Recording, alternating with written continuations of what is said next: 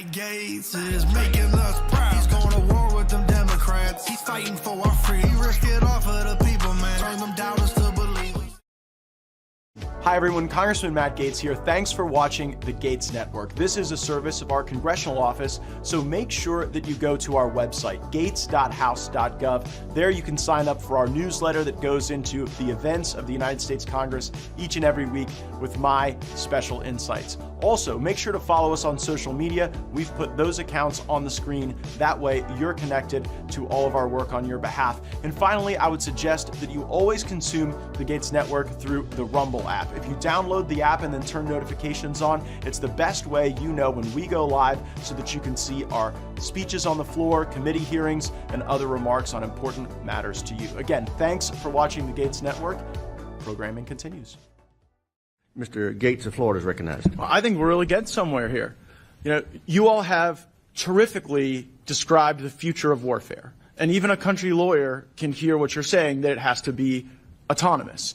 And yet, we are lashed to a present where we are spending billions of dollars on stuff that doesn't work, right? It's not a bug of the system that we're not more rapidly acquiring these technologies. It's a feature of the system.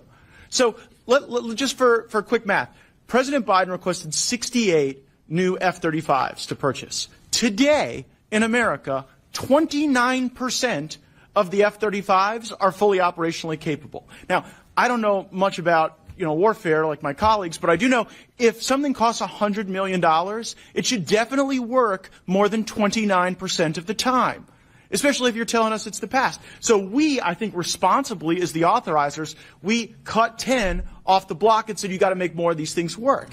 And then the Appropriations Committee not only restored the 10 that we cut, they went and added 10 more.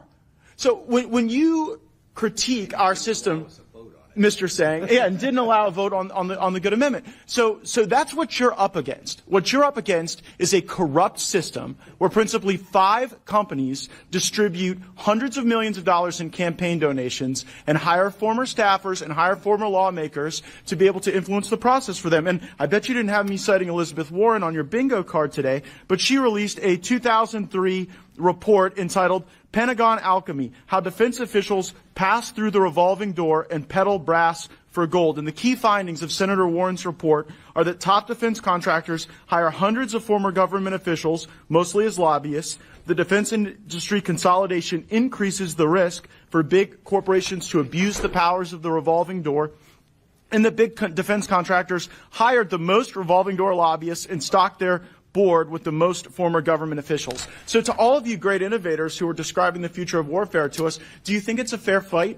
Like, do you actually think that if you come up with a better mousetrap, that that's going to result in rapid acquisition? Or is it just about who gives out the, let's see, in the last 2 decades, defense contractors have given out $285 million in campaign contributions and have spent $2.5 billion in lobbying. So you guys think it's fair? Anybody want to take that up? Mr. Jenkins? I'd say no, it's not a fair playing field by firepower. Small companies like Celdrone cannot match the firepower of big primes. I would like to see competition on the battlefield or the pre-battlefield and actually comparing technologies and choosing a winner. As a commercial citizen, we are very competitive. And we're happy to go ahead with any other technology to prove that one's better than the other. No, having a bake-off would be lovely, Mr. Jenkins, but I don't think you're going to get that opportunity based on the rigged system we have. And the fact that we're buying 10 more F-35s for billions of dollars that don't work, when Mr. Sang says you guys are spending less than $100 million on that which is going to win the future on AI and autonomous systems, is the fundamental critique. So the GAO does this big report and they say, look, we got to have these lobbying reforms where you can't have people rolling right into influencing the very systems that they were a part of, and they apply that to lobbying. And we, to our credit, passed that in the 2018 NDAA.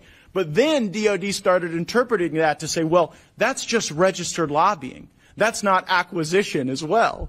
So people engage in the revolving door on acquisition, whereas on lobbying, they're tightening down on that. Does anyone think that we should be more lax on the acquisition revolving door reforms than we are on the lobbying reforms? Does anyone think that?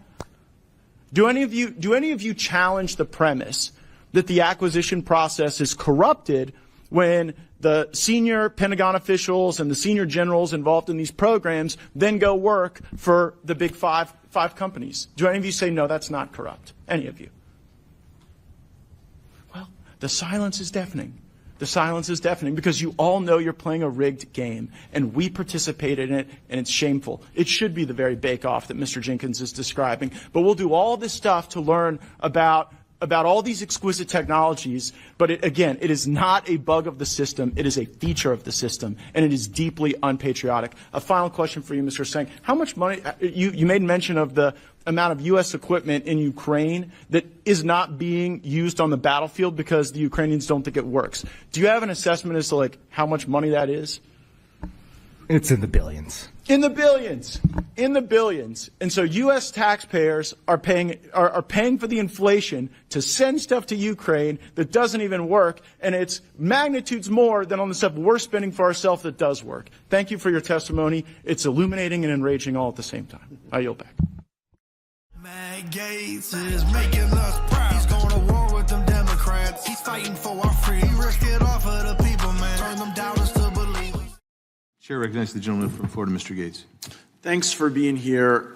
You had 16 people at Butler, and my question is, did they participate in a morning muster meeting that day of the attempted assassination? Thank you for the question. I would have to defer any questions as to the on-the-ground operational activity in Butler to the Secret Service. But I'm asking about your people, because the problem we're having, and Republicans and Democrats have noted, is we're not getting really forthright answers from the Secret Service in a timely way. And your agents, you had 16 people there, and those people either participated in a morning muster meeting, which is the protocol to make sure everyone's on the same page, has the same comms, that all the duties are correctly assigned and prepared to be executed. So can you get back to the committee with just a yes or no on whether or not they participated in that morning? Yes. Okay, good, great. I now want to talk about Ryan Roth. Ryan Roth is the person who attempted to assassinate President Trump at his golf club in Florida. And was Ryan Roth ever referred to HSI for further investigation of his activities? Thank you for the question, sir. I recently, just this morning, learned there was an article that he was, when he entered back into the country from overseas, CBP had contacted HSI, and I read all of the items, the things that he was stating, and basically, as a U.S. citizen returning to our country from Ukraine as a freedom fighter, based on the information that I read, there would not have been any reason to immediately take him into custody. He had not made any threats, for instance, against the president or former President Trump. HSI responds to port of entry calls, hundreds of responses, probably daily. Just because a person isn't taken into custody immediately doesn't mean that they're not subject of a longer-term investigation. But you can confirm the Just the News reporting that the suspected Trump attempted assassin was flagged by CBP and was referred to HSI. Can you confirm that? Yes. Yes. Okay. So, and it was kind of a crazy story. So, is it legal for someone to go recruit for a foreign military? Does that break any laws?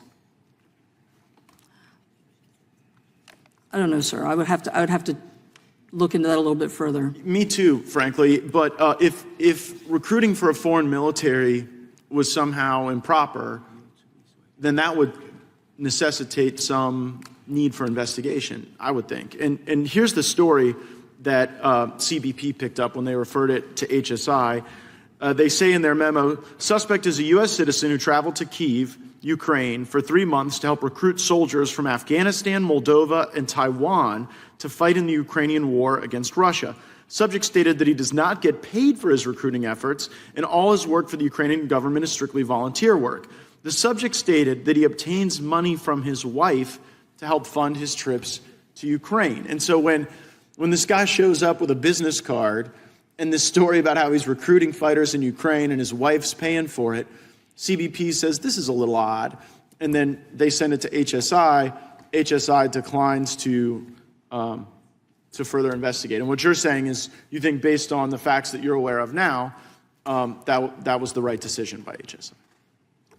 No, if I may, sir, the statements that day would not rise to the level to take him into immediate custody. But what about just like to investigate? Because sometimes investigations proceed without a subject being taken into custody. These are longer-term investigations. We are actively participating with Secret Service and FBI. In fact, no, I'm talking about at this point in time, though. Here's what you got to answer for me. When CBP refers this to HSI, what I believe happened is HSI declined not only to incarcerate this person, but to further investigate the person. Are you saying that they declined to investigate, or that investigation went forward and the attempted assassination occurred during the pendency of that investigation? I would have to look into that a little bit further, sir. I'll get back to you on that. Yeah, I think that's going to be a really important second thing for you to get back to us on, is whether or not HSI made an active decision in real time to decline further investigation of this person. And frankly, I mean, this isn't someone who was jaywalking. They tried to kill the leading Republican candidate for president and the former president of the United States. And so I really think it's important to get those answers. I thank you for being here. Thank you for all the good work of your agency. I yield back.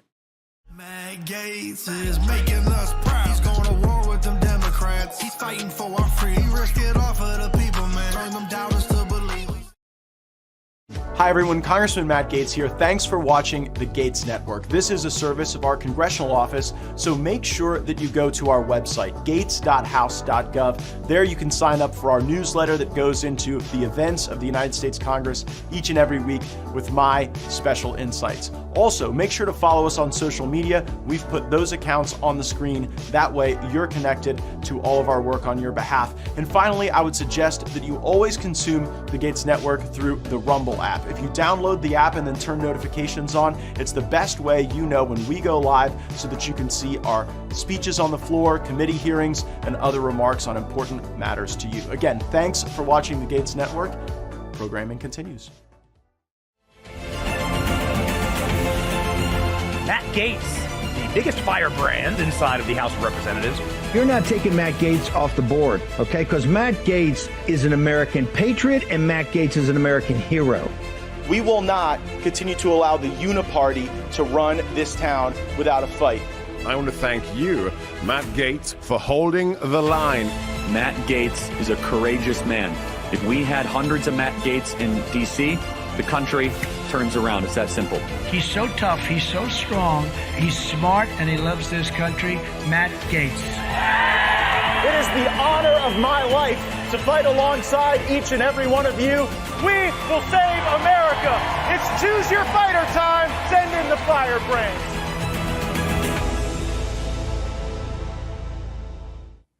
Hey everyone, welcome back to Firebrand. We're broadcasting live from the Rumble Studios here in our nation's capital in Washington, D.C. Remember, the best way to consume Firebrand, download the Rumble app, set your notifications on. That way, when we have conversations, when we've got breaking news, and when we've got the Gaetz Network running 24/7, you're going to be able to have access to the information that'll make you the smartest person in the room and informed as to the true character and nature of the decision-making process here in Washington, D.C. Now, one of the things that we talk about frequently on the program is lawfare, the weaponization of the justice system against those who are righteously in the fight. And we're going to do a deep dive in some of those election integrity issues and the ways in which this Biden Justice Department has really targeted people and has really taken what we believe about due process and about evidentiary presentations and instead used the awesome powers of the Department of Justice to suppress evidence and then to try to hassle people and do great harm to our country. That's unfortunately what we've seen in too many circumstances. And there's no better person who I think has been fighting the good fight than my good friend, Jeff Clark. Jeff, thanks so much for being here with me. A lot of people remember you as the mild-mannered environmental lawyer at the Department of Justice. And when we started to see in Congress, when others started to see real concerns about the way the 2020 election was being sort of adjudicated and investigated, that there was an active effort to shut down review of different allegations. And we know as lawyers that allegations are not evidence. You have to corroborate things that you hear from people. You've got to look at the validity of documents. But just for a moment, before we get into everything that's kind of happened since, bring my audience to what it was like for you as a senior lawyer in the Justice Department when you started to see some of these concerns percolate about the 2020 election and kind of the ethic and dynamic that was going on at DOJ at that time. Sure. Well, thanks for having me on. I really appreciate it. And so we're in November of 2020. It's after the election, and I'm watching all of the election irregularities mount up one after another, right? You know, the late night dumps of ballots, the shutting down of the counting process, the fake water main break at the Georgia, Atlanta Convention Center. And, I'm just scratching my head and I'm like, what are we doing about this? So Bill Barr puts out a memo on November 9th, 2020, and he says that all of the U.S. attorney's offices, the head of the criminal division and the head of the civil rights division, can investigate allegations of election, not just fraud, but also irregularities. And I thought, all right, well, they're doing something, right?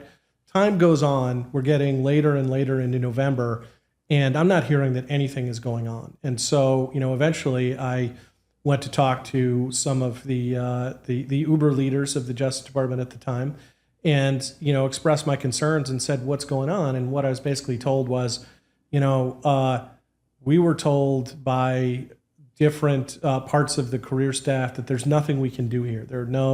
We don't have any real levers. And I scratched my head. I said, that can't possibly be true. I broke out the election manual. There's a multi-100-page election manual that the criminal division, which has charge of election investigations primarily historically, has. And, I saw all sorts of provisions that could be used. And I also thought that, some of the things I was hearing out of the states, like in Georgia, the idea that, there were no options because they couldn't go into special session, so they couldn't investigate the fact that they'd gotten a report from one of their own senators, Senator Ligon, who'd done a multi-day hearings, and he'd gotten a lot of, evidence collected of fraud and irregularities in especially Fulton County, but in other parts of Georgia as well. And I came up with the idea of, trying to tell them that they have the power directly as a direct U.S. Constitution delegation to call themselves into special session because they have that direct delegation to regulate the election under the Electors Clause, right? And then we started talking about that issue internally, and it led to a firestorm. And that firestorm, led to all the other things we'll get into, like just a house of bricks kind of coming down on me. And then this was all internal to the Justice Department. And, there are still many parts of it that I think are privileged, and the details of it are privileged. And President Trump's asked me, he's invoked executive privilege on my behalf twice. And so, but, there are parts of the story that have been made so public that I can talk about those. Sure. And, that was all the result of anonymous leaks from my own colleagues, many of whom were Trump appointees, although not all of them were Trump appointees, to the New York Times 2 days after Joe Biden was elected. And ever since, I've been canceled by Big Law. I've been attacked constantly by MSNBC and CNN. And, the rest of the story we'll get into. Yeah, I think that it showcases the way the regime fights back. But I think there's two theories of the case about those moments at DOJ directly following the certification from, well, not even leading up to the certification. One theory is, these were just a bunch of buffoons who had no real understanding of their powers to investigate these claims of irregularity or what you were seeing in affidavits emerge in various courts around the country. And then there's another theory of the case where they were actively suppressing the organic upward movement of information from field offices, from state and local authorities, from even a state legislative committee. They were actively ensuring that never developed into a legitimate investigation. And I actually think it's the latter. I don't think that Barr and his top people were just too incompetent to investigate election fraud. I think they were subversive in the way that they purposefully tried to diminish any concern that arose. Is that a fair characterization? I think it is, especially based on some things I did not know at the time that would come out later. So we know that Bill McSwain, the U.S. attorney in Philadelphia, my hometown, the Eastern District of Pennsylvania, he had serious information about election fraud in Philadelphia, and Philadelphia is a hotbed of fraud, which I also knew from my mom, who was a Republican poll worker, and also from this scandal in the 1990s. I actually interviewed with a judge who had this case called La Nueva Forma, that the Democrats were basically trying to do some of the same sorts of fraud things we've seen. And he had charge of that case. They threw the book at that case, and that was shut down in Philadelphia. So McSwain was aware of all this. He wanted to pursue it. He went to Bill Barr. Bill Barr said, no, can't do that. And I want you to turn over any evidence you have to the Josh Shapiro, who was then the Attorney General, right, who had already pre-announced that Biden was going to win the election. So that was pointless. There's Larry Keefe in Florida, U.S. Attorney in Florida. He had information that related to shenanigans tied to absent vote by mail requests. Yes, and that was also shut down by Barr. And indeed, Barr issued a threat that if I ever hear about this again from you, you're going to get fired. The third incident I would point to is that there were these allegations from the postal truck driver in Bethpage, New York, that he was taking ballots suspiciously into Pennsylvania, and that was being investigated by the Amistad Project and by Colonel Schaefer. And Barr winds up on the phone yelling at Colonel Schaefer, tells him to shut down the investigation. So there's the three things right there, and then I'll give you a fourth data point. So we have Barr's testimony after to the January 6th committee. And unlike many witnesses, generally tend to get like a few minutes to say something, to kind of set the stage for themselves. But he was allowed, I think, in an unprecedented way, since I've read many of those deposition transcripts that are publicly available. There's some that, apparently have been destroyed that we don't have. And they destroyed the videos, as you know. But he was allowed to say, look, I want to set out three categories.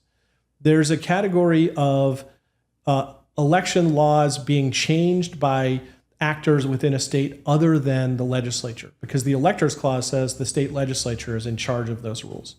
And so that's an unconstitutional problem right there, right? The second category is there's election law, in the state legislature. It hasn't been changed. It's fully operative, but it's been disobeyed. So that's the second category. Third category, fraud, like the equivalent of stuffing ballots, either electronically or physically or putting in mail-in ballots that aren't legitimate. He's like, we only looked at the third category. We did not look at the other two categories. And right there, I read that. I'm like, what? Like, why would you disclaim authority to look at those two things? Those were vital elements of what was going on in using COVID as a cover to have this entire giant mail-in voting operation. And then I'll say, here's a fifth element. Barr brought in the U.S. attorney from the Eastern District of New York, and he was not appointed by Trump. It's a guy named Richard Donahue. He was appointed by the judges of that district, which is pursuant to a statute that I'd urge you actually to take a look at, because I think it's unconstitutional. I think the president has to make all appointments. But he took him as the U.S. attorney, and he moved him to make him what we call in DOJ, Main Justice, the PAYDAG, the Principal Associate Deputy Attorney General. So he becomes the number two to the Deputy Attorney General, who's the number two in the whole department.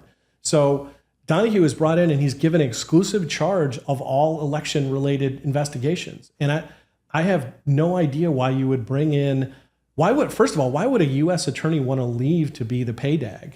That's a demotion. Instead of running his entire office, and the Brooklyn U.S. Attorney's Office, they think of themselves as, as good as or better than the Southern District of New York, which they tend to think of themselves in elevated terms. So why would someone want to leave running their own show in the Brooklyn U.S. Attorney's Office, which also can be a very lucrative position to get, and come in and be the PAYDAG, who actually no one directly reports to? They only have the authority that the Deputy Attorney General gives them. And so it seemed very strange to me. And so I see that also as part and parcel of the fact that your second hypothesis is the one that is true. And so the criticism of your efforts largely centers around the argument that you were trying to operate in a way outside of our institutions, that our institutions have this way to contemplate these questions, and you go rogue and you try to operate outside the institutions. But as I've reviewed the memo that you wrote that was like falsely deemed the insurrection memo, it is actually a roadmap on how to use a constitutionally contemplated process and how to use the institutions that exist, be it the legislature, be it the Department of Justice, to merely investigate the facts. Like, that must be, as a Harvard educated lawyer, as someone who's worked at a lot of these white collar law firms, it must be intensely frustrating that the criticism really showcases the vulnerability of the people who are trying to use the institutions to subvert the evidence and squash the evidence, and you are merely trying to use our institutions to conduct a lawful, proper constitutional investigation. It must be deeply frustrating. It is very frustrating, Congressman. And look, it led them to make accusations that are ridiculous and easily legally pierced. For instance, at some points they've argued that, well, the Justice Department can't send letters to people, and can't send letters to states. And I was like, well, why do we have an intergovernmental liaison function if that's true? We do that all the time. We do that all the time. And indeed, a very early act in the Biden Justice Department was the acting Assistant Attorney General of the Civil Rights Division, Pam Karlan, who was a law professor at Stanford, who also, a quick deviation. When I went into the Justice Department in 2018, the ethics officials told me that I would need to resign my unpaid volunteer position as the head of one of the practice groups for the Federalist Society. And so, I handed it off to somebody else. I gave that to them, right? But that was unpaid. The ethics people cleared Pam Karlan while she was the acting Assistant Attorney General of the Civil Rights Division to continue to receive her $900,000 a year salary from Stanford. And so she sends a letter when Arizona's doing their audit. She sends, and one of the components was to start canvassing. She sends a letter to them and says, "Don't do that. That's voting interference." We covered that extensively on Firebrand about that effort by the Justice Department to scare states into basically lethargy, so that they weren't doing the hygiene that you would do to continue to have clean elections. Right. So you seek the lawful, legal, constitutionally contemplated process, and then you get hammered for it. You get indicted. The bar takes action against you. For folks that are just kind of getting familiar with their story, and we're going to introduce the movie in a moment, like from that moment when you wrote the memo we discussed to engage this lawful process, like the things that have happened in your life. Well, it really started with the anonymously sourced story, which only could have come from lawyers, because there was a big showdown meeting, and you'll see that, I think, in the preview, in the Oval Office on January 3rd, 2021. Everybody in the meeting, with the exception of President Trump, was a lawyer. And so all of them were bound by confidentiality. I certainly didn't go to the New York Times and start laying out the details of what happened at that meeting. So clearly my opponents did, and they're the ones who violated ethical strictures and the laws of confidentiality within the federal government to do that. So that's the first thing that happened. And then, that led to the press descending on my house constantly, harassing me, following me, trying to talk to the children, et cetera. Then, the committees started coming after me. The January 6th committee. No, first the House Oversight Committee under Carolyn Maloney, then the Senate Judiciary Committee under Durbin, and then the January 6th committee. I fought with all of them for quite a while, and then as a result of that, actually, wound up being canceled and needed to find another job. And that, one reason why I'm very thankful to Russ Vought, my colleague from the Trump administration, is that now I'm gainfully employed at the Center for Renewing America. So, there was economic pressure, there are legal fees, so many multiple proceedings. There's such a big hit to your reputation. My applications to law firms, which I, put in after the end of the Trump administration, those all died because, that they just took at face value these ridiculous stories that President Trump and I were plotting a coup, and that in particular, right, that I was the mastermind of this coup, right? That there could be, if it's not me, it's John Eastman or some combination of us or something, even though we weren't working together on anything. Yeah, we share your very high view of the Center for Renewing America, everything that you and Russ are doing there, and they've made this terrific movie I want to get into, Fearless at the Point of Attack. But when the committees were after you, I mean, ultimately the congressional committees were after you to try to catch you in misremembering something, or it was a perjury trap. It was a perjury trap, absolutely. Yeah, and so you went and asserted your Fifth Amendment privilege to avoid that perjury trap. Well, so the story is a little more complicated. So first, the House Oversight Committee comes after me. We're kind of talking to them, about parameters, about the fact that a lot of this is privileged, et cetera. Yeah. Then I'm up in New York, actually, in connection with New York City, in connection with a job opportunity around Memorial Day of 2021. And I get, this is the most bizarre thing. I don't think I've really told this story in a lot of different forums. A staffer for Senator Durbin sends me a LinkedIn message and says, Senator Durbin wants you to come in to be deposed. And, I started talking to a lawyer who had done congressional investigations before. And I was like, he's like, no, you get a letter from the committee. And then, we also discovered that he lacked subpoena power because of the 50-50 divide in the Senate at the time. So, I basically just stiff-armed that and just, didn't go in and refused to do that. While we were still talking to the House Oversight Committee, one day the House Oversight Committee representative just hauled off and said, "You've been remanded to the January 6th committee, so we will no longer be dealing with you." And then the January 6th committee dropped an appearance and a document subpoena on me. And in November 5th, if I remember correctly, in 2021, that's when I showed up for a deposition.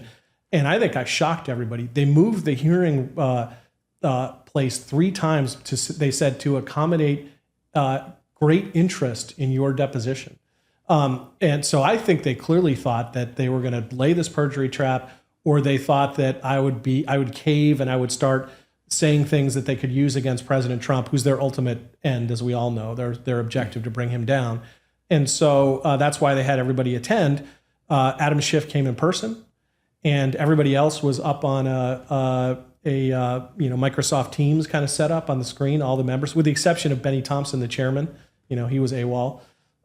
And they started launching some questions at us, and we produced like a 25-page, letter memo that said, all of this is executive privileged, it's law enforcement privileged, it's deliberative process privileged, and it is lawyer-client privileged.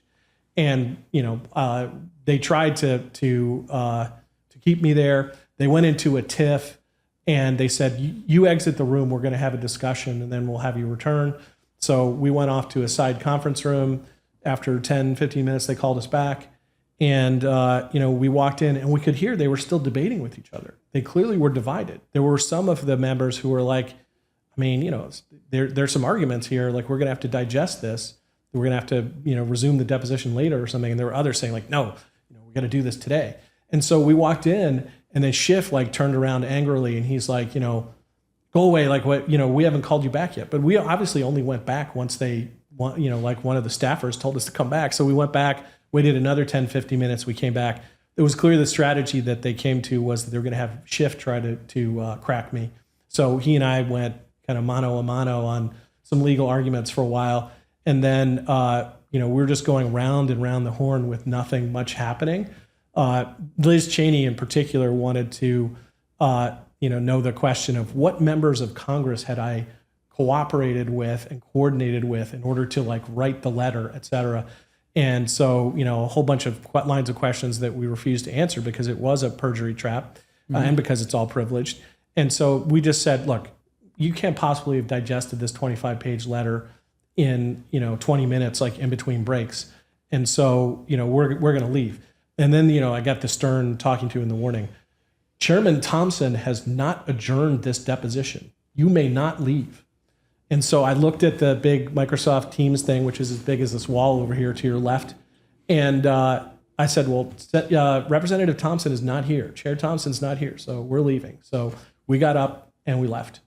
And to finish the story, because it's an interesting story, a few hours later, we receive a letter from Benny Thompson that purports to overrule all of the privilege claims with a little bit of legal argument thrown in. It's a couple 3-4 page letter, and it says, "We hereby order you to return for the continuation of the deposition at 4 p.m." And the problem was it was already 4:20 p.m. So we had some fun writing back and saying, we don't have a time machine. I can't get back there. And in any event, my lawyer has already boarded a plane to return to Atlanta. Very sorry.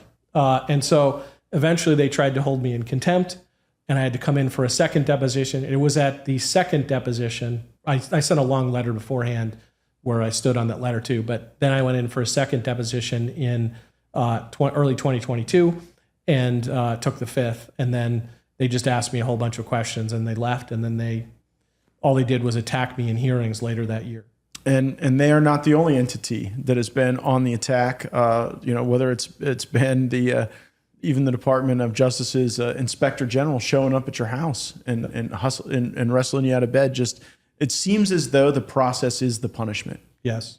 And I tell you what, it really was captured by the Center for Renewing America's a recent documentary produced and directed by our good friend Kingsley Wilson, and it is called Fearless at the Point of Attack. It's Jeff's great story. We've pulled a cut of it for you. You're going to want to see the whole thing, but watch this, enjoy, and we'll be back on the other side to discuss. At the center of Mr. Clark's plan to undo President Trump's election loss was a letter. Just days before the deadly January 6th assault on the Capitol, one of the ex-president's top Department of Justice officials at the time was circulating a draft letter that would have helped Georgia Republicans overturn Biden's victory in that state. So the letter was quite modest.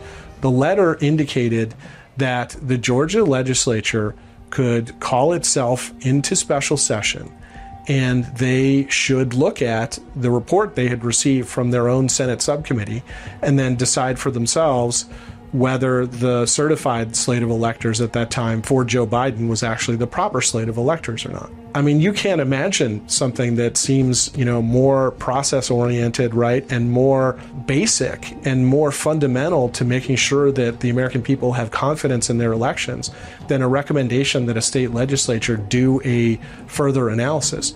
And yet, the screaming talking heads on the MSNBCs of the world and the CNNs, they just went into apoplexy about the idea that anyone would suggest this. Before dawn on Wednesday, which is to say yesterday, a large group of armed federal agents wearing body armor with weapons raided Jeff Clark's home. They dragged him into the street in his pajamas. Now, what did Jeff Clark do wrong? Jeff Clark did not commit any crime.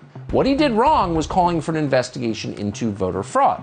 When my youngest daughter, who was then 12, came back from Atlanta and nobody else was around, she sat down next to me and she asked, Dad, do you think the agents read my diary? And that really hit me, because there's no one who should have to go through this because of these political battles and these perversions of the justice system. I love the law, and I've given my life to the law. I studied the law. I have practiced law as a litigator. I have made law as a state lawmaker and as a federal lawmaker. And so to see my profession weaponized and really just tortured in such a manner, it's very painful. It makes me feel empty about the work of my life on some days when I see what's happening to people like President Trump or Jeff Clark. The way you get power in this town is you help your friends and you hurt your enemies. And the DOJ is, I would say, probably the worst example of the worst features of that. Jeff Clark saw through that. And that's why he was such a threat. This lawfare has many elements of it. Number one is to put Trump and Trump's inner circle of advisors either into bankruptcy or to put him in jail, or to break them somehow, like they're trying to do the president. The other aspect of it is to, and this is actually a more advanced element of it, is to make sure that they take out the lawyers. Jeff Clark's, not just disbarment, I mean, the whole assault on him every day and the assault in media is a coordinated attempt to basically show, like Eastman, we're going to take out the best guys you have. We will only defeat these people if we are sufficiently relentless. We have to exhaust them. We have to offer everything that we have and shoot at the Death Star. We have no other choice, because to decamp from the legal practice or even our institutions would surrender the greatest country to the most evil people in it. In a word or in a sentence about what could be done, it would be to fight fire with fire. because until fire is fought with fire, the Republicans are going to be attacked by this lawfare, and the Democrats are going to dance around with glee that they're not facing any consequences for perverting the justice system. And we can't allow that to happen. We're back live, and Jeff Clark is indeed sufficiently relentless. This is a great flick. Center for Renewing America has it on their X platform. You can find it on our stream as well. And it really shows the pattern that we see play out against President Trump, against other fighters. You know, Jeff, you are still in the fight. No one would have blamed you to take your brilliant mind, head off, and escape this this kind of sewer of pain that has been inflicted on you. But you're still here. You're still working. Talk a little bit about the work you're doing now at the Center for Renewing America and how folks can keep up with your writing and your research. Sure. Well, thanks for agreeing to be in the movie first. I really appreciate that. And I thought your contributions were great, some of which you saw there in the clip that you played. So at the Center for Renewing America, we have a small but growing team of lawyers, as well as policy people. We are probably one of Washington's newest think tanks, newest conservative think tanks. We have budget experts. We have, folks who are working on matters of the intersection of faith and policy, and we have legal experts. And so, most recently, one of my colleagues, Mark Paoletta, and some other, affiliates we have put out some great work about the Impoundment Control Act, which, may seem as to be something obscure to, listeners, viewers of yours. But look, it's very important because basically it's an attempt to really blow the doors off federal spending. It's one of the reasons why the budget has been, the deficit and the debt have exploded since the Nixon administration when they put this statute in. So that paper's up on our website. You can go there. The website is americarenewing.com. I've done and I'm still doing work about the Justice Department. And so, we got featured for a paper I did about the Justice Department on the front page of the New York Times, actually, a paper that I entitled the DOJ is not independent, because another one of these so-called post-Watergate norms is the idea that the Justice Department is separate and apart from the president, and that the president can't tell them what to do, and somehow it's unseemly if he tells them what to do, and politicized, et cetera. And, I remember having some early debates about this, even online on X with Kyle Cheney, this reporter from Politico. And he was like, he couldn't see it. He couldn't understand, how is it that you could not be politicized if the president is in charge of the Justice Department? And I was saying, look, you can violate the Equal Protection Clause, right? If a president of one party or the other decides, I'm going to prosecute only, members of the opponent party, that's clearly a violation of equal protection, right? So that's the constitutional guarantee.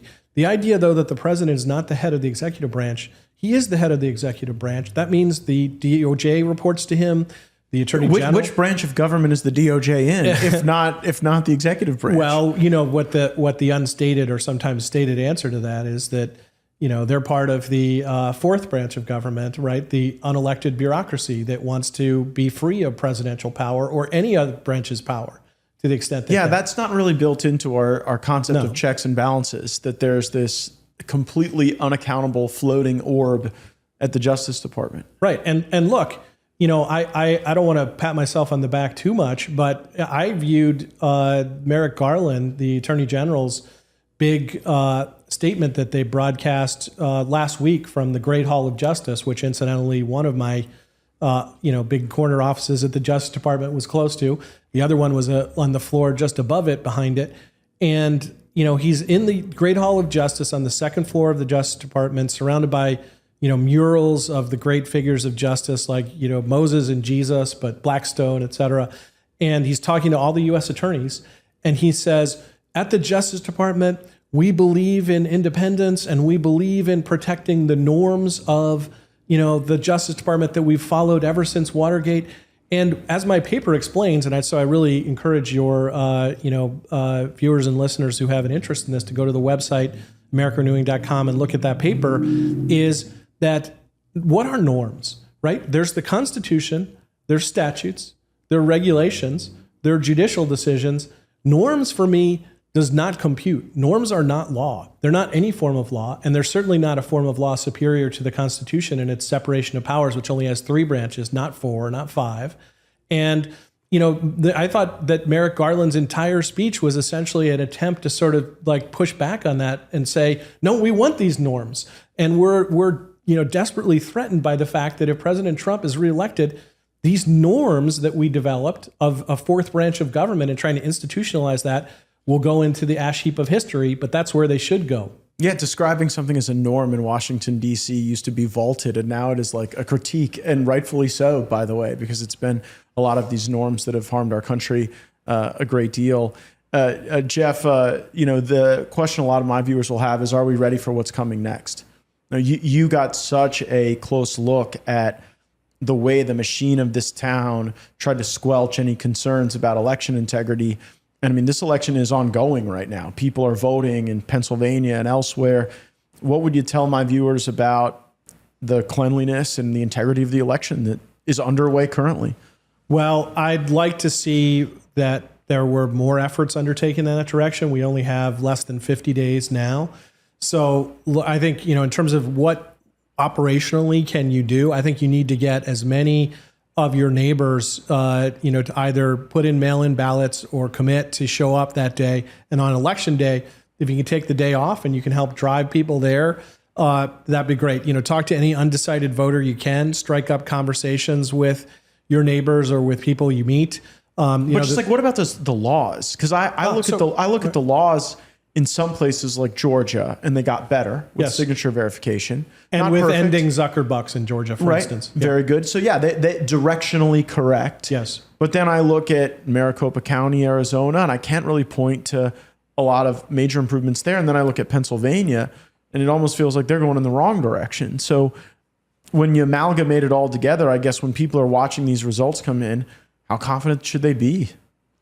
Well, I think people should use their common sense. And I think that's the way the American people reacted after the 2020 election, right? Despite the fact that a media onslaught ensued, not just based on, what the experts were saying, that no one should be concerned. The election was the most pristine election, most secure election in U.S. history, right? Even though they were violating all of the CISA protocols, even though they were violating the computer requirements and the Help America Vote Act, HAVA. And on. They tried to tell us it was the most secure election. American people didn't believe it, right? And they even didn't believe it after they tried to strike fear into the hearts of Americans by trying to string up anyone who went to the January 6th protest, whether they were engaged in the riot or not. Just setting foot in the secured area, many of which, people didn't even know it was a secured area because the fencing and signs had been knocked down by the time they got there. So, I think continue to exercise common sense when you look at this. If we see another shutdown of counting in the middle of the night, I hope the American people won't stand for that. And I think this time, I think the Supreme Court did not want to touch the 2020 election. But I think what happened in the immunity decision that was issued by the Supreme Court on July 1st, I think the Chief Justice has had enough of this lawfare. And I think that this time, if there's a big case that comes to the Supreme Court and gives them a chance to rule on the 2024 election because it looks like it's been stolen a second time, I think they may well take that case. So I hope it doesn't come to that. I hope that, we flood the system, that, as the saying is going, on the Republican side, it's too big to rig. And I'm praying for that. I think everyone should put prayers in too. But there is a better legal strategy, I think, and better legal preparations than last time. But I guess I would rather have seen it be 100 times stronger. You can't. Yeah, you can't. I mean, I'm just going to be straight with people. On a scale of 1 to 10 on election integrity, not based on like the third world, but based on where America should be, I feel like we're at about a 3.5 or a 4. I agree with that. In the 2020 election.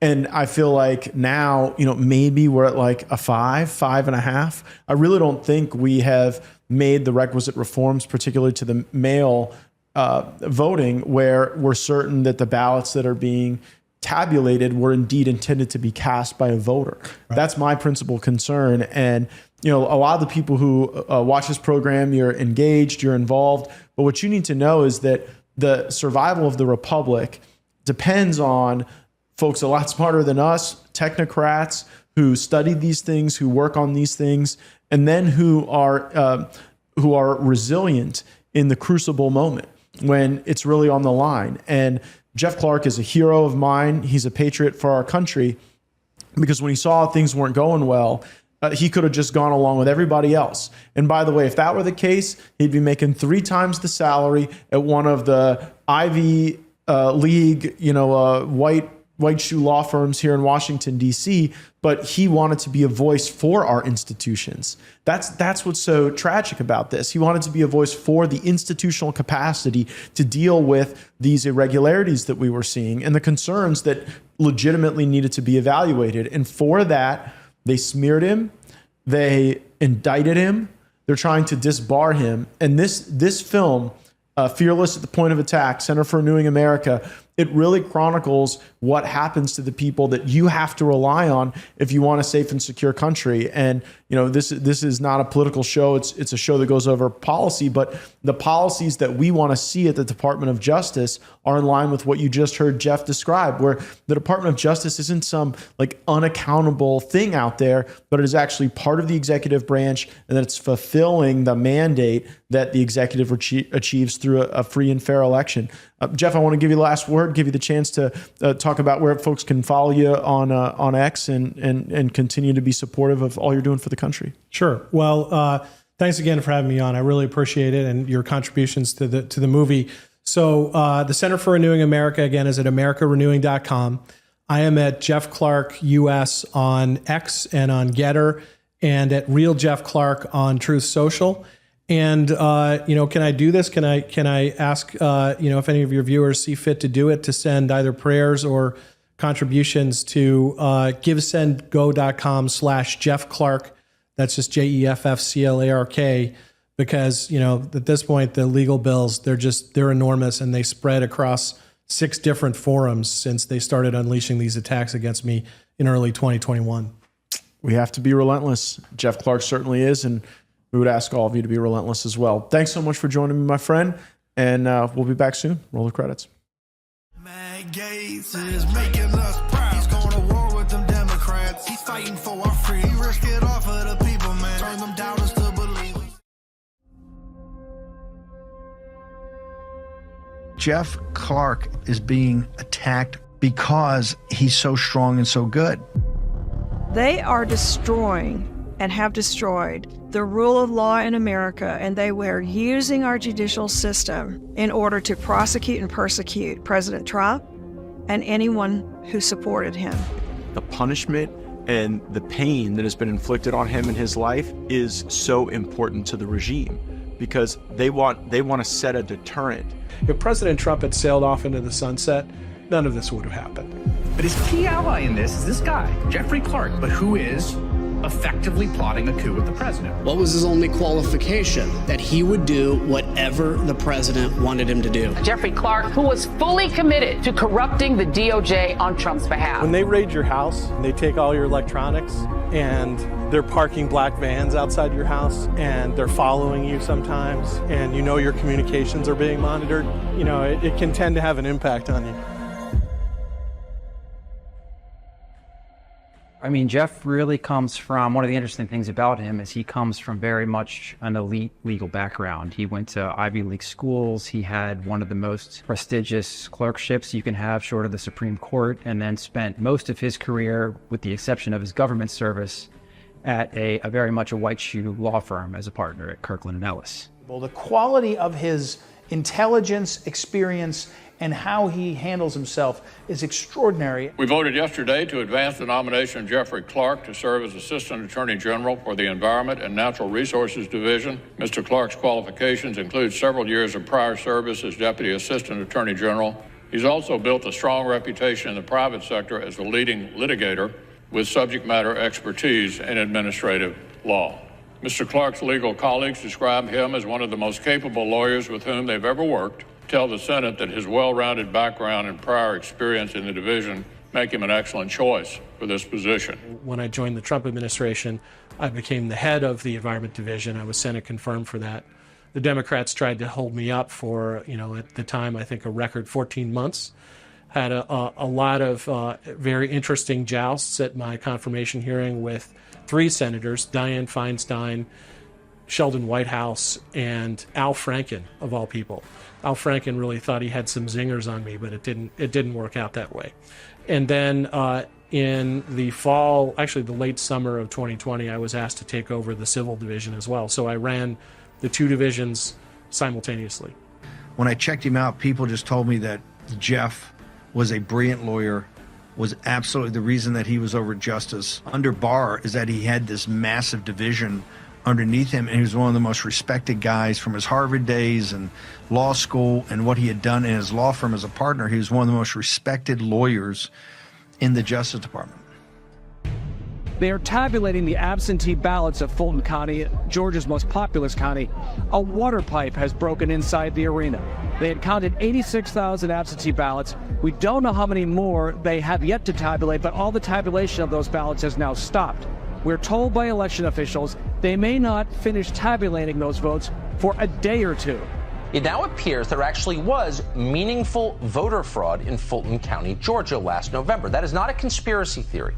It's true. They are dead, but they voted anyway. The question is, how did they do that? How exactly did they cast their ballots? And the short answer is by mail. Dead people tend to vote more often when you make it easier for them to vote. They're like any other group. And this year we made it much easier for the dead to vote. The state investigators found 140 violations of Georgia election code and laws broken by Fulton County. 140 violations. At least 36 batches of mail-in ballots from the November election were double counted in Fulton County. That's a total of more than 4,000 votes. Because of my background in election law, I immediately started looking at the manner in which the election had been conducted, and were there irregularities, were there anomalies, etc. And the more we looked into it, the worse it got. What happened was, I, like many people, am a citizen of the country. I'm watching what's happening with the 2020 election. I'm looking at allegations about mail-in ballot fraud, about failures of there being no signature verification. And you just can't have that when you're having a massive amount of mail-in ballots, because you don't know where the ballots are coming from. And once the ballots are opened and they're separated from their envelopes, then it's not possible to tie them to signature verification ever again, right? Like once that moment passes, if you don't do it, sort of when you're opening the envelope right at that point in time, it's a very serious issue. So I raised those issues inside the department, and I found to my surprise that no one really wanted to do anything about it. The Georgia legislature had, through their Senate, convened a subcommittee that investigated the election. It went on for days, and they produced a report, and they concluded that there were very serious irregularities in the election, and that there was credible testimony that there had actually been fraud in the election. For instance, there were election workers who testified that when they were given stacks of mail-in ballots to count or to recount in auditing processes, the ballots were not creased, which means that they were not folded up and put into envelopes, which means they were not mailed. Somehow they were injected into the process. There were testimony about potential destruction of ballots when federal law actually mandates that for around 2 years, a little bit more than that, any kind of election material in a federal election be maintained so that you can go back and do the kind of analysis you're supposed to be able to go back and do.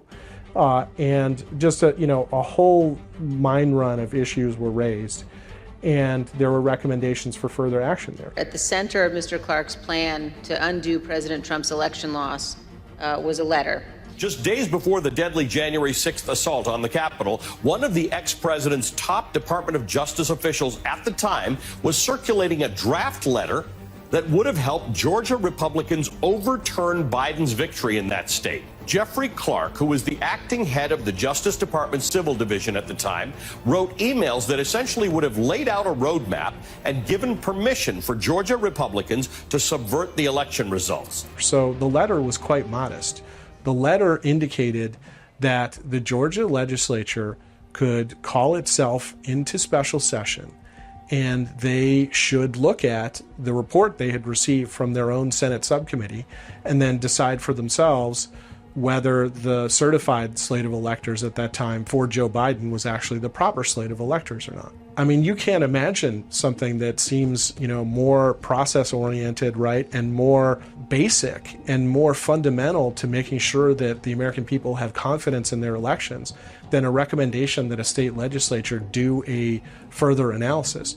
And yet, the screaming talking heads on the MSNBCs of the world and the CNNs, they just went into apoplexy about the idea that anyone would suggest this. I mean, he's making stuff up there, Jeffrey. He's just making stuff up, and he's doing it in an effort to overturn the election. How is it a coup attempt to recommend to the Georgia legislature that they do more investigation? And we now know Bill Barr was telling U.S. attorneys, notwithstanding what he said, he's in fact telling U.S. attorneys to stand down, don't investigate this. There were meetings in terms of the White House counsel trying to shield the president from people like Jeff. And ultimately, the president wanted to empower Jeff further, and it led to threats of resignation on behalf of these Republican Federalist Society type lawyers. And I think that's one of the major things that we're up against is those lawyers that just have no idea what time it is and the extent to which the left will go to steal elections. I went to the floor of Congress where I spend hours with my colleagues every day, and I told them, I said, there's evidence being suppressed at the Department of Justice. They are blocking an investigation. I went to President Trump and I told him this directly. I said, Bill Barr is blocking the work that local law enforcement, local in the sense that they are based in Northwest Florida, want to be able to do. And President Trump wanted it investigated, and Bill Barr did not. And so anyone who was willing to show any concern about those allegations or willing to say, hey, maybe we ought to give some review to this conduct in a variety of matters, not just mine in Florida, those people were treated as like enemies of the state. They had to be driven out, they had to be punished, they had to be disbarred. The entire Republican legal establishment ganged up against the president and the conservative movement that saw what everyday Americans saw in terms of voter fraud. And Jeff was the only one within the Department of Justice that was willing to raise his hand and work with the president. Ultimately, it led to me being named as the acting attorney general by President Trump. And then there was just an immediate firestorm inside DOJ. And ultimately, there was a showdown meeting in the Oval Office on January 3rd of 2021. And there are aspects of that that are certainly executive privileged and lawyer-client privileged and law enforcement privileged, and President Trump has instructed me to maintain those privileges, and I will. But I'll address things that have come out at the end of the meeting when it looked like they were making no progress in convincing the president. They did what the deep state often does. They launched their resignation pact, and they said that if the election was going to be investigated further, and if I were named as if I were continued in the position of being the acting attorney general, that they would resign. They went to the New York Times and anonymously leaked, and they became part of the whole furor of the January 6th committee trying to destroy President Trump. President Trump did absolutely nothing wrong. At all times, his actions were entirely proper. They were motivated by a desire to enforce the law, to uphold the Constitution.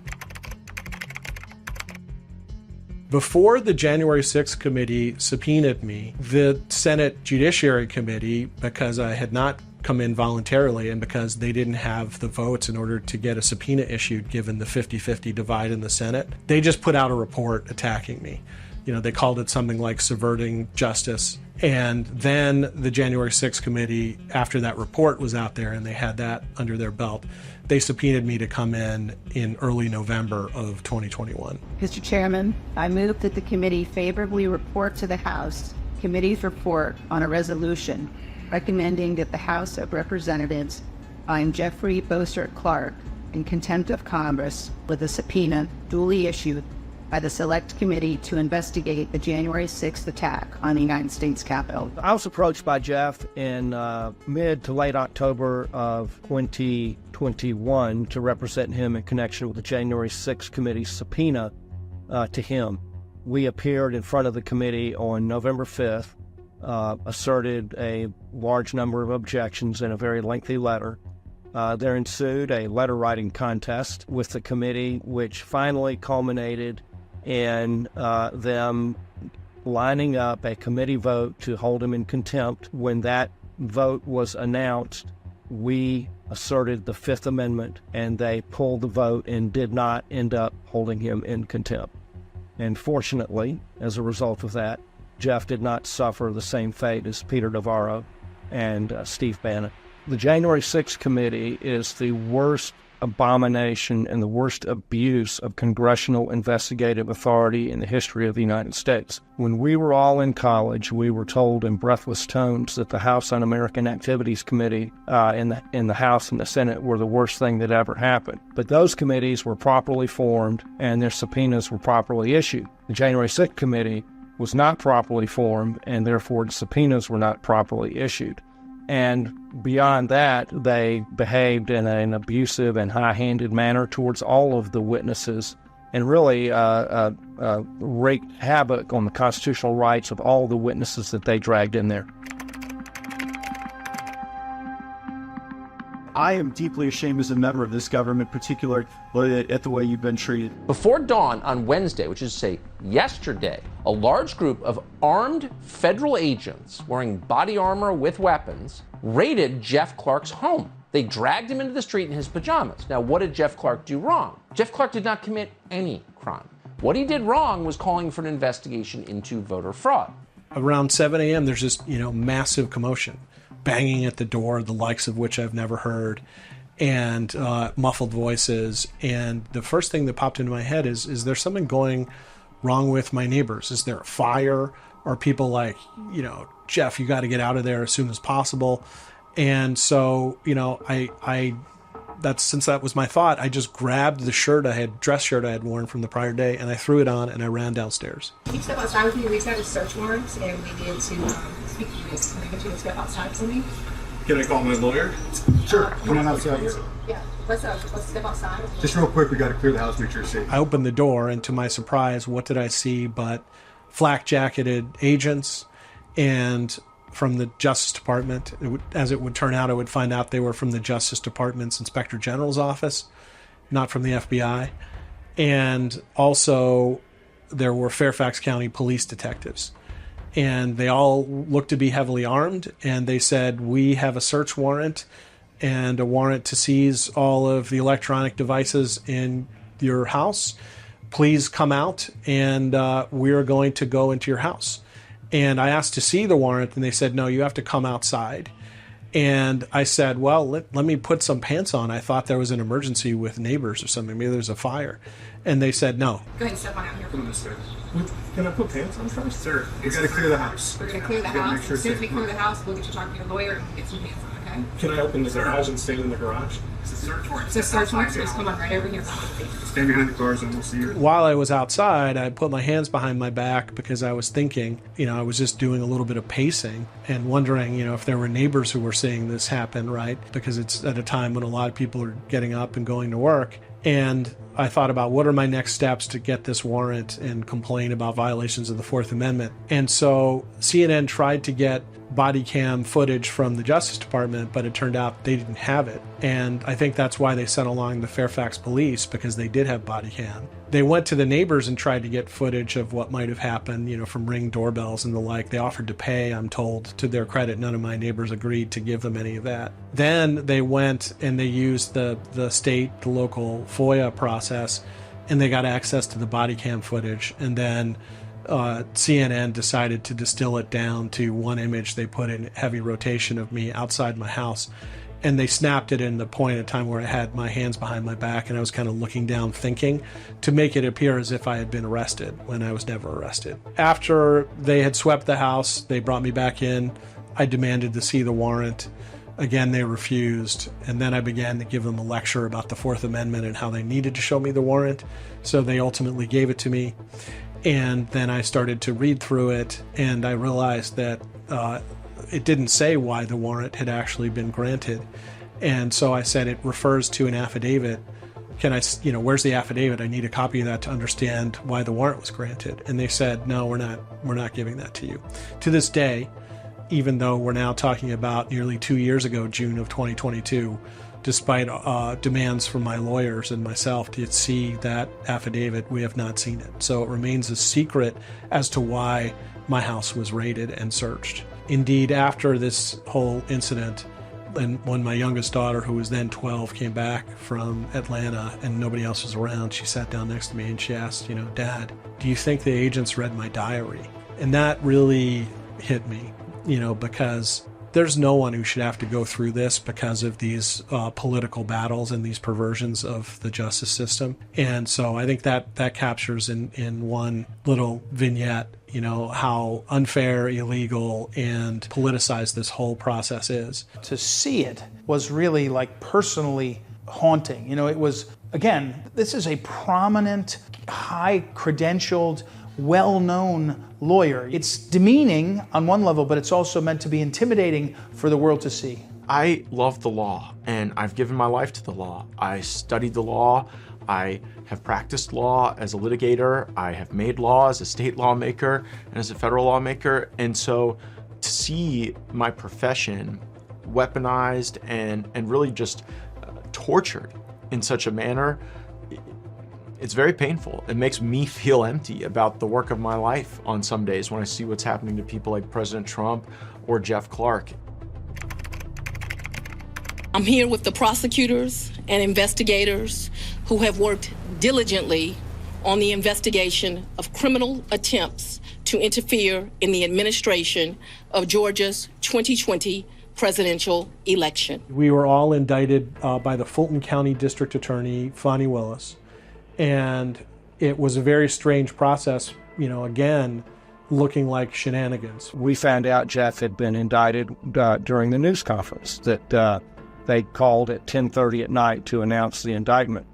But that case, that began with a special purpose grand jury investigation, and that's a weird feature of Georgia civil and criminal law. They impaneled a special purpose grand jury under the leadership of Fani Willis and her boyfriend Nathan Wade, and they conducted about a 10 or 12-month investigation and subpoenaed people from all over the country, pursuing their vision of what they thought was a grand criminal conspiracy, and eventually indicted 19 people, including the president. Normal law-abiding people like Jeff, who, when they are personally subjected to the indignities of the criminal justice system, which includes booked and arrested at the jail, having to post bond and so forth, that's a new experience for somebody like Jeff or me or you, and it's an eye-opener.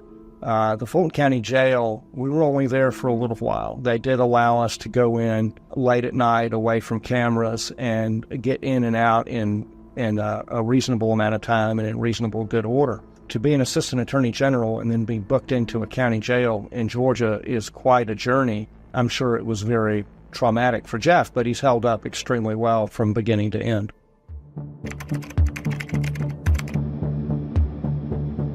And in fact, there are disciplinary charges pending against Mr. Clark before the D.C. bar. John Eastman now has a recommendation of disbarment by the state of California, and Jeff Clark looks like he's swiftly on his way there as well. The bar came after me, and coincidentally, what did the bar come after me with? They came after me with just a rejiggered subpoena, just like the subpoena that was sent by the January 6th committee.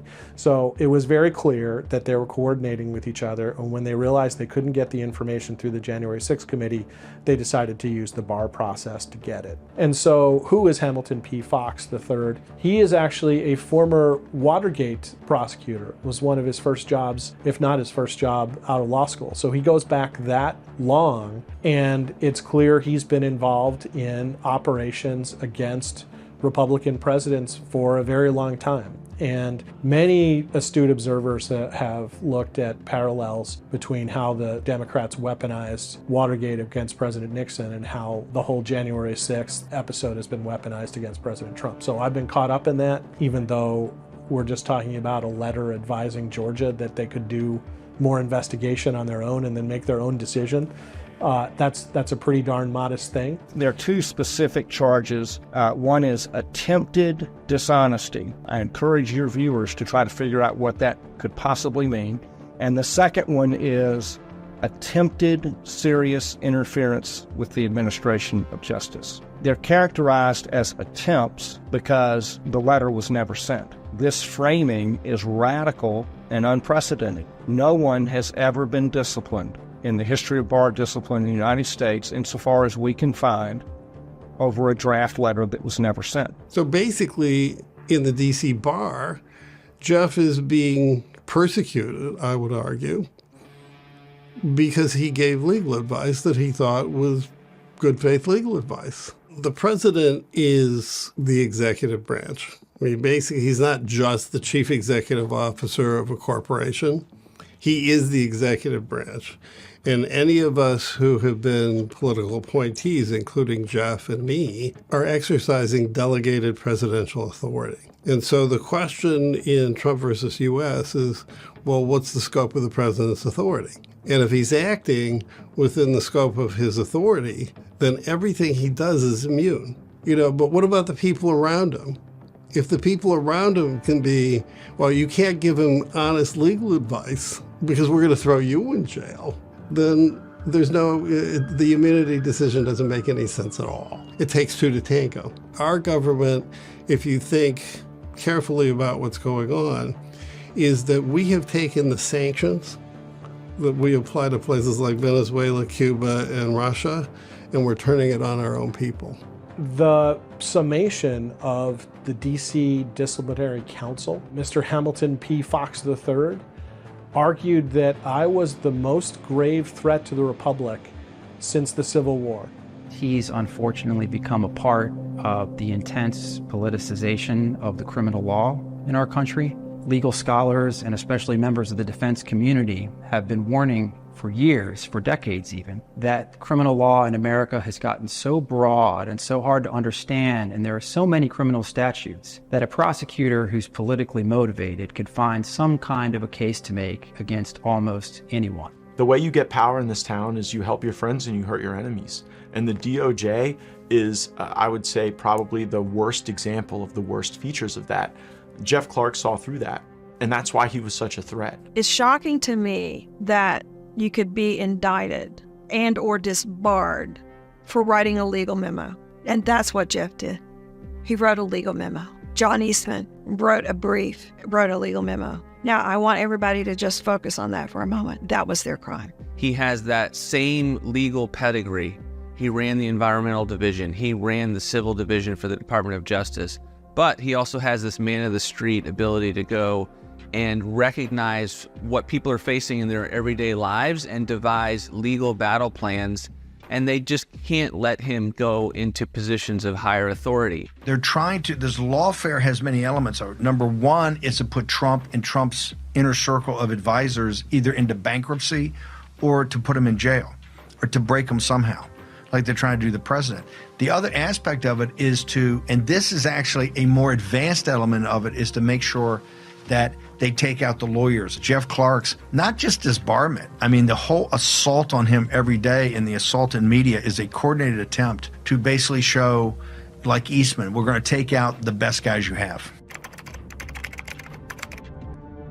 We will only defeat these people if we are sufficiently relentless. We have to exhaust them. We have to offer everything that we have and shoot at the Death Star. We have no other choice, because to decamp from the legal practice or even our institutions would surrender the greatest country to the most evil people in it. What we have to do, and we have to do it now. You cannot wait for President Trump to come back. It's going to be fine when he comes back, but we have to do it now.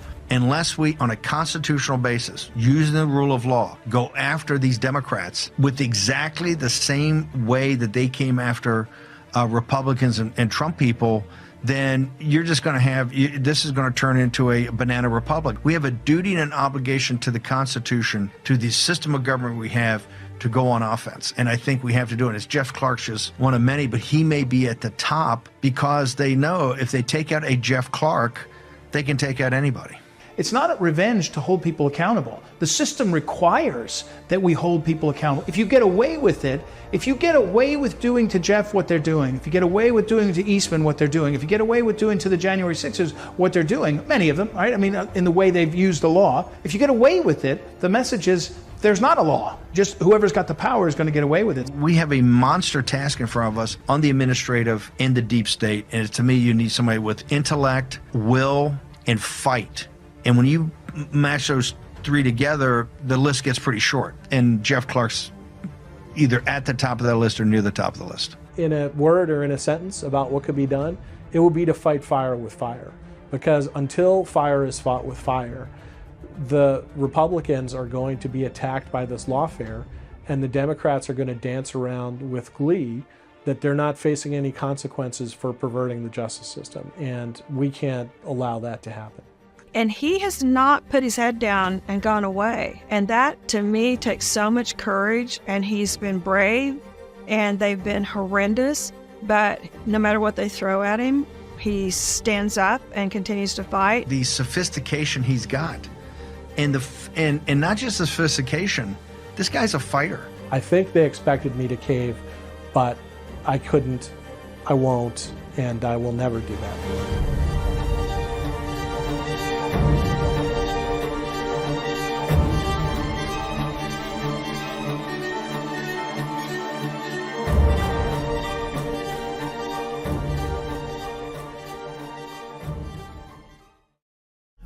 Gaetz is making us proud. He's going to war with them Democrats. He's fighting for our freedom. He risked it all for the people, man. Turn them doubters to believers. Hi everyone, Congressman Matt Gaetz here. Thanks for watching the Gaetz Network. This is a service of our congressional office, so make sure that you go to our website, gaetz.house.gov. There you can sign up for our newsletter that goes into the events of the United States Congress each and every week with my special insights. Also, make sure to follow us on social media. We've put those accounts on the screen. That way, you're connected to all of our work on your behalf. And finally, I would suggest that you always consume the Gaetz Network through the Rumble app. If you download the app and then turn notifications on, it's the best way you know when we go live so that you can see our speeches on the floor, committee hearings, and other remarks on important matters to you. Again, thanks for watching the Gaetz Network. Programming continues. Chair Harman, you've testified that we need more software and less hardware. I agree. So list the things we need less of. I think we need a careful inventory of what hardware platforms are resilient and can be adapted with additional software to deter and fight future wars. I don't have a list. Answer, just not to the question I asked. Name a system you asked that we need less of. Name the program. I would offer up the A10. Hold on, I didn't ask you the question. I asked the chair. Name one.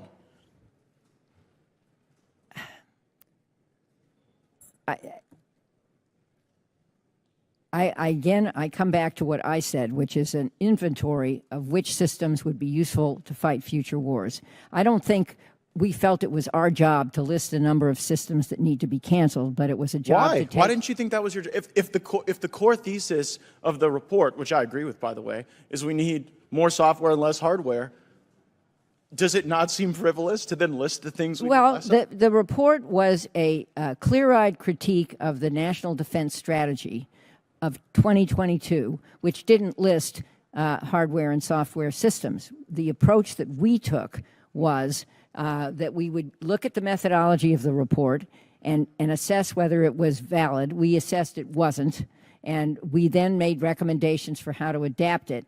Right, but doesn't it more seem frivolous? Doesn't it seem frivolous to say we need less hardware, and then I say, okay, name one thing we should buy one less of, and the answer is some sort of like Washington speak. Like, let's go to the F-35. That's an expensive piece of hardware. We've received testimony in this committee that 29% of the F-35s are fully operationally capable.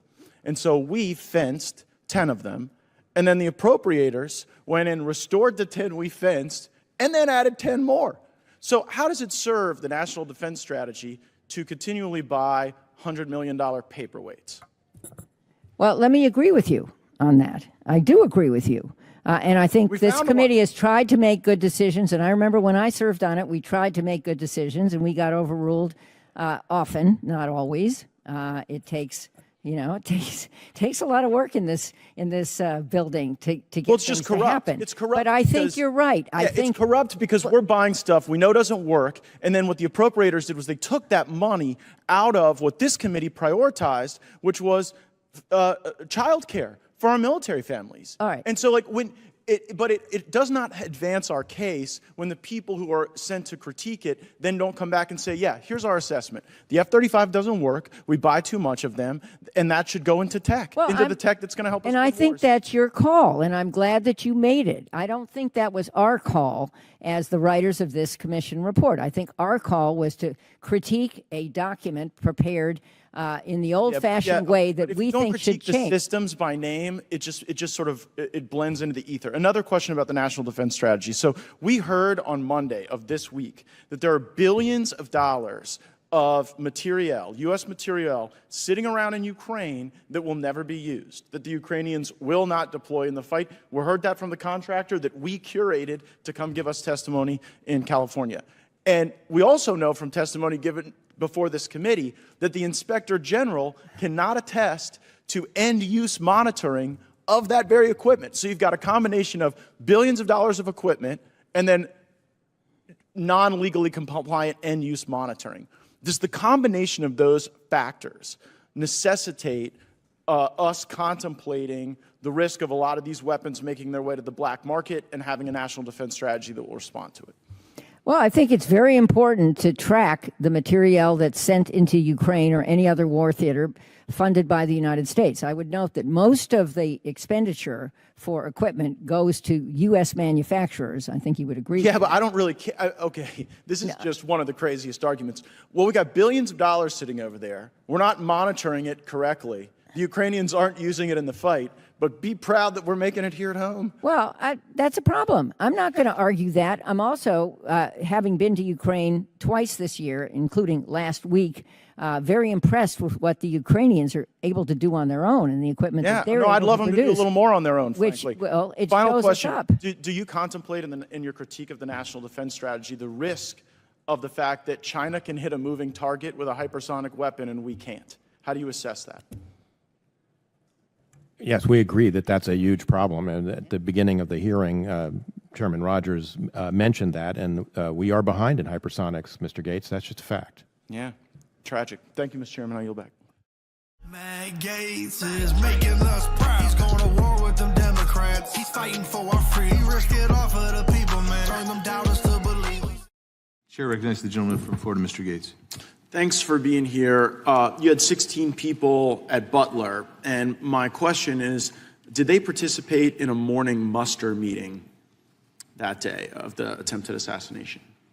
Thank you for the question. I would have to defer any questions as to the on-the-ground operational activity in Butler to the Secret Service. But I'm asking about your people, because the problem we're having, and Republicans and Democrats have noted, is we're not getting really forthright answers from the Secret Service in a timely way. And your agents, you had 16 people there, and those people either participated in a morning muster meeting, which is the protocol to make sure everyone's on the same page, has the same comms, that all the duties are correctly assigned and prepared to be executed. So can you get back to the committee with just a yes or no on whether or not they participated in that morning?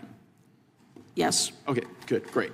I now want to talk about Ryan Roth. Ryan Roth is the person who attempted to assassinate President Trump at his golf club in Florida.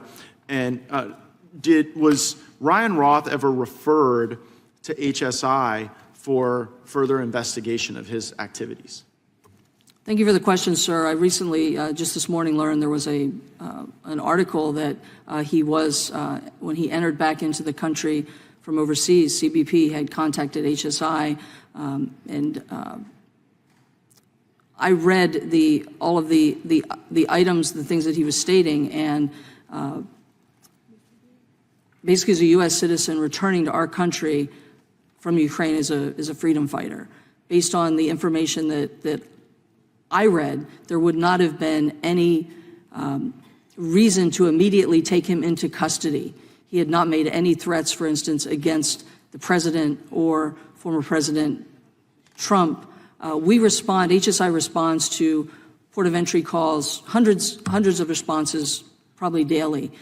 Just because a person isn't taken into custody immediately doesn't mean that it's they're not subject of a longer-term investigation. But you can confirm the Just the News reporting that the suspected Trump attempted assassin was flagged by CBP and was referred to HSI.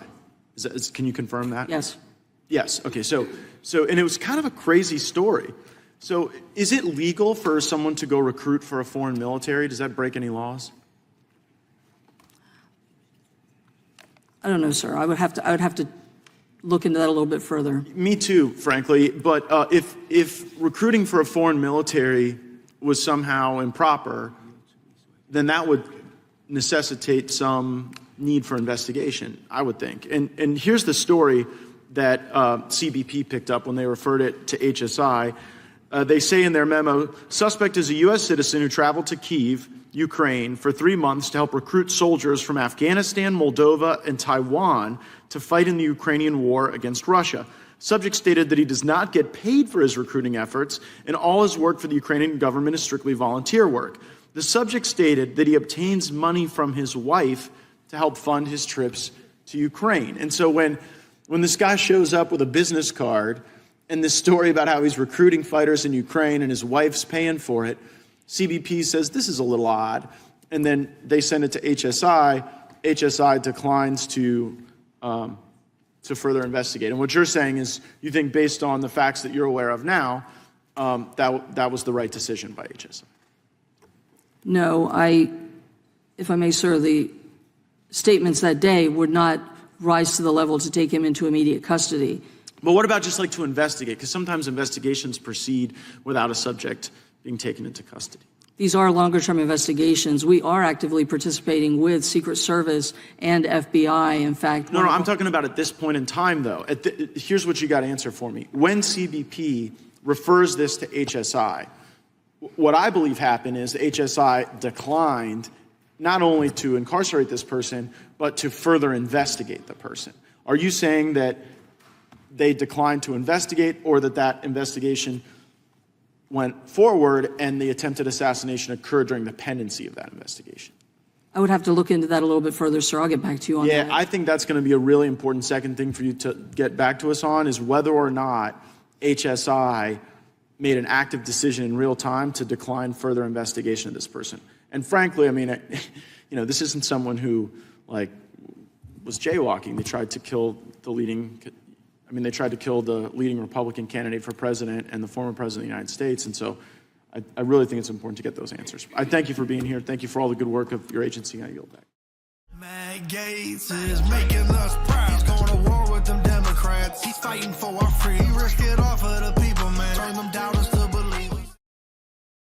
Hi everyone, Congressman Matt Gaetz here. Thanks for watching the Gaetz Network. This is a service of our congressional office, so make sure that you go to our website, gaetz.house.gov. There you can sign up for our newsletter that goes into the events of the United States Congress each and every week with my special insights. Also, make sure to follow us on social media. We've put those accounts on the screen. That way you're connected to all of our work on your behalf. And finally, I would suggest that you always consume the Gaetz Network through the Rumble app. If you download the app and then turn notifications on, it's the best way you know when we go live so that you can see our speeches on the floor, committee hearings, and other remarks on important matters to you. Again, thanks for watching the Gaetz Network. Programming continues. We're lucky enough right now to be joined by, from the great state of Florida, Congressman Matt Gaetz. Congressman, great to have you on. Oh, thanks for having me, John and Amanda. And it's interesting that HSI killed the investigation that Customs and Border Patrol would have thought appropriate. And we all know that Customs and Border Patrol, they interact with a lot of these people with strange stories. And the fact that they flagged this one in particular seems reasonable given the bizarre fact pattern. The attempted assassin was claiming that he was recruiting freedom fighters for Ukraine in Taiwan, Afghanistan, Moldova, other places. And when asked how he resourced such an effort, he said, well, I get the money from my wife. Now, that may very well have been true, but it might not have been. There might have been foreign contacts that were funding this effort on behalf of this American. And if that's true, we would want to know the depth of those communications and of the resources that might have been provided to this person by any of these countries. Yeah, and you did such a good job asking about that. I want to ask for just a quick follow-up, if Amanda would allow me. The FBI gets tipped off in 2019 to this guy that he might have weapons as a convicted felon. They don't follow up with him. A nurse twice reports this guy to federal authorities in 22 and 23. They don't follow up with him. And then CPB flags this guy, and he's still not followed up with. Whatever happened to say something, see something, say something, do something? It doesn't look like the government follows that anymore. Well, I'm certainly proud of the CBP officials who said, there's something squirrely here. There needs to be part of our investigative arm that's activated for the thorough review that would be called for. But you're right, at the top levels, there seems to be a mismanagement of the information. And when we had the person who directs Homeland Security investigations before a committee, she didn't have answers as to the basis for not following up with such strange facts encountered at the border. So I think there are people doing it right. But as you see, if you have one link in the chain that's not effectively conveying the information, demanding the follow-up, then you have a real negative outcome like we had where he was able to enter the country and do harm. Yeah, great point. Yeah. So many missed opportunities. I mean, all it requires is a little scratch and sniff. It also requires coordination of a lot of these different agencies, Department of Homeland Security, the FBI, Secret Service, even Border Patrol in this case. And we oftentimes find that it's the brass that is stonewalling or creating the clog in the machine, I suppose. It's the rank and file. How can these people be expected to coordinate, at least the rank and file, if the folks above them are not willing to do the work? Yeah, that lack of coordination has been laid bare by these assassination attempts. And I'll break a little news for you. I had a senior official from the Department of Homeland Security in my office before the second assassination attempt saying that what he has assessed is that there are 5 known assassination teams in the United States, 3 inspired by other governments, 2 that are here that are known domestic assassination teams. And with that, this individual was coming to me concerned that the force protection around President Trump, even prior to that second assassination attempt, was not sufficient for what it needed to be. And the coordination at that level, at the dignitary protection level, is like the bare minimum that we have to do to keep our presidents, our presidential candidates safe while they're on the trail. So there are 5, I just want to follow up, 5 assassination teams. Are they all targeting Trump? Is it other officials? Yes. No, wow. I should have been clear about that. 5 teams that we know are targeting Trump. And so that raises real questions about why certain teams were being pulled off of the Trump detail and put on, for example, the Jill Biden detail. Now, we don't want anything bad to happen to Jill Biden, but at the same time, the threat envelope for her was substantially different than the threat envelope around President Trump, and it would not have necessitated pulling assets away from the Trump detail for the Jill Biden detail or the John Bolton detail or any other details that were beefed up. At the same time, the requests from the Trump detail and from the Trump campaign for more security were going unanswered. Wow. Holy mackerel. Congressman, I know that you and a number of other problem-solving type members of Congress have probably thought and had conversations about what could be done to at least supplement Secret Service to protect President Trump. What would be your recommendation to the Trump campaign? President Trump is the last person worried about this, to be honest. I mean, he's worried about his message. He's worried about the safety of the people there. And I think he himself does not reflect on his personal security. And that's why those around him need to. I think that there are ways to augment some extended perimeters with some private security. I've heard Eric Prince, a very smart guy, opine as to what it could take to ensure that folks aren't able to just set up and get this close. I mean, you think about what happened in the second assassination attempt. Someone was able to park outside and plan and prepare and lie in wait for the former president. That should never happen, and it might need some sort of private augmentation to ensure that we keep President Trump safe. Yeah, good point. Congressman, we've got about a minute and a half left. 5 assassination teams. Was this Homeland Security official coming to you as a whistleblower? Was he coming to you in official capacity? And was the Secret Service aware of these assassin teams before July 12th or before this past Sunday? They were. Yes. So the person was informing me of this information because the Secret Service was aware of the threat profile around President Trump. And again, this was before the second assassination attempt. And the person was coming to me in part to ensure that if they revealed this information, if investigations and reviews brought this to light, that it would be able to be scrutinized and assessed without this person being fired or rat-holed or sent into the closet somewhere. As you and I know, some folks who are the truth tellers tend to find themselves. So our office likes to be, a place of respite for those who can come and say, look, here's what's actually happening. And then we try to get that information before the public in the most responsible way possible. And I think the public should know that the Secret Service was aware of 5 assassination teams at the time. They were taking protective assets away from President Trump and redeploying them to other people with less of a risk profile around them. That is just unbelievable. Congressman, you do such great oversight work. I remember all the great work you did during Russia collusion to unravel that fake scandal. This is a bombshell. We can't thank you enough for bringing this to light. This is very important information. Great to have you on the show. Thanks. Good to see you, John. Good to see you, Amanda. You as well. Gaetz is making us proud. He's going to war with them Democrats. He's fighting for our freedom. He risked it all for the people, man. Turn them doubters to believe. So, General Matlock, after years of the Army wrongly telling over 10,000 soldiers that someone having a pro-life license plate might make them a terrorist, was anybody fired? Representative, again, the chain of command is the responsible agent for adverse actions or personnel actions, and I'm not going to comment on what they've done or not done. That resides with the chain of command. Well, don't you think that has failed? Because wasn't the obligation to stop this nonsense also with the chain of command? The chain of command took upon receiving the report of the poorly developed training materials, the chain of command took immediate action. I tell you, in the United States Army, 8 years might be immediate, but it doesn't seem all that immediate to me. I mean, does years and years of doing this seem like the chain of command was immediately responsive to this errant action to you?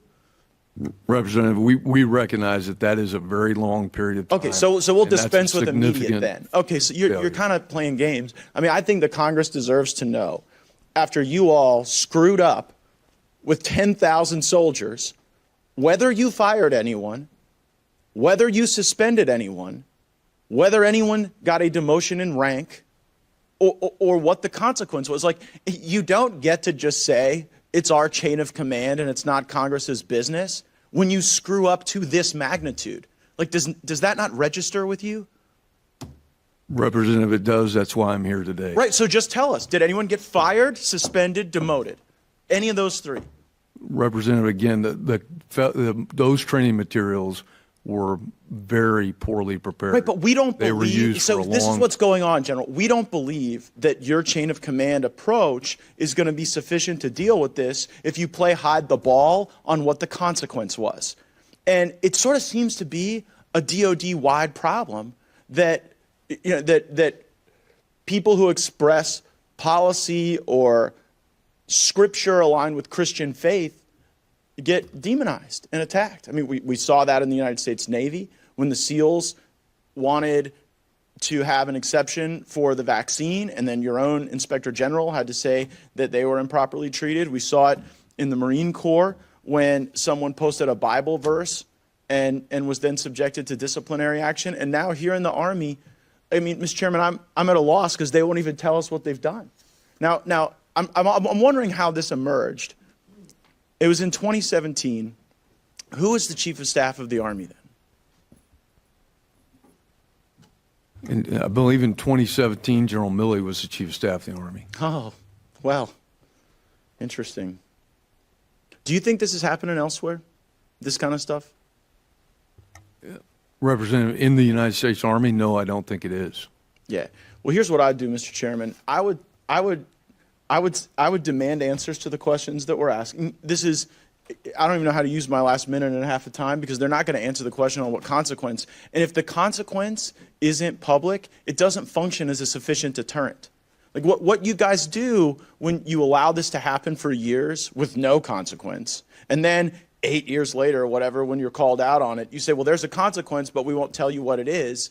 Then you increase the recidivism of this type of behavior. And not for nothing, but it's one of the reasons why in some of the key demographic areas that the Army is traditionally drawn from to fill its ranks, you're struggling right now. So I think we're owed answers to these questions, and frankly, I would start fencing money at the United States Army until we get those answers. I yield back. Gaetz is making us proud. He's going to war with them Democrats. He's fighting for our freedom. He risked it all for the people, man. Turn them doubters to believe.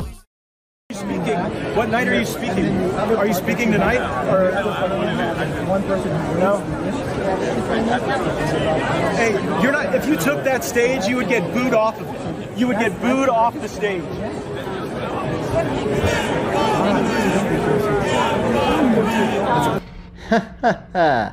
Welcome everyone to the Chris Information Podcast. Thanks for watching. I'm Chris Cella, former Congressional Press Assistant, social media coordinator at the Daily Caller, entertainment news writer, and patriotic American. So, former disgraced, ousted Rhino Speaker of the House, Kevin McCarthy, has spent the 2024 election season on a revenge tour, as any vindictive narcissist would, attempting one last-ditch effort at throwing dirt in the eyes of the statesman responsible for his removal from the speakership back in October of 2023. The office of Speaker of the House of the United States House of Representatives is hereby declared vacant. Allie, just wow. My boss, former Congressman Matt Gaetz, sits atop the list of individuals McCarthy holds responsible for his removal. The Florida Patriots PAC, a group tied heavily to McCarthy and his Rhino allies, spent $3.5 million in attack ads on Matt Gaetz. And despite all their efforts and insane amounts of spending, Gaetz sailed to victory in his primary race, winning in a landslide against his opponent Aaron Dimmick, claiming over 70% of the vote. The Republicans of 4-1 have spoken, and they want to keep Gaetz fighting. Gaetz called the election his performance review. Take a listen. Connection with our constituents, whether it's the challenges they have with the VA or their desire to see our military mission grow or our care for our seniors in our area. I've been fighting for our constituents on all of those fronts, and this is my performance review. President Trump endorsed Congressman Gaetz because President Trump understands he needs as many allies in the Washington cesspool we know as Congress as possible in his quest to end the status quo, destroy the established order in permanent Washington, and restore the America First agenda. Congressman Gaetz is a genuine statesman. He's there because he cares. As someone who worked under him as his press assistant, podcast producer, and man on the street, I can tell you firsthand that Matt Gaetz, he's a terrific guy. He genuinely loves his country just as he loves his district. Congrats to the congressman on his landslide victory.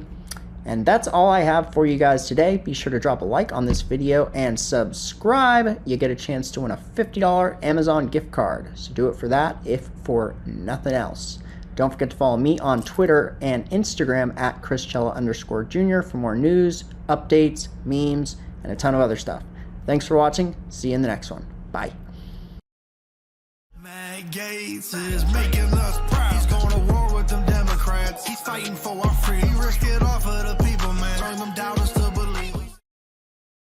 Hi everyone, Congressman Matt Gaetz here. Thanks for watching the Gaetz Network. This is a service of our congressional office, so make sure that you go to our website, gaetz.house.gov. There you can sign up for our newsletter that goes into the events of the United States Congress each and every week with my special insights. Also, make sure to follow us on social media. We've put those accounts on the screen. That way, you're connected to all of our work on your behalf. And finally, I would suggest that you always consume the Gaetz Network through the Rumble app. If you download the app and then turn notifications on, it's the best way you know when we go live so that you can see our speeches on the floor, committee hearings, and other remarks on important matters to you. Again, thanks for watching the Gaetz Network.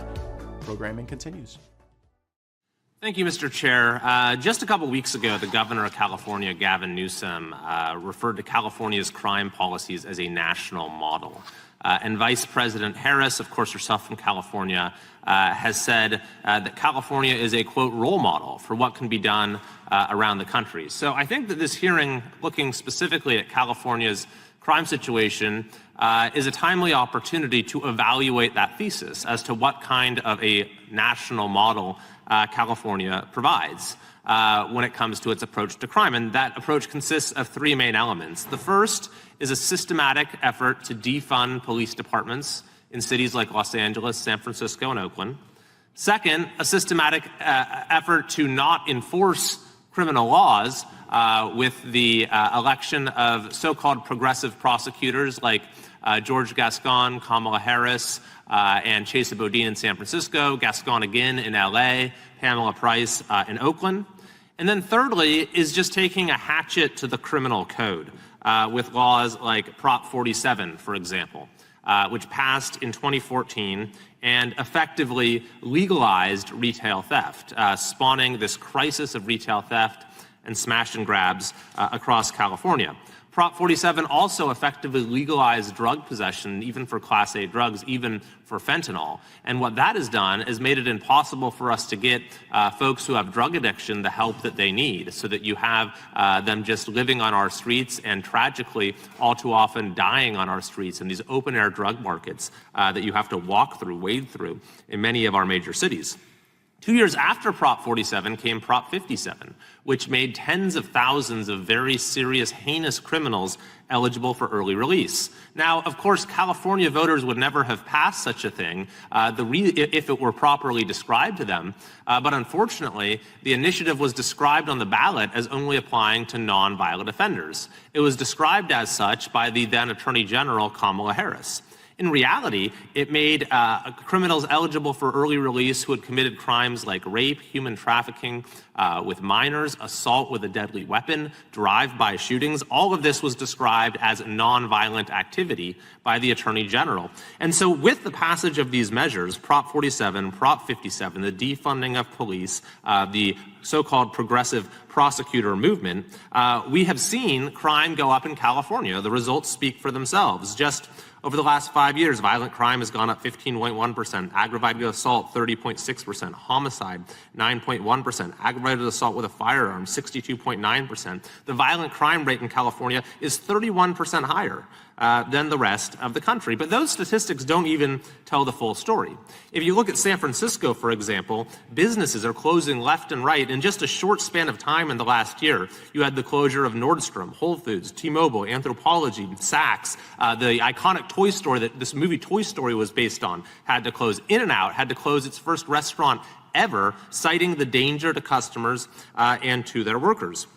Or if you just walk into, many of our major cities, you have to, if you want to go to the grocery store, you have to dodge needles, you have to wade through encampments. And when you go into the store, if you want to buy basic goods like, frozen foods or shampoo or conditioner, you have to go get a clerk to open up the cabinet to get it for you because everything is under lock and key. In Los Angeles, the police has specifically warned people that you shouldn't go outside when you are wearing jewelry. This is the reality of life in many parts of California following this dangerous decriminalization experiment.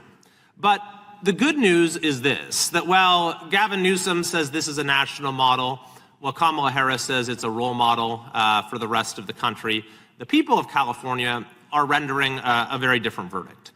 Those cities that defunded their police have now refunded their police.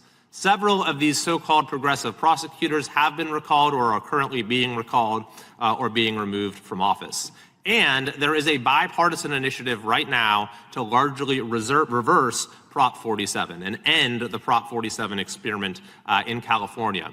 And it has received broad bipartisan support. I was just on a bipartisan panel supporting it with our colleague Ami Bera. The mayors of San Jose, San Diego, San Francisco are supporting this initiative, even though the governor of California, Gavin Newsom, has continued to stand by Prop 47 and fought our reform effort every step of the way. So, Mr. Chairman, while there are some who will point to California's crime policies as a national model, I would encourage folks across the country to listen to the people of California themselves, who are saying very clearly this is not a model for the nation, it is a warning to the nation. I yield back. Chair recognizes the gentleman from Florida, Mr. Gaetz. Yeah, I had questions for Mr. Ingram, but that was a remarkable presentation from Congressman Kiley about how things have gone in California. And when I heard that they had to close an In-N-Out and a Whole Foods But that is a broad swath of the constituency in California when you get both of those establishments having to close. It's remarkable. Mr. Ingram, so we have this dynamic now that Mr. Kiley just laid out perfectly, where you're seeing more and more crimes not really being counted as crimes. And you're seeing more and more criminals just being let out and not really deemed part of the criminal justice system for any meaningful period of time. And so I want you to bring like the average American who's heard the presentation, oh, that crime rates are down, we're safer now under these policies that don't really punish people for things like theft. Like, what does that actually mean on the streets of America? What would you say to an American that encountered that information, but it didn't jive with how they felt? What I would equate it to is we see it every day in our city, where we sit right now. It's mind-boggling on how we talk about crime. For us, again, somebody that has been in Minnesota since 2012, the 5 years we had one burglary. Now we've had 12, 13. Every time I get a thing from our district attorney, it says we've reduced the charges to under $1,000. Even though it may have cost me $20,000 to repair the building, a safe, they rolled down 3 flights of stairs, ripped out walls, ripped out staircases. We reduced it down to under $1,000. And the person is back on the streets and he robs us again, and we reduce it down, and he robs us again, and we reduce it down. To me, that is the madness of it. Recently, our breakfast restaurant called Hope. Somebody broke into it, busted out the garage door, went into the space, and then we get a letter saying we've reduced the crime down to under $1,000, where the glass on the garage door costs more than that. It's to me, it's when we have these, again, this isn't a political thing for me. It's real life. This is real humans. These are real businesses. We're having businesses close every single day. We're having people murdered. We have a drug dealer that provided laced drugs with fentanyl to my partner's son. He died. He texted him, something is wrong. He said, you'll be fine. We had his address. That drug dealer, to my knowledge, is still on the streets to this day. Mr. Ingram, Vice President Harris filled out a questionnaire for the ACLU when she was running for president back in 2019, and she advocated for the position of decriminalizing fentanyl, making it where that wasn't something where people would interface with the criminal justice system but would have a different path. Do you think that would make your streets safer? I don't believe that will make our streets safer. People, you must be held accountable for your actions. Words don't really matter. Actions matter. We can all say, I can sit here, say whatever I want to say, any of us can say. Actions are what matter. What is happening every single day is what mattered, and that's really what we need is common sense to take over. If you've been arrested 50 times in 3 years, you shouldn't be out to do it again. Here's what I don't get, Mr. Ingram. Why do people, I've never been a prosecutor, but why would you want to become a prosecutor to then not prosecute the criminals? That'd be like opening restaurants and not wanting to make food. That'd be like opening a bar and not wanting to make drinks. Like, do you ever get to talk to some of these folks in your community and say, hey, like, I just sort of assumed that me being the restaurateur, I would run a restaurant, and you being the prosecutors, you would prosecute the criminals. Is that too much to ask? Yeah, unfortunately, I just get to speak to our first responders that show up on site, and I see the look in their eyes, how defeated they are, because they've arrested, they know them by name. We show them the picture, and they tell us their name. They know where they live, and they're so demoralized and defeated.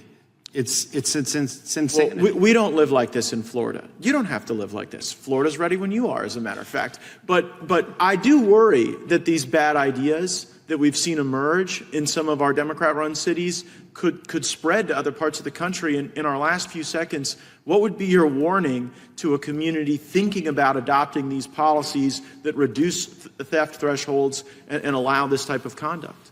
My biggest thing would say, love people. And love is hard. My dad had to discipline me because I made mistakes. Discipline sucks, but it has to happen. Love people, and that includes discipline. That's terrific advice. I very much appreciate you being here, and I see my time's expired. I yield back. Gaetz is making us proud. He's going to war with them Democrats. He's fighting for our freedom. He risked it all for the people, man. Turn them doubters to All the talk in Washington is about whether we'll have this flavor of a continuing resolution for government funding or that flavor of a continuing resolution. And what that does is it presents the entire funding of the United States government as an up or down vote, an up or down proposition. And that is precisely the reason we're nearly $38 trillion in debt.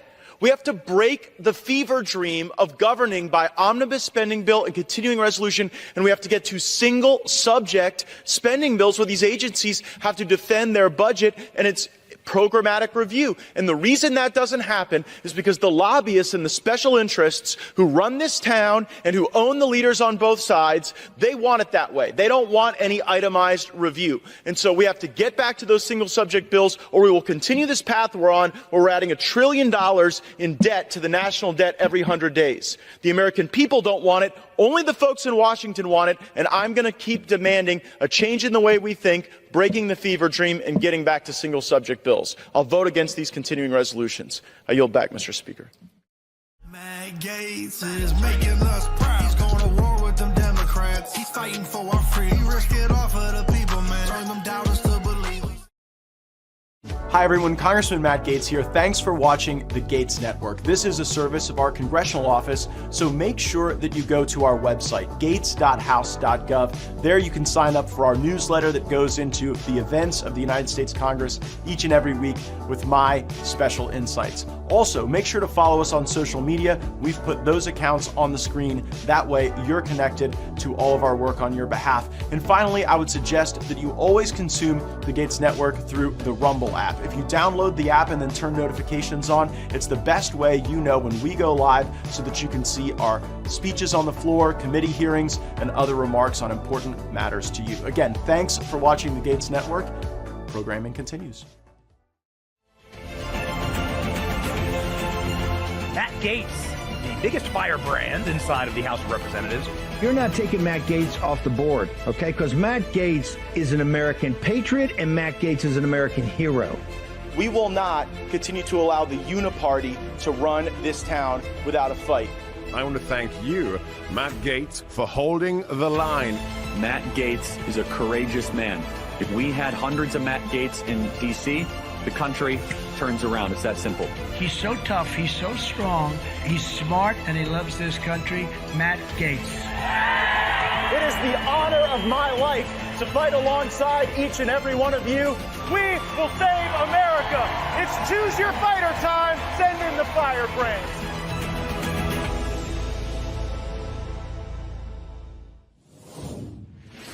All the talk in Washington is about whether we'll have this flavor of a continuing resolution for government funding or that flavor of a continuing resolution. And what that does is it presents the entire funding of the United States government as an up or down vote, an up or down proposition. And that is precisely the reason we're nearly $38 trillion in debt.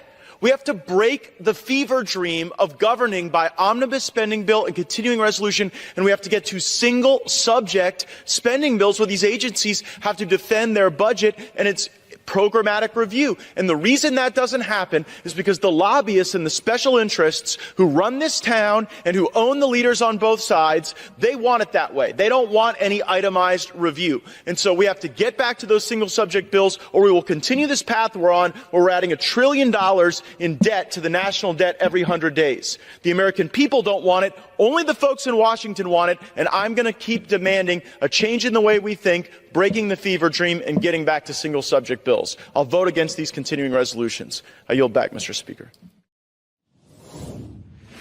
Welcome back to Firebrand. We are live. Hope everyone had a great August. We were moving around the country, and it's important, even if Firebrand isn't at the top of your podcast feed, that you are subscribed to the Gaetz Network. That's where all the discussions we're having about what's going on in the world, in Washington, in Florida, available to our great constituents. So today is Thursday, September 12th, 2024.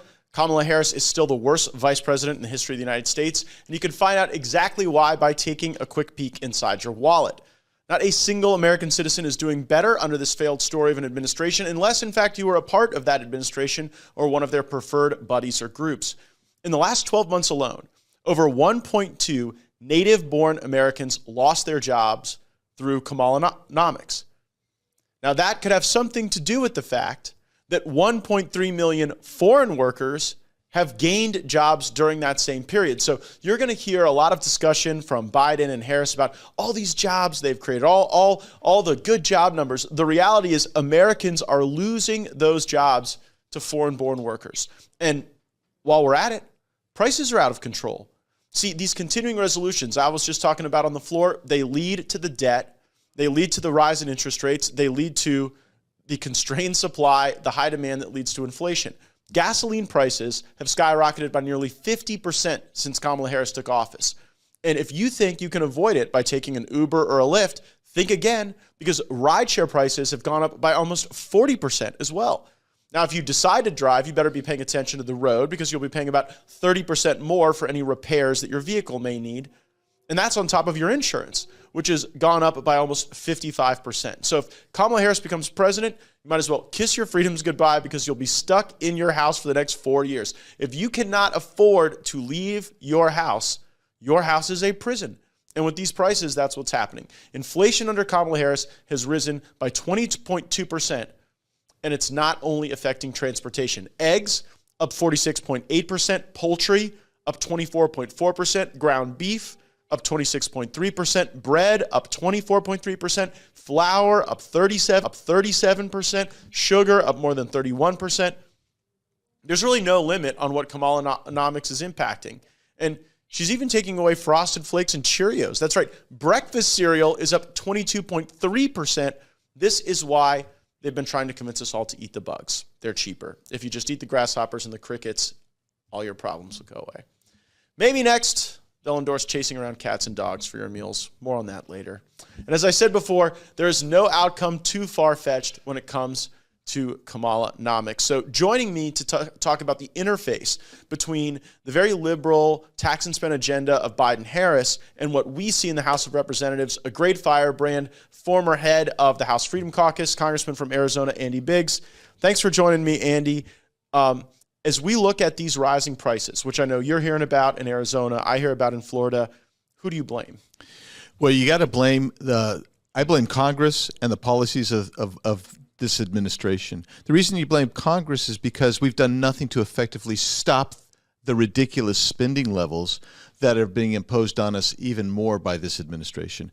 And when you talk about inflation, inflation has two drivers right now. Higher prices has two drivers. Number one, high energy costs. So when you're paying more at the pump, everything goes up because even if it's trained in or boated in, whatever, the last mile goes to gas, brother. And the other one is when you devalue your currency by just loading it with national debt like we do, well, you know, that's inflation. That's the classical definition of inflation. And I'm wondering how this is going to play out specifically in Arizona. When I'm in Arizona, there's a lot of driving. Yes. A lot of people do have to come into the suburban centers or the urban centers that live out in more rural places. And so, like, the average drive in Arizona is probably longer for a worker than the average drive in Massachusetts or Connecticut, right? And I wonder if that's going to be a voting issue. And then also, when I've been with you in some of these areas along the border in Arizona, there's talk of, well, when there's all this increase in price on the U.S. side, people go over to the Mexican side to get their dental services, to get auto repairs, for all types of things. And when we see this type of inflation in the U.S., does it hurt the small businesses in Arizona when they're losing customers to Mexico? And could that cause some of them to vote Republican if maybe they weren't otherwise inclined? Yeah, I mean, so if you're in Nogales or Douglas, or if you're in Yuma, or even Tucson, which is about 45 miles north of the border, it's fairly easy to go across and go shopping there. You're a little nervous because of the cartels right now, but I mean, you can go find anything. So I know people who go to Tijuana for big surgeries. They don't stay in the States. They will go to Tijuana for, you name it, any cosmetic surgery of some kind. Maybe it's a lap band surgery. They will go to Tijuana. I cannot tell you how someone told me they got a Tijuana lap band, I wouldn't even think it was a surgery. I would assume it was something else. You know what? I knew that was coming from you. All right, so that impacts them. The long drive impacts them, and you get to what we're going to do about it here in Congress. Now, we've been, in the bowels of the Capitol, in meetings with our leadership and meetings with our colleagues, And what they want is a continuing resolution, and just kind of share your reaction to that and what your concerns are. Well, I'm opposed to that because, as you said in your monologue or your tape, that dates me, of the video of you on the floor, it's a monolithic vote to keep a massive bloated spend. You're not changing any policies. So think about it this way. You will add, by the time they get back to correcting that, $1.5 trillion in national debt. That's what they're proposing. That's what you're buying. That's what you're buying. Yeah. And do you think our colleagues get that there's a connection between green lighting that additional $1 trillion plus in debt and these high prices on poultry, on eggs, on ground beef, on auto repairs, on insurance? Like, it's just so obvious to me, but I think we work with people who believe they can continue spending in Washington, and that, like, the Wizard of Oz is off somewhere else turning dials on inflation. Maybe it's the Fed or Janet Yellen, but in reality, we are culpable too. Yeah, that's exactly right. So there's at least two groups in Congress that don't get it. First of all is the Democrats, who are largely modern monetary theorists. So we'll leave that aside because they're never coming around because they don't get it. But we have this other group, which is our team. And many on our team, they do stuff like this. They say, oh man, we've got to cut spending. We've got to watch the spending. But, I introduced over 500 bills last year that would have reduced $1 million here, $100 million there. We never got a look-see. And so I did a bunch more this year. Not one. We actually got some of those on the floor. And you know how many passed out? I think it was like 40 spending cuts. One passed for like $4 million. They don't get it, Matt. They don't get it. Well, the fiscal hawk has become the latest endangered species in Washington, D.C. Yeah. After 2010, you saw a lot of the Tea Party folks come in and say they really were going to wrestle federal spending. And in large part, we've seen spending grow since. And a lot of those folks have abandoned the mission and have returned to other features of life. And here we are with, at times, a small group trying to get back to single subject bills, because we actually think individual review of spending is what drives it down. But all the talk now in the digital world and in the talking head space is about a strategy to fund the government with a requirement that the Senate take up and pass the SAVE Act and that the president sign it. We're big supporters of the SAVE Act. We're co-sponsors of the SAVE Act. Yeah. The SAVE Act would be helpful in future elections to stop illegal immigrants from voting. But why, give the answer to maybe the critic online that would say, well, Andy, government funding's going to happen anyway. Why wouldn't you at least pick the SAVE Act as a ripe fight, a ripe battle to undertake? For multiple reasons. First of all, people are kind of misleading the public, like it's going to cure the problems that we have with election transparency, right, and fairness. That's not going to happen in 2024. This bill only applies to federal ballots, and there's only one state that bifurcates exclusively like we do in Arizona. We are it. And it wouldn't. But you have a Democrat governor, a Democrat attorney general, and a Democrat secretary of state. So the news you're breaking to the Firebrand audience is, upon the passage of the SAVE Act, there won't be this instant lurch toward election integrity in the state of Arizona. That's exactly right. Or anywhere, because what will happen is you're going to get these secretaries of state saying, well, to to find this out, we're going to have to litigate this. So there's going to be litigation. And then following the litigation, there's going to be this long period of time saying, well, we don't have the, the technology to do it, so we need to up the technology. So in the long run, which is what you alluded to, it's going to work out fine, and we need to do it. But are you willing to spend and keep the Green New Deal in place for something that won't kick in for 2.5, 3 years? And I'm not. I look at it and say, okay, you're going to keep Green New Deal. We're subsidizing these private businesses. You're keeping you're going to keep funding Planned Parenthood. That was always a big one for you. Yeah. Whenever you raised the issue of Planned Parenthood funding in the continuing resolutions, and all these folks who put on their mailers that they would never support funding Planned Parenthood, they were going to defund Planned Parenthood. Yeah. And I don't recall even having a vote on stripping the Planned Parenthood funding out of the continuing resolutions. Well, they won't let you. So, I mean, in the past, I've introduced an amendment here and there, and they killed the amendment in the Rules Committee. I offered 10 amendments to actually reduce spending. One of mine, by the way, I had two amendments that did this, would have defunded Jack Smith's prosecution and other prosecutions of this I should say the former president, but our president, President Trump. You know who killed it? It wasn't the Democrats. It was the Republicans on the Rules Committee. Okay, so I think people are going to watch and wonder, why is it that the Republicans won't fight on these questions? Present each one of them, force votes, and then hold our ground when negotiating with the Senate. And by the way, if we picked a bunch of these things, the border, Planned Parenthood, the Green New Deal, a lot of the spending priorities that we find wasteful that are targeted in your 500 plus pieces of legislation, we wouldn't win them all. But we also, if we were willing to fight, we wouldn't lose all of them.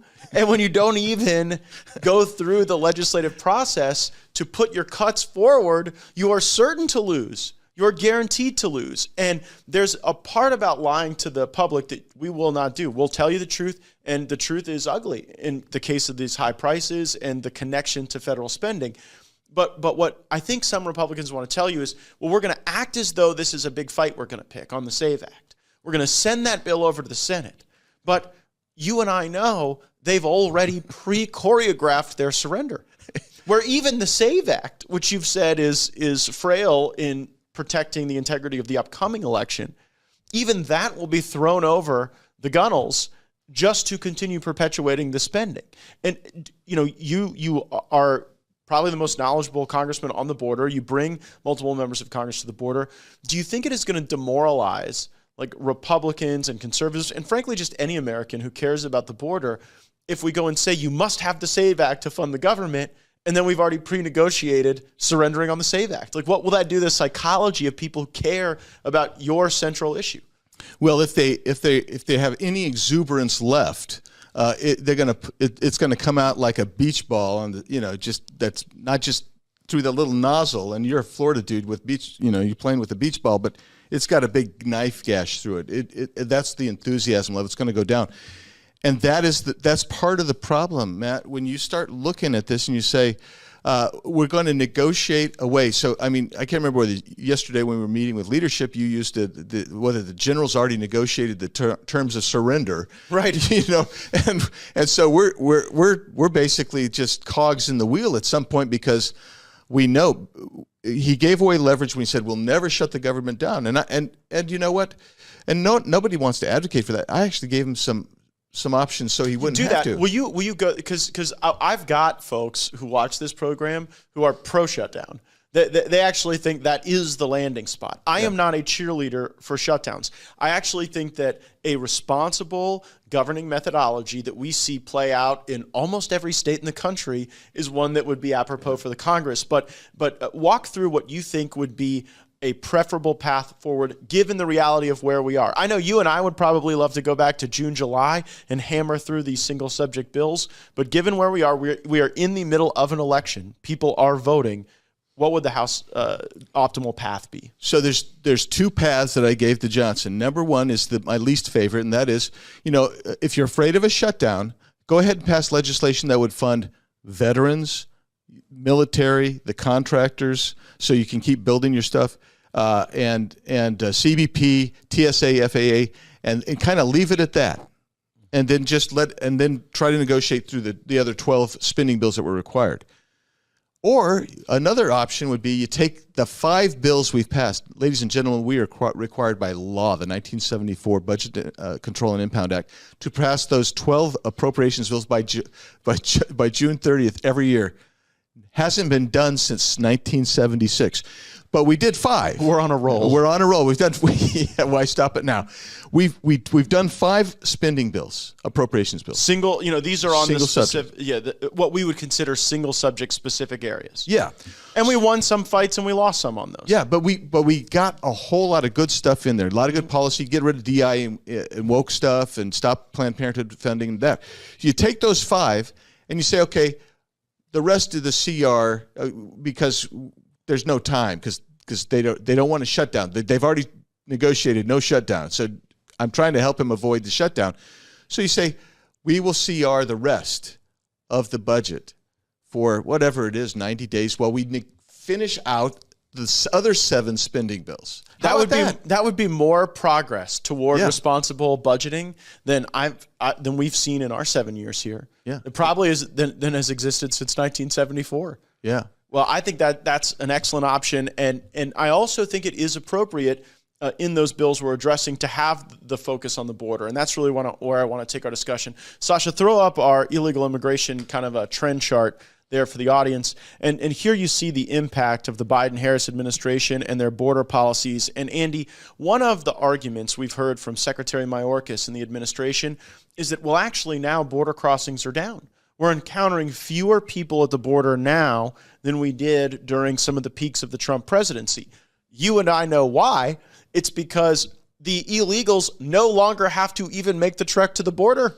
We built them an app, gave it to the cartels, allowed them to scale it to the moon, and now there is a CBP One app that has planes full of migrants flying into the heartland of the country, all over the country, and they don't even have to make an encounter at the border. They have created a yellow brick road for illegal immigration that doesn't even go through the border physically. It just lands on an aircraft somewhere in your community. But debunk that myth that they're advancing. Well, when they say that the numbers are down, you can screw around with statistics any way you want, and that's what they've done. So they've said they're not even going to count the CBP One app folks coming in at all. They don't count them. They're bypassing the border. Said we're not going to count those people, and those people, by the way, are probably 40 to 50,000 a month minimum. Okay, just think about that. Then they're not going to count like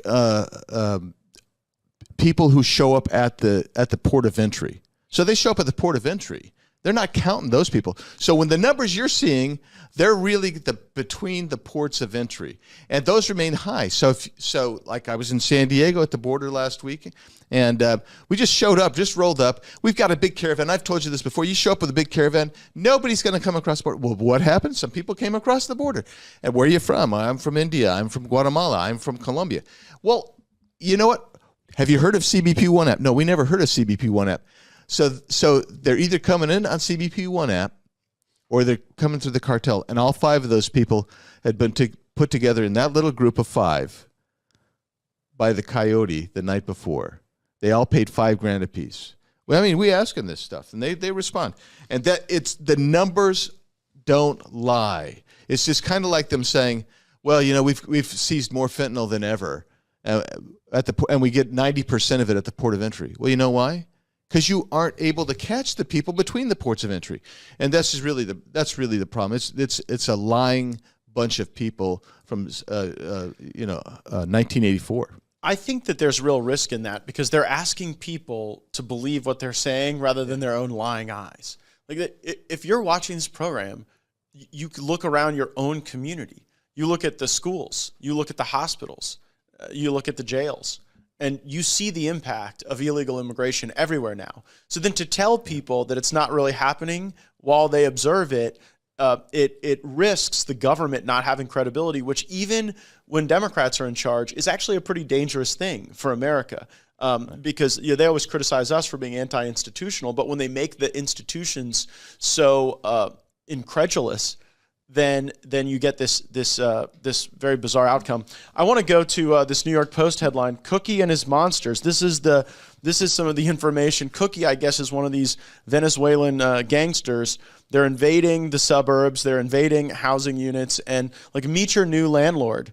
Right. The long gun toting Venezuelan gangs roving around and extorting people and robbing people. This is another matter where our colleague Jason Crow of Colorado and Governor Polis of Colorado said this is not really happening. This is something that's just being blown up by conservative media. How do you think the country's reacting to these scary and stark images? Well, they're putting the lie to the people who are lying. And so when these guys are out there saying, I mean, we served with Polis before he became governor.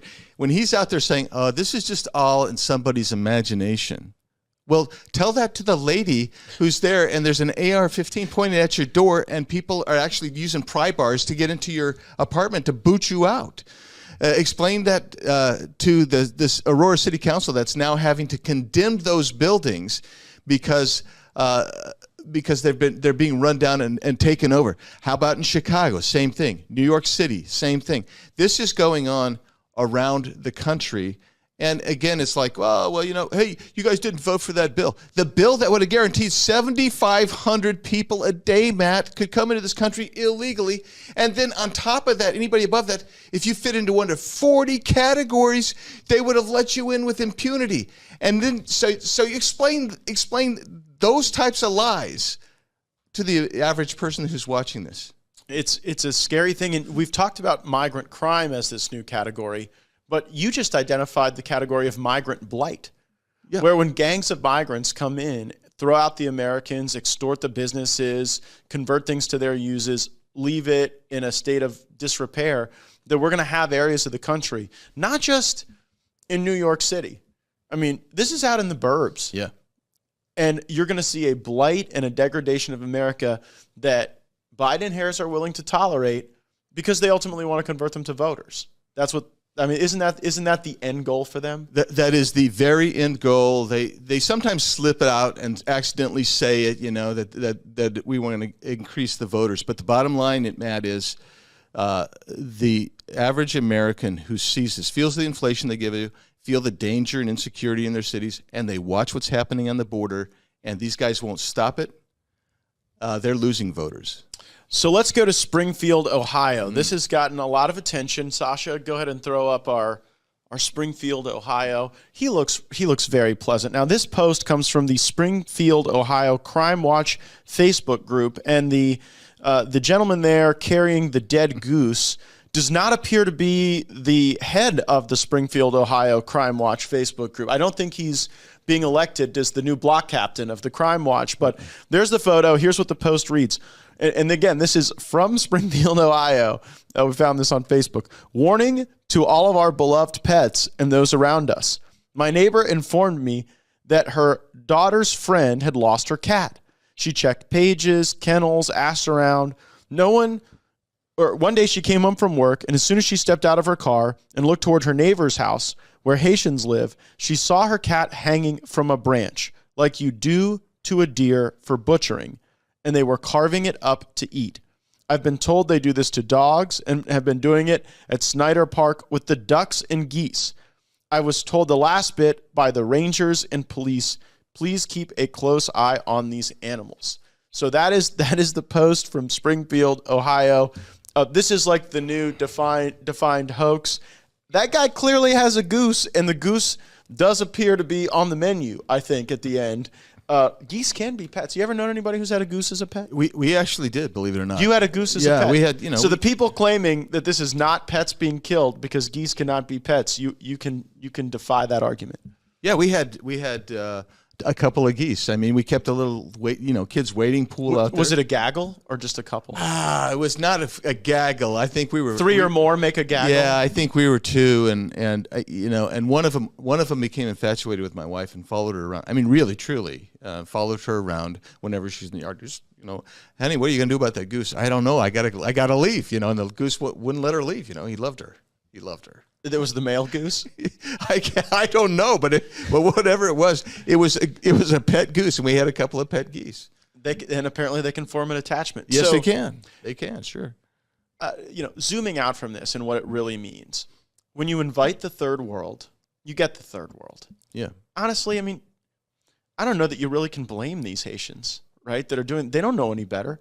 Like in Haiti, if you see an animal and you're starving, you capture that animal and you eat it. It's not a good place, and it's because they've been victimized by a lot of corruption and a lot of bad government, and frankly, the negative impacts of globalism have played out catastrophically in Haiti. But I blame us, and I just worry that more of these third world behaviors, the defecating in the farms of the Yuma farmers that we went and talked to. They talked about the ways a lot of these Haitian migrants, even using running water in some cases, or when there would be grace extended to try to create food opportunities or sanitation opportunities, the level of desperation is so deep. These are the people who will eat the ducks out of the neighborhood pond and then will string up and gut the cat. Yeah. When you you have to acknowledge that the U.S. has a rather unique culture, and we are an affluent country, very affluent country. And you're bringing in people literally by the millions who have they have no sense of who we are, and we have no sense of who they are, really. I mean, and so you have a culture clash going on. And it's not just from one country, because we have over 170 countries where people have come in the last year. And they're coming in, since they're coming in by the millions, it really actually is going to have impact on wherever they gather. And because you're just going to have a cultural impact. And that's not to say that we can't try to understand it, but the problem is, at the same time you're allowing millions of illegal aliens to come in, you have over 1 million legal in migration as well, more than all other countries combined in the world. And still somehow we're expected to open up when people who don't have any intention to assimilate. I mean, there's no intention for them to assimilate. And the Biden-Harris program specifically includes exclusion from those numbers we were talking about of Haitians, Cubans, Venezuelans, and Nicaraguans. And now, why is it? They'll tell you, well, we have no compact with them to send them back.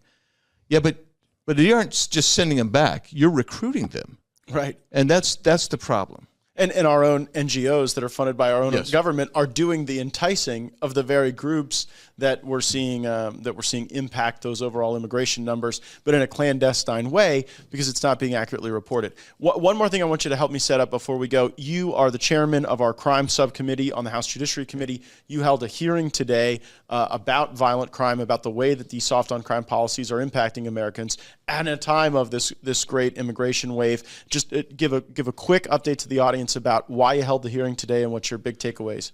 Well, we held the hearing for the purpose of kind of exposing some of these soft on crimes. It just so happened that we were talking about California and Minnesota, where you have had probably some of the worst soft on crime policies. And I will just tell you, when you listen to the victims of these crimes, and then the guy who was head of the business organization, and you see it, and you, by the way, your questioning was brilliant. It was wonderful stuff with the gentleman restaurateur. And I talked to him some more after the hearing. I said, so tell me what else is going on. He said he owns 4 or 5 restaurants. I can't remember the number, but he said all of them are thriving in the suburbs where the law is enforced. But in the area where the law is not being enforced, our sales have plummeted because it's not safe. Nobody wants to come into a restaurant and be looking over your shoulder, because he's been burgled 13 times under Governor Walz. Jeez. It's demoralizing. I don't even know how you have the gumption to stay in business when you're constantly under that threat and you don't even have your own government on your side. They're on the side of the criminals. Andy, how can folks follow you, stay up with all of your information and social media accounts? Well, just go to bigs.house.gov, or you can find me on any social media site at Rep. Andy Biggs. Well, thanks so much for joining me. I do want to get to the audience to some of that hearing that we had, but thanks for being here. This is Congressman Kevin Kiley. He was really laying the lumber down on some of these soft on crime policies. Take a listen. Thank you, Mr. Chair. Just a couple weeks ago, the governor of California, Gavin Newsom, referred to California's crime policies as a national model. And Vice President Harris, of course, herself from California, has said that California is a, quote, role model for what can be done around the country. So I think that this hearing, looking specifically at California's crime situation, is a timely opportunity to evaluate that thesis as to what kind of a national model California provides when it comes to its approach to crime. And that approach consists of 3 main elements. The first is a systematic effort to defund police departments in cities like Los Angeles, San Francisco, and Oakland. Second, a systematic effort to not enforce criminal laws with the election of so-called progressive prosecutors like George Gascon, Kamala Harris, and Chesa Boudin in San Francisco, Gascon again in LA, Pamela Price in Oakland. And then thirdly is just taking a hatchet to the criminal code with laws like Prop 47, for example, which passed in 2014 and effectively legalized retail theft, spawning this crisis of retail theft and smash and grabs across California. Prop 47 also effectively legalized drug possession, even for Class A drugs, even for fentanyl. And what that has done is made it impossible for us to get folks who have drug addiction the help that they need, so that you have them just living on our streets and tragically all too often dying on our streets in these open-air drug markets that you have to walk through, wade through in many of our major cities. 2 years after Prop 47 came Prop 57, which made tens of thousands of very serious, heinous criminals eligible for early release. Now, of course, California voters would never have passed such a thing if it were properly described to them. But unfortunately, the initiative was described on the ballot as only applying to nonviolent offenders. It was described as such by the then Attorney General, Kamala Harris. In reality, it made criminals eligible for early release who had committed crimes like rape, human trafficking with minors, assault with a deadly weapon, drive-by shootings. All of this was described as nonviolent activity by the Attorney General. And so with the passage of these measures, Prop 47, Prop 57, the defunding of police, the so-called progressive prosecutor movement, we have seen crime go up in California. The results speak for themselves. Just over the last 5 years, violent crime has gone up 15.1%, aggravated assault 30.6%, homicide 9.1%, aggravated assault with a firearm 62.9%. The violent crime rate in California is 31% higher than the rest of the country. But those statistics don't even tell the full story.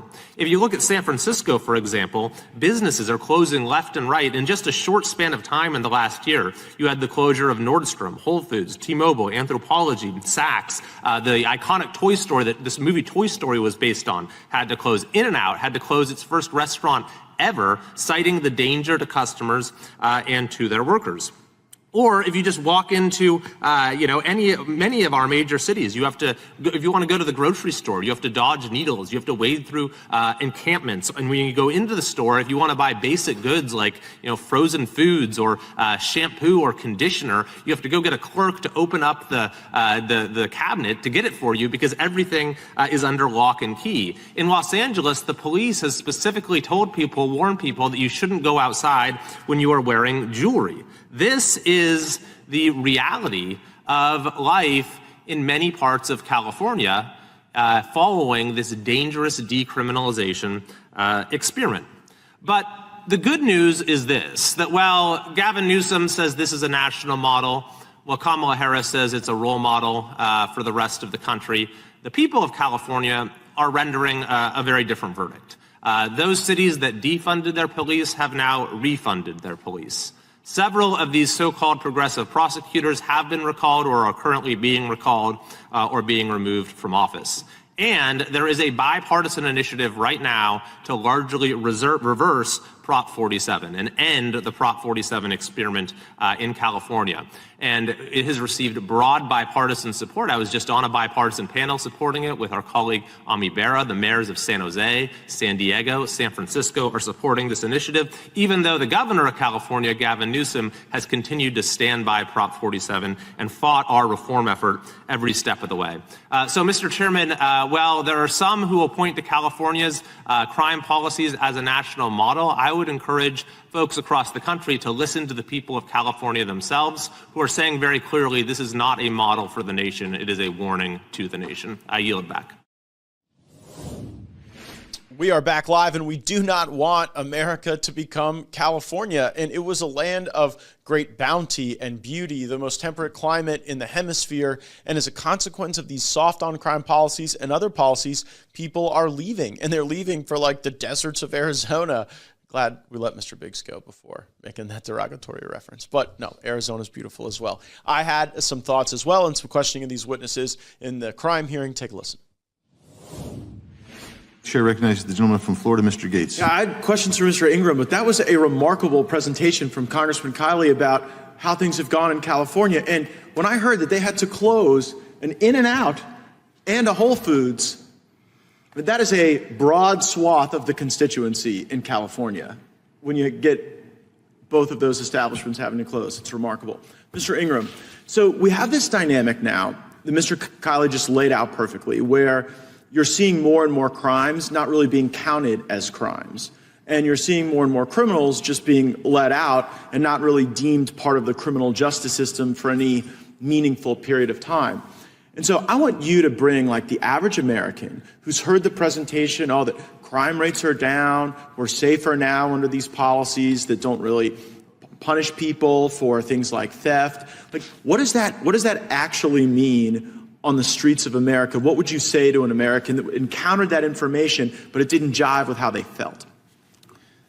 What I would equate it to is we see it every day in our city where we sit right now. It's mind-boggling on how we talk about crime. For us, again, somebody that has been in Minnesota since 2012, the 5 years we had one burglary. Now we've had 12, 13. Every time I get a thing from our district attorney, it says we've reduced the charges to under $1,000. Even though it may have cost me $20,000 to repair the building, a safe, they rolled down 3 flights of stairs, ripped out walls, ripped out staircases. We reduced it down to under $1,000.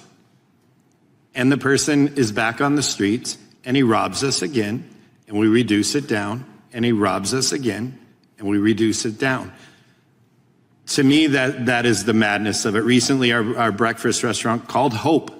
Somebody broke into it, busted out the garage door, went into the space, and then we get a letter saying we've reduced the crime down to under $1,000, where the glass on the garage door costs more than that. It's to me, it's when we have these, again, this isn't a political thing for me. It's real life. This is real humans. These are real businesses. We're having businesses close every single day.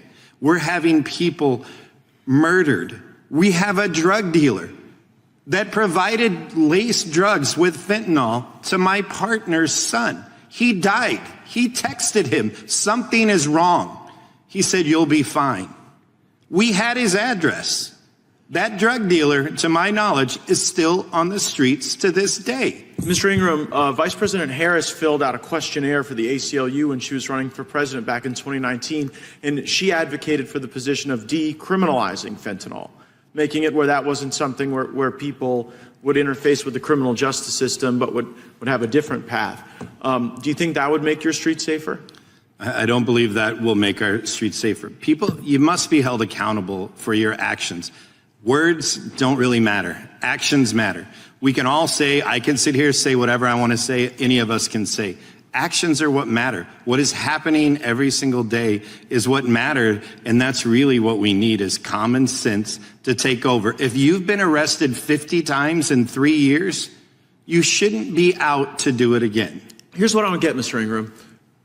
Why do people, I've never been a prosecutor, but why would you want to become a prosecutor to then not prosecute the criminals? That'd be like opening restaurants and not wanting to make food.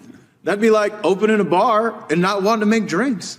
Like, do you ever get to talk to some of these folks in your community and say, hey, like, I just sort of assumed that me being the restaurateur, I would run a restaurant, and you being the prosecutors, you would prosecute the criminals. Is that too much to ask? Yeah, unfortunately, I just get to speak to our first responders that show up on site, and I see the look in their eyes, how defeated they are, because they've arrested, they know them by name. We show them the picture, and they tell us their name. They know where they live, and they're so demoralized and defeated.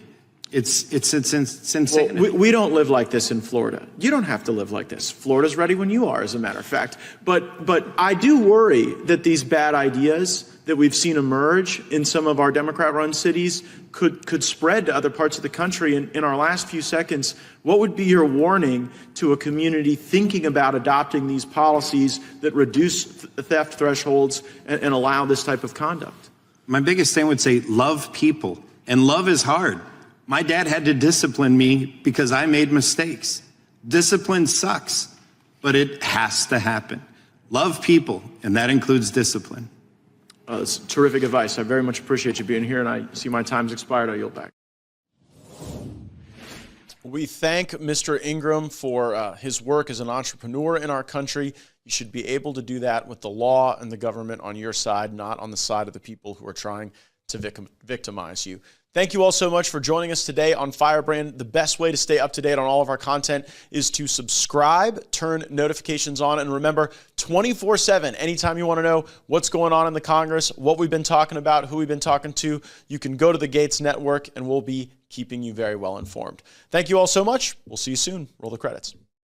Matt Gaetz is making us proud. He's going to war with them Democrats. He's fighting for our freedom. He risked it all for the people, man. Turn them doubters to believers. Matt Gaetz, the biggest firebrand inside of the House of Representatives. You're not taking Matt Gaetz off the board, okay? Because Matt Gaetz is an American patriot and Matt Gaetz is an American hero. We will not continue to allow the uniparty to run this town without a fight. I want to thank you, Matt Gaetz, for holding the line. Matt Gaetz is a courageous man. If we had hundreds of Matt Gaetz in D.C., the country turns around. It's that simple. He's so tough, he's so strong, he's smart, and he loves this country. Matt Gaetz. It is the honor of my life to fight alongside each and every one of you. We will save America. It's choose your fighter time. Send in the firebrands.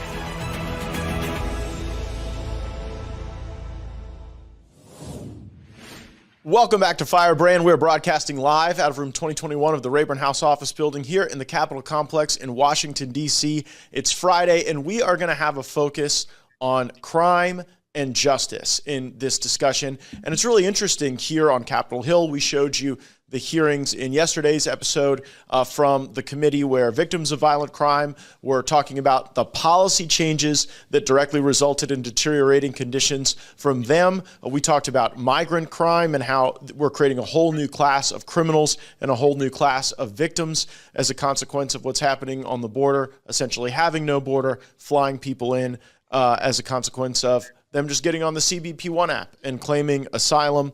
But then you have also the Kamala Harris approach to this, where they've trotted out Merrick Garland to say that norms at the Justice Department are really important to be maintained. And he does this big pep rally out at the Department of Justice where they get everyone together and say they are the great protectors and defenders of the norms of justice. I wrote an essay that published in Real Clear Politics that the AG's pep rally is dispositive proof that, in fact, it was President Trump who prevailed in the debate recently because it was Trump who made the allegation that the Justice Department had been weaponized against him. That was not sufficiently answered by the vice president. And so they had to go and run Merrick Garland out to make the case that she was unsuccessful at. If she had prevailed on that point in the debate, they would have allowed her words to be what would be ringing in their advertisements and in their earned media. Instead, they had to go trot out Merrick Garland. And there's another point about crime stats where President Trump was vindicated once again. The term has been heard, throughout the country. Trump was right, whether it was the Russia hoax or the Ukraine impeachment hoax. Now it's the crime rates that we see under the policies that are embraced by Kamala Harris.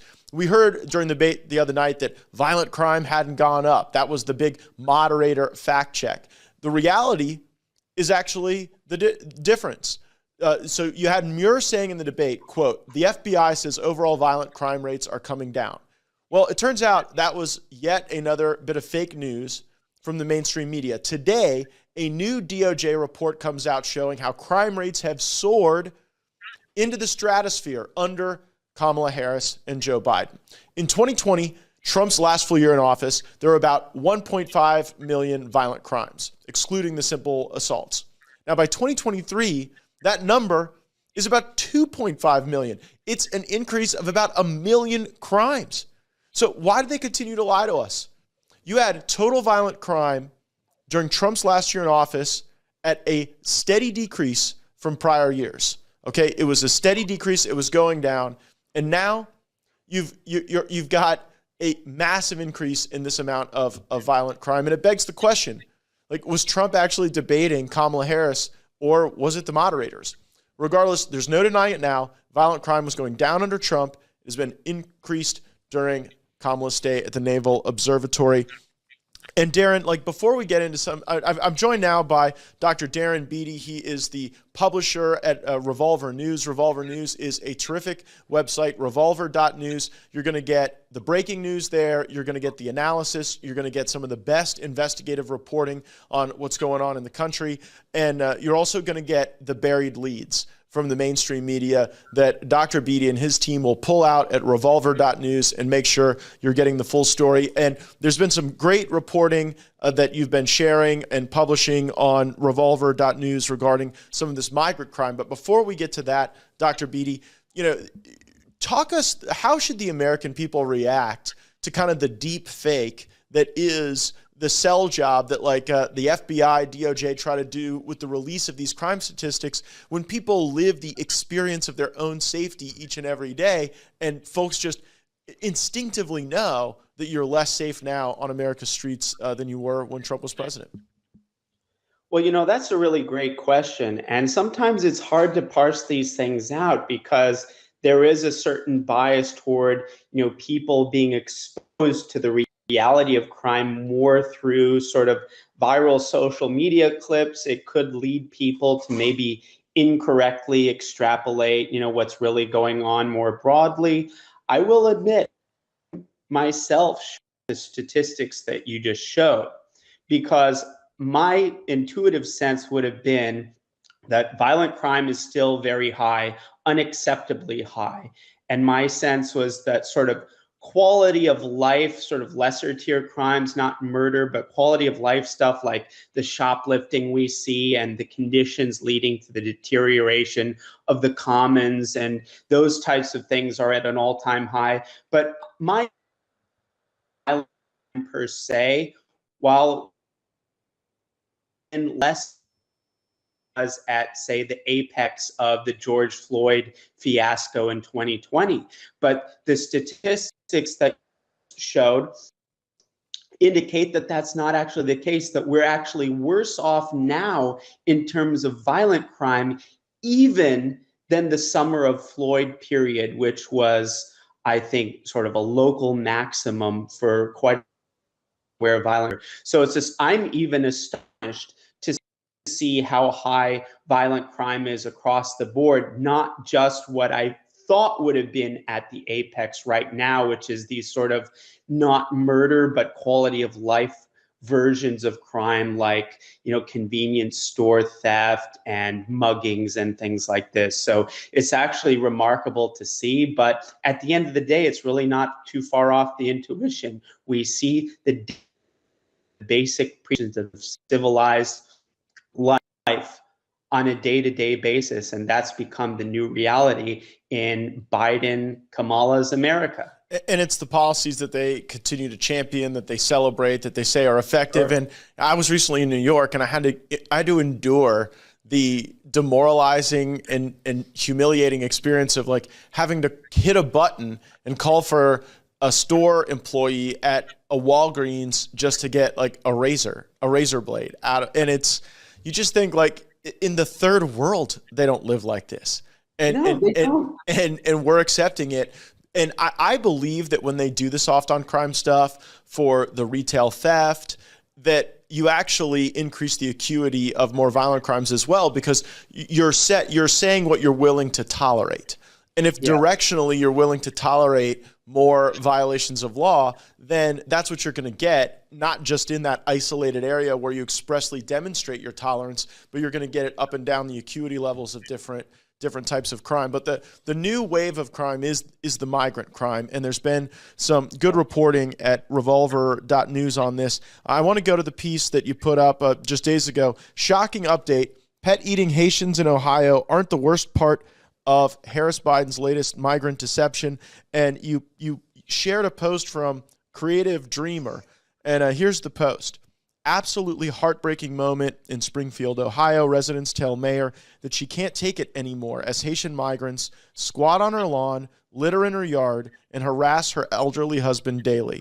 The mayor of Springfield does not want the people to see this. And that's what people can say if they go check it out at revolver.news.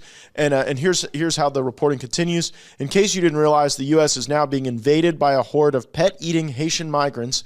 These uncivilized migrants have been settled in small towns across America, and now they're eating people's pets and the ducks and geese at local parks.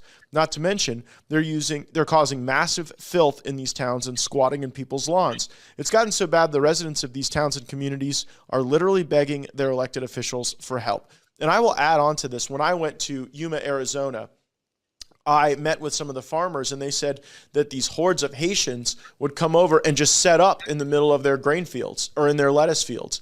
And with the health requirements, understandably, that they're under from their own professional association, they have to then destroy tons of crops that fuel their opportunity to continue to keep land under agriculture management. And they specifically talked about the groups of Haitians being very entitled, being very violent, refusing to leave, whereas groups from other countries, while it's certainly a challenge and devastating and destructive, there wasn't the confrontational element that people shared with me about the groups of Haitians. So, what brought you to this story? How are people reacting to it on Revolver, Darren? No, it's a great question, a very important issue. I just want to return briefly to your remark that you don't even see some of this stuff in the actual third world. And I think that gestures toward a very important point that sheds light on the nature of the dystopia in which we live under Biden. And that is, typically you have either a draconian kind of centralized government surveillance state, no liberties, but you at least get a bit of safety and security out of that. There are not a lot of migrant crime on the streets of Pyongyang, for instance, notwithstanding all of the other reasons you wouldn't want to live there. But there's this weird sense in which we experience worlds, which is we live in a country now where you can get arrested, charged, and convicted of a felony for circulating memes mocking Hillary Clinton. Yet migrants can come in, complete open borders, rampant criminality, robbing convenience stores, robbing citizens, squatting on citizens' property without any accountability whatsoever. So it's this world situation where ordinary citizens have to endure maximum restriction on liberty and don't even get the payoff of a commensurate degree of security and safety. So it's like we're picking the worst aspects of the third world and the worst aspects of sort of a technologically advanced surveillance state. And I think that really characterizes what is distinctive about this that we're living in the United States in 2024. And as to the migrant crime, the new crime with Haitians, I mean, all the stuff with pets it's very scandalous, it's very visceral, and it touches people on a kind of on a psychological level that I think invites people to understand the scope of the problem. It's such a tangible expression of the cultural that I think exists more broadly with respect to the types of immigration that we've had for a while now, but it's just so acute and it's so undeniable and it's such a kind of scandalous expression of this that I think the silver lining is it actually really helps people to grasp the depth of the problem when it comes to our open border crisis as such. And you're seeing just, and frankly, just incredibly sad people. These are not wealthy people. These are, what Trump calls the forgotten American. And it's bad enough that we've immiserated the forgotten American by outsourcing their jobs to other countries, by demonizing them with a steady stream of decades-long sort of racially antagonistic propaganda against all of the crimes that our ruling class has visited upon the forgotten American. But to add the ultimate insult to all of those injuries, you'd think, at the very least, can we expect the government not to dump on our communities, on our rural communities, on our forgotten communities, such that their pets are being eaten? Can we even expect that? It's a low bar, Dr. Beatty. It's a pretty low bar. Just as a basic item of that contract, can our criminal government, at the very least, not dump Haitians in our communities that rip the heads off of geese? But apparently we can't even expect that. And that is downright outrageous. It's so well said. And yeah, the most powerful country in the world should at least be able to protect your community from tens of thousands of immigrants being dumped in, causing a destabilization of the social fabric. And I love that the media and the left now, that what they choose to parse is the distinction between geese and pets. And Andy Biggs was on my show yesterday, and he has had geese as pets. But I think that's missing the broader point, right? If you take your children down to the local pond and park and you feed the ducks and the geese a little bit of bread and have a warm family moment, that's Americana. Like, I remember doing that with my grandmother, you know, around the little pond where she lived. And just like the thought that our community would then have to deal with someone decapitating the geese, like in front of the community, is a little much. Liberty Lantern on X says, Yuma's my hometown and it's been destroyed.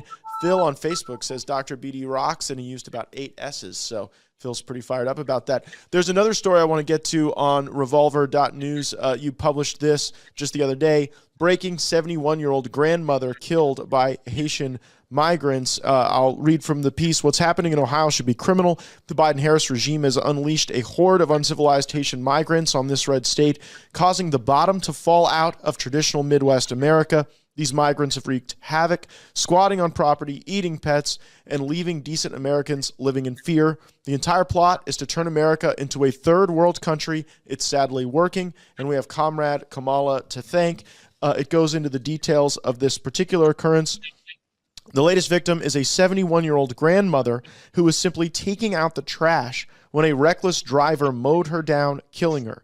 The worst part, the driver wasn't even held accountable. Some of that coming out of the reporting from the great Anon account on Twitter, Kanoka the Great. And there's also some data here about where these folks are coming from. To Dr. Beatty's earlier point about what happens when you bring in the third world. Haiti is by far the poorest country in the Western Hemisphere, with a GDP per capita at about $1,748. Haiti is the 12th most deadly country in the world, with 40.9 homicides per 100,000. Haiti's education system is ranked 177th globally, with a literacy rate of 61%. Haiti has one of the highest prevalences of communicable diseases in the world, the highest STD and tuberculosis rates in the Western Hemisphere. Nearly 40% of all Haitians practice some form of voodoo, which involves witchcraft and animal sacrifice. And Haiti is ranked the lowest on the Human Development Index in this region of the Americas. But other than that, it's a great country. Other than that, bring them on over. Y'all come, as they say in the South. And you know, again, the story of this 71-year-old woman, you know, doing nothing, essentially getting mowed down and struck by a Haitian immigrant. Like what I don't think the open borders people realize, they go out and they go find rhetorically the most sympathetic classes of immigrants, right? They say, oh, what about the children brought here by their parents? And I mean, your heart, of course, you don't blame a 5-year-old child for the immigration policies of the United States, right? Now, you're not saying amnesty, but you certainly don't blame the kid for that. Whereas, you know, here, I think the stories have to be told about the class of victims that are an acceptable collateral damage in exchange for the open border policies. Dr. Right. Beatty. No, it's just so stupid and counterproductive. And, you know, in the case of these traffic violations and just traffic mess, my understanding, speaking to some sources in Ohio, is that basically if they had anything like a license in Haiti, they can just transfer that over. And they're giving them tests in their own language that are sort of doctored such that they're basically just handing them licenses, which could help. And God knows what kind of harvesting plans the authorities have for these Haitians, but they're effectively given these licenses, handed out these licenses. They have no understanding of the normal rules of the road, and they're just such tragic stories of people losing their lives unnecessarily as a result of these traffic accidents.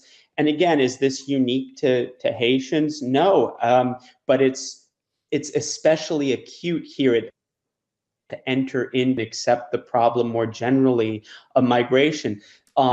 People look at statistics regarding drunk driving, they're especially high in Latin communities that have been pouring into the border for a long time. And so with the Haitians, the traffic problem helps to kind of introduce people to the larger dangers of having people come in from third world countries that are largely speaking incompatible culturally and across other dimensions. And these are very tangible problems. People actually die from these traffic accidents, not to mention all of the indirect ramifications of that to the economy and otherwise. And the structure of it is just whenever short-term commercial interests marry with the kind of left-wing you have a very powerful force. And this undergirds the immigration problem, that you have, these factories and businesses in Ohio that are of the profit margins that come from being able to hire these Haitians for basically nothing. But the Haitians aren't cheap. It's just that these factories aren't paying the full cost. The citizens of Ohio that are being run over, those are the people paying. The people who have Haitian immigrants squatting on their property, those are the people paying. The taxpayers paying for the additional burdens on hospitals, those are the people paying. So in this very narrow sense, some of these factories are able to get away with paying Haitians like $9 an hour versus the $20 an hour. God forbid they'd have to pay an American. But when you add up all of the social items, they're more expensive. It's factory owners don't have to pay for it. The taxpayers and citizens have to pay for it. And so you almost wonder, I have a kind of a riff on the military industrial complex. I'm saying they make so much money off of these wars. Wouldn't we be better off just like calculating how much money they would have made on the Ukraine war and just having the government give Raytheon that amount of money and just the actual war, so at least innocent lives won't be unnecessarily lost? Maybe there could be a similar idea for the immigration thing, is find out how much these, stupid factories, benefiting off of like shady $8 an hour or whatever, find out how much they would benefit and just like give them the money and maybe, skip the Haitian part. So it's the economics of it are really kind of a disaster, and are the cultural factors as well, I think, that are very poignantly captured in the stories of the various headless geese and such. I think there will be more such stories. And if folks want to see what's going on and help us tell the stories of the victims of these policies and the way, not just the victims of people who get run over, but the general degradation of American life that Dr. Beatty's been discussing, you're going to want to go to revolver.news. That's where you'll get that stuff. I'm a premium member there, so I don't have to see all the ads, which is pretty great.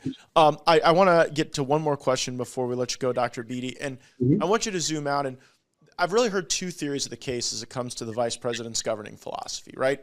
One is that she believes in nothing. She is just a person who is singularly driven by ambition. She's been very successful as a machine candidate coming through California's state government and then into the Senate and then into the Naval Observatory.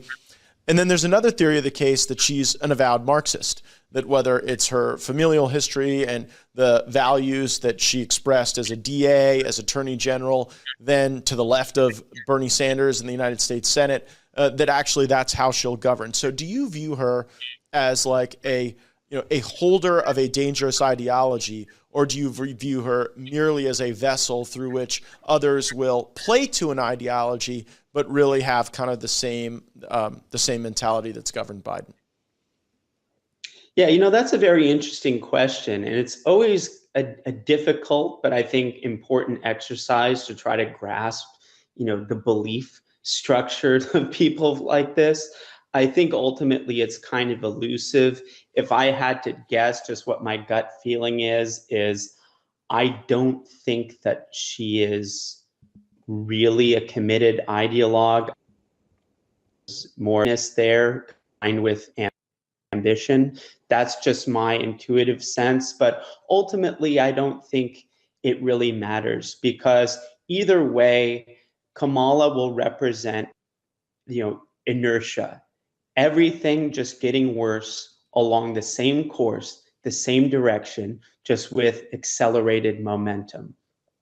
A Kamala presidency would mean all of the weaponization of the bureaucracy, all mental DEI evidence that's contributed to now a very visible collapse in our ability to maintain, the basics of a complex civilization.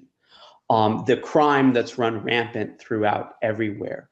All of these things will remain in motion and just accelerate. That is how a Kamala presidency cashes out, irrespective of whatever happens to be circulating her, I would say, kind of unimpressive and uninteresting mind. We're getting called out on Facebook. Rachel Price says Caitlyn Jenner won't be charged for her role in a deadly 4-car accident earlier this year in California.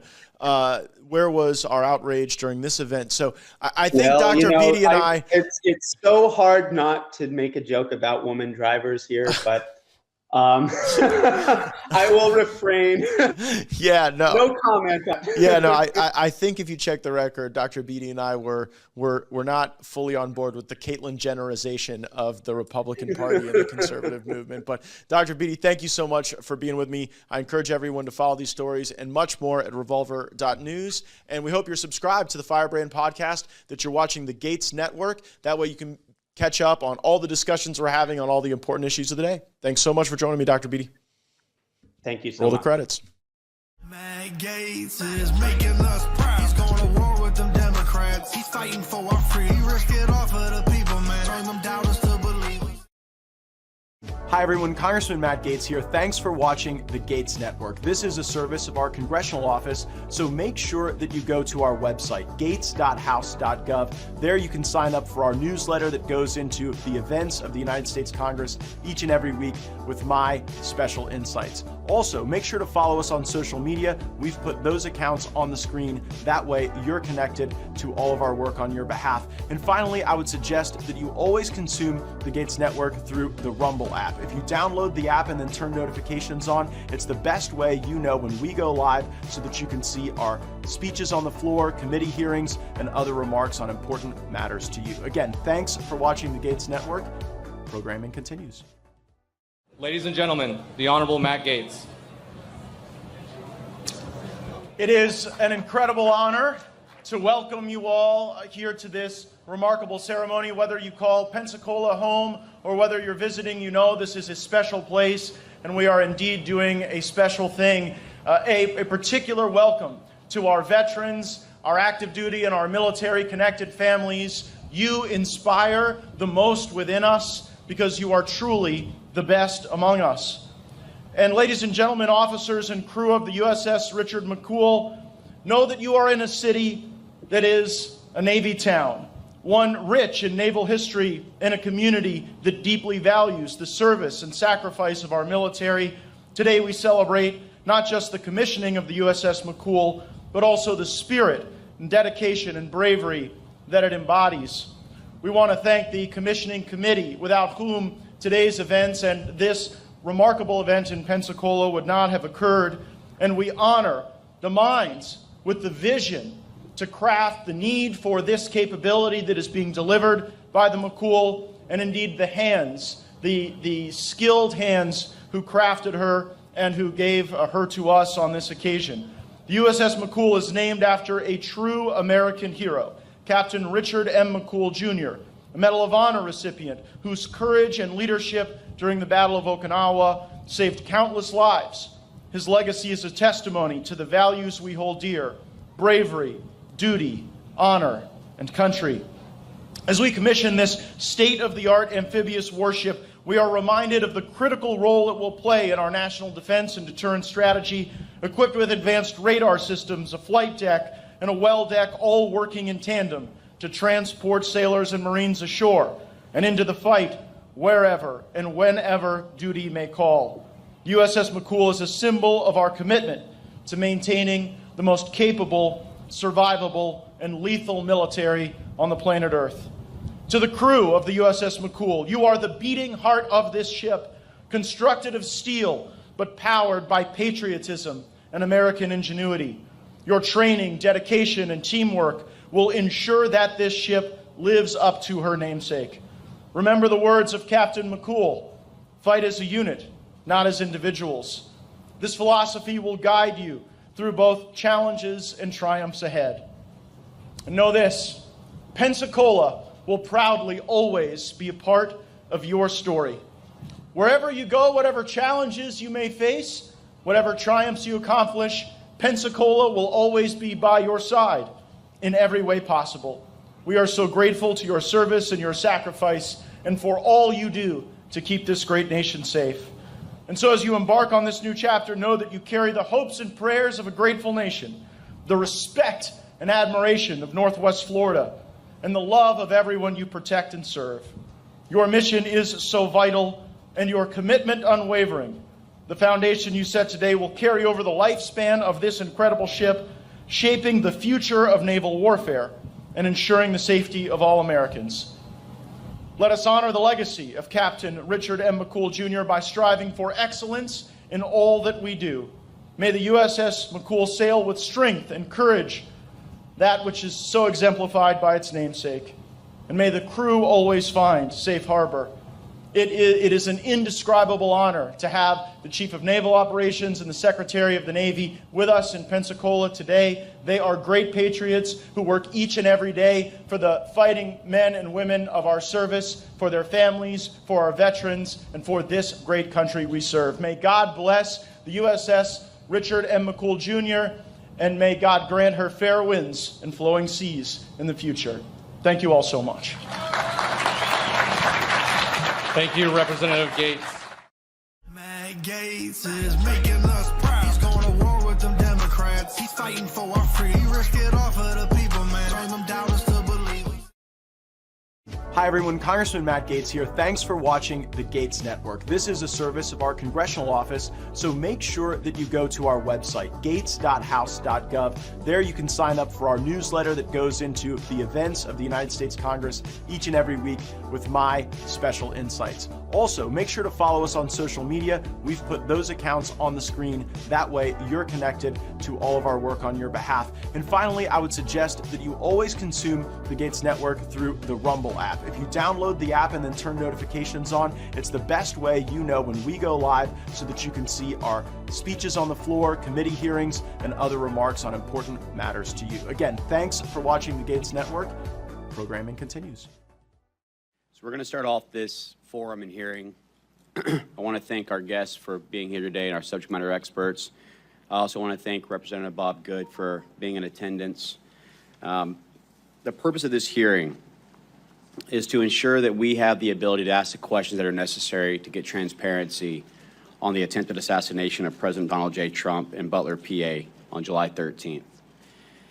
In this hearing, we will identify a lot of the actual failures, but I will be first to tell you that given the fact of the untimeliness and which point this has been conducted, you will see at this stage where I think that criminal gross negligence and purposeful intent will be indistinguishable.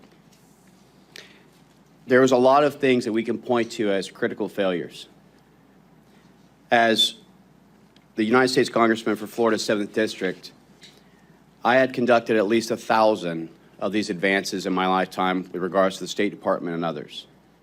And I can tell you, having worked on a counter-sniper team, having worked on an advance team, that there are critical failures that need to be identified so that the American people can understand the transparency of it, but also to raise the questions and awarenesses of why. That is the intent of this entire hearing, is to get to the why, get to those who are responsible, bearing in mind, responsibility and accountability are two very different things. This is not an I'm sorry, I'll resign, I'm finished. This is a get accountability to pursue either purposeful intent or criminal gross negligence. The questions that we have to ask is, why was a venue such as the one selected not having the adequate security? Why was the higher vantage points not covered? Why was there not a either comparable or compatible communications system or a joint operations center established? Where was the security plan, the comms plan, the data range cards? Where was the actual overwatch? Where was the ground teams as far as their rates of instruction? And what was the tactical techniques or procedures that were to be utilized that would identify and mitigate all the existing threats? I think that this is just the start as we continue to unpeel the layers and layers of why was there not an early morning briefing with all to ensure communications and last-minute security plans? Why was the surveillance drone not utilized, even though it was offered? And who ultimately is responsible and will be held accountable for one of the truly most life-changing incidents for a lot of us, where we almost lost the former president of the United States? I think that it's easy to see why an independent investigation is needed. I think that we understand that if this was to have been conducted correctly, then July 14th, we would have had immediate subpoena to get the security plans, comms plans, the motorcade operational plan, the actual counter-snipers range fan data cards, and started questioning the individuals independently to do corroborations of fact-fiction boards to see what's going on. But we hope that with the continual failures within the federal government and the lack of transparency that's been provided to date, that this will help to be a benchmark of where we can move going forward to try and rebuild the confidence in your elected officials. That we will not hide behind low-level classifications, and that we will guarantee the transparency and accountability that the American people deserve.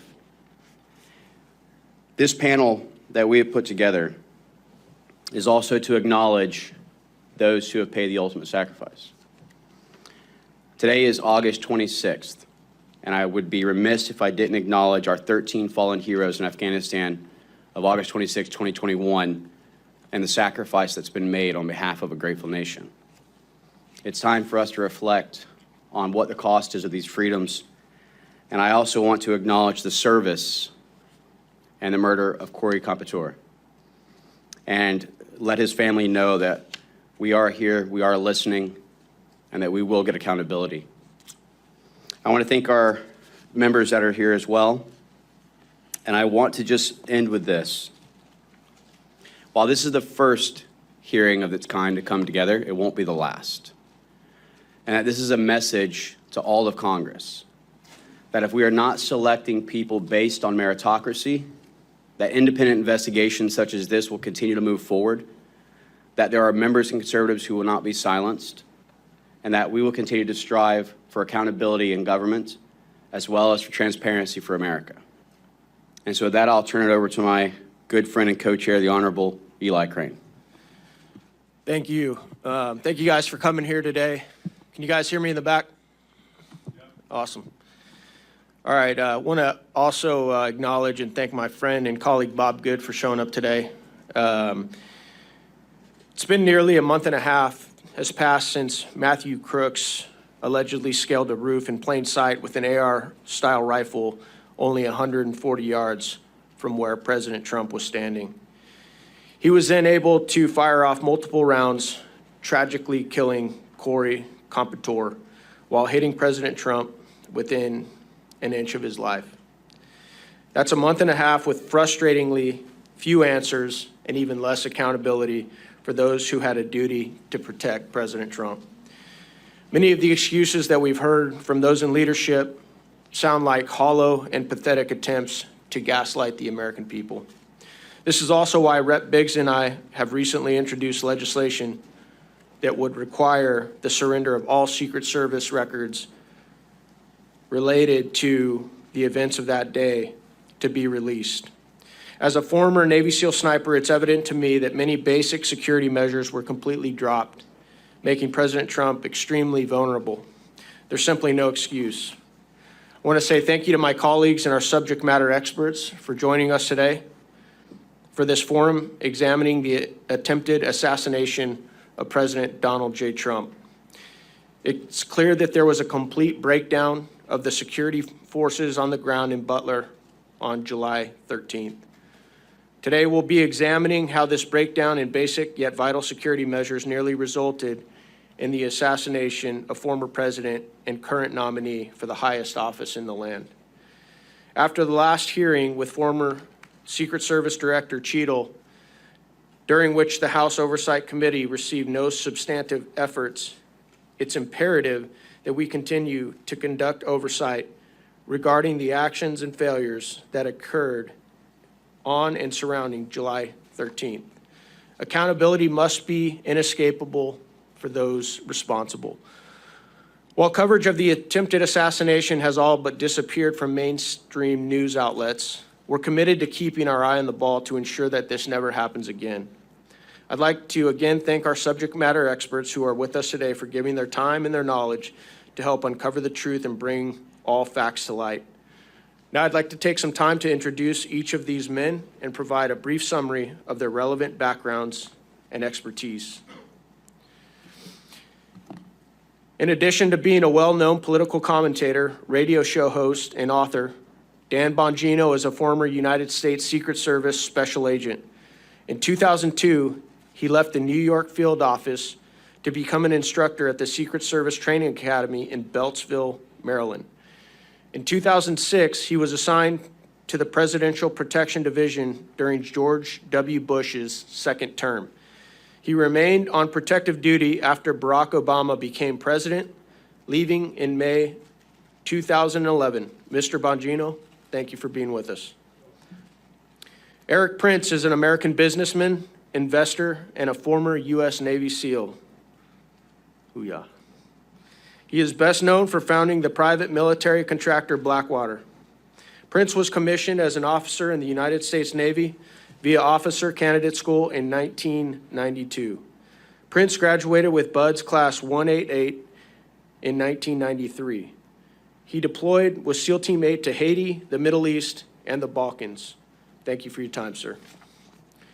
Mr. Ben Schaefer is currently an operator with Washington Regional SWAT, serving for nearly 7 years, and has served in critical military and law enforcement roles for over 20 years. Specifically, Schaefer has experience in canine handling with multiple deployments, developing training programs for the United States Marine Corps and other private security firms. Thank you, Mr. Schaefer, for being here. These men are experts in the fields and professions incredibly relevant to the events of July 13th. I believe they'll be able to provide this forum and the American people with insights that have otherwise not been received and the attention they deserve. With that, I'll turn it over to our subject matter experts, beginning with Mr. Bongino for opening remarks.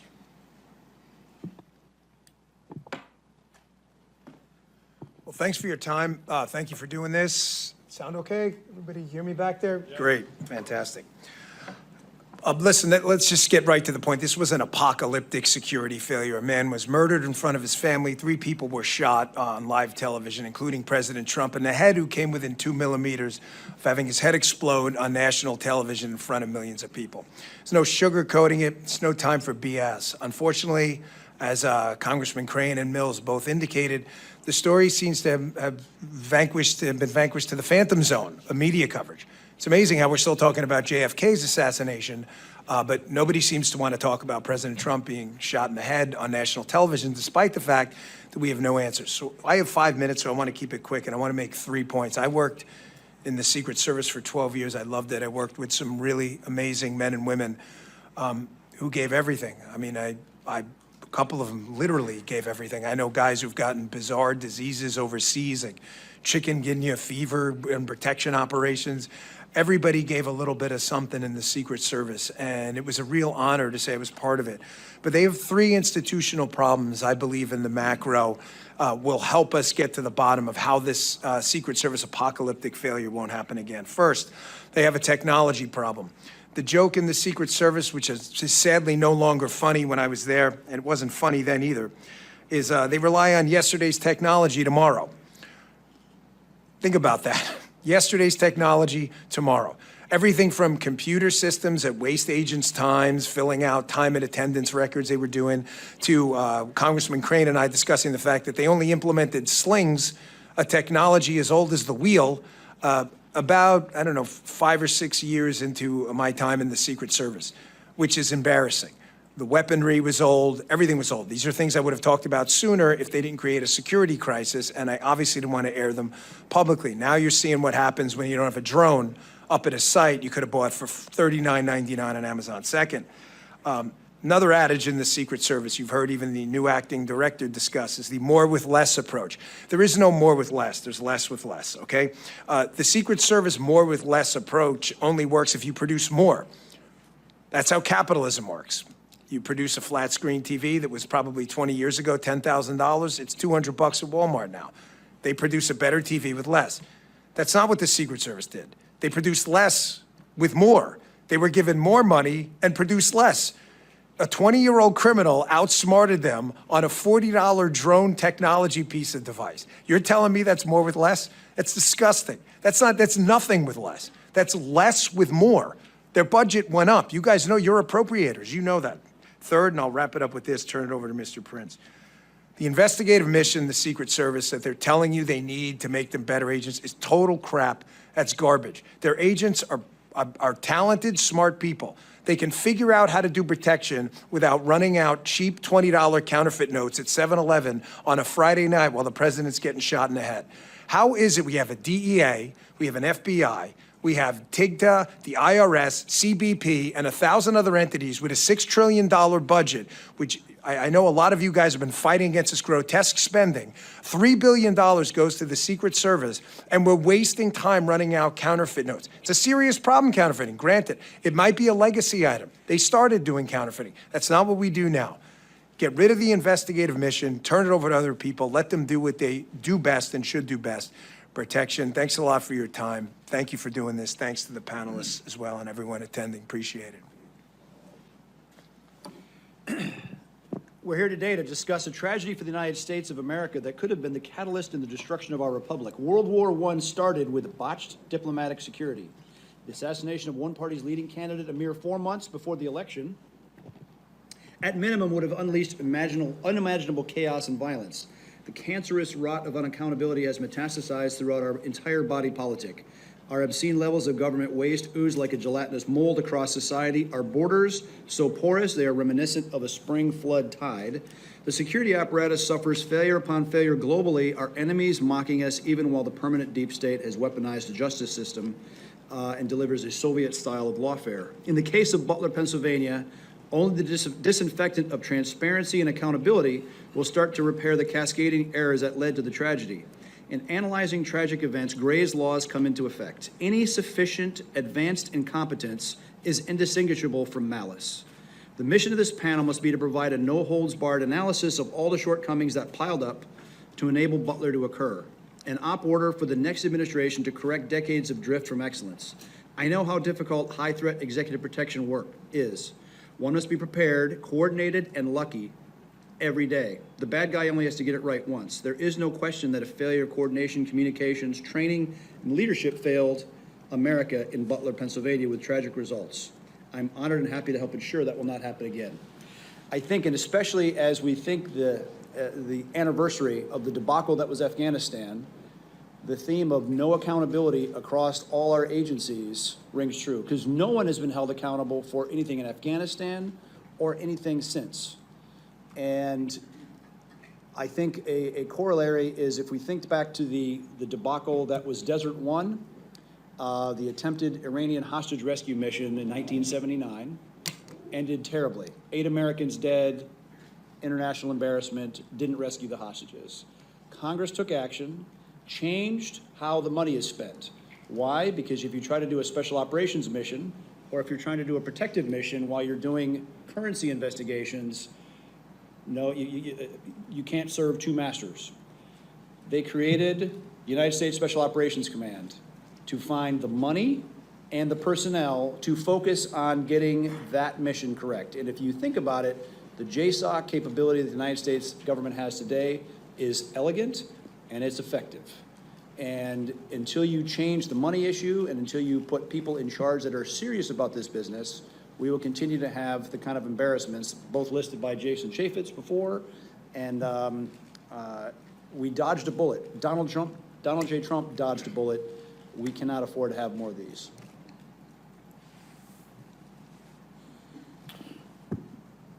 Good morning, my name is Ben Schaefer. I'm a SWAT operator with Washington Regional SWAT Team. It was tasked for presidential support on that day. I just want to take a moment to thank everyone for the opportunity to be here today as you examine the assassination attempt on former President Donald J. Trump in Butler, PA. Before I begin, I feel compelled to also echo those condolences for all the victims that suffered that day and continue to suffer because of those tragedies. Since joining the Marine Corps in 2004, I have deployed, fought, and been recognized for exemplary service and performance in both Iraq and Afghanistan. I've provided security services to the President of the United States and other high-ranking members in the United States government. I've protected diplomatic persons, high-net-worth corporate clients, media personalities, investigative journalists, and the general public. I continue that work today as a SWAT team leader and executive protection specialist. I have been recognized on numerous occasions for my high level of professionalism, proficiency, and knowledge of all security measures while working in those fields. As I analyze what happened in hindsight and real time on July 13th, there's a few points that I'd like to talk or mention that haven't sat well with me or I haven't been able to reason. Part of that is in the communication conversation of what happened that day and the abilities or lack thereof. The ability to communicate quicker between agencies is definitely a shortfall. That was not optimized in what we'd normally see in a presidential support mission. This all led to an obvious delay in communication when we were beginning to target and respond to the threat that was Mr. Crooks that day. The lack of coordination between tactical element leaders and the Secret Service left ground elements in the dark and prevented necessary time to prepare for specific venue considerations and needs prior to that event. All Overwatch, sniper, counter-sniper positions should have had direct communication with each other that day at that entire rally. Some of the technical difficulties that have already been mentioned that I'd like to echo is a lack of drone coverage or drone overwatch that day, which left many danger areas exposed and severely, and I say that again, severely, impacted the ability to secure the venue and the event itself.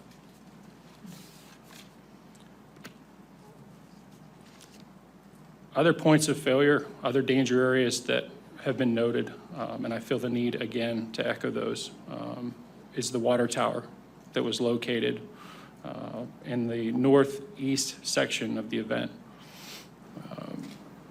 That's a major, if not catastrophic failure to not identify that is a elevated, optimal, and opportunistic place for anyone with any kind of knowledge to wreak havoc on that event. The tasks that day broken down included local law enforcement's responsibilities that include traffic, parking, and access were their primary roles. State law enforcement handled crowd control, medical support to those in need. Due to the temperature that day, there were a lot of heat casualties, a lot of heat strokes, a lot of heat stress induced issues. The local counter-assault teams were to neutralize and mitigate any threat to the former president. Local SWAT counter-sniper teams were to scan and hunt for anyone deemed a deadly threat to any member of the crowd or the former president. In conclusion to what I have to say today, there's no question that there were critical failures during the Butler event. It is important that we learn how and why this security failure occurred so that we can better provide safety and security to those high-ranking officials and the general public in the future. I truly believe Americans deserve that. Thank you for your opportunity to testify before you today. Happy to answer any questions that you may have. Thank you so much. This forum having come to order, I want to remind everyone that we will be going in 10-minute segments. Should there be a need to have a second round of questioning, we will then limit the second round of questioning to 5 minutes each. The first person who will start this out is the Honorable Andy Biggs.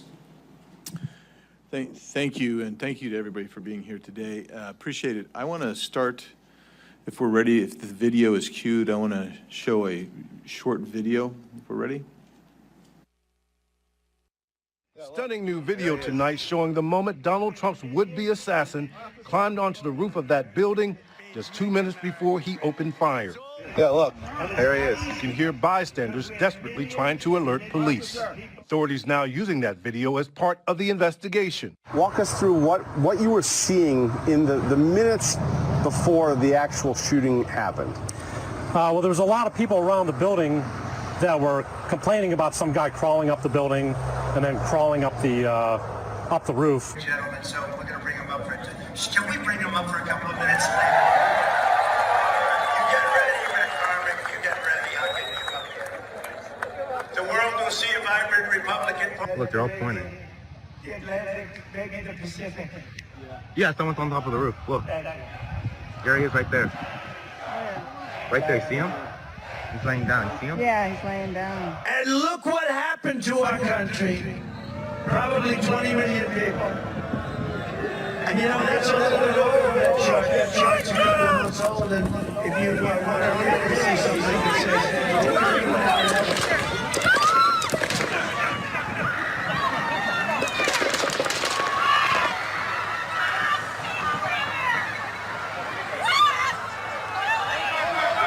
I hope he's turning this way. Be careful, guys. According to a former agent, Secret Service counter-sniper teams should have scoped out and advanced all those areas where there were potential threats beforehand and known what the line of sight to Trump could be. The fact that somebody was able to get within 200 yards with a rifle and be on an exposed rooftop, be seen by other people there, be seen by where it should have been cameras and drones and many other things in place. To watch for that, something broke down. That shooter with that rifle should have never been that close to the former president of the United States at a venue like this. Thank you for showing that video. Appreciate that. And so we've seen aspects of those videos because those are public domain videos. One spectator was killed, and we express condolences to his family, Corey Comprador. 2 others were critically injured, David Dutch, James Copenhaver. And then narrowly escaping with his life was former President Trump. That's why we're here. And the timeline is probably too small for you to read, but I'm going to go over the timeline just briefly and with the experts here in just a second. But first, I want to acknowledge also our condolences to the 13 veterans killed in Afghanistan during that disastrous retreat. I also acknowledge our colleague Bob Good's presence today, his interest in this, appreciate his interest in this. Our former colleague Jason Chaffetz and Mark Morgan, we appreciate all of you being here today. So let's take a look at this from the local perspective. Ben, thank you for being here. Let's talk about the communications Let's start there. Was there a central communications center in place? Yes, there were. That was provided by the Butler Emergency Services Unit. And typically, was the Secret Service? Did they have a person on the scene, a decision maker on the scene in case an emergency happened? I believe that there were a Secret Service agent responsible for the scene. However, they were not, to my knowledge, co-located at the command center itself. And so I want to make clear. So who was present in the communications command center that might have made decisions for Secret Service? Secret Service, my understanding is that the information that was gathered by the command center, which would have been being operated by the Butler Emergency Services Unit and the commander in that capacity, he was responsible for relaying that information to a point of contact he had, and my understanding was that it was over a cell phone as opposed to in-person communications. Is that normal to have a cell phone communication, or is there usually a body there that can make a decision? In most security postures and events that I've been part of for these types of events, there is someone actually physically co-located for that reason. Due to the loss of cell phone service, which we experienced that day, a possible loss of radio communications that day. It's a very robust and fail-proof way to communicate because of the level of importance that's needed. Let's put it this way: were radios and communication implements offered to Secret Service by the local operators? They were, yes. And what was the form of the communication? The form of communication would have been some type of encrypted law enforcement style radio. And do you know, did the Secret Service avail themselves of that? Did they obtain those radios? I believe they were offered, but I do not believe they were taken.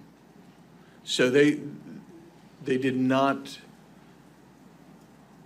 utilize the preferred mechanisms of communications that was offered to them? That's correct. Let's talk timeline for a second. So if we look at this timeline, it indicates to us, let me go 5:10, at 5:10 p.m., the shooter is identified as a suspicious person near the AGR building. Does that sound right to what you're understanding of the timeline? Yes, sir. And so at least some point, somebody had seen him by 5:10 p.m. That's an hour before the shooting. They adjudicated he was suspicious. And in testimony before the committees of Congress, they indicated to us that, when I say they, I'm talking Cheadle, Rowe, and Ray, the directors and interim directors of Secret Service and FBI. They indicated to us that there's a distinction between a suspicious person and a threat. And so you have a suspicious individual, you have a threat, there's an interim category as well. What's that interim category? In our line of communications from a SWAT point of view and from a tactical point of view, our escalation of people that we encounter starts out as a suspicious person, then goes to a person of interest, and then from that level upgrades to what we refer to as a threat. And each one of those warrant a different response. So the actual shooting takes place right about 6:11 p.m. So an hour elapses. How soon after the first identification of the shooter, which is at 5:10 p.m., did you? Well, before we get there, let's lay the foundation. What were you doing that day? I was in a counter sniper role with one of my teammates in the southwest quadrant of the event center. Distance-wise, it was approximately 238 yards southwest of the podium and approximately 348 southwest of the shooter's final firing position. And so he was not ever in your sector of responsibility? Nor in my visual, nor sector, nor visual. I never had visual. How soon after he's identified were you given information that, or did you hear information that there was a suspicious character that you should be alerted to? believe those text messages came across, and just to give some background on the text message tactics. So in this type of event, as tactical officers, we try to build redundancy in communications because it's so critical. We start out in a primary role, which would have been our radios that day, communicating on a designated channel amongst all the tactical operators. Because we were in support of the host agency, which would have been the Butler, the Emergency Services Unit, we also were running a secondary channel that was our local Washington Regional SWAT Team channel. On top of that, the snipers and counter snipers, or I should just say the counter snipers, there were no snipers involved in our chat, had set up another chat to be able to provide any type of pictures or any type of relevant media or anything like that we'd have been able to crosstalk. So did you ever see any pictures? Were any pictures ever sent to you? They were. The pictures came across the chat at approximately 5:38. So about 30 minutes after the shooter, then at that time, he was a suspicious individual. That's correct. And when he gets up on the roof and he's crawling across the roof, is that what threat assessment would normally be made of that guy at that point? Sure. I think it's important to mention that, from the time the original pictures were taken, the comment of him possibly having a rangefinder or that he was confirmed to have a rangefinder at that point would have automatically escalated him in our protocols from a suspicious person into a person of interest. And that would have warranted some type of either investigatory detention or a stop and question at that point when the rangefinder became a factor. Ben, Mr. Shaver, at what point in that hour or before were you notified of the rangefinder, the use of a rangefinder? Within minutes of the original information being passed. So I would say shortly after 5:38 p.m. or 17:38. Thank you so much. My time's expired. You'll bet. Mr. Biggs, Mr. Schaefer, thank you so much. At this point, we will turn it over for 10 minutes with the Honorable Eli Crane. Thank you. I'm going to start with you, Mr. Prince. I know you have a bit of a public profile, but I'm not sure everybody here understands the depth of your experience here. What was the name of the organization that you founded, sir? Blackwater.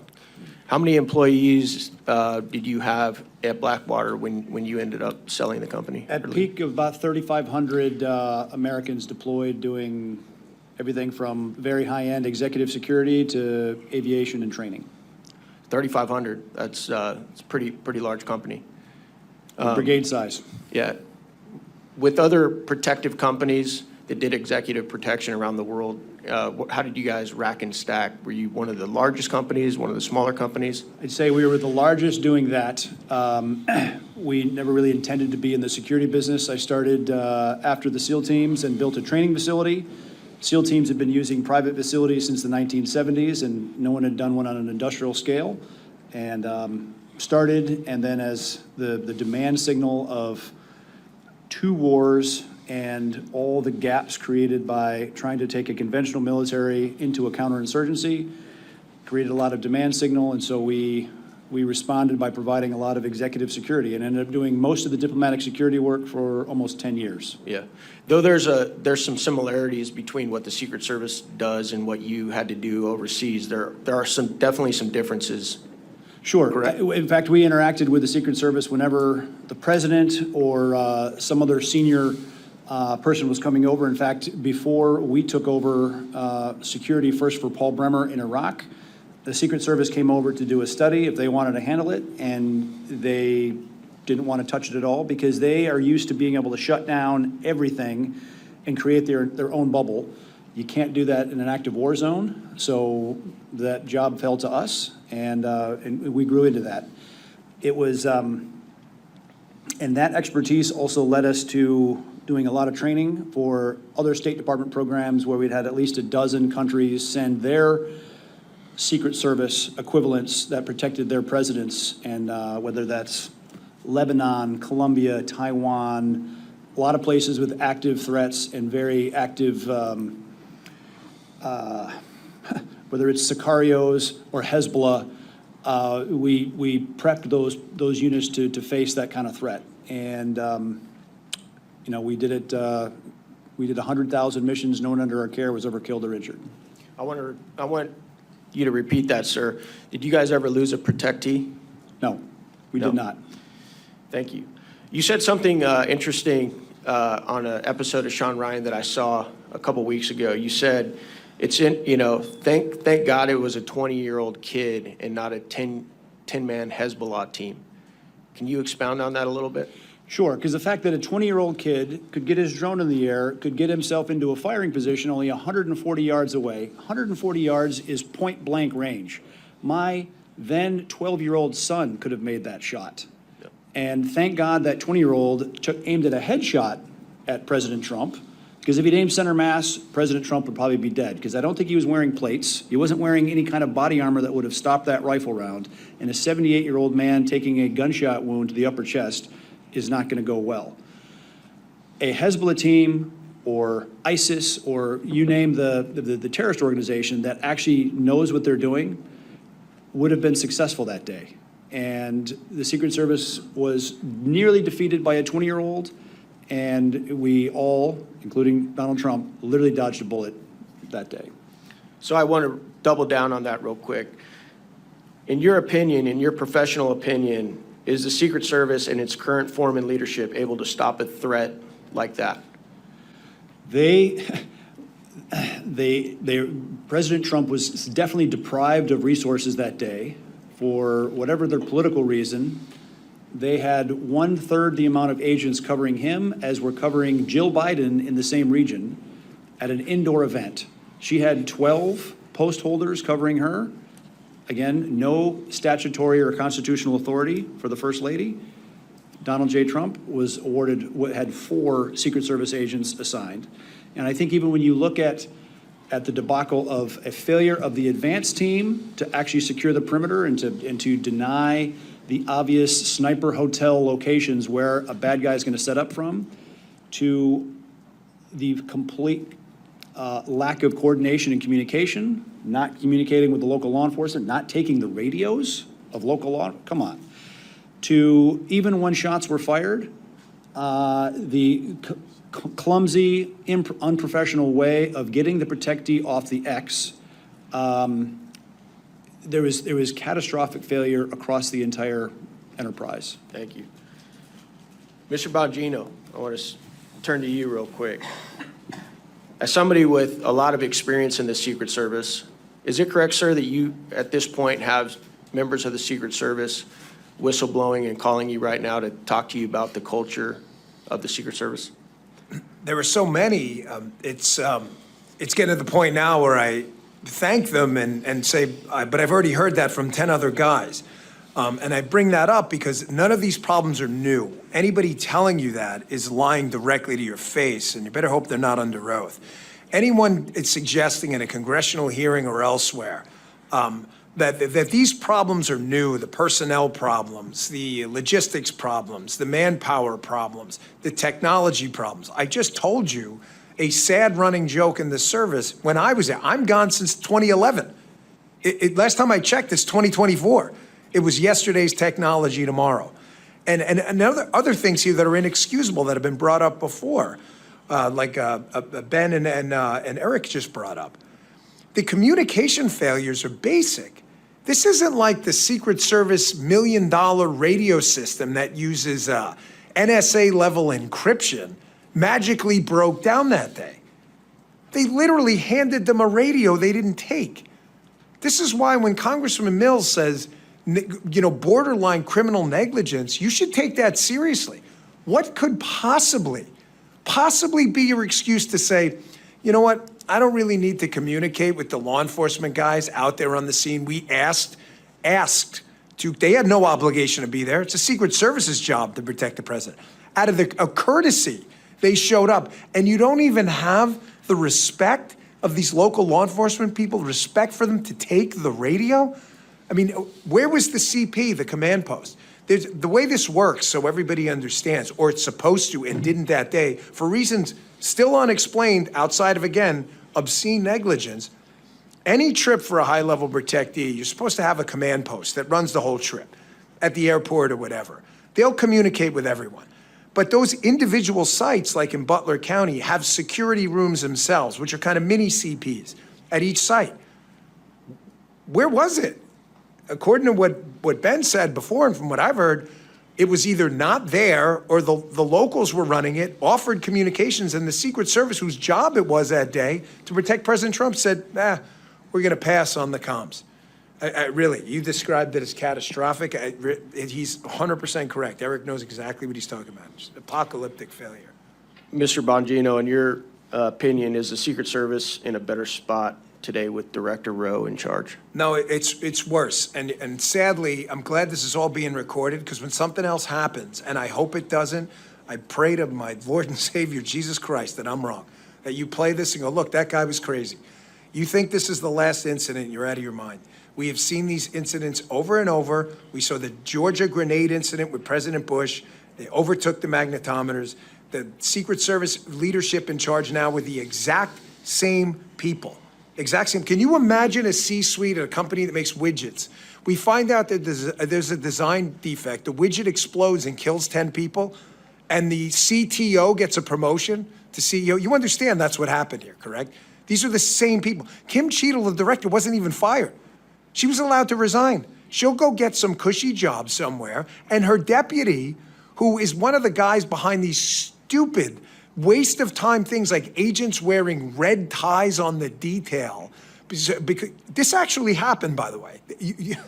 These people will tell you this under oath if you get the right people. He was concerned about the tie color of the agents on the detail because it seemed to imply he supported President Trump. Congressman Biggs wearing a red tie. You're wearing a semi-red tie. It has nothing to do with anything. This is the kind of stuff the Secret Service was actually wasting their time with while withholding CSU counter surveillance assets and counter sniper assets from probably the most threatened man on earth. If you can explain it, good luck, because that's not the agency I worked for. My last question is for Ben Schaefer. In your opinion, Mr. Schaefer, why were counter snipers in AGR that had access to the entire building, from what we've been told, not able to see crooks crawling up the roof when we've seen several videos from the ground level taken by bystanders and individuals not even tasked to be doing security were able to photograph crooks wearing no camouflage, crawling on a white roof? Why were the snipers, the local snipers, not able to see crooks and dispatch of him? I can only pass this knowledge through secondhand communications. I was not privy to that location or to survey that ahead of time. Although I have spoken to those individuals that were placed in that room that day, based on the depth of the room, their placements, and the limited field of view that those windows provided. They were pretty narrow, as most standard residential windows are held. The angle was too hard for them to see that far to their east, which if they would have been facing south. Thank you so much. Appreciate my colleague Eli. With that, I'll turn over 10 minutes to the Honorable Matt Gaetz. Mr. Prince, you're one of the people I trust most about global affairs. You're constantly assessing the threat environment and intelligence. And I guess my question to you is, because this has been laid bare and these weaknesses have been exposed, are you concerned that we're likely to face not another Crooks, but perhaps a threat like you described, a team from a foreign adversary, a terrorist organization, trying to expose and exploit the weaknesses that now we've seen? I am very concerned. The inability of the Secret Service or the U.S. government writ large to adjust, to learn a painful lesson from that failure and actually make concrete changes. Because again, the fact that a 20-year-old nearly killed Donald Trump, and the failure to adapt to even yesterday's technology, let alone tomorrow's. And when you see the step change of the ability to deliver precision fires at extended ranges, the lessons being learned on the battlefield of Ukraine, the ability for small units to deliver devastating precision fire onto any target whether it's the White House, whether it's a motorcade, whether it's a president outside or even inside somewhere, is significant, and I don't think they have any idea what's coming at them. And what Mr. Bongino seems to have told us is they haven't learned the lesson. He's told us decade after decade we should not expect the lesson to be learned by osmosis. Mr. Bongino, I will have to draw on your experience in protecting folks. I have none, but I do have some experience in observing what a government agency does when they're not telling the truth and they're trying to hide something. And the pattern recognition always goes to some form of scapegoating. We saw it at DOD when people refused the vax, they were scapegoated and driven out. We saw it at FBI when whistleblowers talked about spying at school board meetings and at Catholic churches, they were driven out. And now I take note of the fact that certain people at the Pittsburgh field office have been put on leave. And I've also seen the story change where initially the Secret Service was blaming folks in local government, and then there was admission that there weren't appropriate responses to requests for additional manpower. So what I'd really like to do with you is bring us into that process, because Senator Hawley now has a whistleblower saying there was a manpower request that was coming out of Pittsburgh, and headquarters Secret Service was putting downward pressure on the local agents to try to reduce the intensity of that manpower request. So give Congress a little sense, how does that get developed? And then what should we think about the fact that someone is saying that headquarters was trying to get people to not make requests of enhanced protection? Well, I can give you an example from personal experience. I saw Senator Hawley's tweet. The Secret Service is going to rely on this and what they're trying to do now, and you're accurate in your analysis about how this cover-up is starting to work. What they're going to say is, well, there was no real formal request made. Here's an example, and then I'll tie something to something that happened to me. Imagine you're working for a company, a public company. It's actual accountability, stock will tank or whatever. You can't make products that'll kill people. You'll go out of business. If you do, there's a penalty.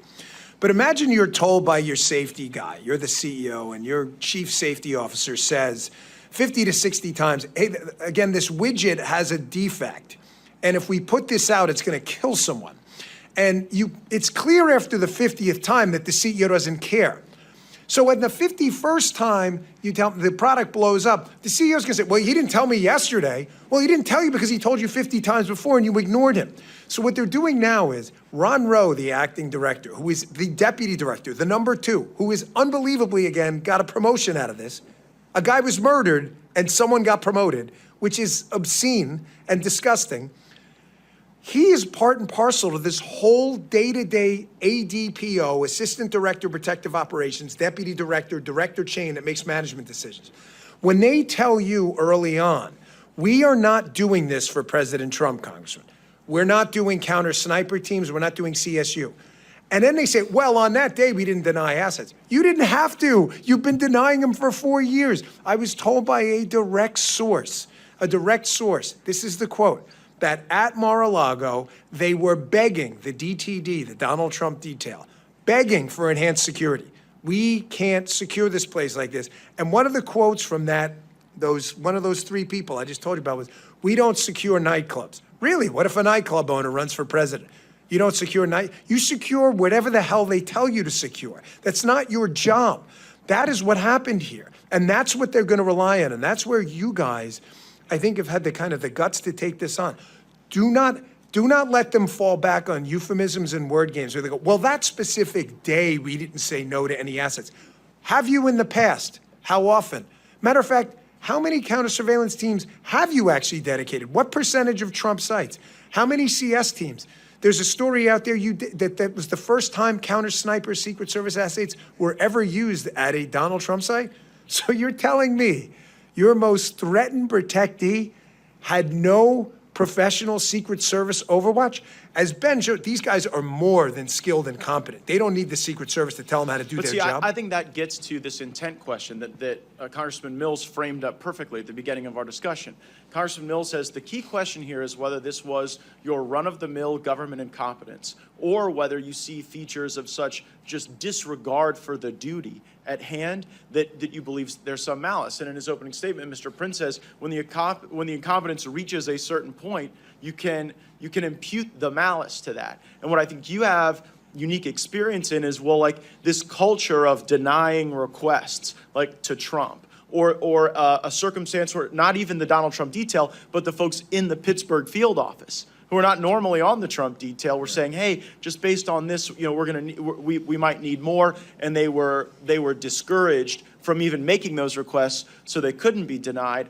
I think you can give us a lot of insight into the type of questions we need to be asking and of who to understand that culture, because like you think of the Secret Service, they're off with a number of of protectees, yes, right? Of all kind of different profiles and different, I guess, priority, for lack of a better term. And so, like, what should we think about imputing malice at a point in which Donald Trump, one of the most threatened people on the planet Earth, is having to endure these denials and this culture of limited protection while you're seeing other details, beefed up substantially? I think, and I don't think I put this out yet, but I'll put it out there now.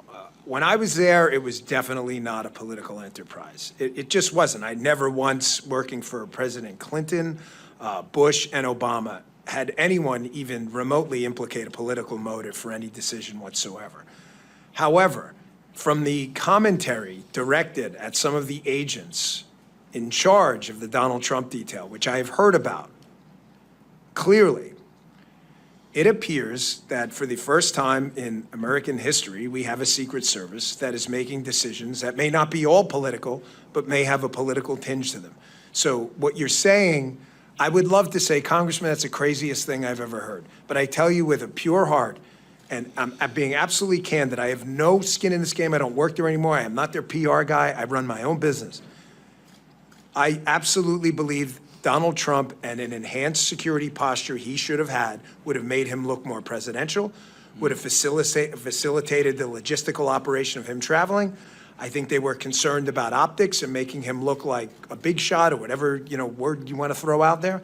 And they were making some of these decisions based purely on grade school level politics. I don't want to believe that, but I didn't want to believe it with the FBI either. I didn't want to believe it with the NIH either. I mean, a lot of these agencies that have been, I think, subject to political capture, we want to think of them as above that. And we all spend time around Secret Service. We're inspired by their patriotism and the willingness you have to literally take a bullet for someone if necessary. But just like in the military, just like at the FBI, I worry about the political capture happening at headquarters, and then that culture informing decisions in a way that's very damaging to the country. So what Mr. Bongino just said ought to be the most important work of the United States Congress, to figure out if these decisions were run-of-the-mill incompetence that you've got to deal with the better tech and the better processes and the better HR and getting rid of the DEI. But if it's something even darker and more devious than that, that must be rooted out, because what we've seen at these other agencies of government is it does not cure itself. It has to be excised, and that investigation is the most important work we can do. I thank you guys for leading this effort, and I yield back. Thank you, Mr. Gaetz. With that, I just want to go first to you, Mr. Prince. You said you roughly have about 3,500 at the peak of Blackwater, correct? That's right. Secret Service currently has approximately 7,000, approximately. What was your highest annual revenue, if you don't mind me asking, give or take, for that many operations? Ooh, for that, the protective mission was about 2,500 to 2,800, and that revenue would have been around $600 million. So $600 million for that. And again, that's deploying in a war zone where 41 of our men, my men, were killed in action. So safe to say, if you had $3.3 billion allocated to you, you could have done some even more miraculous things with resource and assets, correct? I'll give a simple comparison. Around 2005, George W. Bush wanted to grow the size of the Border Patrol. I remember being called to a congressional hearing then because They compared what it would cost us to train a new CBP agent versus what the federal government was going to take. And our figure came in at 1/3. And their figure was actually higher than sending someone to Harvard for 4 years, and that's to train a guy for 4 months. That's it. So it's, the federal government blows money. Like I said in my testimony. And my point is that the failed metric of government, whereby the more we spend, the better outcome we receive, is a flawed and failed measure, which is why we're at $36 trillion in deficit. And the reason I use that $3 billion, as you know, Mr. Prince, is because that's the actual amount that appropriators have allocated to the Secret Service, which means that, to Dan Bongino's comment, they shouldn't be utilizing past equipment to serve tomorrow. They should have more than enough assets and resources in place with a $3 billion budget. Would you not agree? Certainly. And I want to go to you, Mr. Bongino. I want to point out some things, because culture failure, as my colleague has pointed out and others, I want to mention a couple of things. August 14, 2024 is reported failure that a Secret Service agent abandoned her post without permission to breastfeed child before Donald Trump was scheduled to arrive in North Carolina. August 12, 2024, it was reported that a Secret Service special agent who was an official site agent for the July 13 Butler PA rally is under investigation for posting videos and photos for protective assignments to social media.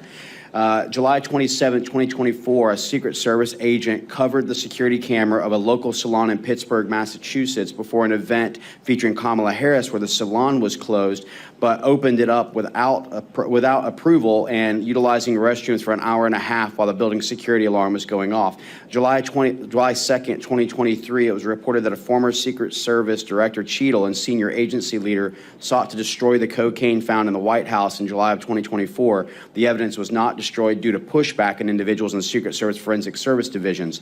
May 2024, a man enters the U.S. Secret Service Miami field office through a propped open door and was not removed from the building until the following morning. April 24, 2024, a special agent assigned to Harris's detail had a mental breakdown where the agent is reported to have physically attacked the commanding agent in charge at the base after verbal disputes with other agents. Sometimes during 2023 and 2024, at least 2 people breached President Obama's Hawaii residence. Though the president wasn't there at the residence, his 2 daughters were on premise at the time. April 2023, a drunken intruder entered the home of National Security Advisor Jake Sullivan in the middle of the night. The man was able to gain access to Sullivan's home despite 24/7 Secret Service protective services in Sullivan due to the sensitive nature of his position. Now, I want to go back to a comment that you made, Mr. Bongino, where you said none of these problems are new. I think just the list of those that I've just mentioned shows that this is not a new problem, but it's existed for quite a while. And with a $3 billion annual budget, I would think that we would start evaluating those mistakes to make those corrective actions. Would you agree with the things that I've listed, with the budget that is allocated, that there should be a much better provision of security for protectees than what you're seeing today?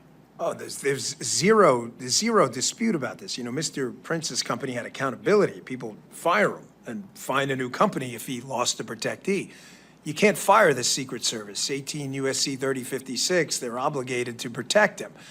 The Secret Service has a culture problem, Congressman. I was an instructor in our training academy in Beltsville, Maryland for 3 years. I ran operations over there, taught investigations over there, spent a little time in the Control Tactics Unit.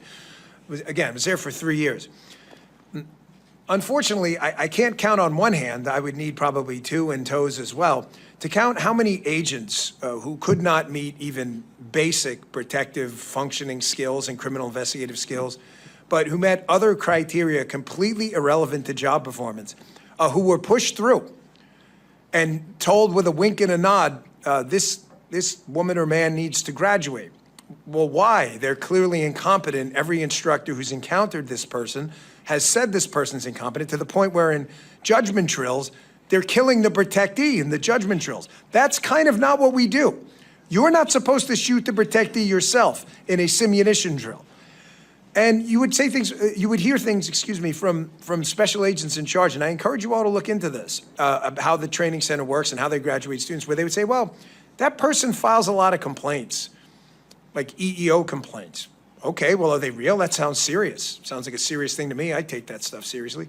And they would say, well, they file them enough that it's become a nuisance and they're not really legitimate, but because this person files a lot of complaints, we need to graduate them. Some of those people now, matter of fact, not just a few, but many, are out on protective assignments now. And again, this so what is you're not— saying is that DEI plays a major role, not meritocracy, with regards to the current culture that has been fostered. No, not a.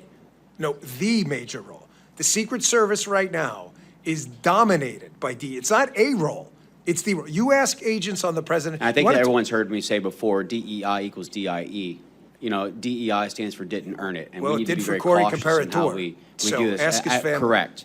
I just want to move on briefly with the time. Mr. Schaefer, I just need you to kind of confirm the no's. And when I say confirm the no's, you'll understand. Didn't take the communication platform that was given by local forces, correct? That's correct. Didn't take the surveillance drone offered by local forces, is that correct? That is correct. Didn't show up for the morning briefing to ensure that last-minute planning could be accounted for. That is correct. Didn't take any necessary measures to talk to the Kubota dealer, who was 400 yards away to the 12 o'clock direct line of sight, to even see whether or not they could gain access to that rooftop or talk to the owner. That is correct. Did not access the water tower, which has the highest vantage point, and provide oversight that would have also looked at the AGR building. That is correct. You know, I'm looking at all this and I'm noting a lot of no's, of things that didn't happen. And unfortunately, because we've allowed this to go on for weeks and weeks, we're now going to be faced with the fact that they're going to be memorializing all these documents to reflect July 9, July 10, July 11, dotting I's, crossing T's that wasn't actually going forward. Now, I want to ask you something, Mr. Prince, because you know this all too well about counterterrorism operations. We know for a fact that we have an open border with roughly 10 million people that's come across. We know that cartels are cheering on President Joe Biden as the employee of the month every single month. When you think about 2018, where you had $500 million in revenue from cartel to now $13+ billion in revenue. If you knew a president was coming in that would put things like remain in Mexico back in place, secure our borders, and cut your revenue, you have the training, you have the assets, you have the revenue, would you deem that person as a threat and want to take that individual out? It's a very simple answer, because you can see what they did in the last Mexican election that just happened a few months ago. They killed 27 conservative candidates, assassinated while campaigning. And noting that you had the successful counterterrorism operation that eliminated the shadow master, Qasem Soleimani of Quds Force, as well as for Abu Mahdi al-Mohandes, who led the Iranian proxy militias of Iraq, would you deem that as them declaring a fatwa to increase your threat profile as an individual protectee?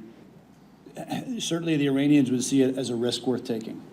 And you also note that a question that needs to be asked of the FBI is that on July 12th, a 46-year-old Pakistani male named Burjan was actually captured, who had also plotted assassination against President Donald J. Trump and 35 elected officials. The question is how did you think an individual who's on a terrorist watch list, landed in Houston, Texas, was questioned by the FBI, and I would love to hear his answers because they must have been spectacular, and then released, noting that this individual flew from Pakistan to Iran for 4 days prior to this. Would you note that as very questionable? Again, you can put them in the long list of other people that don't belong here, that our federal government is failing to do their job. Thank you. With that, I have run out of my time. I will now hand it over to the Honorable Chip Roy for 10 minutes. I thank my friend from Florida, Mr. Mills. Thank my colleagues here. I thank you, gentlemen, for testifying here today. And I'd ask my staff if they'd put the map up here on the board. And if you would please, the technology folks, would you please play the shooter on roof behind President Trump angle video? And as we get this queued up and we start to play it, I'm gonna ask you some questions. I'm gonna start with you, Mr. Bongino. Trying to through the question that I'm wrestling with, a lot of Americans are wrestling with, which is whether or not the failures here that we're all observing. Everybody agrees there was failure, almost catastrophic failure, and certainly catastrophic for Mr. Comparator and his family. But was there more? Was there willful blindness here? So if you could cue up the video, that'd be great. They've got that queued up. If they don't, then I'm just going to go ahead and proceed. Great gentlemen. So we're going to bring him up for can we bring him up for a couple of minutes? You get ready, McCormick. You get ready. I'll get you up here. The world will see a vibrant Republican. See beyond the president, you can see the shooter moving across the roof. Now, I look at this as someone who is a prosecutor, had worked in the U.S. Attorney's Office, had worked in the Attorney General's office, not as someone who was a sniper like Mr. Mills or Mr. Crane, working in the Secret Service. But to be very clear, the perimeter, the building he shot from is outside of the perimeter. And the video we see, we can see him clearly just a mere 130 yards away. So here's the setup that I want to ask. I'm going to start with you, Mr. Bongino. Do you believe that you can just chalk up to mere incompetence that the Secret Service did not attend the 9 o'clock meeting for scheduling purposes? They literally just didn't attend. Can you chalk up, and just, I'm going to go down the list and just jump in. Can you chalk up to mere incompetence the conversations about the communications that we talked about before, where you didn't have a body present and they were using the cell phones, and they did not retrieve the radios, as Mr. Higgins has reported? Can you chalk it up to mere incompetence that they identified crooks about an hour ahead of time, and then President Trump was never removed from the stage? They didn't delay, they didn't hold him back, they didn't remove him from the potential danger. That the perimeter did not include the buildings around over here, and to the extent, should there have been a perimeter that was farther out, and to the extent that the perimeter wasn't farther out, that they at least make sure the building wasn't covered. Is that just incompetence? Is it just incompetence that there was no drone being flown and the drone was turned down by the Secret Service? Was it just incompetence that the shooter had a drone, as the FBI director testified in front of the House Judiciary Committee, that he literally had flying within a couple hundred feet of the stage the same day, mere hours before the shooting? Is it just incompetence, what we're hearing now about the whistleblowers saying that there were no canines? Was it just incompetence that there wasn't sufficient policing along the security border? Was it just incompetence that there was allegedly an abandoning of the post due to heat? That there was supposed to be someone on top of the roof and that they didn't get on the roof because it was too hot? Is it just incompetence that there was additional security requests turned down, according to the memos that we saw out of Senator Josh Hawley, and encouraging agents not to request to additional security requests? And was it just incompetence what we saw with respect to the police body footage, which I'll play here in just a second, if we could cue up the police body footage video, where you've got the local police talking about what they said to the Secret Service? If y'all could play that video real quick, and then I want you to respond. Well, body's a good, that's a good word. I told them they need to post the guy over here. I told them that the Secret Service. I told them that Tuesday. I told them to post guys over here. I have no contact with the inside. What? I thought you guys were. No, we're inside. Alpha 1, Bravo 1. Thank you. Okay, that's good. Thank you all. Mr. Bongino, I told them to post. Can you respond to that? I wasn't even concerned about it. I thought that's how we pull the video if you can. Can you respond to that? Sure. Can you respond to that question? Because that's what the American people want to know. You know, Congressman, if you had just ended with your first statement and said, well, we may have screwed up the perimeter, you could maybe attribute it to ignorance. Layered incompetence always means intent, correct? So I'll give you an example. You're in a mall parking lot, it's 97 degrees, and you leave a kid in there and you close the door. Did they intend to kill the kid? Probably not. But how stupid do you have to be to do that? So in Secret Service training, you're basically taught a ring-based system, but don't think of it as rings. Think of it as a three-dimensional ring, like a bubble with rings. So you got this circle, but it's three-dimensional above and below. In that outer ring, again, this is Secret Service 101, Charlie Brown encyclopedia stuff. This isn't like advanced level PDT, protective detail training. In that outer ring, you have police officers. That outer ring is out to about 1,000 yards, which is about what a really technically proficient sniper can hit. Why was the perimeter set? Again, absolute total incompetence. But then factor in the other things, and I just want to add a few more. How is it that a counter surveillance unit whose actual job is to detect, to counter surveillance, that's what they do. They're the best at what they do. We asked the question during the conversation we had earlier. How is it that they missed this guy roaming around when the police officers, clearly using their good law enforcement instincts, said we've got a problem? The answer is because they weren't there. Is that incompetence, or is that shutting the door in 97 degrees with your kid there going, I just didn't know? How did you not have a roof line 130 yards away secured when you're taught day one in Secret Service training that the effective range of a really quality sniper is out to 1,000 yards? How did you not have a drone that Not only did you not have a drone, again, this is where we get to the shutting the door in 97 degrees and pretending you didn't know. It was offered. They offered you a drone. It's unforgivable. And just think of the rings quickly, and I'll wrap this up. So in the outer ring, you have police officers, you have counter surveillance, and you have a protective intelligence team. Protective intelligence team is trained to go and find threats. They miss them. There's no counter surveillance team. The cops catch it, but because the comms break down, they miss it. In that middle perimeter, you have what they call post standers. Post standers they're not DTD agents. They're field office agents. They're not Donald Trump detail agents. Those guys were not even Secret Service. They were HSI, most of them, who are great guys and fantastic. But that's not what they do. If you grab me as a former Secret Service guy and said, hey, Dan, can you go do a Homeland Security investigation on this? No, that's not what I learned. We are training Secret Service agents to do protection so we don't have to use other entities that don't do protection. So that's the middle perimeter. So that breaks down. The inner perimeter, as you just saw, and I'm glad you played that video, envision that as what we would call the shift, the body guys, right? He's got a shift around him and supervisors. Everyone missed that guy crawling across the roof when he defeated the external, the middle, and the internal perimeter. You shut the door in 97 degrees. I'm sorry. Layered intent, layered incompetence like that is absolutely intent. I've got another question on that, but I just want to ask you, Mr. Prince, real quick. Do you have a relatively short comment on that? Can you dismiss all of this as sheer incompetence?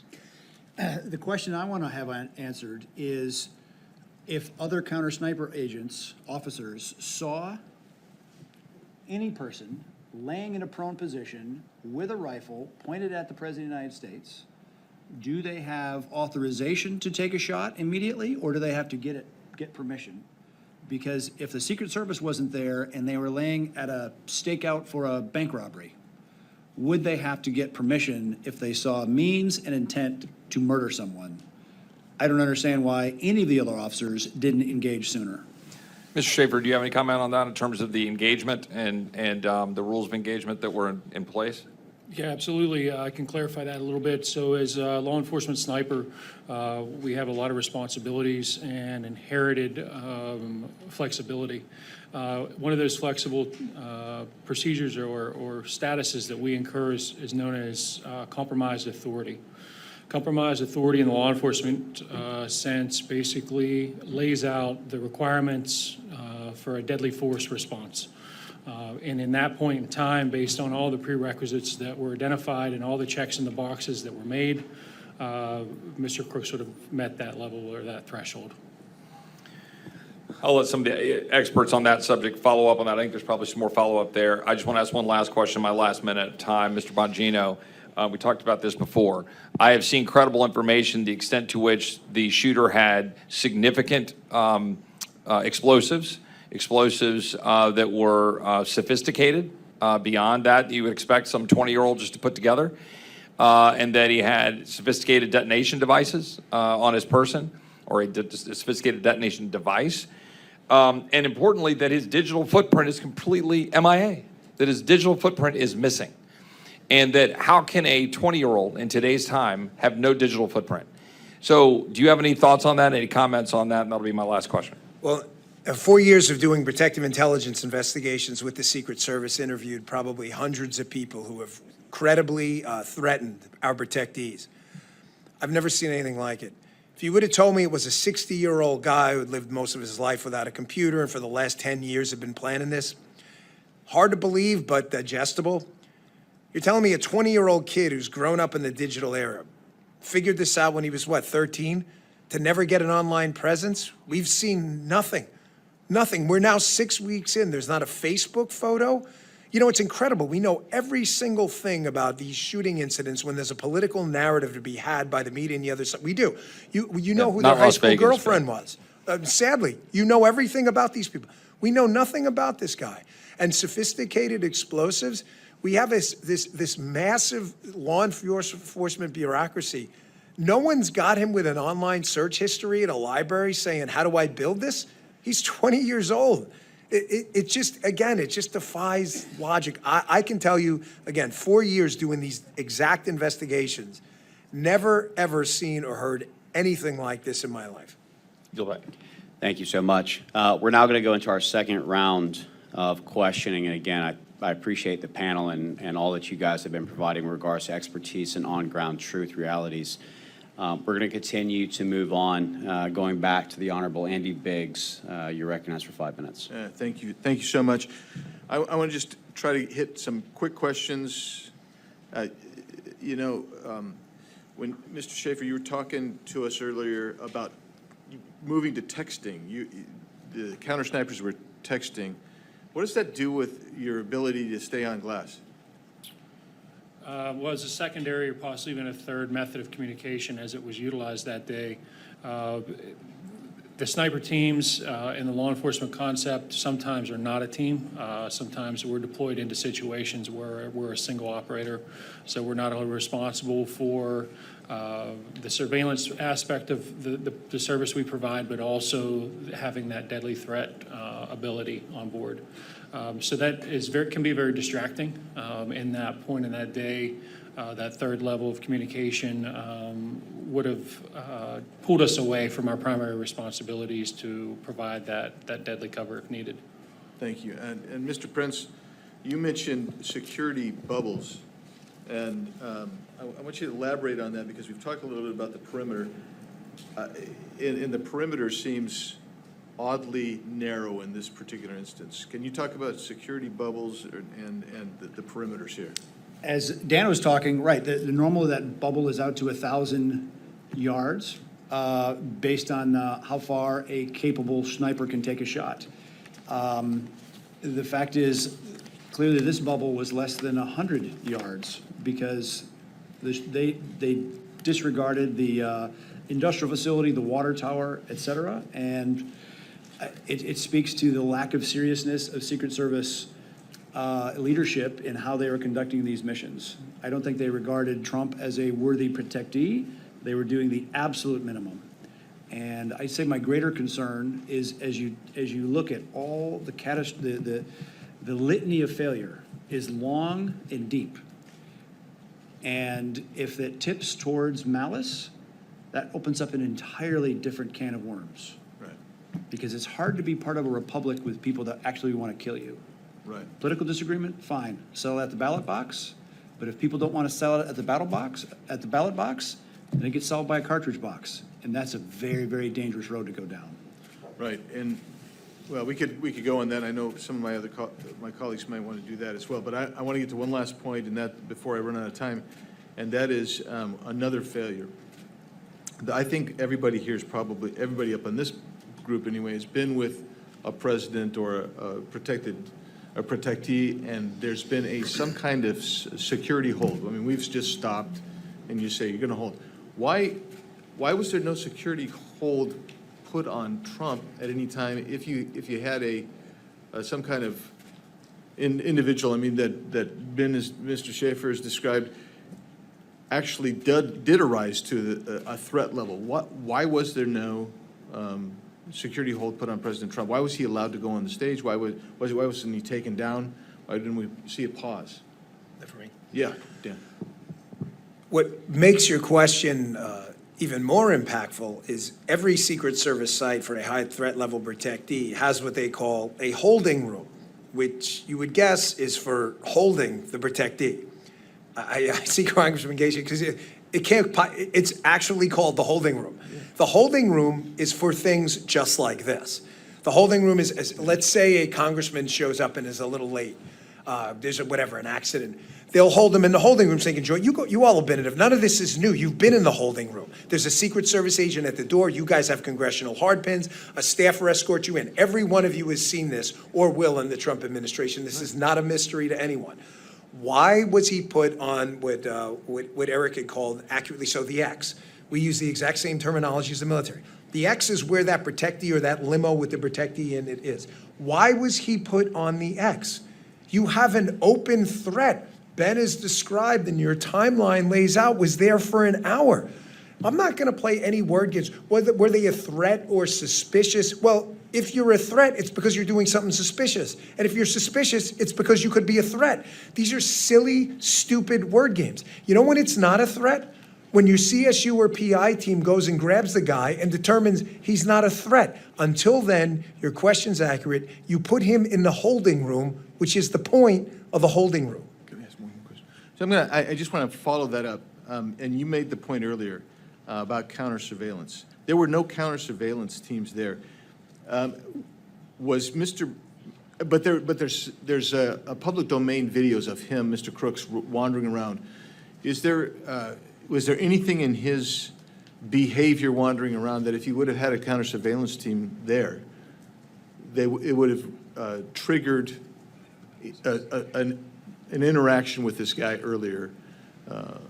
I'm going to answer yes, but respectfully, and I know you understand, the CSU and PI teams are trained in very specific behavioral indicators that would give off, and speaking about them openly would probably give operational knowledge to bad guys. I know you understand that, but the short answer is not only one, but many behavioral indicators he was giving off that if we could talk in a secure setting, you'd be like, how did they miss this? The CSU team would not have missed it if they were there, which they weren't.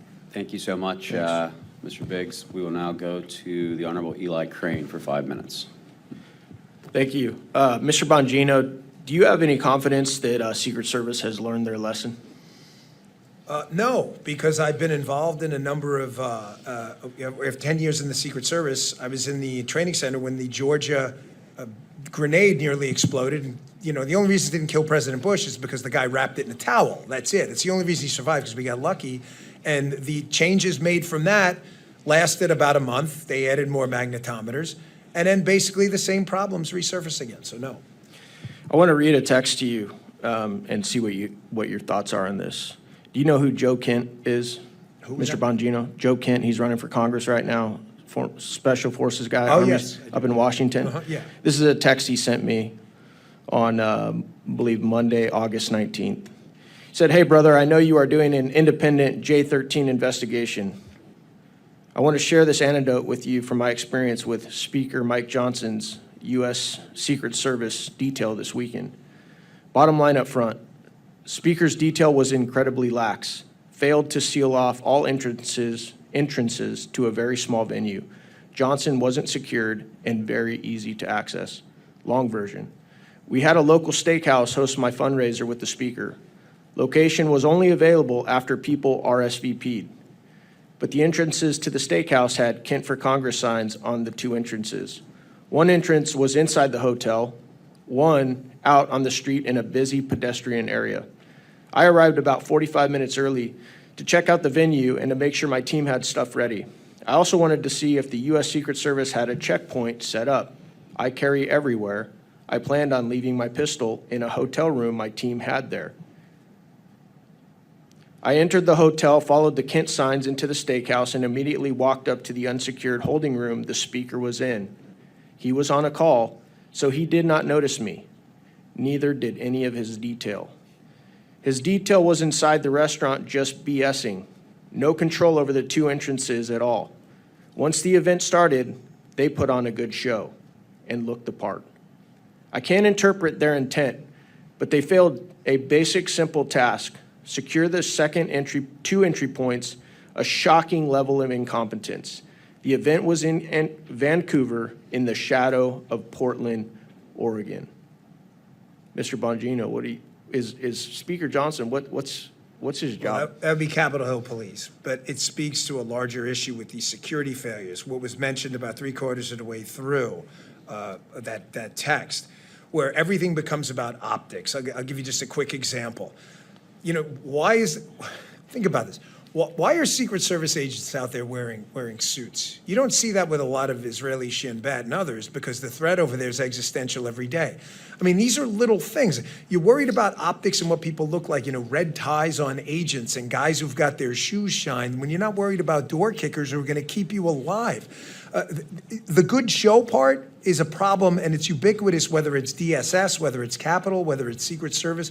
We have to start focusing on job tasks and not, you know, operational optics or who's got the freshly pressed suit on. These guys have to be out there ready to go into action and defeat that 15, 20-man Hezbollah team or group of Sicarios Eric's talking about before, this was a 20-year-old kid who broke them down. Can you imagine if they had detonated, taken out that fence line and rushed a 10, 15-man team in there with rifles and heavy weapons? You know, there would have been a mass murder scene. That motorcade would have never gotten out of there. Yeah. Thank you. You were talking about slings earlier and how long it took the Secret Service to adopt slings on their primary weapon system. Why is it important to have a sling on primary weapon system? And what is this? Why did it take so long for the Secret Service to get on board with having their agents carry slings? You know, I candidly wish I was joking with you guys, but I'm not. The Secret Service's operating kind of de facto motto when I was there about technology, we're laughingly calling it sling technology. I mean, it's like technology like the wheels technology, right? Is because we've always done it that way. I'm not kidding. You get a bunch of Secret Service agents up here and you get them on the record, and they will tell you exactly that. You know, I remember when GPS technology first started, and President Bush was riding his bike, and we brought a guy into headquarters, and we said, hey, we're losing President Bush a lot on the bike. I mean, he was a good biker. He'd go in the woods. And, I mean, the guys were with him, but the motorcade was having a hard time finding him. Well, maybe we should look at this thing called GPS. We've never done it that way before. Why would you need a sling? For 1,000 different reasons. You may need to go hands-on. You may need to grab a ladder. You may have a weapons malfunction. What are you going to do, hand the weapon to someone else in the crowd while I get my pistol? This is technology the military's been using, as you know, for since World War I. Who knows? It's just, it's a mentality where no one wants to take a chance. And if nothing's happened because they got lucky in the past, then there's no reason to change anything. Mr. Prince, I heard you had an interesting take on a public episode that I heard you doing an interview on. A lot of Americans believe that this was possibly an inside job just based on everything that they've seen leading up to the assassination attempt. They saw efforts to impeach Donald Trump. They saw efforts to, put him into bankruptcy. They saw the DOJ weaponized against him, and they saw, folks try and put him in jail for 750 years, and then this happens. I know you have an interesting take on that where you really don't believe that. Can you go ahead and share that with this panel today? You're right. There is a long list of ways that the one political party has weaponized all aspects of government in our society against their political opponent. And that is exceedingly dangerous for the survival of the republic, because that can go both ways. I don't think this was a grand conspiracy, another shooter, et cetera. Because if there was a second shooter, when the 20-year-old was shot and the Secret Service detail did an awful job of getting Trump off the X and let him stand up again, great instincts of the president to come back defiant, having just been shot in the head, to come back and say, fight, fight, fight. Great instincts on him. He never should have had the opportunity to do that because his detail should have put him horizontal and moved him off there immediately. If there was a second shooter, it was a prime time for them to be shooting. So I don't believe there is a second shooter. I think this is a litany of incompetence. And it speaks to, as we also remember the anniversary of the debacle of Afghanistan, our problem is we have a federal government that doesn't have any accountability in any way, shape, or form. And I push back on you in Congress to affect the bureaucracy the one way that they care: cut their damn budget. Starve them out. Nothing else will get their attention other than their starvation. Well, I can definitely agree with that. I think all of us on here have been willing to shut the government if they're not willing to shut the border, and we've made that clear at times. With that, I'll hand it over for the Honorable Matt Gaetz for 5 minutes. I've learned a lot in this session, and here's what I think I've picked up. One thing did not go wrong that resulted in President Trump being shot. Mr. Bongino explained the 3 different layers and the lack of air controls. Mr. Schaefer explained the comms breakdowns. You got the paperwork back and forth with the field office and headquarters. So all these things are going wrong. So then the obvious question is, why did that systemic cascading failure occur? And I think you've given us really good testimony as to why. First, it's Bongino saying, well, this was bound to happen, based on these structural failures, with technology failures, with this embrace of DEI and a quota system. You had a very low floor to start with. And then I don't want to bury the lead here. You heard Mr. Prince's testimony that he believes that a motivation here might be they just didn't deem Trump a sufficiently worthy protectee, and that could inform on it. And then I think the most damaging, and I never really contemplated until you gave the testimony, Mr. Bongino, that giving the Trump detail the assets they requested, air, additional manpower presence, more folks, so that not everything is pushed out to locals, but indeed is the folks that have gone through the type of training that you provided in Maryland.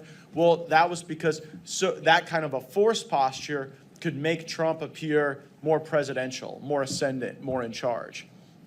And I do think that in addition to what Mr. Prince has said about budget, there are things Congress can do to direct specific demands for documents around those three vectors and work on all of them. To the structural issues, Mr. Prince, is it something leadership can fix? Because one thing we found is that you try to put downward pressure on any budget around here for anything, and it's like you're committing a war crime. And in some cases, we've seen some agencies improve when you get the right leadership in and can administer an effective agency. What's your perspective on that? I remember in the late 80s, during the Iran-Contra crisis, controversy, and the CIA was not being forthcoming with some documents that Congress had requested. And of course, the Democrats were in charge of Congress then. Tip O'Neill was the speaker. He made it very clear that he was specifically withholding all the pay for all the SIS, the Special Intelligence Service, senior intelligence service officers at CIA headquarters until those documents were delivered. Shocker, the documents were delivered by Friday to the Congress. Bureaucrats will respond to very specific pain points. I think it even speaks wider than this debacle in Butler, Pennsylvania, but the fact that and it speaks to under-resourcing Trump. They no-resourced Bobby Kennedy, RFK, when his uncle assassinated while president, his father assassinated while attorney general for the act of politics in America, and they denied him. So it is not too much to surmise that a politicized Secret Service succumbing to the whims of Jill Biden, sending 4 post holders to cover Trump, 12 to cover Jill Biden. At that point, no coverage of Bobby Kennedy. Again, this can only be solved. Congress has the power of purse. Use it as a large bludgeon. Yeah, Mr. Schaefer, is there any dynamic you think I've missed in sort of summarizing this as, low agency performance generally layered with the other dynamics that the other witnesses have shared? I don't believe so, Congressman. I think you've covered most of the relevant points in describing how that posture all relates and how this, began as maybe a single failure and multiplied into a much greater failure, just based on different levels. I'll say that, the local law enforcement agencies that were involved that day, both tactical and non-tactical, were improvising, adapting, and overcoming to a lack of intelligence that was provided to them that day. In my historical background, in the Marine Corps, these types of events require planning, require reconnaissance, require intelligence in multiple stages. It requires rehearsals, things that were not seen in this event for this day. My knowledge is when I came onto the scene that morning, that I was fed multiple briefs and multiple maps of the area. I gathered information as much as I could the night before, which is about the same time as my commander had received the briefings for that day. So we really felt like we were on the back foot and just tried to overcome that throughout the day and gather what we could. Great, thank you. My time's expired, but I think you've all provided us excellent areas for further inquiry. Thank you, Mr. Gaetz. I want to go over some forensic questions because I think that as we continue to peel the layers back, what we don't find is enough answers, but more questions that need to be asked.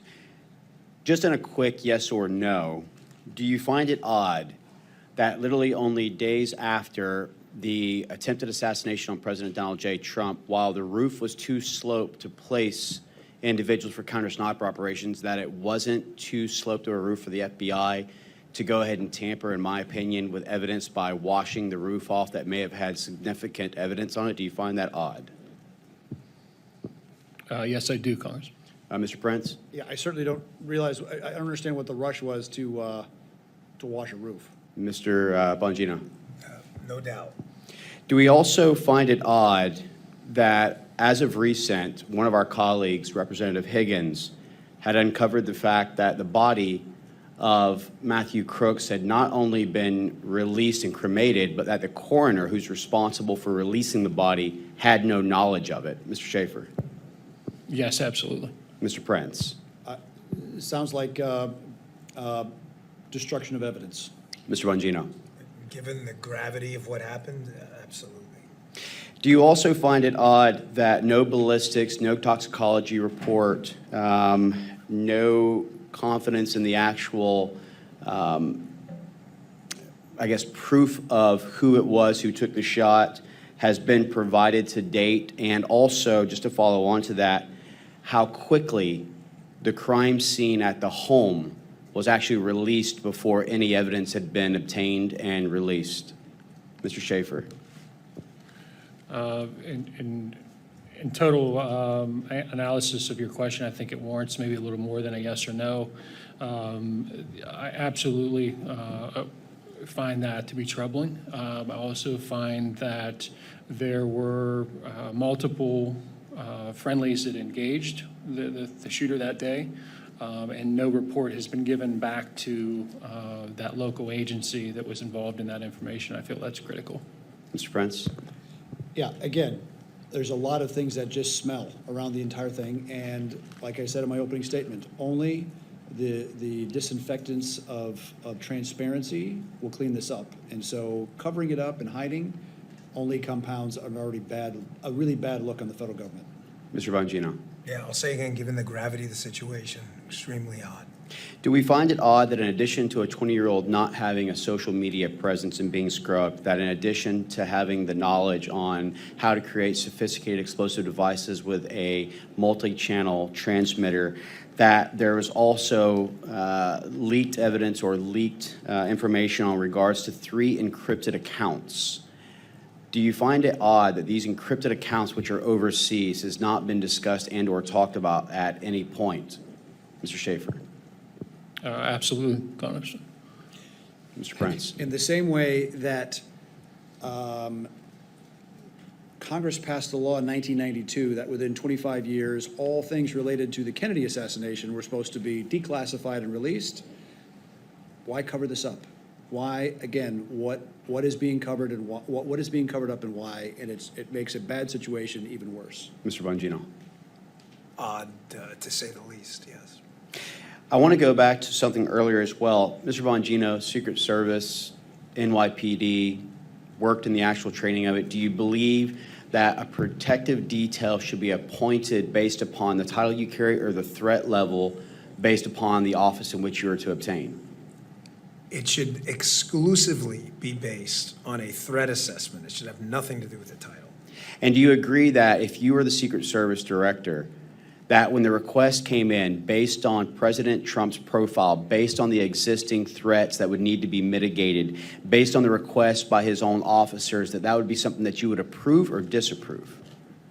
There isn't a scenario where a sane, rational, well-trained Secret Service agent would deny CSU or counter-sniper assets to a threat, to a protectee with a threat footprint like Donald Trump. Not a chance. Well, I really appreciate that, and I know that you're enjoying the private sector, but I can tell you we'd have been far better off by having the director of the Secret Service be Dan Bongino than it be Ronald Rowe or Director Cheadle. I'm going to go ahead with this and turn it over to my colleague, Mr. Honorable Chip Roy, for 5 minutes. Thank my friend from Florida. I know some of you are on a clock. Got to get out of here at 2 o'clock. I think we're going to come right up on that number. I'll just have a few questions really quickly. First of all, because we had some conversations earlier about the building from which Mr. Crooks was able to position himself. One of the things that's been talked about is the slope of the roof and all this nonsense. People, we've seen members, Clay Higgins, some of these guys been able to walk on that roof. But one of the things that I was questioning about, nothing was deployed, given the extent that it was allowed to have the perimeter inside of that, and then allowed that guy to be able to get access to it, and all the stuff you're talking about with the rings. And They didn't even deploy anything like putting barbed wire up or anti-climb spikes or anything else, right? There was literally nothing put up to deter someone from being able to get access to those buildings. Is that correct, Mr. Schaefer? You were on site. Yes, Congressman, that is correct. And I mean, would that have been, again, given that it wasn't within the perimeter, would that have been another thing they could have done? Was done something to at least limit the ability to have access to the building? Put some sort of anti-climb spikes, barbed wire, anything up around it? Yes, there were multiple possibilities on how to defeat that or possibly take that out of play as a threat area. A question I'd ask Mr. Prince, you raised the defunding question. I don't think anybody questions where I personally come from on desire to defund a large chunk of government to the extent that I possibly can. But that being said, I think it was Mr. Gaetz who laid out the extent to which you're viewed as basically a war criminal if you dare, raise those issues. But the real issue is, right, it's always the threat of shutdown, right? It's like, oh, things will shut down. And so this is my actual specific question. The psychology is always reversed. It says if you take the money away from the Secret Service in this case, or let's say we're talking about Border Patrol and dealing with the border. We had Mark Morgan here earlier. Anything we do to say, hold on, no, we're not going to give you this funding unless we get X. And then the other side says, well, you're taking away the funding from the thing you say you want. And i.e., we want a competent Secret Service. What is your response to that as someone who has been an effective and efficient manager of a large-scale organization dealing with security, to push back on that argument, which I think is a flawed argument? I have my own views on it, but I want to hear your thoughts. What made America great, what made our society effective in the first place was competition, was innovation and efficiency from the private sector. Government did not make America great. And so that is a fundamental difference in paradigm that needs to be settled at the ballot box. And even Republicans have to return to being they have to return to be the party of fiscal sanity, because even Republicans have been runaway spenders, prolific, and it's like going downhill on one ski instead of on two skis. We've been going downhill. Mr. Schaefer, and this is a question that I don't know exactly what you're going to say to it, but as someone who's on the ground and familiar with it, was there anything, we have that video, which I'm not going to pull up for sake of time, where you've got the sniper sitting up on the roof behind the president, right, and seemed to be looking across the direction where Mr. Crooks was located. Was there at any point any rules of engagement or any orders coming down from on high that prohibited those individuals from reacting, to the best of your knowledge? Because I'm trying to figure out what was in their line of sight, and again, that's speculative from my standpoint because I'm not there. Sure. So I can speak on both locations. So the north team, we'll call them, in the northern side of the buildings there, had a few obstructions visually to be able to engage them, to engage the shooter at that point in time. The southern team had a much better vantage point, and that speaks directly just to the location and proximity to where the shooter was located. However, going back to our earlier discussion about compromised authority, and Mr. Bongino can add to this as well, in that capacity, we don't need authorization. We don't need any other things other than the prerequisites for a threat to meet a deadly force response. I appreciate that. Mr. Bongino, I'll let you comment on that, and I'll ask you one more question in closing, because I know you need to go. We had some reporting from Ms. Crabtree, who was here with the panel earlier and is here with us now, earlier about the potential engagement or interference, I should say, by Iranian authorities in terms of our ability to protect our president, Secret Service, and so forth. Do you have any perspectives on that and why that's particularly problematic, or anything to add about that, and how our foreign adversaries are viewing what we're seeing unfold in front of us?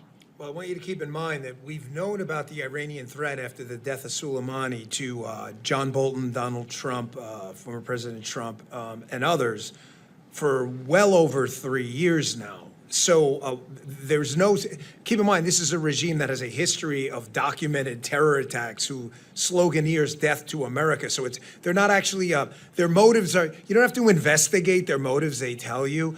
They've known about it. If they have, and Susan's an excellent reporter, if you're not following her, you're making a big mistake on this. I have no reason to not believe her reporting or its accuracy. She's been that good. 3 sources, if I remember correctly. If these 3 sources are accurate, that we have been compromised and security allocation decisions are being made by people under the influence of the Iranian terror regime, then it's going to be a whole different panel if we do this again.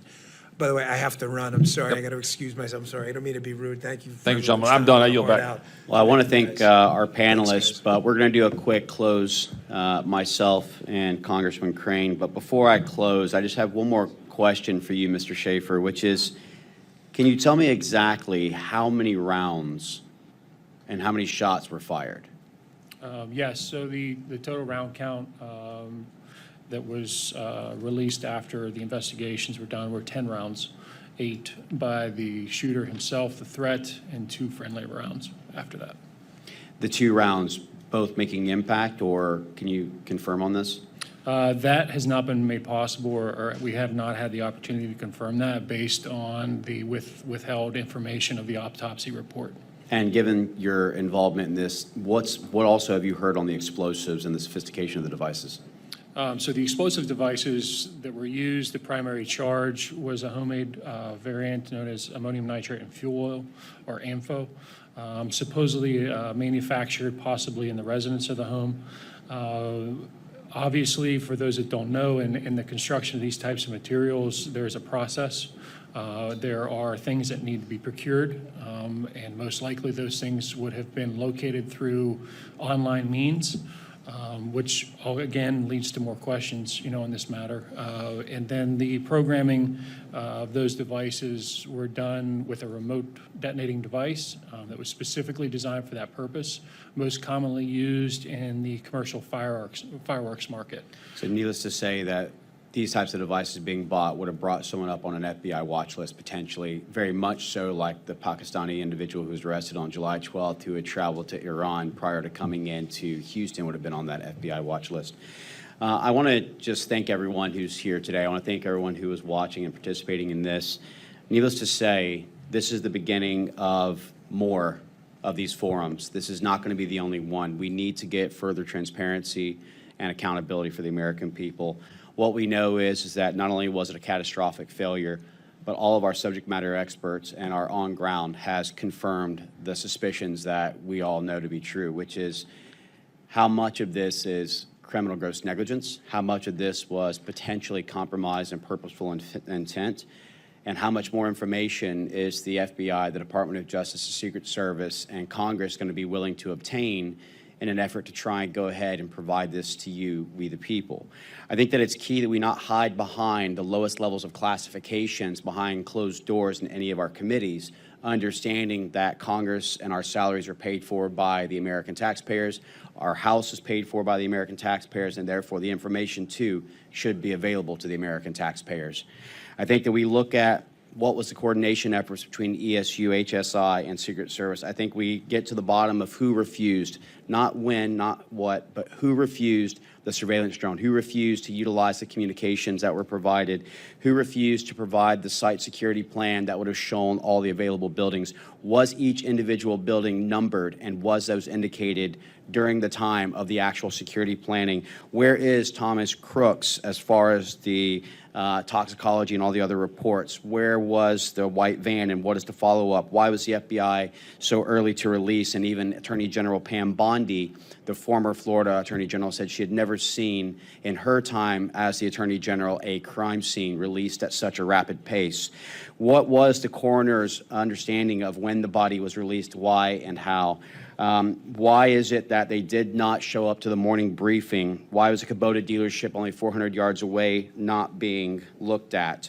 Where are the encrypted accounts, and why are we not getting further information? Again, I think that we're understanding that we've investigated the culture of the Secret Service and what needs to change, and why DEI is not healthy for our military, for our security services, or otherwise. But I think that we need to further investigate the questions of why did this take place, how did this take place, and what do we do to prevent it in the future and moving forward? I thank everybody, and I'll turn it over for the final and closing remarks by my colleague, Congressman Eli Crane. Thank you guys for coming. Thank you to the witnesses for coming today. I want to especially thank Ben Schaefer for coming out today. Anytime you're in law enforcement and you take the risk to come and testify before Congress like this, it takes a lot of courage. So Ben, thank you. I know a lot of other individuals would not be willing to come testify. I also want to thank Mr. Prince for providing your expertise. This is for any whistleblowers out there that want to work with this committee as we move forward, or this panel, whatever we're calling it. The email is now live if you want to reach out. It's j13tipline@mail.house.gov. That is j13tipline@mail.house.gov. Obviously, a big part of this panel and, how much success we have or don't have is going to, rely on whether or not we have people who are willing to whistleblow and come talk to us. And one of the reasons we're doing this, obviously, is because we don't want this to be memory hold, and that's what we see going on right now. It seems like the news cycle moves so fast that, this feels like it was 10 years ago already, and unfortunately, if we're going to make sure this never happens again, we need to stay on top of this, we need to keep it front and center, and we need to keep asking questions. And so that's why we're doing this. We'll continue to do it, but because we don't have subpoena authority and power here, we're going to need to rely on whistleblowers. So if you guys want to come talk to us, we'd love to talk to you. That's the place you can do it. Thank you guys so much for coming. We really appreciate it. Mr. Chairman, I just want to close with one last thing, which is just, we talk about this, we talk about the president. We've certainly, go ahead and put him up there. We just want to make sure we honor and respect the passing of Mr. Comparator. And we're going to keep seeking the truth, but someone died that day, and that's why this matters. It goes beyond just the assault on the president, but a man lost his life. Yield back. Well done. And with that, we'll go ahead and once again thank everybody for what you've done. Thank you, Mr. Prince. Thank you, Mr. Schaefer, Mr. Bongino, who've done an amazing job, and to all my colleagues who are willing to come forward and not be silenced. That's why this website's so important. We look forward to holding a follow-up forum with new information, as well as if we have other witnesses who are willing to come from earlier that's going to come before our forum, so we will be doing this again. And again, let's do this to honor Corey Comparator, who has fallen. Let us not forget the significance of August 26, 2021, and our fallen 13, and let's continue to seek and find out the truth. Thank you so much for your time.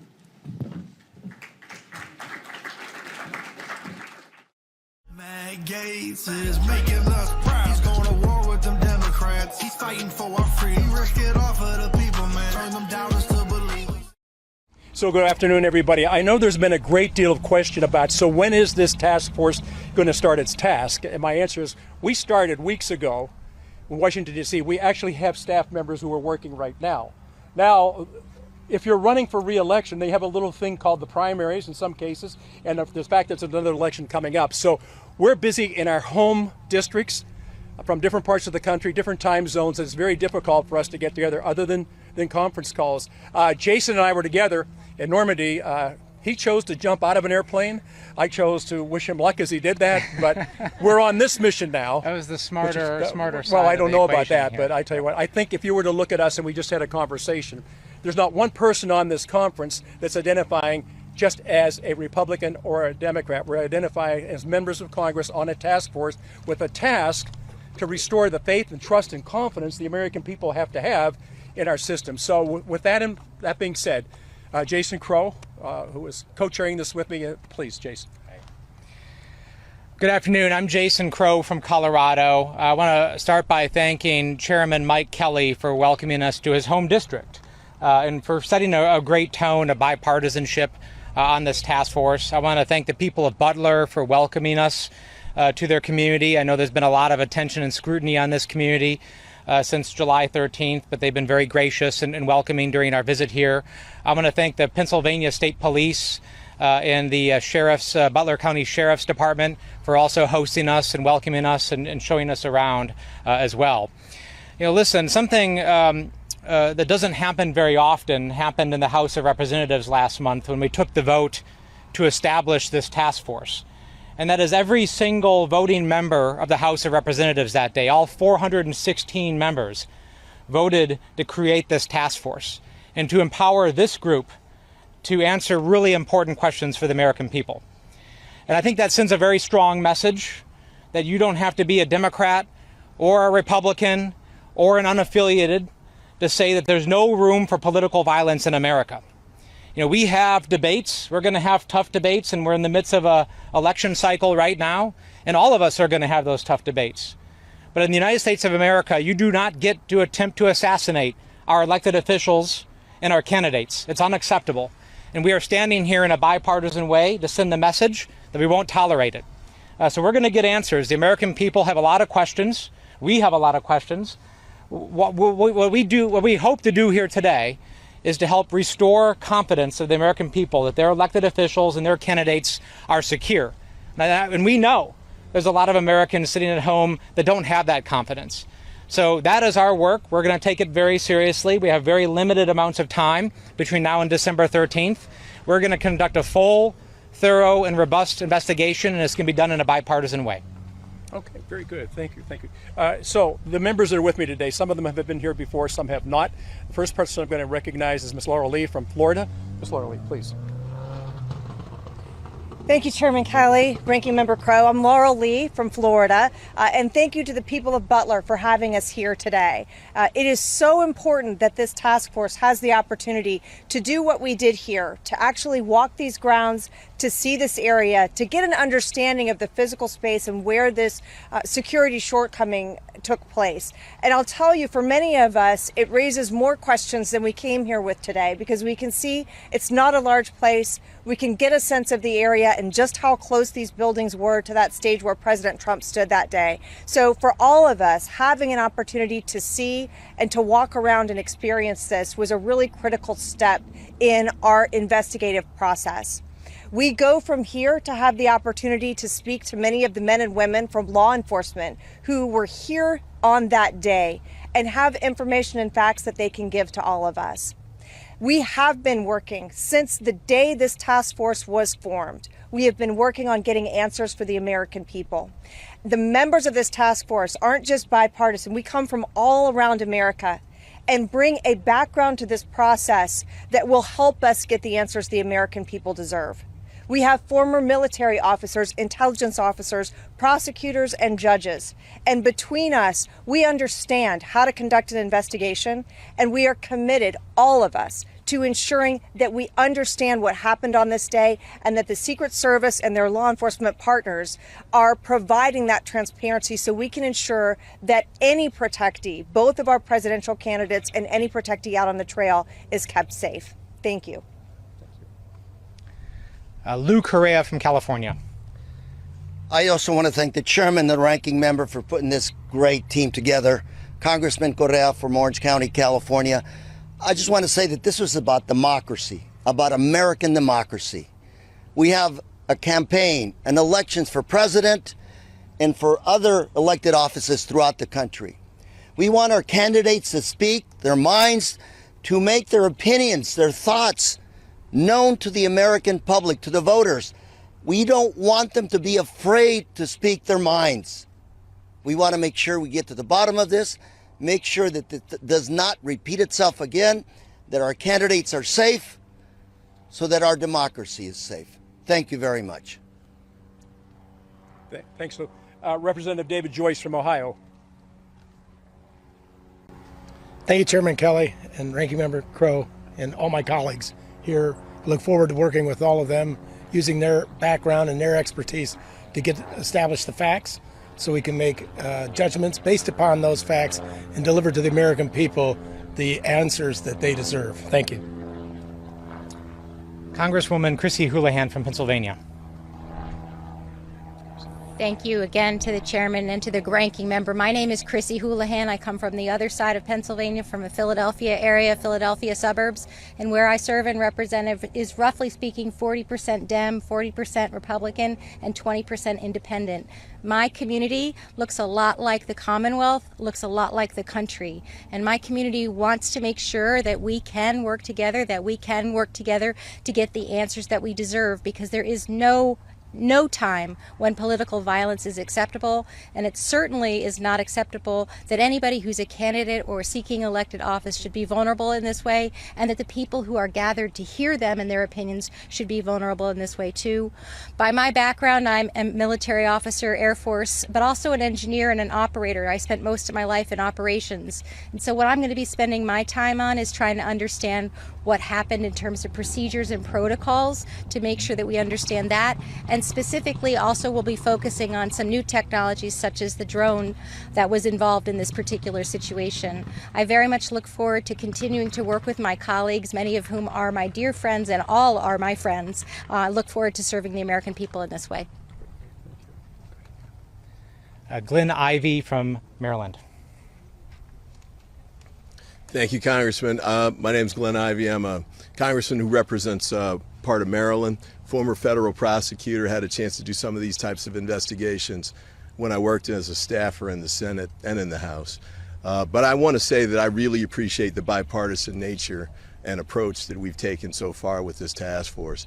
As Congressman Crow stated, we had a 416-0 vote, and I thought it was the right way to get started, and I think it sent the right message to the American people that we weren't going to let politics get in the middle of this, that we were going to work together to get this done in a very quick and expeditious way, because it's so important, as the Congressman said before, to make sure everybody understands, whether they're candidates or voters alike, that the democratic process will not be undermined by violence. We're going to make sure we protect all candidates and voters, because we had someone who came to the rally who died that day too. So we need to make sure that they're protected as well. So I thank my colleagues here for the outstanding job we've been doing so far to get this thing started quickly, and the bipartisan approach we've taken so far. Thank you.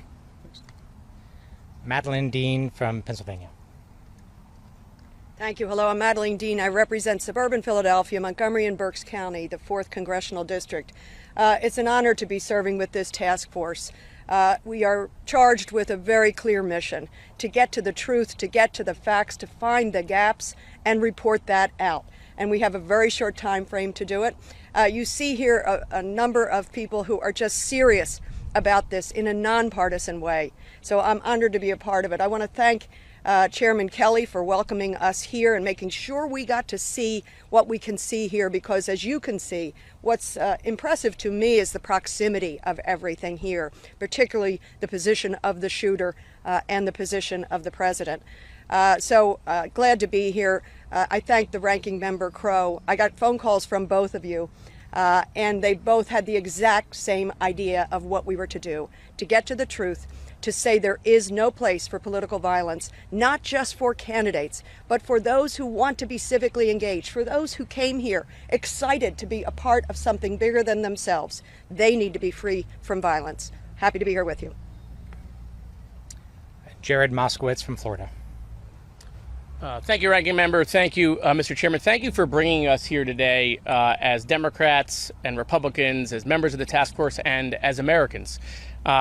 Being here and seeing the proximity of the buildings, it reminds me, quite frankly, how outrageous it was that the former director of Secret Service did not come here to get a sense of what this looked like. And so we are working in a bipartisan nature. As a former director of emergency management for the state of Florida, I look forward to getting the facts of what failed that day. We were inches away from an American catastrophe. And then figuring out what steps we can take to make sure something like this never happens again. So thank you. Okay, very good. All right. Well, so all the members have had a chance to speak, and I think the most important thing is to recognize is we are U.S. representatives, not Democrats, not Republicans, but both, searching for the answers and reassuring the American people that we can work together and we can get the right answers so this doesn't happen again. I think for Jason and I, it was an easy thing to get on board with, because we're more team members than quarterbacking things. But I got to tell you, we're glad to be here, and I would like all our colleagues that are with us. It's fantastic to have you all here. The idea that they can come to this exact site to see what happened is incredibly important. I'm just going to open up for a few questions. We are on a pretty busy schedule because we have a lot of other stuff that we're going to be talking to. Local law enforcement is waiting to talk to us. So as quickly as we can, we'll take some questions.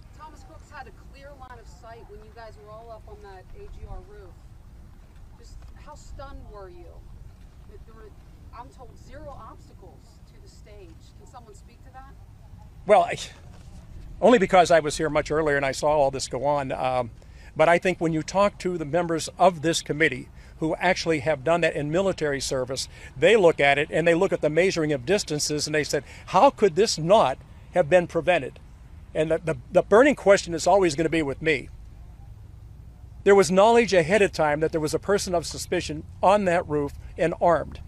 The key was get the former president of the United States off the podium, then there's nothing that has to take place.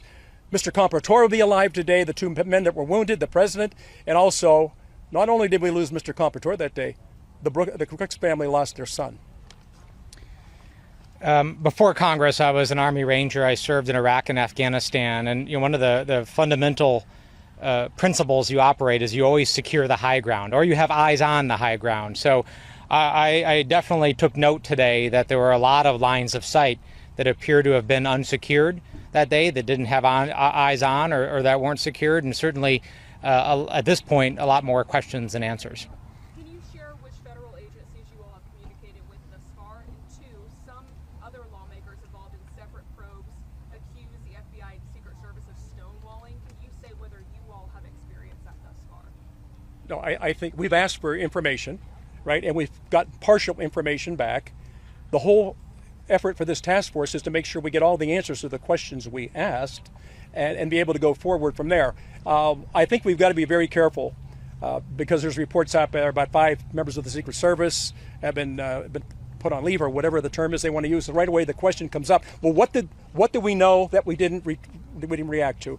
I just think that really at this point, and I think whenever Jason and I first talked, the most important thing that we can get out there is not get it out quickly, but get it out accurately, so the American people can say, okay, that makes sense. When you do day after day after day of a different opinion, I think that's what adds to then the idea they're hiding something, they're stonewalling, whatever.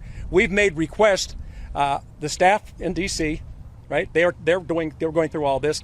They're getting answers for us. We did have a phone conversation last week with the FBI, and I think we're all longing for the time that we can be together, question those people on those different committees.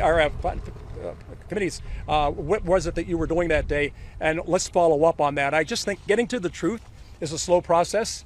And for us, none of us are looking at it as we have to get a quick answer. We're looking at we have to get the right answer. I just know with his background, everything they do is planned. As a special ops guy, everything is planned. It just doesn't happen. So I think that's what we're relying on. We've got really good people looking for the truth. So. Yeah, thank you, Chairman. Our staff is in regular communication with all of the federal agencies involved. We've received several briefings, one to the members, or including the members, just last week with the FBI, including a staff level briefing to the from the Secret Service as well. We have sent one letter, the Chairman and I have sent one letter assuming jurisdiction from all other committees and directing any further productions of information to the task force, which according to the legislation that was passed last month, we are the sole task force of jurisdiction for the House of Representatives for this investigation, and we are proceeding that way. With respect to any other investigations, the FBI is conducting a criminal investigation. There are Inspector General investigations that every agency conducts as a matter of course.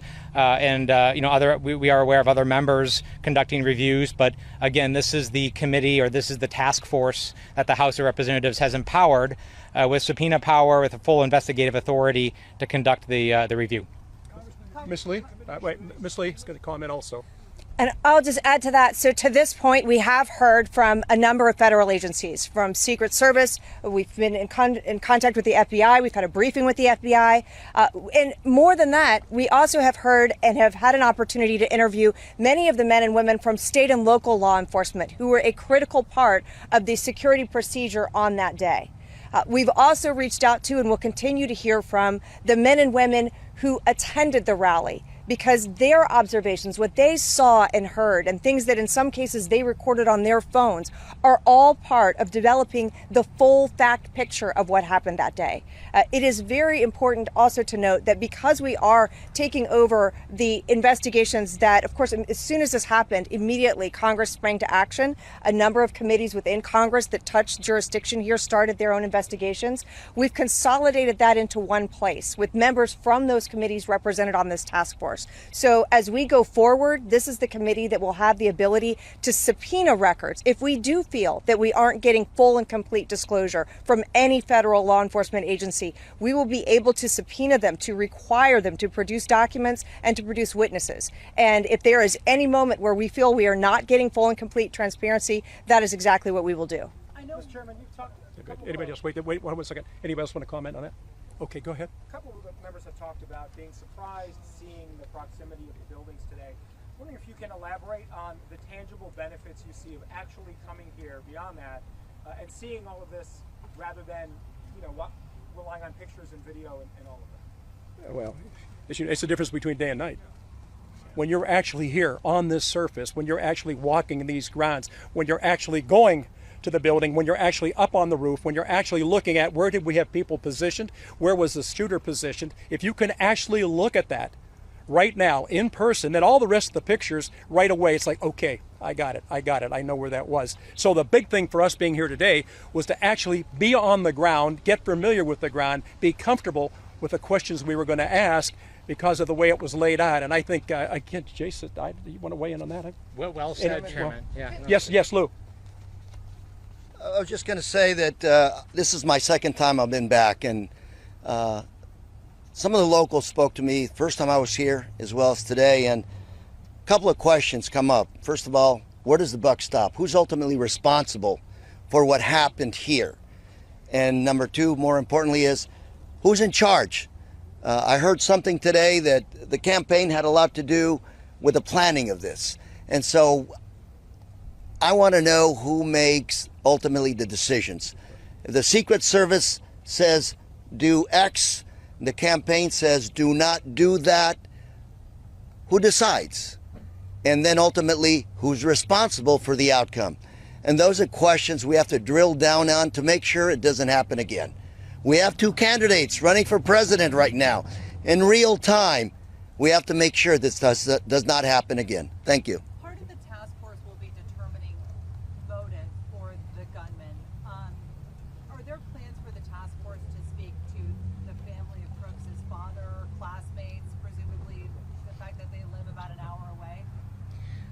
We're not going to comment right now about specifically who we are going to talk to. I mean, we'll talk about the entities, and we've been in touch regularly with the Secret Service, the FBI, local law enforcement, but we're not going to say yet specific individuals. Quick follow-up. Congressman Waltz said that he had doubts that the Secret Service and the FBI, that Crooks had acted alone. I'm just to the Democrats on the committee. Do you share that concern? Do you have doubts about? Who said that? I'll take that. Congressman Waltz, who is on the task force but is not here today. Yeah, go ahead. Appreciate the question. Mike Waltz is a fantastic member from Florida. I think it's too early to make that determination, and at this moment, I don't think anyone on the task force has seen any hard evidence that would suggest that would be the case. Last question. Several Republican lawmakers on Capitol Hill today said they run no Okay. for Thank you all. Thank you. Thanks. Thank you all. Matt Gaetz is making us proud. He's going to war with them Democrats. He's fighting for our freedom. He risked it all for the people, man. Turn them doubters to believe. Hi everyone, Congressman Matt Gaetz here. Thanks for watching the Gaetz Network. This is a service of our congressional office, so make sure that you go to our website, gaetz.house.gov. There you can sign up for our newsletter that goes into the events of the United States Congress each and every week with my special insights. Also, make sure to follow us on social media. We've put those accounts on the screen. That way you're connected to all of our work on your behalf. And finally, I would suggest that you always consume the Gaetz Network through the Rumble app. If you download the app and then turn notifications on, it's the best way you know when we go live so that you can see our speeches on the floor, committee hearings, and other remarks on important matters to you. Again, thanks for watching the Gaetz Network. Programming continues. Matt Gaetz, the biggest firebrand inside of the House of Representatives. You're not taking Matt Gaetz off the board, okay? Because Matt Gaetz is an American patriot and Matt Gaetz is an American hero. We will not continue to allow the uniparty to run this town without a fight. I want to thank you, Matt Gaetz, for holding the line. Matt Gaetz is a courageous man. If we had hundreds of Matt Gaetz in D.C., the country turns around. It's that simple. He's so tough, he's so strong, he's smart, and he loves this country. Matt Gaetz. It is the honor of my life to fight alongside each and every one of you. We will save America. It's choose your fighter time. Send in the firebrand. Welcome back to Firebrand. We are broadcasting live from the Rumble Studios here in the United States Capitol in Washington, D.C. I've got a terrific guest who's going to join me in a moment, Jeremy Carl. He is a commentator. He is a scholar at the Claremont Institute, where we get so many of our ideas. Really, it's the group that's filling the intellectual vacuum that's been abandoned by so many of the compromised think tanks in this town. But before we get to his work critiquing DEI and the left's current incarnation of multiculturalism at the exclusion of a pretty substantial portion of the country, Jeremy, I've got to talk to you about just what has the Capitol abuzz right now. You've seen Pelosi offer something other than a full-throated endorsement of Joe Biden. Joe Biden has scurried off to the Congressional Black Caucus, where he is, being protected by the likes of Frederica Wilson and Maxine Waters. Those are the stalwarts. Congresswoman Beatty. You've seen Emmanuel Cleaver out there advocating for him. But then people like Richie Torres, a Democrat from New York. People like Michael Bennett, who went on CNN last night and just filleted Joe Biden. It is all over the place. So I'm too in it. I'm in the committees with these people. I'm seeing the funeral-like look on their face. What is your perspective on this moment in presidential political history that we are in? Well, it's fascinating, and there's really very little precedent that I can think, if any, for it. Some people talk about LBJ being pushed out, or really pushing himself out, though, in 1968. But I think it's not a good comparison for what we have right now. It really is just a weird thing where the Democrats want to get him out, but to do so sort of exposes the lies that they've been telling about his fitness for years. And it's sort of a game of chicken, because Biden's just saying, hey, I'm not going to go. I'm happy here. And so they have to decide. Right now, they're so-called fishing in the Rubicon. They won't cross the Rubicon and just demand that he get out. And so they're just putting themselves in a worse and worse position, which is, of course, great for us. I want to break this down in kind of the different vectors of Biden world. You served in the Trump administration. Yes. You served in the Department of the Interior. And so you know what it's like to be in the official admin as you've got a president who's embattled or taking criticism or seeing the media turn on them. That affects that vector, the morale of the admin.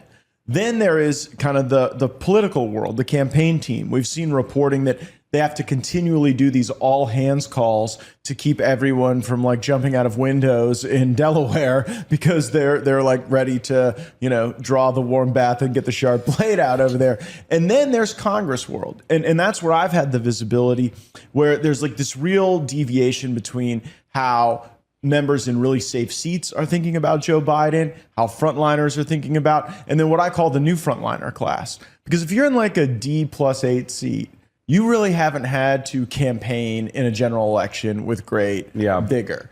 And now, like, your pollsters and your consultants are saying, whoa, you won this district by 12, 16 points. Now Joe Biden is tied. He's down a point. He's inside the margin of error. So there are all those different vectors. I want to get your take on what you think is going on in kind of Biden White House world and admin world from your perspective as a former admin official. Yeah, well, I think probably the folks in the admin are kind of panicking. There's a lot of confusion. They're probably getting a lot of signals from different places. I think, ironically, Biden, for all his incapacity, has actually done a pretty good job of staying on message to the best of his ability, which is he hasn't kind of deviated at all about, hey, I'm not going anywhere. But all his NATO buddies came to town. Right. He's able to get the band together with NATO. Absolutely. So I think that's what they're thinking about. I'll tell you what is interesting. You mentioned these swing areas. So I live in Montana, where we have John Tester, who, and this is really stiff competition, but he may be the biggest fraud in the United States Senate. He's a good one, though. Yeah. No, he's extremely good. I respect the political skills of a guy who votes that liberal and who continually gets elected in Montana. I've looked into the eyes of the people from Montana. They are not liberal people. No. And it really is amazing. Part of it is because we just have a terrible media that just doesn't cover him. But literally, from a political science perspective, if you look at a dot of the kind of partisan lean of states and the dot of like where people vote, everybody's kind of in a bunch, as you just alluded to. And then John Tester's all the way out by himself, just, on the far extreme, just completely out of touch with the state. And now he's getting very nervous because he said these nice things about Biden. And now he's kind of like, well, I'm not sure that Biden, he's sort of changing his tune. So I think there's a lot of panic in these close congressional races as well, as you mentioned. And it's the Sherrod Brown, the John Tester, the Mark Warners who are actually getting together and really talking about this. And Michael Bennet now giving a lot of life to that argument with his recent appearance on CNN. So there's two schools of thought in the House conference right now, and I want to get your reaction. One is when the enemy is infighting, you just let them continue to do that. Yeah. You don't give them a centralizing force to rally and attack. So, this is an opportunity for Republicans to pass like the gas stove bill and whatever sort of Mother's Day resolutions we have in the drawer. The other theory of the case is this is the time to apply some pressure. Yeah. And the one platform we have to apply that pressure, we don't have the admin, we don't have the White House, we don't have the media, we don't have big tech, we don't have the Senate, we have the House of Representatives. And so you could activate the floor of the House of Representatives to force people into a pro-Biden or anti-Biden camp. Like right now, Pelosi's able to be out there throwing shade, saying, well, if he makes the choice, he's our guy. I mean, that's like, that's like somebody, it's very disingenuous on her part. But like, what if there was a vote today on the floor to have a mental competency test for the president? Like, how would those frontliners? What if there was a vote on whether or not the 25th Amendment should be contemplated? What if there was a vote on who should control the nuclear codes? Yeah. So, which camp are you in? Let them destruct or activate the floor and apply some pressure and see how some of these Democrats shake out in their voting behavior. Well, I'm going to be unfair. You're a much better politician than I am. Like, you've had a lot of success in this area. What do you think? What would you do? Like, how do you see it? I mean, I'll tell you if I disagree. Yeah, I tell you, I would be forcing Democrats to either own or disclaim Biden. I think that when you have an enemy that is at a point of great confusion and discord, that's not when you allow them to sort of start cleaning up their own mess. Sure. Instead, what you want to do is start to force decisions on them. And really, I'd love to see what decision they make on things like like a mental competency test. Yeah, I'd love, and I think that's right. I mean, and just showing again how much better your political skills are than me. I hadn't even thought of really doing that on the floor, and I think that would be really effective. I'd say the one kind of shade I would have on it is because I would like them to keep Biden, because I think they just lose with Biden, whereas with the other, they could lose worse. Okay, I think Kamala could be a disaster and we could win in a true landslide, but there's just more variability in the system, and I'd rather take a more obvious W. So I wouldn't want to put pressure on. I want to put pressure on them in such a way that makes them probably stick with Biden, but take the really painful votes. And I actually think that would be the most likely outcome, because if Chip Roy has his mental competency test legislation on the floor, I don't think you're going to see a lot of Democrats rushing to vote for that, right? They'll quibble on some basis that that's not an appropriate action for the House, and they'll vote no, which kind of forces them into the arms of Biden. Because let me tell you something, the conversation is coming where Valerie Jarrett and Susan Rice and Ron Klain and a few of these gray hair, buddies from the Senate, Chris Coons, they'll bring in Obama, and they'll sit down and say, Joe, Jill, Hunter, it's time for your next grand act of patriotism. And it's time for you to step aside for Kamala Harris to be the nominee. And if what you're saying is right, you prefer the nursing home patient as opposed to what's behind door number 2. Exactly. Then I think you almost want to arm Biden in that discussion by being able to say, look, every House Democrat just voted to not take my nuclear codes away. Yeah. Grandpa can still have his keys. Absolutely. You don't have to take them away. Yeah. So I don't know. Maybe it will work out that way. At the end of the day, we are really spectators at the moment. And the question is whether or not, and it is a moment in history, as it plays out, do we want to be the non-playing characters, or do we want to define our own destiny with the use of the House? I do want to get to your area of study. So you're a senior fellow at the Claremont Institute. And I'm a huge fan of the scholarship that comes out of the Claremont Institute, but explain to people the mission of the institution first before we get into your specific area. Sure. So we are a public policy think tank, but we're a little bit different. You alluded to that in some of your earlier areas. We're less kind of like writing white papers on what marginal tax rates should be, and more about trying to educate people about our founding principles and attempting to restore our founding principles to kind of a governing role in society, which we would argue that for some time they've essentially been displaced. So that's the kind of central principle thing. So it actually sort of tends to be a kind of very high-minded and elevated and philosophical conversation. And in fact, I've kind of been very grubby in this book and kind of getting into a very messy area of public policy. But I think it's actually one that really does implicate some of these fundamental founding questions about unalienable rights and equality and things that are promised to us in the Declaration and Constitution. So here with Jeremy Carl, and he focuses his research on multiculturalism and race relations. So it must be fascinating conferences that you get to go to at the race relation multiculturalism booth that you hang out at. Yeah. And I'm sure you get to meet a lot of interesting people. But in all seriousness, you're out with this very hot book right now, The Unprotected Class: How Anti-White Racism is Tearing America Apart. And so lay out your fundamental critique of the system that is destructive and divisive right now.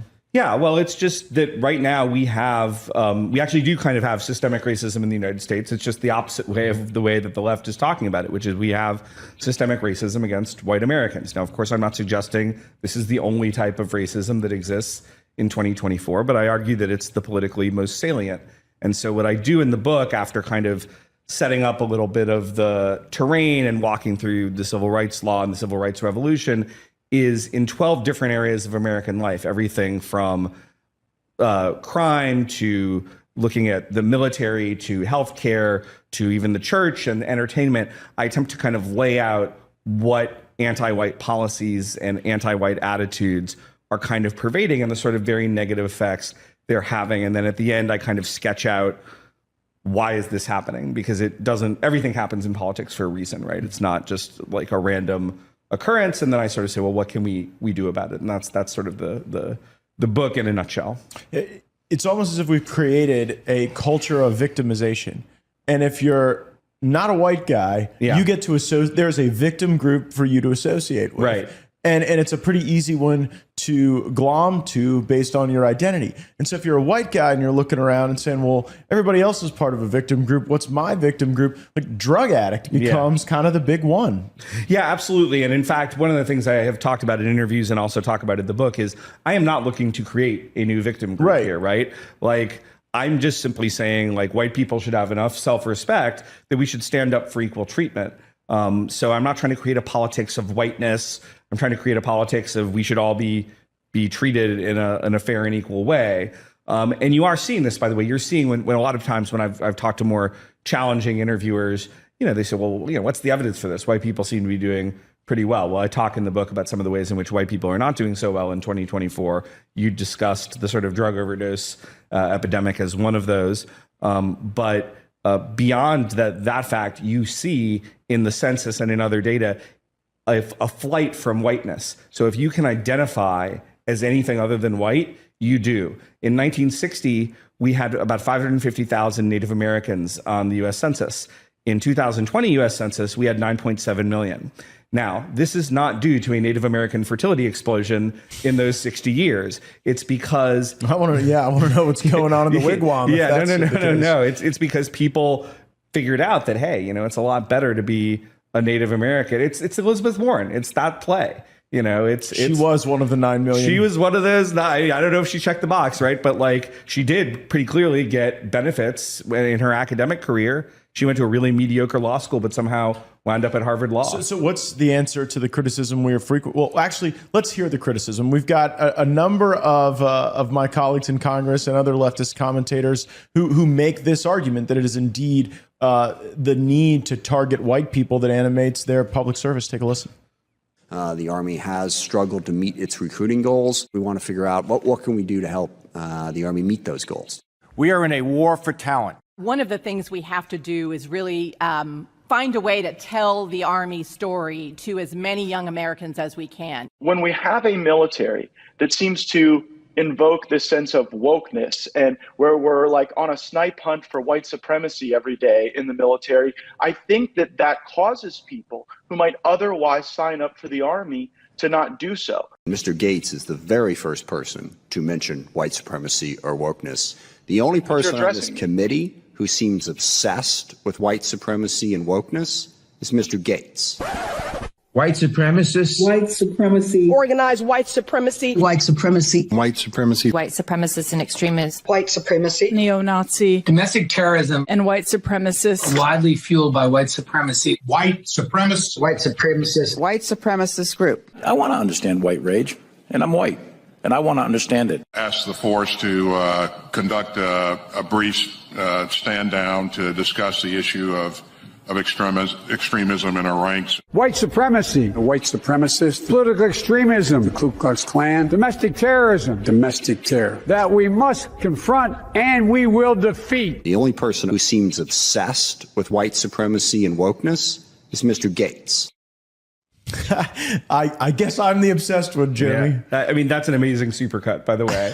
And I'm glad you actually put up that military thing in general, because it's actually one of the most discouraging trends that we have. And I talk about this in my military chapter of the book, because while race relations have not been perfect in the military, they've been probably better in the military for longer than just about anywhere else in society. Military communities, the most integrated communities in America. We've always said, whether it's not black or white or anything else, you all bleed red. We've had a notable integration in the military for longer than we had it in the broad society. And the Democrats seem intent on completely undoing that. You and others have kind of unmasked this in various investigations of what's going on. And it's you touched on this. Well, numbers are going down. I document this in the book. So in the last 5 years, we've had a 40% drop in white recruits to the military. No drops in any other group. And that'd be a problem for any reason. But what makes it a particularly big problem is those people are much more likely to be the tip of the spear. They're much more likely by percentage to be in special forces, kind of like really doing the most dangerous and important work we have in the military. And we're telling them you're not wanted. Yeah, it's as if a lot of my colleagues are on a white supremacy snipe hunt. Yeah. And I wonder what you've really studied as the political incentive for that. I mean, is it just as simple as you've got some self-loathing white libs who think that if they demonstrate that they too are on a white supremacy hunt, that will appeal to other voters? Because I mean, I've never seen a Republican build a more multicultural coalition than Donald Trump. Sure. And so, what is it about what you study about the political science of this that draws people into this fiction of white supremacy around every corner? Absolutely. So let's break it down for a couple different groups. There's the white liberals. And for my next book, I kind of want to put them on the psychiatrist's couch and talk about all that's going on with them. Because you actually really do document, by the way, and this is not, everything I'm giving you here is from mainstream sources. These aren't like partisan sources. A huge amount of mental illness in the white liberal community as compared to white conservatives. So I think that's some of it. I think some of it is a status. They just self-diagnose better. Yeah, they think we're more mentally ill, but we just aren't enlightened enough to be able to self-diagnose all of our different frailties. Well, yes, but they're actually, this is usually the way the question is asked is, has a provider diagnosed you with a mental health thing? So again, I think it's pretty real. There's also, and I think we're kind of getting toward this, a status element of it. So for somebody like me, I mean, my family's doing very well. My wife's a doctor. I have a background in business. We're not starving, but we've got 5 kids and we're not like trillionaires or anything. And I'm sitting there looking, how am I going to provide for them? I'm worried about it. Now, if I had a couple extra zeros in my bank account, it's a little bit of a flex, right? It's like, oh, well, yeah, sure. I've got privilege because I can maneuver around that system anyway, if I really have a lot of power. So for the Hollywood elites and all these type of people, I think that's what's going on. So that's white people. I mean, I'm oversimplifying here, but I'm just trying to tell this story really quickly. Now, for minorities, I think it's a little more complicated. And again, there's lots of things going on, but I'll pick what I think is the biggest.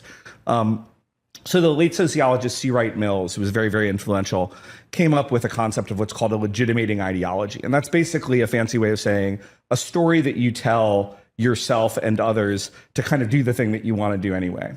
So in 2024, you can't just have minority groups or members of them going up to white people saying hey, give me your stuff, right? Like that's not considered acceptable in America. So in some jurisdictions, maybe in LA, New York, jurisdictions it could be. But what you have to do is you have to create this legitimating ideology. So you start talking about white supremacy, white privilege, white oppression, the whole history of the horrible things you did. And then it's like, no, you need to give me your stuff because I am owed your things. And so that's the sort of legitimating ideology that I think we have going on. You need to create that because at the end of the day, it's one of the oldest stories in politics. Somebody else has got something and I want it. And so this is how I'm going to take it. And one of those things certainly is opportunity. And so we've talked about that in the military, but we've also see it manifest in the corporate world. We are incredibly proud of our friends at O'Keefe Media Group for having exposed that at the Walt Disney Corporation in its worst form. Take a listen. DEI is an order form for people. Not about good or qualified or credentialed or talented, just immutable characteristics, that which you cannot change. We had a situation where we wanted to hire somebody in the department a few years ago now, who was half black, but didn't appear half black. And there was a creative executive who was like, we're not, that's not what's wrong. They wanted the full. They wanted somebody in meetings who would appear a certain way, and he wasn't gonna bring that to the meeting. And so this is on the This was on the corporate side, the business side.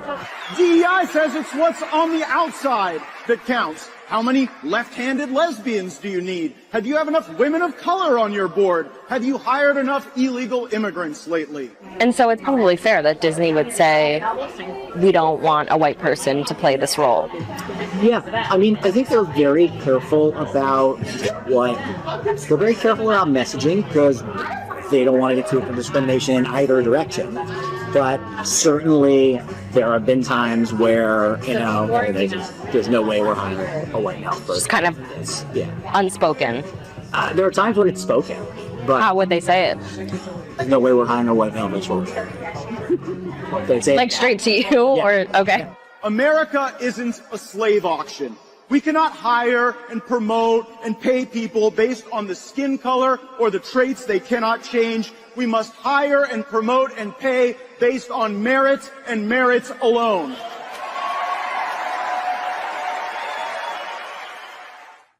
We're back live with Jeremy Carl, author of The Unprotected Class. So, Jeremy, talk a little bit about how we see DEI specifically playing out in the corporate world, in the purveyors of DEI, and how you study that impacting these fundamental issues of culture.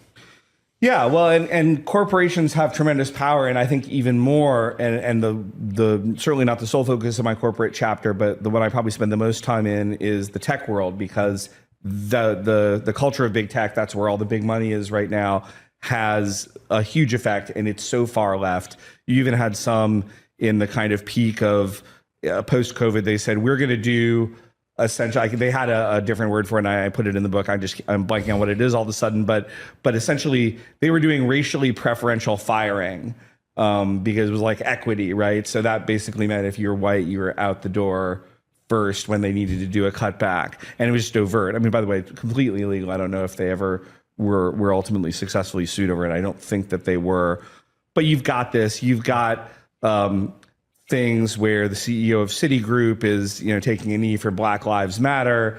You've got all sorts of ridiculous things going on in these corporations.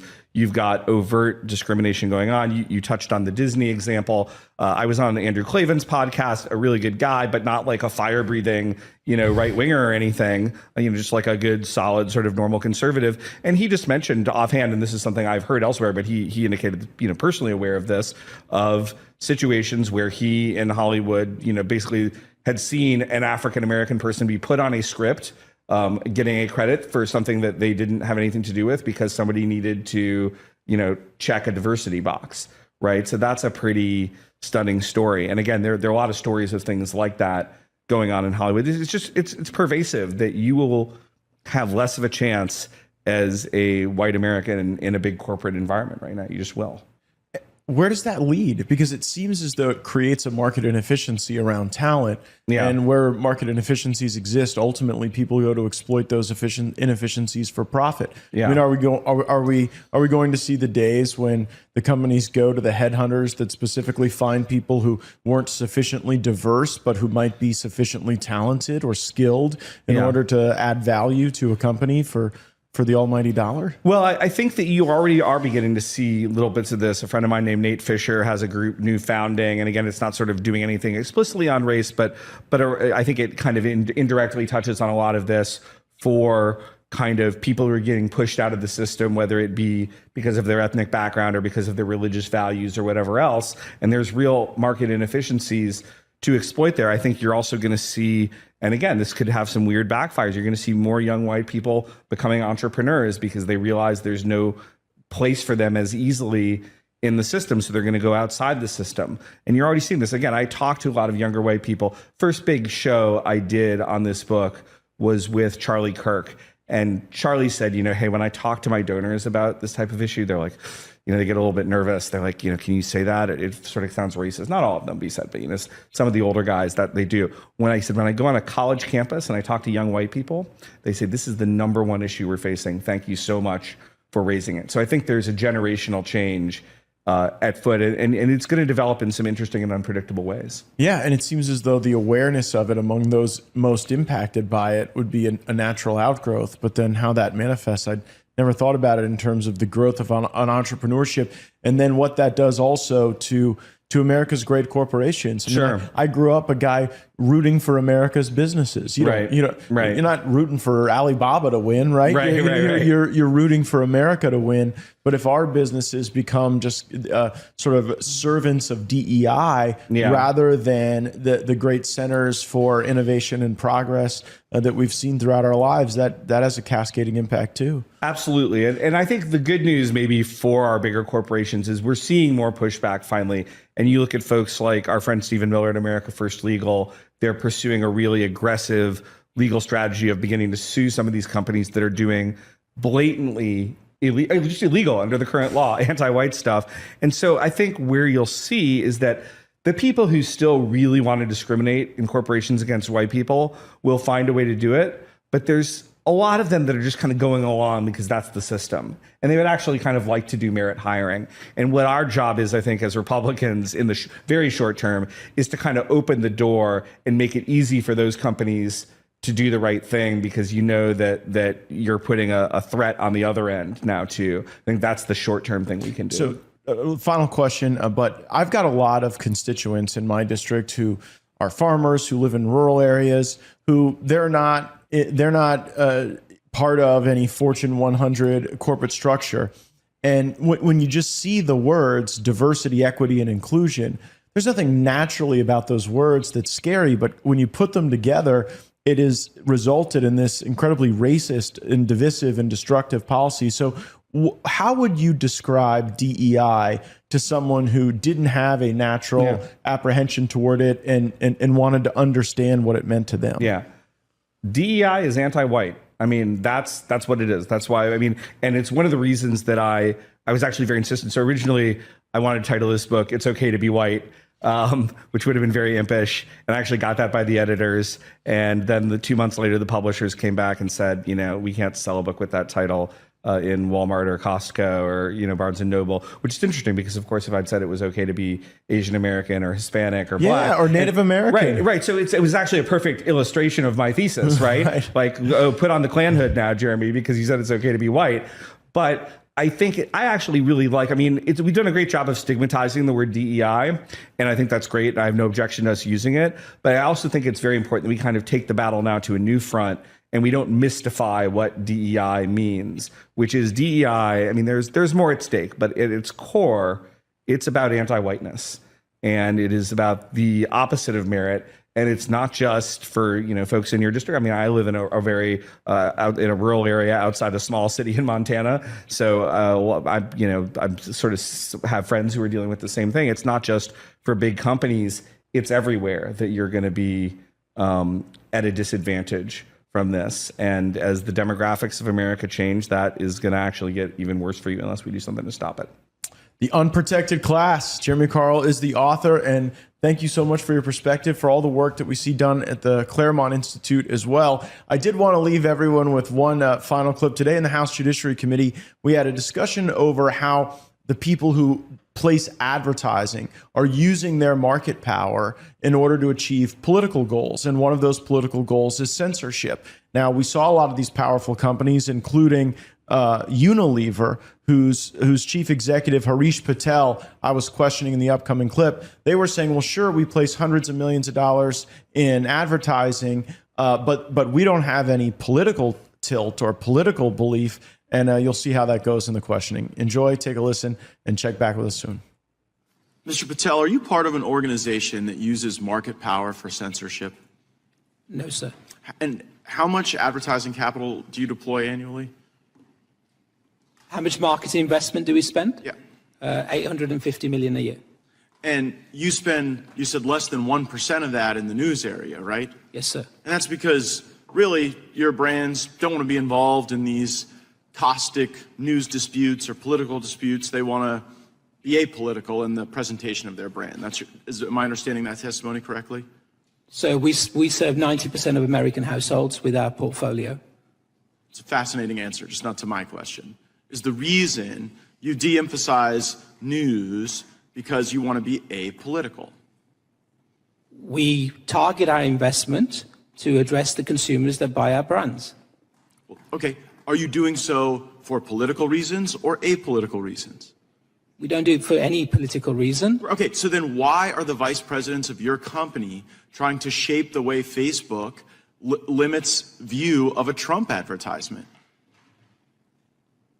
So I'm not sure what the intention of that communication was, but that's I do. It was to get the Trump ad taken down. It's pretty clear. You had two vice presidents, Rob Master and Luis DeComo, who were pressuring Facebook to utilize Facebook's policies to take down a Trump ad. So it's just hard to believe that your goal is to avoid politics when not some intern at your company, but the vice presidents at Unilever are writing Facebook saying, we want you to take this Trump ad down and apply these policies to do it.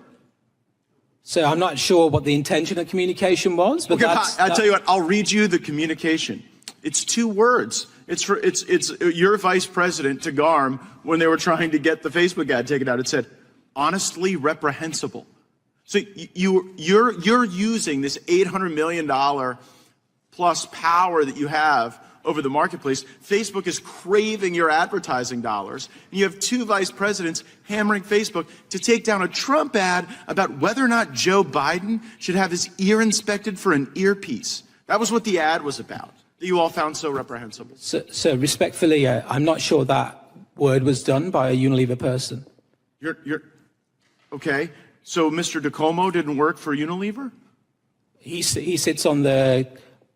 If I did my homework right, I think that came from the GARM, Rob. Oh, Rob Rankowitz. Yes. But you are member entities to GARM. You pay GARM. You guys are GARM. I mean, as Mr. Jewell said, you have to have tools in order to help you place your ads. So you go fund GARM, and then here your vice presidents are commiserating with GARM over the fact that Facebook won't remove this. I guess, Mr. Shapiro, when we look at these big advertising platforms and they're hearing the people with the advertising dollars hammer them with this ideological tilt, what does that do to the marketplace for ideas? Obviously, it shuts down the marketplace of ideas, which is largely the intent. And one of the things that I've heard from some of the Democratic members of the committee today is an extraordinary amount of projection wherein they suggest that Republican members of the committee are trying to shut down free speech by trying to get answers to questions about the kind of political pressures that are being put on social media companies, for example. But it's been Democrats who for years have been spending their time trying to pressure social media companies into doing their bidding by limiting the types of information that are available to the public and how that information is actually distributed. One of the things that's worth noting here is that it's not just a matter of advertising dollars flowing. The way that it works on social media is that if you are demonetized, then the reach of your actual content is also limited by the same social media companies. Do you think the frequency of those demonetization rises when you have vice presidents of companies at Unilever trying to hammer entities like Facebook into taking down Trump ads? Absolutely. Absolutely. There's no question that when you have internal pressures put on social media companies to take down right-wing material, that has an impact on the reach of right-wing messaging. There's just no question. And I guess I don't mind when Democrats say they don't like conservative speech, or we get to say we don't like some of their speech. That's how this works. But it's when the business community colludes and utilizes market power to shape the way social media companies or websites disseminate information, that the public doesn't even get to see that debate and engage it. And I think the fact that it's clandestine is actually even more corrosive to the values that undergird. That's absolutely true. The complete lack of transparency with which GARM treats both the member companies as well as the consuming public is one of the major problems. If they simply wish to levy a boycott against a right-wing source, they should simply say that's what they're doing. Hiding behind fake standards in order to project objectivity is a major problem in transparency for the market. Matt Gaetz is making us proud. He's going to war with them Democrats. He's fighting for our freedom. He risked it all for the people, man. Turn them doubters to believers. Hi everyone, Congressman Matt Gaetz here. Thanks for watching the Gaetz Network. This is a service of our congressional office, so make sure that you go to our website, gaetz.house.gov. There you can sign up for our newsletter that goes into the events of the United States Congress each and every week with my special insights. Also, make sure to follow us on social media. We've put those accounts on the screen. That way, you're connected to all of our work on your behalf. And finally, I would suggest that you always consume the Gaetz Network through the Rumble app. If you download the app and then turn notifications on, it's the best way you know when we go live so that you can see our speeches on the floor, committee hearings, and other remarks on important matters to you. Again, thanks for watching the Gaetz Network. Programming continues. I was coming to work today. What did I find in my jacket? One of these fancy little ID cards, badges from the RNC convention in Milwaukee. Never been before. Took my muse, Katie. And who did I bump into the day we arrived at the hotel? The fearless warrior, the man with the coolest shoes on Capitol Hill, Florida's very own Matt Gaetz. Thanks so much for having me, Seb. And yeah, I knew I was in the right Great Lakes city when I heard your booming Hungarian voice in Milwaukee. So it was a good time. But I almost feel like we should be able to have another convention, right? If they're able to have a new candidate, we should totally be able to have another convention. And I mean, this is quite something. The party that was pearl clutching at any mention of replacement theory has now embraced it as their principal approach to the presidential ticket. And now I guess the Democrats will try to explain to us how they're the great saviors of democracy as they light 14 million primary votes on fire while putting Joe Biden out to pasture and Kamala Harris in a position as the Democratic nominee that she is certainly not qualified for. Everything Kamala Harris touches is destroyed. You look, she was the border czar. The border falls into this great state of disrepair. What has Kamala Harris done well as the vice president? Take all the time you need. The way she got her first job, allegedly, but we'll have to ask Willie Brown about that. Congressman Gaetz, I had somebody say to me yesterday, just get off this jag, stop talking about them destroying democracy because she's the anointed one. They're all going to line up behind her. I kind of take his argument. So here's the question, and I'm going to ask President Trump tonight when he's on my show on Newsmax. Not my show, Rob Schmidt's show I'll be hosting. They're going to package her like the brand new product. Has nothing to do with the last 3.5 years. We know that's a lie. How concerned are you that that ploy is going to make it harder to beat her? Honestly, how disturbed are you that we're not going up against these senile old huskies, Joe Biden? Well, I'm not an expert in Democrat politics. I'm a Republican. But what I can tell you is that this is the signal of a party that has no actual direction. Like, there was no loyalty to Joe Biden. He was just a means to the end. So I think Kamala Harris is actually going to have a really hard time in the former blue wall states. I think in Michigan, Wisconsin, Pennsylvania, those states where President Trump has realigned our politics by getting working class voters of every race unified behind an agenda that actually puts the American worker first. Kamala Harris is a machine candidate. That's what you have to understand about her. When she became the Attorney General in California, that was a function of the machine having her back. When she became a U.S. Senator, she was the anointed one, the establishment candidate. So she's used to this. She knows how to play the hand that she's been dealt in this particular case. And, of course, the media will be a willing participant. But at the end of the day, Kamala Harris can never escape the principal conspiracy she was a part of, and that was hiding Joe Biden's condition from all of us. Joe Biden and Washington Democrats lied to this country for years about Joe Biden. How could you possibly trust them with the future of the country? You're a strategic mind. Everybody, please subscribe to the Congressman's podcast. Get the book Firebrand, and also follow him at gaetz.house.gov. What is the best play? Is it she was part of the conspiracy, or what she did to black men in San Francisco and California, putting them behind bars? Is it the border? What is the one that you think, as somebody who's fighting in the trenches every single day, which one is going to resonate the most? Well, it's the three I's. It's the inflation, the invasion, and the incompetence of the Biden-Harris administration. I'm less persuaded that her record back as Attorney General in California is going to be really searing in the minds of voters in the upcoming November election. I actually think that it's her most recent conduct that is the worst conduct, and where voters, I think, will most effectively and accurately judge her. Like, what did Kamala Harris do as border czar to make the border better? Nothing.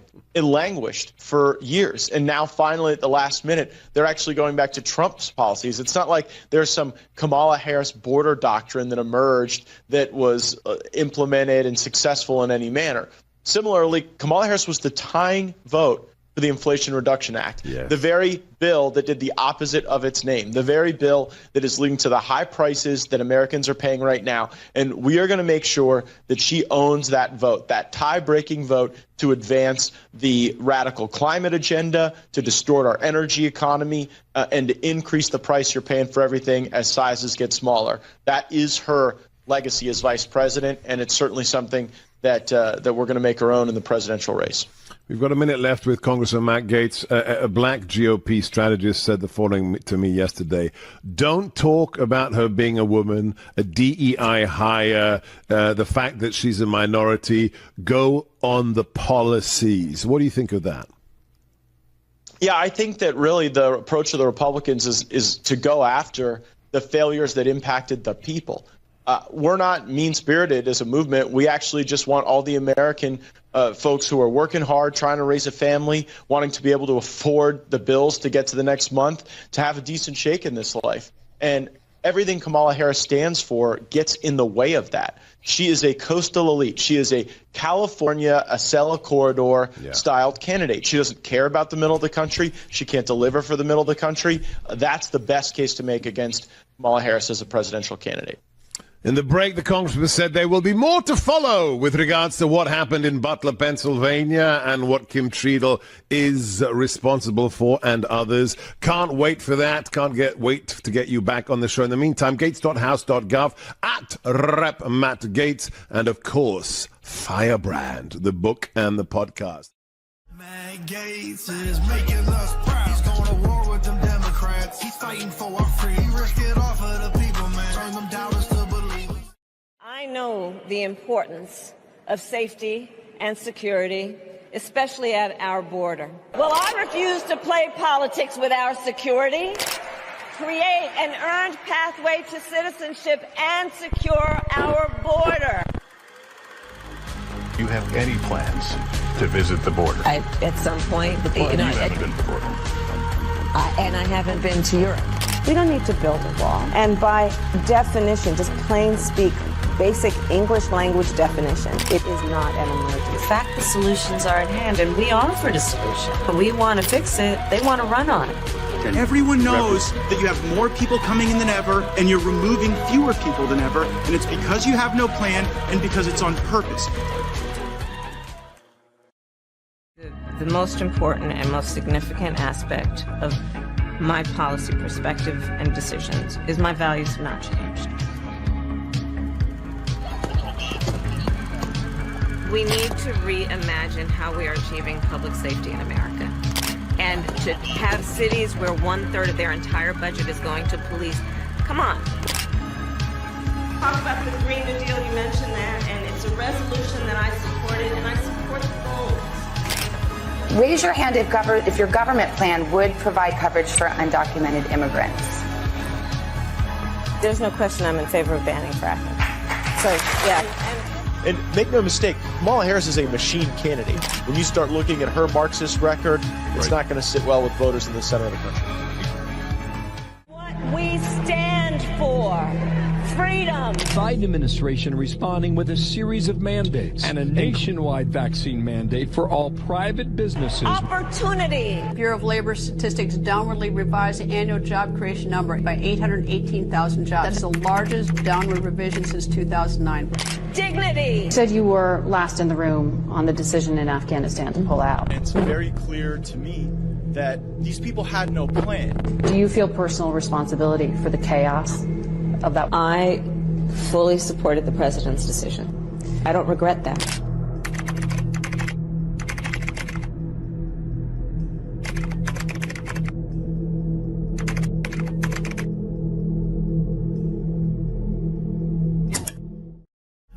Gaetz is making us proud. He's going to war with them Democrats. He's fighting for our freedom. He risked it all for the people, man. Turn them doubters to believers.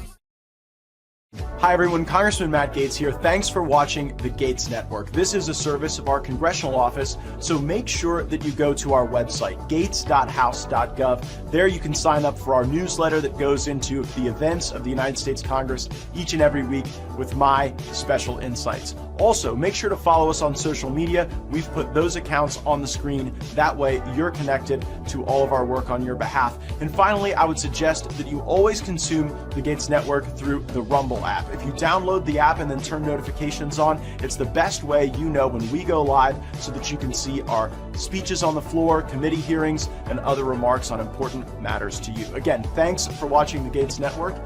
Programming continues. You heard the chairman say in his opening remarks that we want to go to Danbury Prison in Connecticut, and we want to go there to see Mr. Bannon. So is there going to be any problem in the next few weeks approving a visit with the chairman of this committee to go to Danbury? As the congressman and I talked about during a one-on-one conversation yesterday, and as I will say to the committee, we will be happy to review that request and make that accommodation as you submit that request to the Office of Legislative Affairs. Okay, I appreciate the commitment to review it, but are you committing to approve it? Congressman, those approvals actually happen through the Office of Legislative Affairs. I can't foresee an issue with the approval of that. But this is a legislative affair. You're testifying before your oversight subcommittee. So why don't you just tell us that you'll approve our trip to go to Danbury? But that approval rests with the department. We have a long-standing process of reviewing. Department. There's not some other person. You're the head of the department. Why can't you just say we can go? We have a long-standing process of those requests being reviewed by the department, and I will encourage my team to work closely with the department in reviewing that request. That is just a total non-answer. I mean, this is what we get, Mr. Chairman. This is what we get. Arbitrary standards, non-answers, and frankly, if we continue to fund it and tolerate, it's all we're going to get. So I would encourage some robust oversight here. I would not want to be in a position where you guys deny this request. Gaetz is making us proud. He's going to war with them Democrats. He's fighting for our freedom. He risked it all for the people, man. Turn them doubters to believers. Matt Gaetz, the biggest firebrand inside of the House of Representatives. You're not taking Matt Gaetz off the board, okay? Because Matt Gaetz is an American patriot and Matt Gaetz is an American hero. We will not continue to allow the uniparty to run this town without a fight. I want to thank you, Matt Gaetz, for holding the line. Matt Gaetz is a courageous man. If we had hundreds of Matt Gaetz in D.C., the country turns around. It's that simple. He's so tough. He's so strong. He's smart, and he loves this country. Matt Gaetz. It is the honor of my life to fight alongside each and every one of you. We will save America. It's choose your fighter time. Send in the firebrands.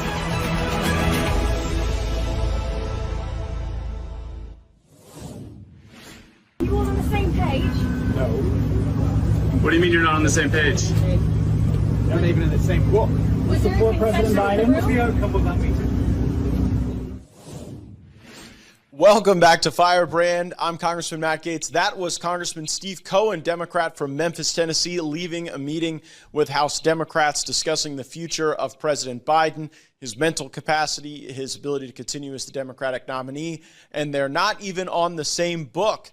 That's the response from Congressman Cohen when asked whether Democrats are on the same page regarding President Biden. I can just tell you from inside the halls of Congress, where we're currently broadcasting from room 2021 of the Rayburn House Office Building here at the Capitol Complex, it is like a funeral mentality. Democrats had this long strategy meeting this morning. It did not appear that they came out of that with any consensus. Last night, Biden was shoring up his base with the Congressional Black Caucus. That's typically where he enjoys his strongest sentiment of support among congressional Democrats. But then there are frontliners. Then there are those in districts that are very purple that could swing to the right or to the left, and they are not as confident. Now, there are members of the Congressional Black Caucus who are also frontliners, but a majority of the Congressional Black Caucus, they are in districts that are very safe Democrat seats. And so their experience is different than those who feel as though the strength of the presidential ticket is going to affect their own ability to serve in the United States House of Representatives. And then there are members who are not frontliners typically, but now might be. So consider this. You're a Democrat member of Congress. Maybe you have a Cook political rating of like a D8 or D12. That would mean that you typically win your contest by 8, 12 percentage points. That group of members is not used to being in a full-on election battle come November.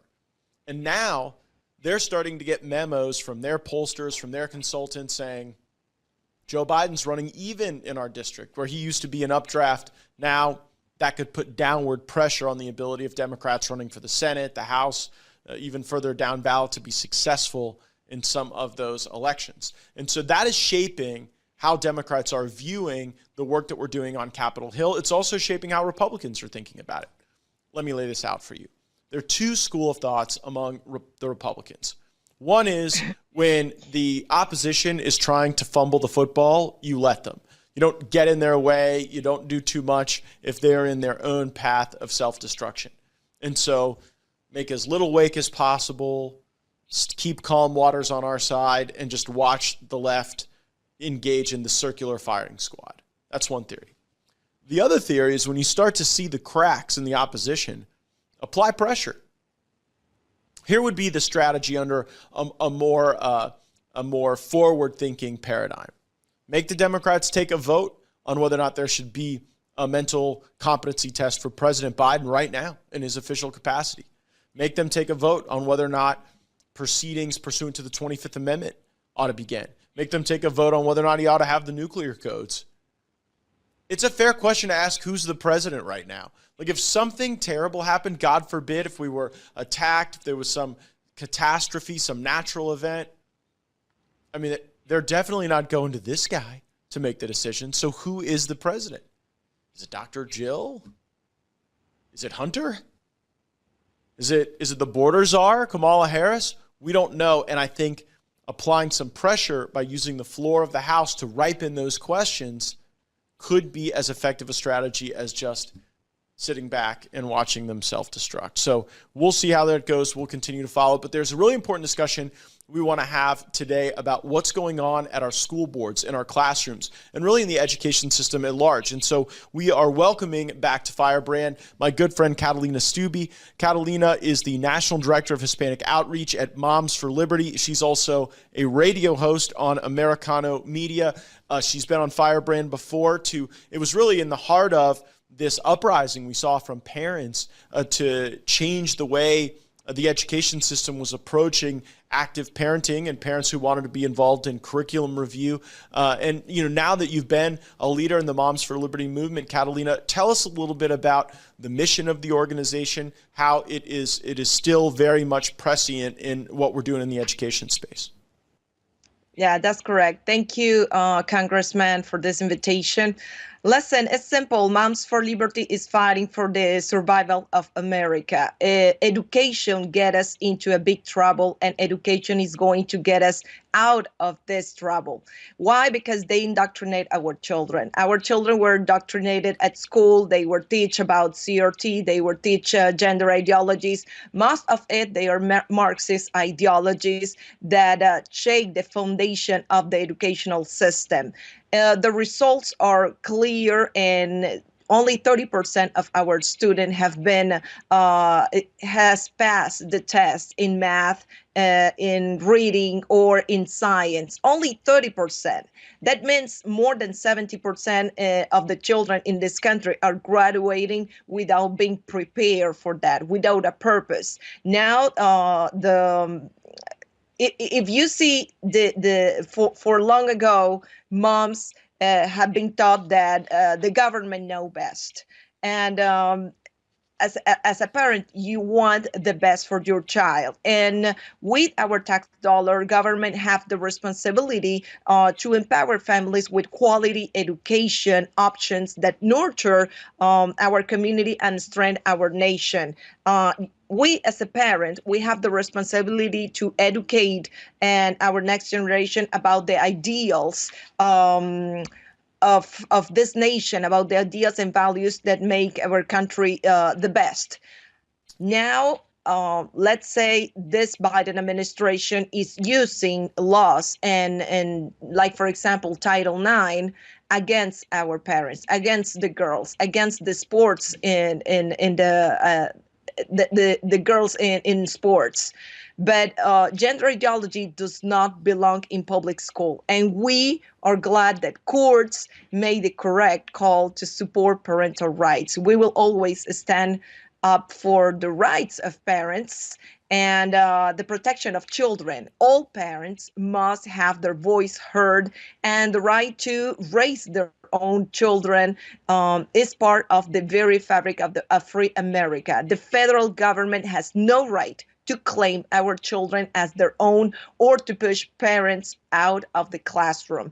This is simple. And now, no, for sure. Well, I want to get in. I want to draw a finer point on this because you have just scored a major victory for the Title IX movement. And this was a report that we're getting from momsforliberty.org. Moms for Liberty succeeds in halting Title IX changes. And this out of Topeka, Kansas. And a landmark ruling, a federal court in Kansas issued an opinion halting the Biden Department of Education's Title IX changes in a lawsuit brought by the Southeastern Legal Foundation and the Mountain States Legal Foundation on behalf of their clients, Moms for Liberty and Young America's Foundations.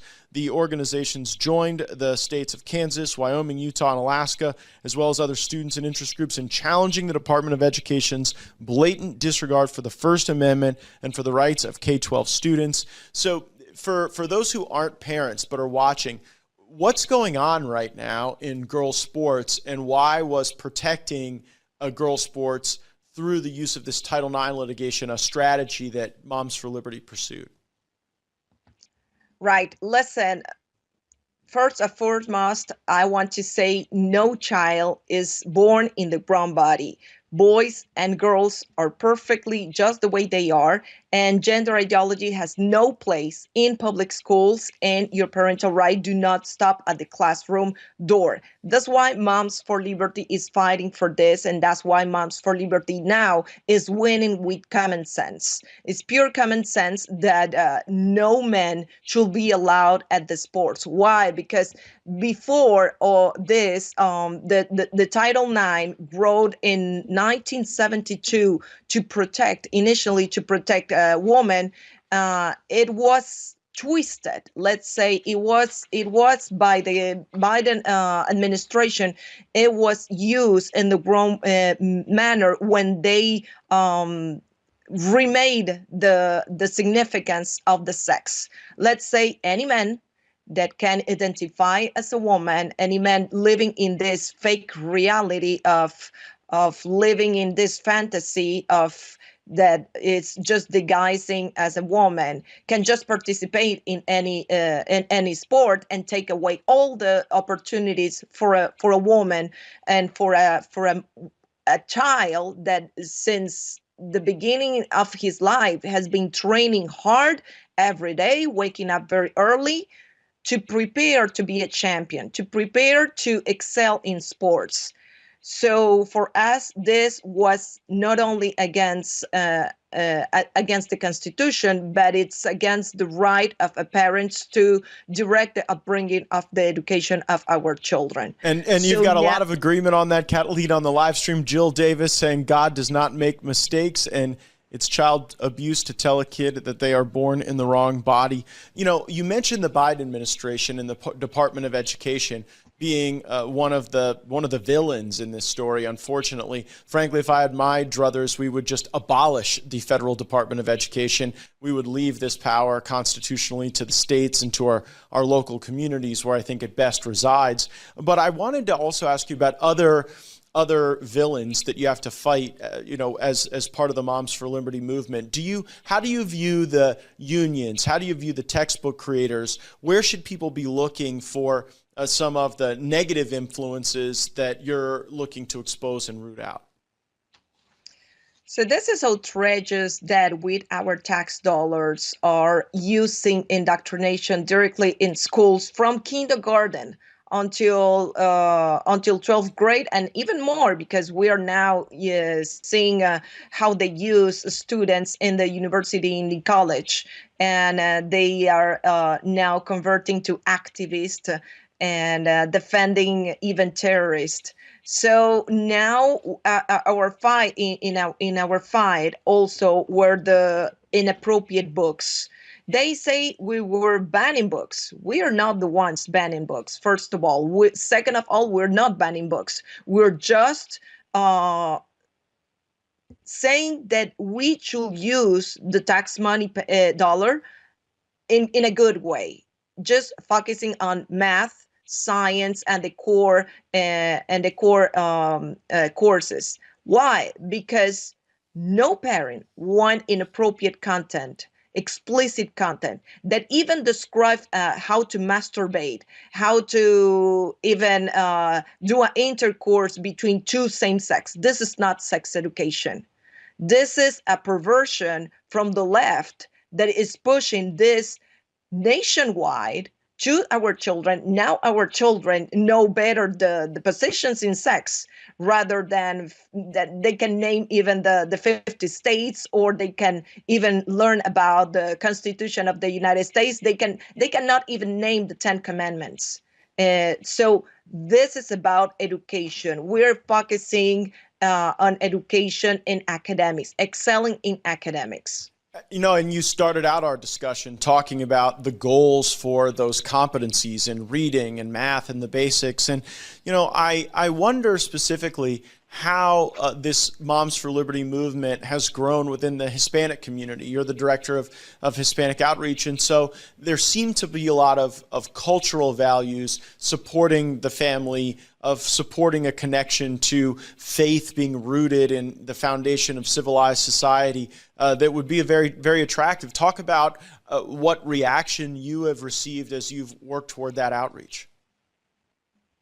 Listen, for me, I came from Colombia, and I came from a better life, to actually be proficient in my profession and not to seen as my preference, sexual preference, or if I became to a party or not, or I belong to a party or not.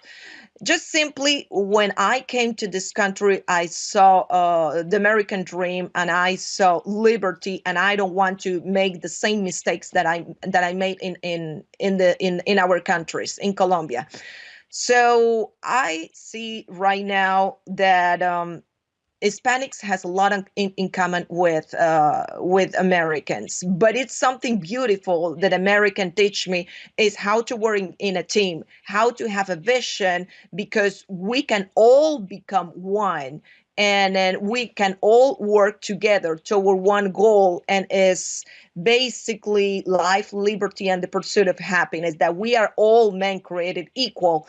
And it's sad how every pillar of American culture now is under attack. And it's this Colombian girl that it's now defending the basics and now even the basic of education in this country that I now choose to be my home. And I'm going to defend my home as every single Hispanic or every single American will do with their children.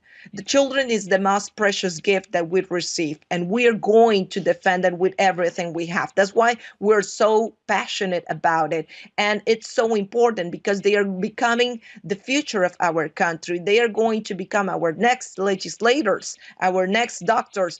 Are you, Congressman, going to trust this young generation that just graduated from high school to be the next voters, choosing the next presidents or the next legislators?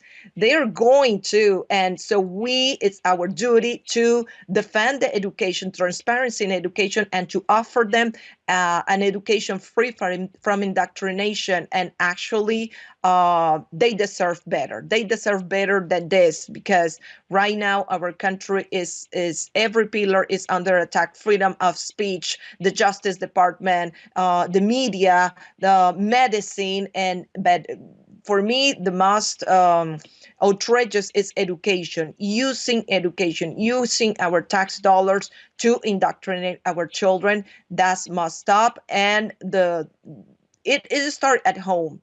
I don't expect a politician to solve all my problems, but parents know best and need to tell the truth to their children.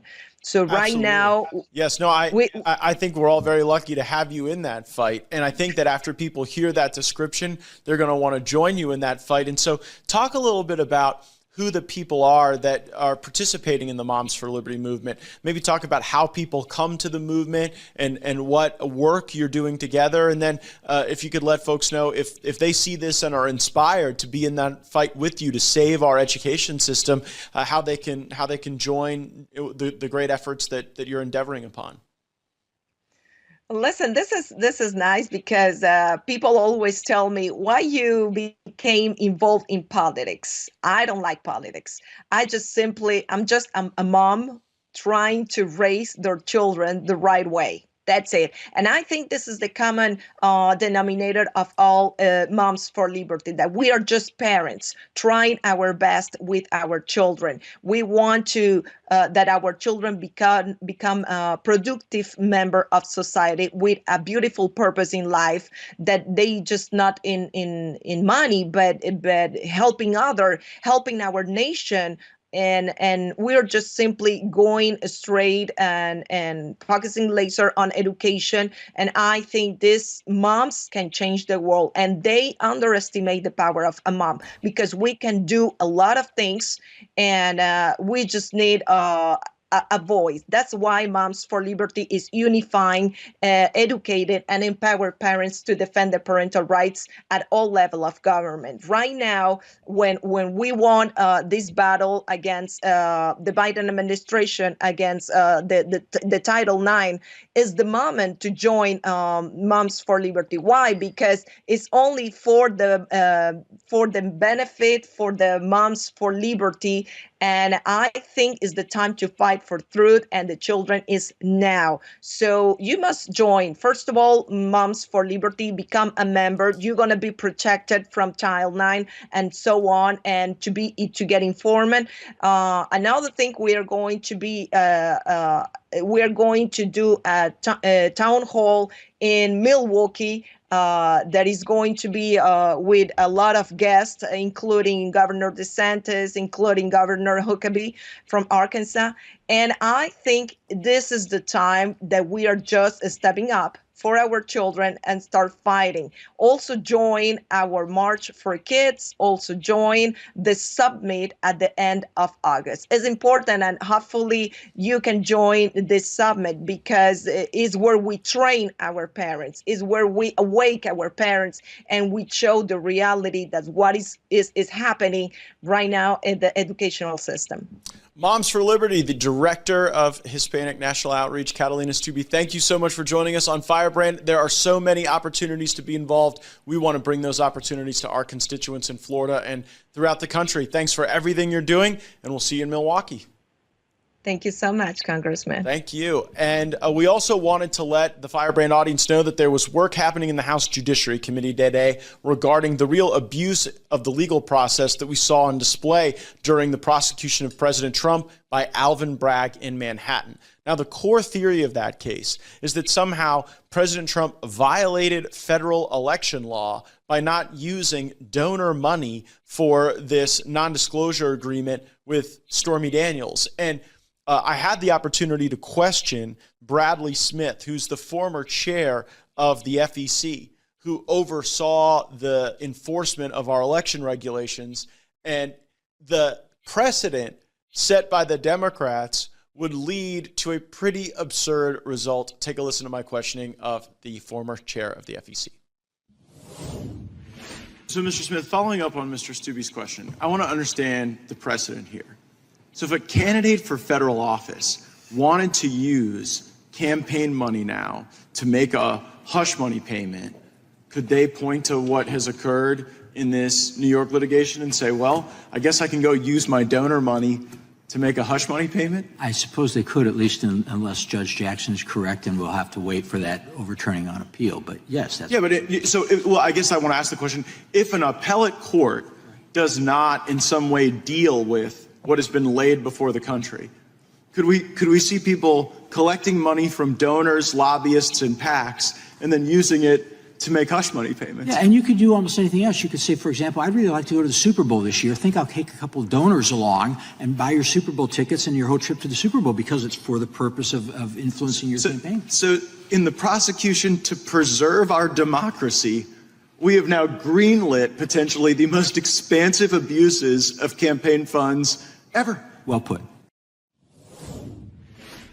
I don't think that it was the intent of the Bragg prosecution to create a massive loophole for people to misuse campaign funds, but that's exactly what they seem to have done, according to that expert. And I continue to take exception with how Judge Merchan in that case was able to preside over a matter where his own family was benefiting off of the notoriety of the case. And we had a former judge before the committee. I asked him what that would have been like in his court. Take a listen. Judge Wilson, I just want to ask you a precise question.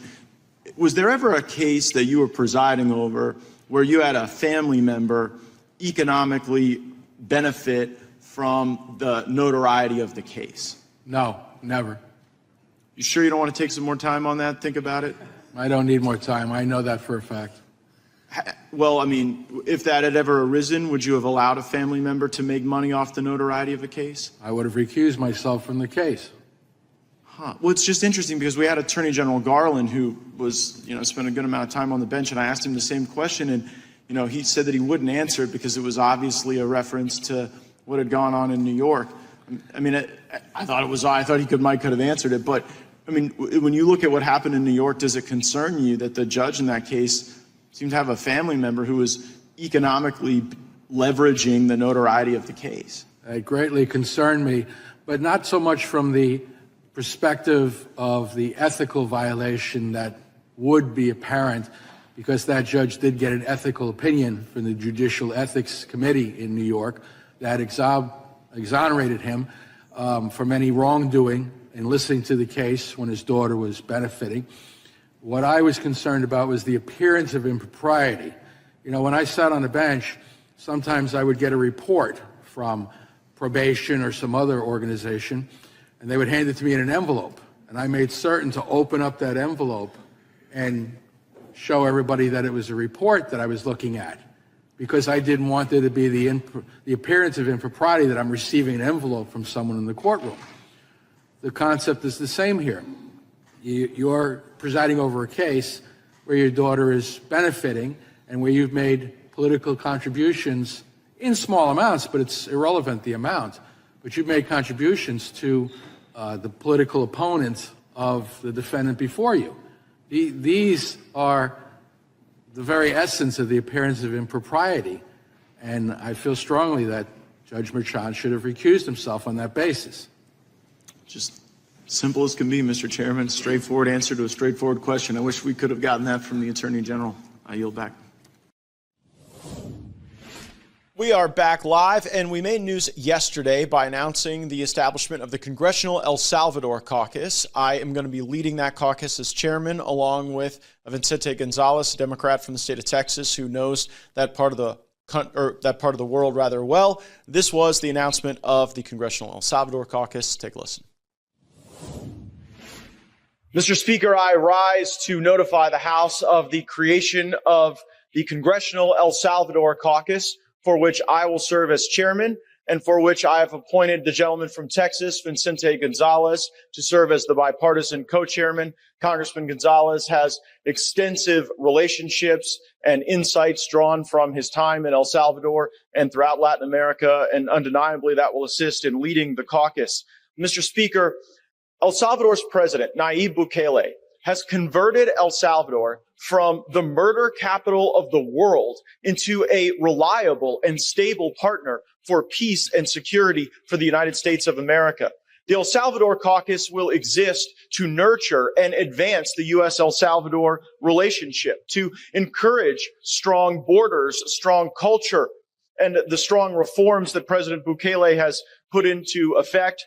They've defeated the gangs. They've put prosperity on the march in El Salvador, and even the 70,000 people who are incarcerated in that country are not just seeing their lives wasted away. President Bukele has instituted a zero leisure policy where they are now restoring buildings and murals and actually rebuilding the country that so many of them had a hand in ravaging through gang warfare. The purpose of this caucus will be to vindicate the choices that President Bukele has made that indeed strengthen the U.S.-El Salvador relationship. And El Salvador's resurgence has not existed as a consequence of falling for the siren song of globalism. Instead, President Bukele believes that the way El Salvador can lead within Central America and indeed throughout the West is by being the best version of themselves, not being excessively reliant on some of these globalist institutions. President Bukele has delivered instant justice to the satanic gangs and the endemic political corruption, but in fact, no good deed goes unpunished. Too often our own government and even some members of this Congress mount attack after attack at El Salvador and President Bukele, presumably because the comeback that El Salvador is living is a breathing indictment of other failed ideologies. Through the inspiration from El Salvador's astonishing transformation, the great American rejuvenation can become a reality as well, so that we can experience a triumphant return of safety and prosperity that we once inspired in others. I would invite my colleagues in the House and Senate to contact our office. We would love to have you as a member of the El Salvador Caucus as we strengthen the U.S.-El Salvador relationship, as we work to amplify some of the good decisions that are being made by President Bukele and his government, and as we hope that these good ideas have legs and can travel and can be copied and implemented for a more stable world. Thank you, Mr. Speaker. I yield back. Thanks so much for joining us today on Firebrand. We'll continue to cover whatever is going on with the Democratic Party right now and their leadership and the president and his condition. We've also got Jeremy Carl joining us for an episode we're going to have a little later in the week. We may do that from the Rumble Studios. Make sure you're subscribed with notifications on. That way you will always be tuned in to the conversation. Roll the credits. Matt Gaetz is making us proud. He's going to war with them Democrats. He's fighting for our freedom. He risked it all for the people, man. Turn them doubters to believe. Hi everyone, Congressman Matt Gaetz here. Thanks for watching the Gaetz Network. This is a service of our congressional office, so make sure that you go to our website, gaetz.house.gov. There you can sign up for our newsletter that goes into the events of the United States Congress each and every week with my special insights. Also, make sure to follow us on social media. We've put those accounts on the screen. That way you're connected to all of our work on your behalf. And finally, I would suggest that you always consume the Gaetz Network through the Rumble app. If you download the app and then turn notifications on, it's the best way you know when we go live so that you can see our speeches on the floor, committee hearings, and other remarks on important matters to you. Again, thanks for watching the Gaetz Network. programming continues. This amendment creates a prohibition on the transfer of cluster munitions. I'd like to begin by thanking my co-lead on this measure, Congresswoman Sarah Jacobs, and many of the members who have been fighting to get rid of cluster munitions as part of modern warfare, including Representative Titus, Representative Omar, Representative McGovern. And I would simply observe that if there's an amendment that is supported from Omar to Gaetz with Jacobs and McGovern and Titus in it, must be a great idea, and we ought to probably adopt it. According to the New York Times, since World War II, cluster munitions have killed an estimated 86,500 civilians. Additionally, Human Rights Watch and the UN have reported that cluster munitions in Ukraine have killed or wounded 890 people in 2022, 95% of whom were civilians. If Congress continues to flood the battlefield in Ukraine with indiscriminate killing instruments like cluster munitions, the blood of everyone impacted, including children harmed, will indeed be on our hands. We should halt the transfer of cluster munitions to any country.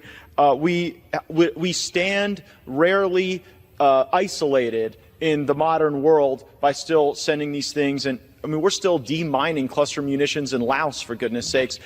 I hate the notion that American taxpayers are going to have to pay for cluster munitions. A bunch of civilians are going to die, and then years from now we'll be back here paying to demine the very cluster munitions we sent out. I reserve. This amendment would have serious consequences to our allies and partners in the Indo-Pacific as they face down China and North Korea. Former Indo-PACOM Commander Admiral Harris highlighted the cluster munitions are essential in a potential conflict with North Korea. I would simply observe that the North Koreans have nuclear weapons. And so if we're relying on cluster munitions as the deterrent, it seems to be pretty nonsensical. I would yield such time as she may consume to the co-lead on this measure, Ms. Jacobs. Where's she from? Gentlewoman from California is recognized. Thank you, Mr. Chairman. I rise in support of my amendment with Congressman Gaetz to prohibit the transfer of cluster munitions. Most U.S. allies, including almost every NATO member, have joined the Convention on Cluster Munitions, but not the United States. That is a grave mistake because these weapons maim and kill civilians indiscriminately and can be lethal indefinitely. It's reported that up to 40% of these weapons don't explode on impact. And if they don't explode, they become literal ticking time bombs, scattering tiny bomblets that are more like landmines. And even if the dud rate is far lower than 40%, the risk to civilians, to children, to our moral authority is too great. In 2021, the Landmine and Cluster Munitions Monitor found that over 97% of casualties from cluster bomb remnants were civilians, and 2/3 of those were children. And that's because these deadly weapons don't look dangerous. In fact, they look interesting to kids. They look like toys. So when kids find these weapons in trees, in the water, or on the ground, they often try and pick them up and can end up losing a limb or their life. No amount of guardrails for cluster munitions is enough. No amount of so-called tactical advantage is enough. It isn't enough to say the other side is doing it, so we might as well too. It's not worth it when civilian lives are at stake. It's not worth it when our reputation is at stake. Our commitment to our core democratic values, like protecting civilians, abiding by international humanitarian law, and upholding human rights, is the foundation of our reputation on the world stage, and it's what allows us to build and maintain international coalitions to make the world a better place and advance our national security goals. That's why we need to ban the transfer of these weapons, so I urge my colleagues to support this amendment, and I yield back. Mr. Chairman, I'd just like to point out that we all care about Ukrainian kids, but you know who cares about Ukrainian kids the most? Ukrainians. Ukrainians care about Ukrainian kids. And they're the ones asking for these munitions to use on their own territory. They understand the consequences. They understand the dud rates. They understand the danger. I would object to the proposition that the House of Representatives has to outsource our thinking on the cluster munitions questions to Ukraine. Like, when did we substitute their judgment for ours? And I think that this notion that they're essential to warfighting is belied by the actual casualty numbers.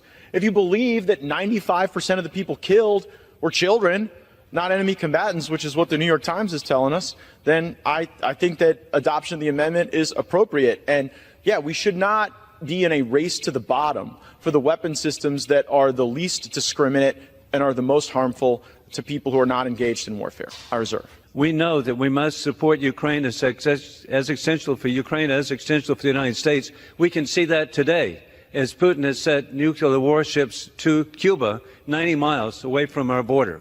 We must stand together with the people of Ukraine and provide them the best equipment to stop the war criminal Putin. I sure hope we don't have to rely on cluster munitions to deter submarines off the coast of Florida, because not being a munitions expert, I would suggest that probably wouldn't be too effective, because I think the submarines are in the water. Great appreciation of the bipartisan consensus around this. I really miss when the Democratic Party was the anti-war party. Now we're going to see probably a majority of Democrats on this vote for cluster munitions that are killing civilians, that will cost taxpayer money, and they're not even the best deterrent. There's just defense contractors that make them and a country that wants them, and so we're willing to accommodate that death. And I think that I hope this debate illuminates the foolishness of the United States exporting cluster munitions. Then we'll have a more responsible consciousness moving forward. I urge the adoption of the amendment. I yield back. Matt Gaetz is making us proud. He's going to war with them Democrats. He's fighting for our freedom. He risked it all for the people, man. Turn them doubters to believers. Hi everyone, Congressman Matt Gaetz here. Thanks for watching the Gaetz Network. This is a service of our congressional office, so make sure that you go to our website, gaetz.house.gov. There you can sign up for our newsletter that goes into the events of the United States Congress each and every week with my special insights. Also, make sure to follow us on social media. We've put those accounts on the screen. That way, you're connected to all of our work on your behalf. And finally, I would suggest that you always consume the Gaetz Network through the Rumble app. If you download the app and then turn notifications on, it's the best way you know when we go live so that you can see our speeches on the floor, committee hearings, and other remarks on important matters to you. Again, thanks for watching the Gaetz Network. Programming continues. Matt Gaetz, the biggest firebrand inside of the House of Representatives.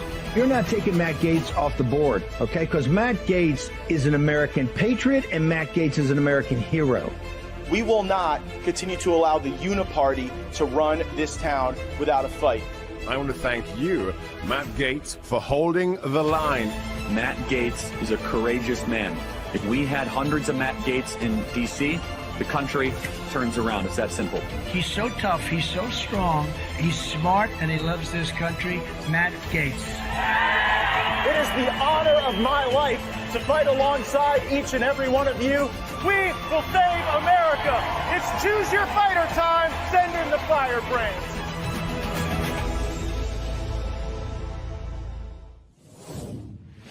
Welcome back to Firebrand. We hope you're with us. We also hope you're tuning in to the Gaetz Network, which we have available on Rumble and on YouTube and on X with a 24/7 live stream of the biggest moments in the United States Congress, some of our podcast episodes, speeches, debates, the Gaetz Network. If you're on Rumble, you want to have your subscription to the Rep. Matt Gaetz channel with notifications turned on. And of course, give us a follow and set your notifications for @Rep. Matt Gaetz on X, where we've got a lot of viewers for that platform. So much has been going on today. We had a big hearing regarding the conduct of Manhattan District Attorney Alvin Bragg. We've been taking DEI and ESG to task, and politics may be ruining dating. But first, we are going to have a deep dive into the border. We've talked a lot about the border on this platform, and it is amazing the journey we have been on.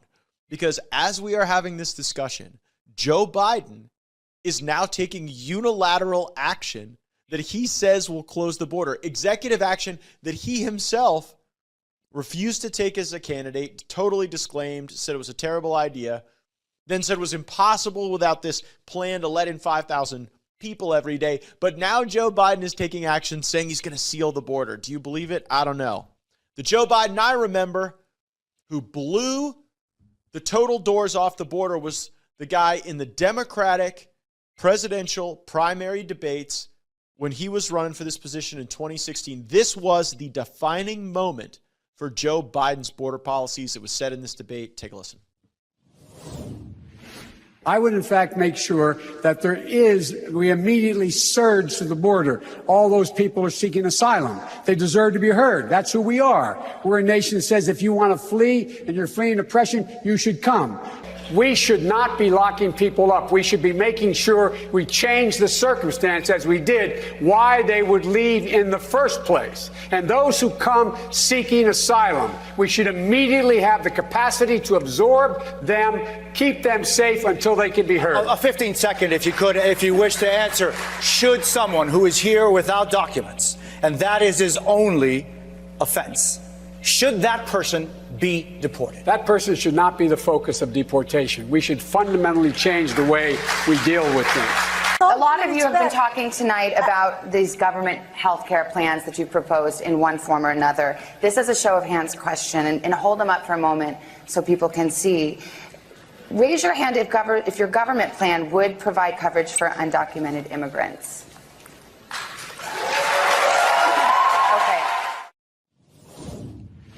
There it is. There's your Democratic Party, all raising their hand to give free health care to illegal immigrants. Like, when you see that, do you even blame the illegal immigrants for coming? But you have to know what they ruined and what they destroyed. They destroyed a system that was working, instituted by President Trump. Take a listen. How do their records on the border compare? Well, under President Biden, each year, there have been more and more border crossings. According to the Office of Homeland Security Statistics, there are around 2.46 million encounters by Border Patrol agents in the Southwest in fiscal year 2023. In 2022, there were 2.34 million encounters. In 2021, there were 1.7 million. Compare that to the 4 years of the Trump administration, and it is higher. On average, from fiscal year 2017 through 2020, when former President Trump was in office, encounters averaged around 572,000 each year. A record 8.6 million migrants have crossed into the U.S. since President Biden took office. The Border Patrol Union telling us Mr. Biden should not have reversed Trump border policies. They were very effective for us as Border Patrol agents in securing the border. An NBC News poll shows 57% of Americans say Mr. Trump can best secure the border. Just 22% say Mr. Biden will.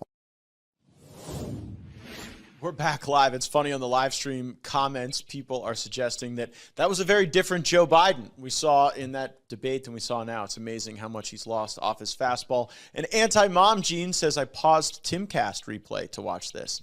I was on Timcast last night. We got into a lot, as we typically do on that program. But when you had Trump putting downward pressure on the border, then you have Biden saying he's going to give freebies, free health care, free housing, you name it, to illegals, then this is what you get. A total stampede on the border. Take a listen. Free-for-all at America's southern border. A group of migrants crossing into the U.S. were spotted wearing "Biden, please let us in" T-shirts. And while the White House refuses to call what is going on a crisis, a leaked memo says border agents are being overwhelmed. According to Axios, hundreds of unaccompanied minors are being taken into custody on a daily basis, and Border Patrol is struggling to deal with the skyrocketing number. So let's do this Taylor Swift style, okay? First, there was the, Trump limitation on immigration, getting the border under control era. Then we had the Biden promise of freebies era. Then after that, you get the border is secure era. Remember that era? Remember, right as Biden gets in, they peel back these Trump policies on day one. They offer the freebies. All those people show up with their Biden Let Me In shirts on, undeniably handed out by some sort of NGO that you're probably funding. And then they say the border is secure. Let's all relive that moment. The bottom line is that U.S. borders are not open. The immigration situation here in Del Rio has never been this bad. Just yesterday alone, they apprehended more than 900 migrants in total. The restrictions at our southwest border have not changed. Border Patrol here completely overwhelmed, overstretched. They can't be everywhere at once. This was a human smuggling stash house that was busted in Alton, Texas yesterday. More than 100 migrants being kept there by those human smugglers. The United States continues to enforce its immigration laws. We are prepared. These migrants continue to show up by the hundreds pretty much every single hour. The number of migrants under that bridge has now swelled to more than 14,000. Individuals and families continue to be sent back. but that's mostly single men being sent back. A lot of the women, children, and family units will be able to stay. They'll be processed and released into the U.S. Consistent with enforcing our laws. Do you have a message for U.S. President Joe Biden? Yeah, I have a message for Joe Biden. You see what he's doing in all over the world. ¿De dónde son? Ghana. You're from Ghana. You're from Haiti. Hola, ¿de dónde son? Venezuela. We all appreciate him because he's a very good man, very humble. He's a man of people. The federal government has apparently been moving illegal immigrants all around the country in the dark. Hey, where are you from? What city? ¿Dónde? The bottom line is that U.S. borders are not open.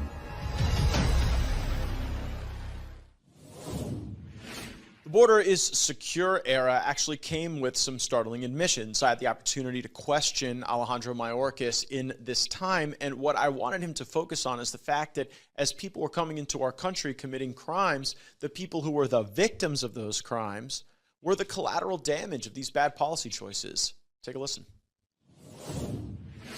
You have the lowest deportation rate in the history of the department, right? Your data that you cite is misleading. No, it's your data. This is actually what your own agency is reporting. So do you think that it just might be the case that one reason that we will encounter the highest number of illegal immigrations in our nation's history this month and next month, because everybody knows that even if they come here, even if they go through the removal procedures, even if a judge issues a final order, you still think there might be more due process, and you have no plan to remove them. And then when I ask you what the plan is, you say, oh, well, resources, I got to make finite decisions. I go back to my first question. How many ICE agents to remove the 1.2 million? Congressman, I'd be pleased to provide you with a resourcing data subsequent to this hearing, if I may. And I think it's telling that I think it's telling that you got plans for pronouns and you got plans for misinformation. But when it comes to the plan to remove the people that have had due process, you don't have one at all. Now, 800,000 people have encountered your CBP agents, and those folks have been released into the country. Like, some of those people are going to commit crimes, aren't they? Congressman, may I have a moment to answer your questions? Will some of the 800,000 commit crimes, yes or no? Undoubtedly. Undoubtedly. And so the Americans who are the victims of the crimes for the people that you release in the country are collateral damage that you are willing to accept in order to have our border function as a turnstile. You're willing to accept that collateral damage. Congressman, I couldn't disagree with you more. Let me give you, if I can, some data that will actually more than the data. How about this? Well, how did it feel to you when you went to the border and the Border Patrol agents turned their back on you?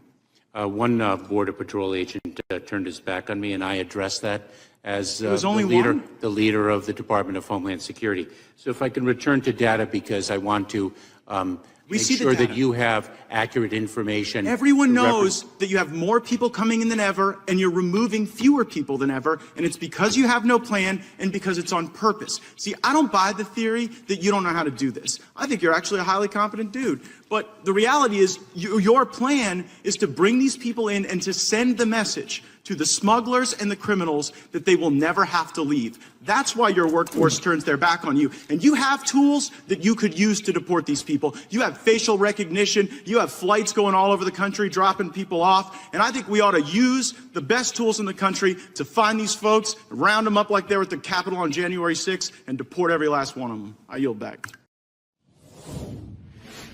Treason is the word we're seeing on the live stream, and a lot of frustration over the limited removals of people who have gone through the entire process, and he wouldn't do it. Now, what do we do about this? What do we do about the fact that you got Mayorkas, who's gone lawless, you've got the border that's been flung open? House conservatives repeatedly call for fixes on the border, demands on the border, closure of the border, before we fund every other woke and weaponized element of this government. This is the essence of the House conservative argument. No border, no funding. Take a listen.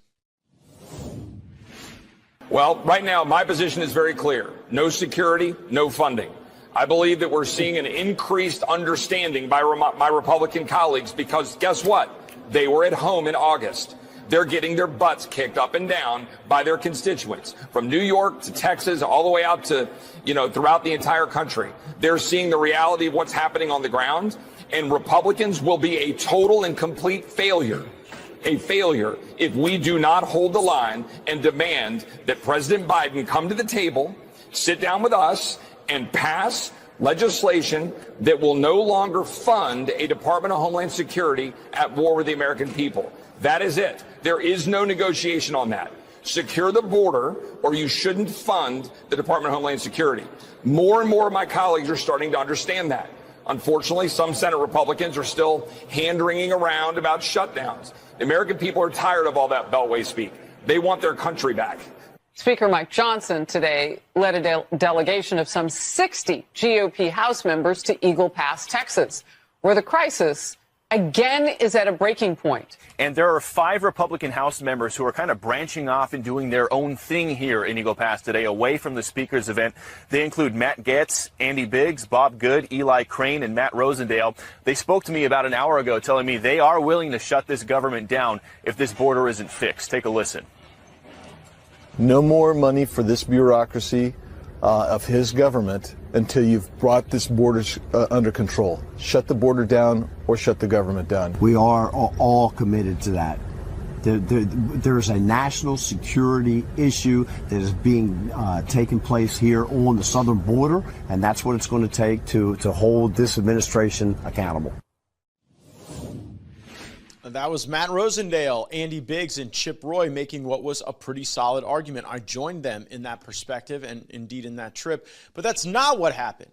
Instead of getting demands on the border, instead of stopping the flow, instead of making Joe Biden reverse course on the demolition of the Trump policies that were working, we got this. Take a listen. And we have a Fox 5 News alert. Congress rushes to pass a bill to avoid a government shutdown, at least for now. Sharon Raget joining us with the latest from Capitol Hill. Sharon? Yeah, Jim, Angie, the winter weather expected in D.C. tomorrow likely added to the pressure to hold a vote today ahead of Friday's deadline. Congress took the crucial step earlier this evening, voting to pass a short-term spending bill to President Biden. If signed by the president, the measure will keep agencies open. Again, this is just temporary until March 1st, which is now the new shutdown deadline. About half of House Republicans joined Democrats today in passing this stopgap measure, but some on the far right are still skeptical of using the temporary measure again for the third time. In just moments, I have to go to the House floor and I have to vote against this turd sandwich of a continuing resolution. This thing's apparently going to March 1, March 8. No demand on border. It's not sufficient. It's not enough. It's not what the House of Representatives should be doing. So we surrendered the leverage and the advantage that we had at that time by unlocking all of Joe Biden's spending ambitions in the absence of that downward pressure on the border. And then we got this. We got the argument. Remember the Lankford bill? We talked about the Lankford bill a ton. That was the bill that said, well, we're going to do the executive actions to shut down the border, but only after 5,000 people come in each day. Remember that? Remember that crazy Lankford era? Take a listen. A bipartisan bill would be good for America and help fix our broken immigration system and allow speedy access for those who deserve to be here. President Biden on Saturday making a lofty promise to lawmakers if they can get a deal done on immigration. If that bill were the law today, I'd shut down the border right now and fix it quickly. The White House has been working with a bipartisan group of senators for weeks to reach an agreement on the first major overhaul of the country's immigration system since the 1990s. Among the changes, it would reportedly give the White House the authority to deny asylum seekers when migrant crossings surpass a certain number. When we can no longer detain and deport, when we can't process the people and actually make a decision right there at the border, then we'll actually turn those folks back around to Mexico and say we can no longer do this. While I have people from around the country and back home that say, do a Republican-only bill, just get all of our priorities and none of them, none of theirs, I smile at them and say, welcome to governance. We understood from the beginning we're not going to solve everything. We're not. We knew from the beginning it's not going to be perfect, but we also knew the status quo is untenable. The National Border Patrol Council gave this statement: The Border Patrol Act of 2024 will give the United States Border Patrol agents authorities codified in law that we have not had in the past.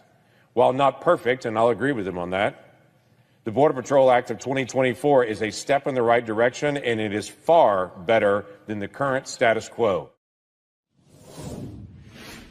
Governance, Senator Langford lectures us. We need to understand governance. Well, as House conservatives, we knew what that governance could look like. It didn't have to look like some compromise with Chuck Schumer.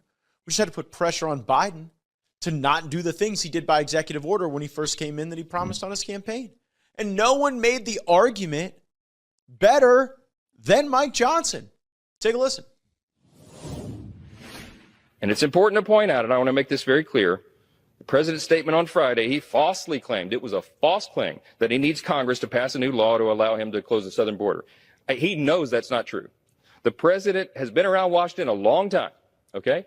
And the president repeated his claim yesterday on the White House lawn. He said, quote, "I've done all I can do. Just give me the power I've asked for." I've done all I can do. Just give me the power. I've asked for the very day I got in office. Give me the border patrol. Give me the people, the judges. Give me the people who can stop this and make it work for us. Let's set the record straight. What he said is demonstrably false. I've explained to him specifically. I read the President of the United States, the law, the black letter law, on the phone about 2.5 weeks ago. I said, Mr. President, it says very clearly, you have all the tools and the executive authority necessary to reverse the catastrophe that you have created. He has those tools right now, and he has since day one. The Immigration and Nationality Act, for example, coupled with recent Supreme Court precedent, give the president, quote, ample authority to suspend the entry of all aliens or any class of aliens or impose any restrictions he may deem appropriate. That's the broadest authority that Congress probably has ever given a president. And it's been there for a long, long time. In fact, the very provision that I just read you was used by the Obama administration more than 19 times. It's been used, I think, 69 times by presidents since 1980, but not by President Biden. He pretends it's not there. Any attempt by this president to pretend that he's a bystander bereft of any ability to secure the border is patently absurd, and we're going to continue to remind the American people of that. So it's absurd for the president not to take those 64 actions that Mike Johnson talked about. But that's when Joe Biden rejects the use of executive authority, says, no. It cannot be by my hand.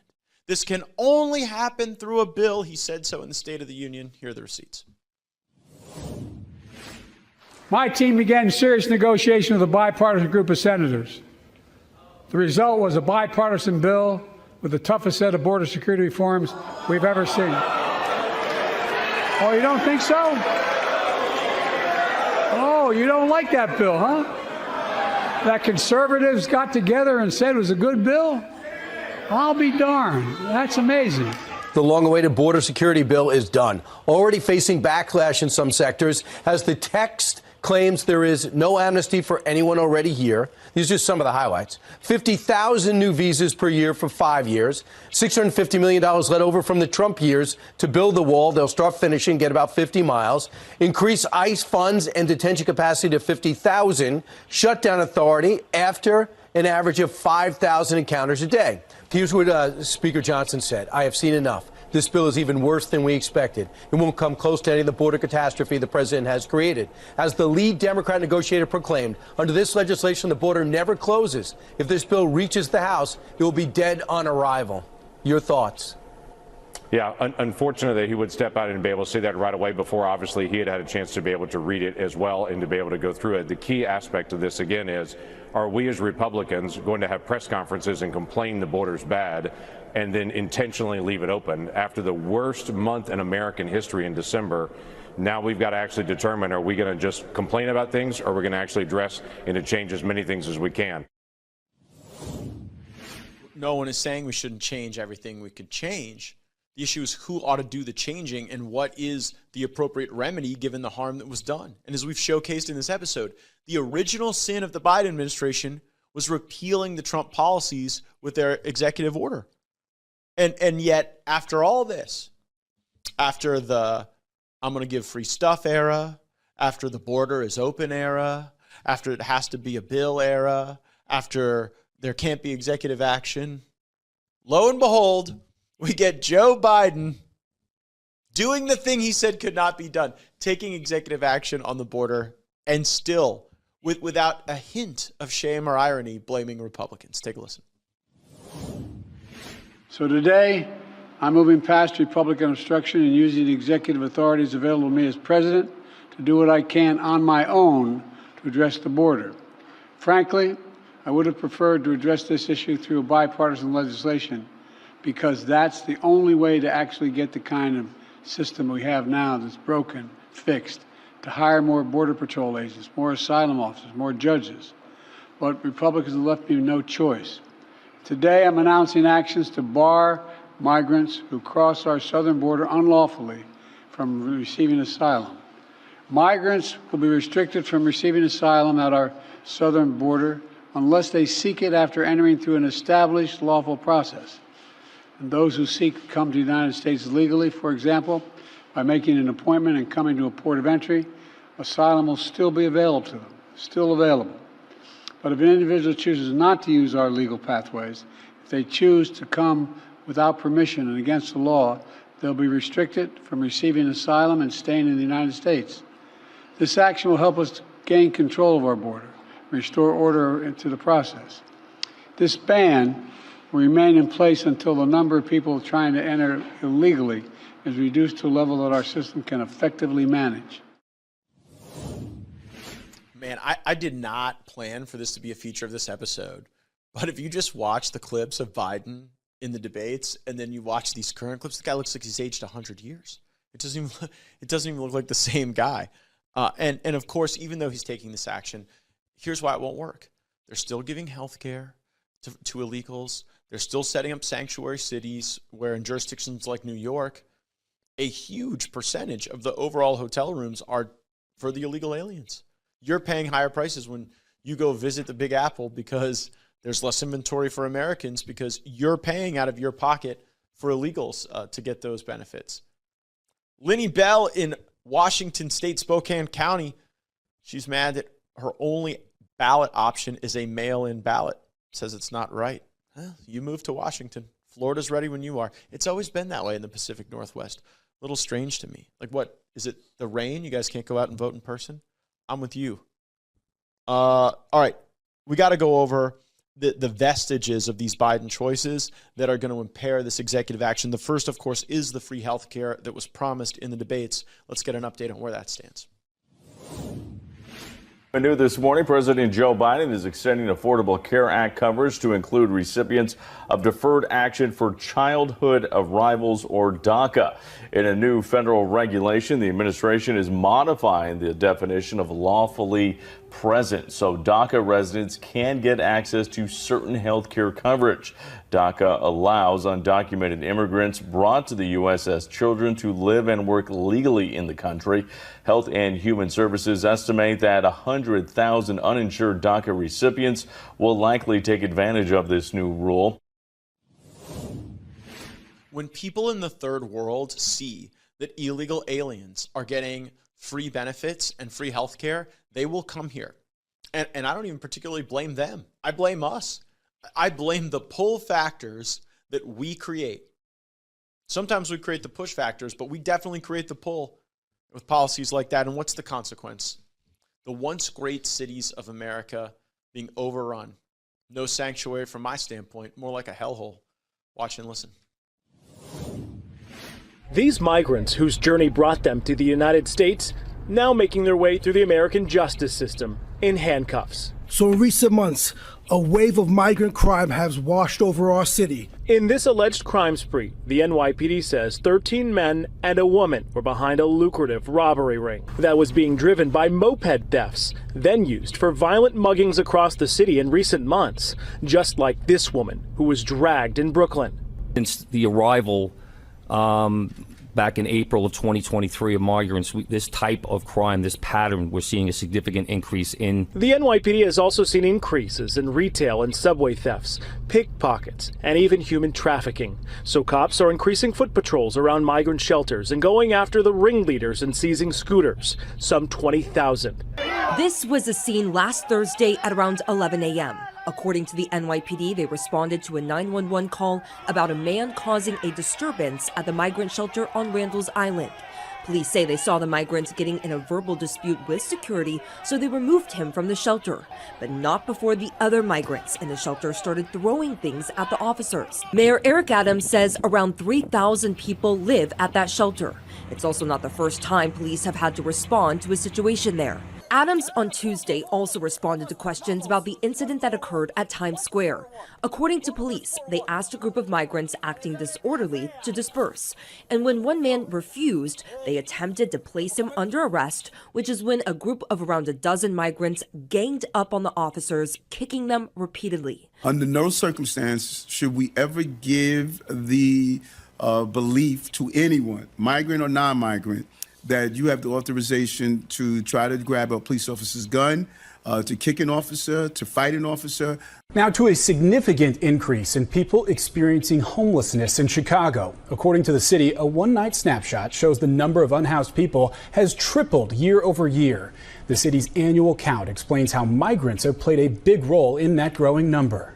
A snapshot of homelessness in Chicago released by the city shows nearly 19,000 people experienced homelessness on a single night in January, roughly 3 times the number reported in that same analysis in 2023, due in large part to the influx of migrants. Meanwhile, hotels in Santa Monica and Los Angeles are being accused of hiring migrants to replace striking workers. The LA County District Attorney's Office and the Hotel Workers Union now saying some of the hotels are exploiting the desperation of the migrants by giving them these jobs without paying them fair wages. The group making the accusation say some of the migrants even hired were on the buses sent to LA from Texas. We are back live. The obvious answer to these questions is a return to the Trump policies. It could be done immediately, and I think it just may be in January of 2025. Lot of hot takes on the live stream. Ditka on Getter says Chip Roy sucks. I totally disagree with that. Chip Roy is, in a lot of ways, the intellectual leader of House conservatives on a lot of these major policy questions that we have to address, and he's a good partner of mine. And we had another comment. Donald, I wish we had Matt in Idaho instead of the rhinos we send back. Except Russ Fulcher will keep him. I certainly agree with you as to Russ Fulcher. He's a great guy, certainly not a rhino. Idaho is one of the few states I have never been to, but I hear it is becoming a refugee camp for Californians who want to get to a state where you can own a gun and not have to pay everything that you own in taxes while people defecate on your streets and make quality of life miserable.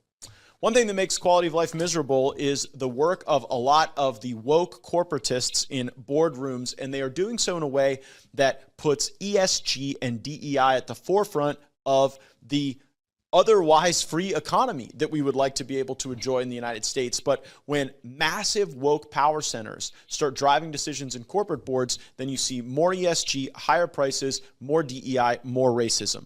No one was better at laying out how the ESG cartel is working to drive up your prices than House Judiciary Committee Chairman Jim Jordan in a hearing this week. Take a listen. I now recognize the chairman of the full committee, Mr. Jordan, for his opening. Thank you, Mr. Chairman. Thank you, witnesses, for being here. It's good to see our former colleague, the Attorney General Ellison. If you conspire to reduce the output of a good, it's called restraint of trade. And when you form a cartel to limit supply, it's restraint of trade. And more importantly, it's illegal. And it's illegal because it drives up the cost to consumers, to Americans, to the people we represent.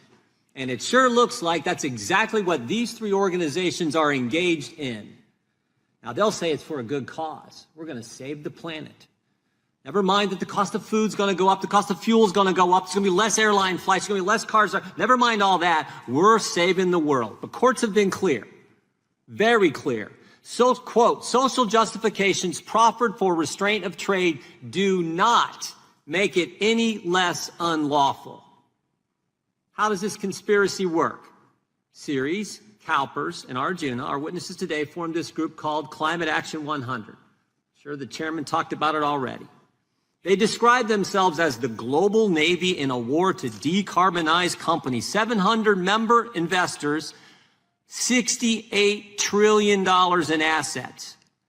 Those member investors are required to sign the statement and agree, as Mr. Massey just pointed out, the chairman just pointed out. They push companies that they invest into disclose and reduce emissions, in some cases reduce the output of their product. And what do we know about these groups? Here's what Ceres said. This is a quote from them. Ceres' objective is to, quote, make access to finance dependent on the transition to net zero by fundamentally rewriting the rules of capital formation. Arjuna said this: U.S. is facing a second civil war led by a pro-Christian agenda. And this war will be fought by the investors who have a voice in how corporate America responds to this pro-Christian. Wow. What does this global war, this civil war, mean to consumers, to the American people? These guys get their way, what does it mean? Even though the demand for energy is on the way up, more energy demand around the world, they say fossil fuel should stay in the ground. They want to, literally, this is in there, they want to end the internal combustion engine in 10 years. They want to reduce air travel by 12%. They even want to restrict the amount of beef we consume. 1.5 hamburgers a week.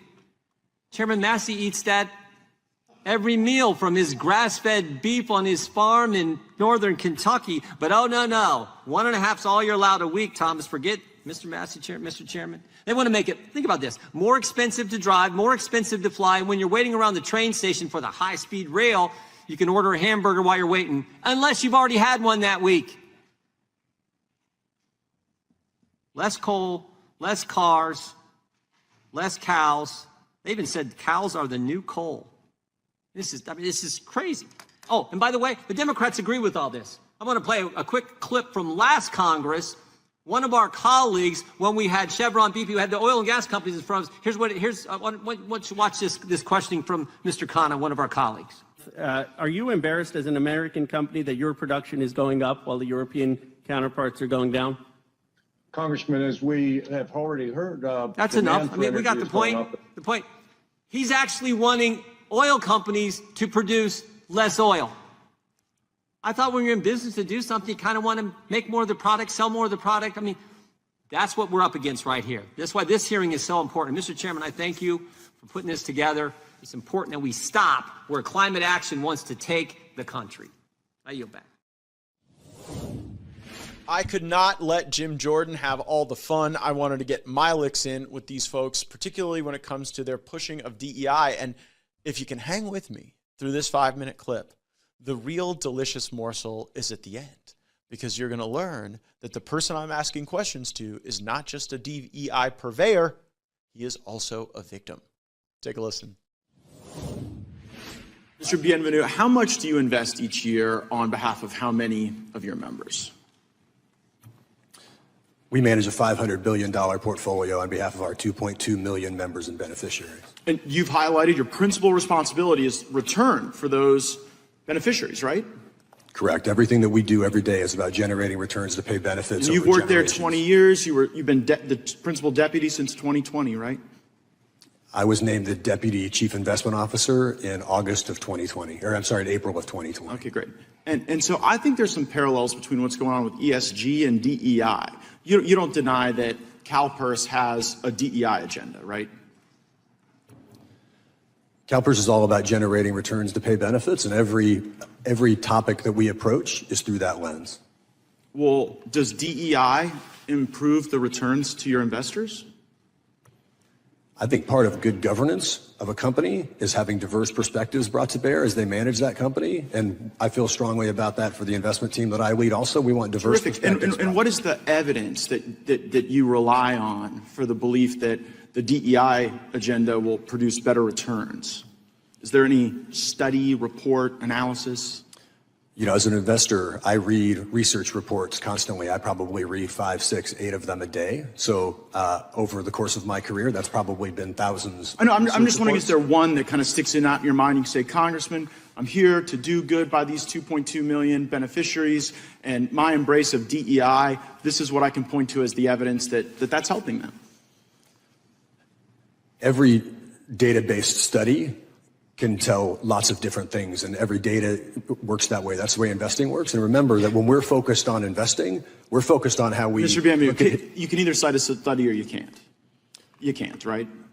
Okay. In the thousands of studies that I... Just name one. Okay, well, here's what. I found a study that actually CalPERS did. You guys did this study. It's entitled Emerging Diverse Manager Data Report. And I'm citing from the 6th page of report where it says, since inception, current diverse managers generally underperformed non-diverse managers in the asset class in the policy benchmark. Are you familiar with this report? Can I see a copy of that study, please? Well, Mr. Chairman, I seek unanimous consent to enter into the record the Emerging Diverse Manager Report published by CalPERS. Without objection. I'm not able to show it to you now, but you don't have any basis to disagree with the agency you've been a part of leading, saying that the DEI hires aren't doing as well as the non-DEI hires.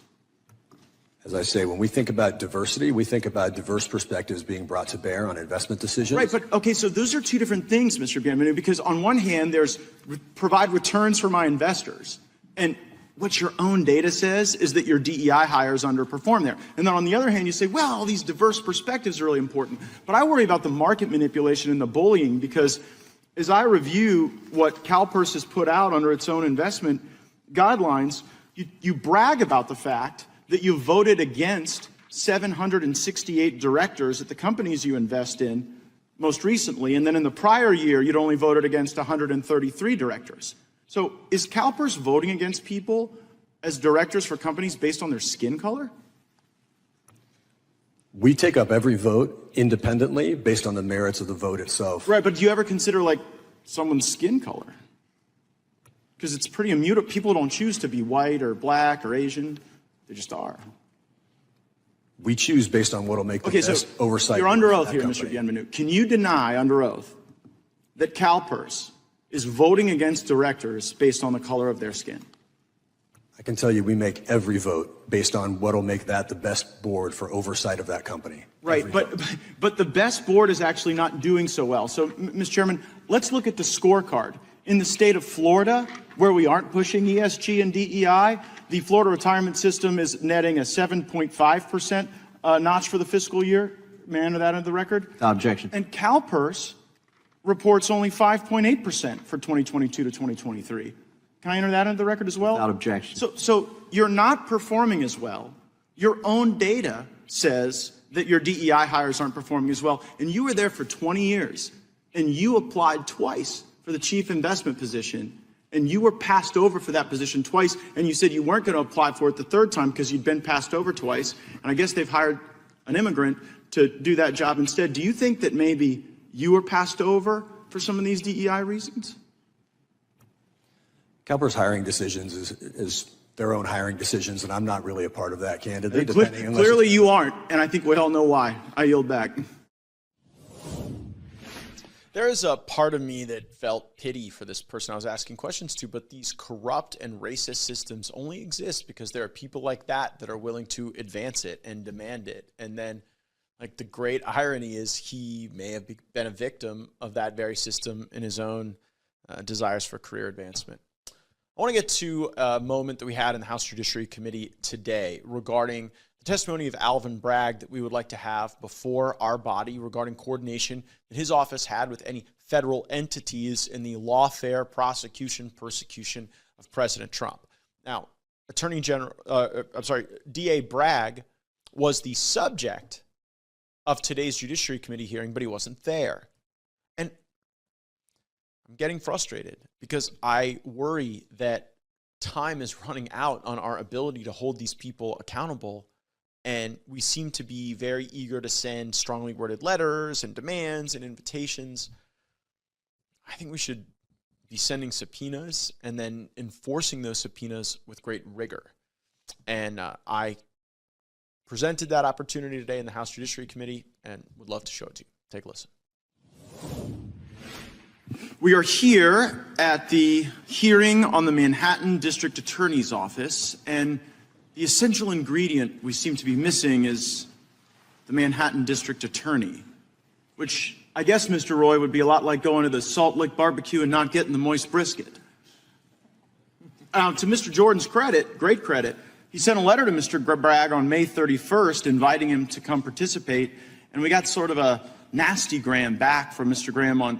from Mr. Bragg on June 7th. Mr. Chairman, I seek unanimous consent to enter into the record the June 7th response from AG Bragg. Without objection.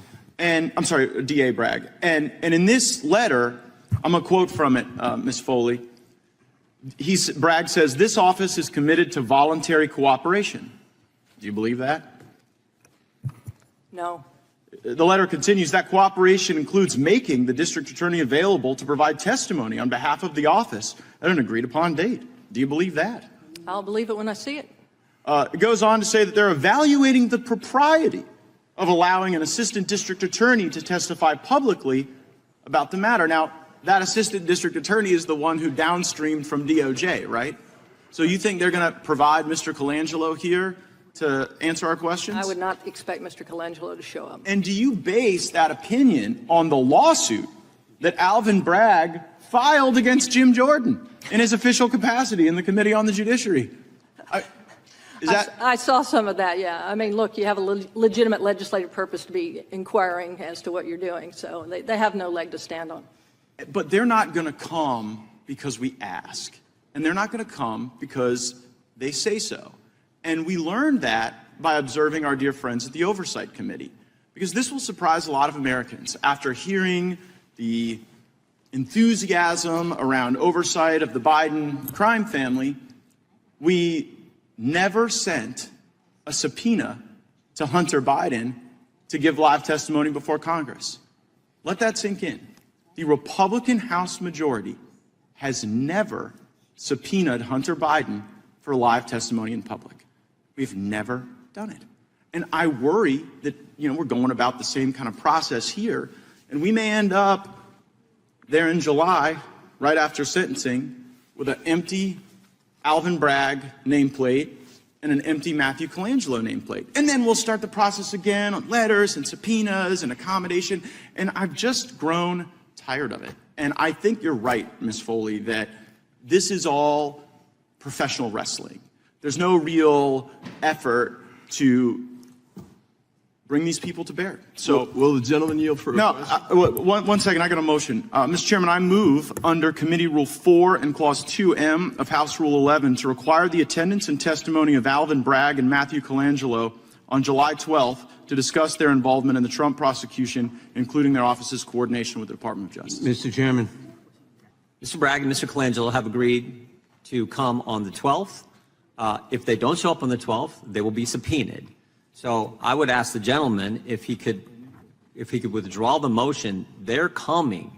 We worked hard over the weekend to make sure they're coming. And if they change their mind, they will get a subpoena from the committee requiring them, compelling them to be here. And then if they choose to go to court on that, I think we'll beat them in court like we did the first time when we got Mr. Pomerantz to come testify in front of the, come be deposed in front of the committee. Time then becomes determinative. The problem is, if we're going to bring these people in, let's go. I've made a motion to subpoena these people now, pursuant to the rules, and I want to vote on my motion, or I want someone to move to table it. You made the motion to subpoena them for the 12th? I moved under Committee Rule 4, Clause 2M of House Rule 11. I moved to table. The attendance. I moved to table the. That's fine. I second that. Committee will come to order. The gentleman from Florida has 2 minutes remaining on his 5 minutes of questions. Mr. Chairman, I will withdraw my motion based on the representations not only that you've made, but that the ranking member has made in our colloquy previously that Mr. Bragg and Mr. Colangelo will be here and willing to answer our questions. SLB on Rumble says, tired of the corrupt Dems getting away with murder, and will vote for food replied, their Republican friends are even worse. I am used to civil law practice where even when someone agrees to come in and offer testimony, you issue a subpoena to undergird that so that you have a basis to actually compel responses rather than just their physical attendance. Because I worry you could have people not show up. Our own witness said she didn't think they'd show. Or if they show up, to not answer the questions. And if you don't have a subpoena, then there's no mechanism to enforce for the information we need for our legitimate legislative work and for our oversight work. Enforcement of subpoenas creates an ethic that I think is very helpful in resisting the corruption of this town. And I give Chairman Jordan deference. He's been doing this longer and better than I have, and he believes that they will show up the day after sentencing and answer our questions, and I certainly hope that Chairman Jordan is correct about that, because if he's not, and then we've got to go back through this entire process, we will have lost valuable time, and they will have gotten away with it because we did not send a subpoena. Just like we've never sent a subpoena for live testimony for Hunter Biden in public. And I don't know why. And it is so bizarre to me. Politics may be ruining dating. MSNBC did a recent segment that caught our attention. Are you on one of those dates where if you say the wrong thing about MAGA or Black Lives Matter, you might not get that second date? Maybe not for a while. Take a listen. Politics, though, did come up in a few conversations. A few of the women we spoke to felt that they were really turned off by a few dates where the men, in one instance, somebody denigrated the Black Lives Matter movement, and the woman pushed back on that, and the man didn't receive it well, and that made her swear off going on dates with men for about 8 months. She goes on a date, and because the guy didn't sign up for the Black Lives Matter movement agenda she was pushing, she didn't date anyone else for 8 months. Something tells me in this case there might have been another condition that resulted in not getting a date for another 8 months. But either way, we all feel sorry for her cats. Thanks, everyone, for watching Firebrand. Remember to watch the Gaetz Network. It streams live 24/7 at Rep. Matt Gaetz on Rumble, on YouTube, on X. And we want to make sure you're a part of that conversation. The best way is to be subscribed. And we certainly hope you'll give us a 5-star rating and leave a review. That's how everyone else is able to get our content in their algorithm and hopefully in their brain. Thanks again. Roll the credits.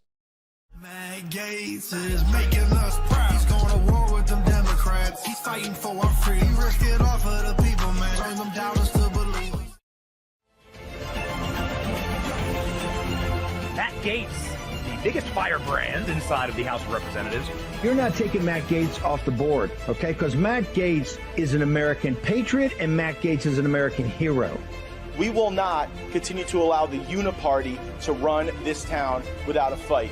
I want to thank you, Matt Gaetz, for holding the line. Matt Gaetz is a courageous man. If we had hundreds of Matt Gaetz in D.C., the country turns around. It's that simple. He's so tough. He's so strong. He's smart, and he loves this country. Matt Gaetz. It is the honor of my life to fight alongside each and every one of you. We will save America. It's choose your fighter time. Send in the firebrand.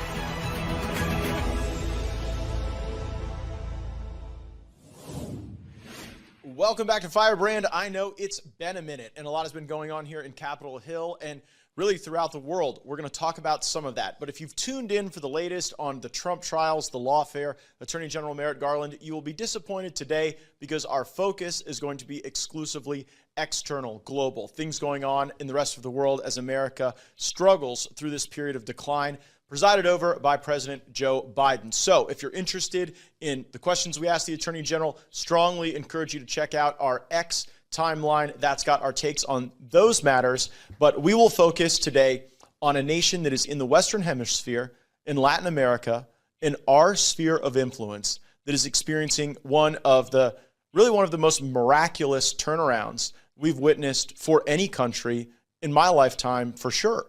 And the president of that country is Nayib Bukele, who we have covered extensively here on Firebrand, and his bold vision is creating a security dynamic in El Salvador, of all places, that could turn that small Pacific country into the Singapore, the Dubai, the Doha of the Western Hemisphere. So here to join me, I've got two great friends and colleagues, Gavin Wax, the president of the New York Young Republican Club, and my legislative counsel here in our congressional office, John Wilson. John and Gavin were both with me in El Salvador to experience the swearing in, the inauguration of President Bukele for his second term, his second mandate. And this is a time where he was addressing security issues, moving on to the next phase of that country, and got a lot of thoughts on it. But I want to first start with you, Gavin, because you have traveled the world to places like Hungary, to places throughout Europe, where populism is trying to take hold, and in some cases taking hold. And here in El Salvador, we seem to see a lot of those common sense populist policies, increasing quality of life for people. So give us your take on the Bukele inauguration and really where you think it sits within this broader move to embrace populism globally. Well, thank you for having me on, Congressman, and it certainly was a fantastic trip. I was honored to share it with you. And seeing what's happening on the ground in El Salvador is nothing short of a miracle.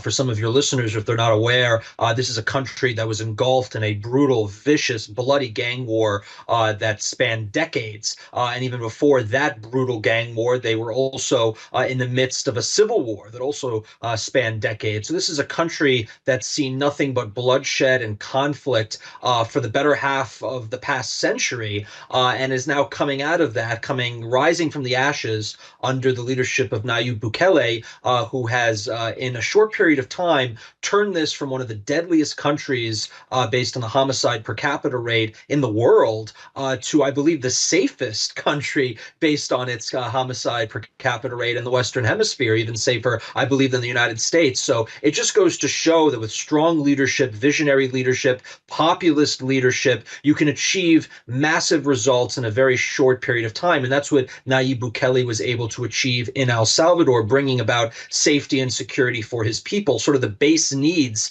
of this, hierarchy of needs of a nation, if you will. And now he can begin to focus on the rebuilding, on these additional, improvements to his country's infrastructure, to its economy, to its overall well-being, things that were impossible to even conceive of under the boot of, a civil war and the gang war that have basically destroyed that country's future for the past several decades. So what we're seeing on the ground is nothing short of a miracle. It's a boom country. You can see it in the in construction that's all over. You can see it in just the aura and atmosphere and the vibes that people are giving off. It's very hopeful for the first time. They're excited to welcome in tourists. They're excited to welcome in foreigners to invest.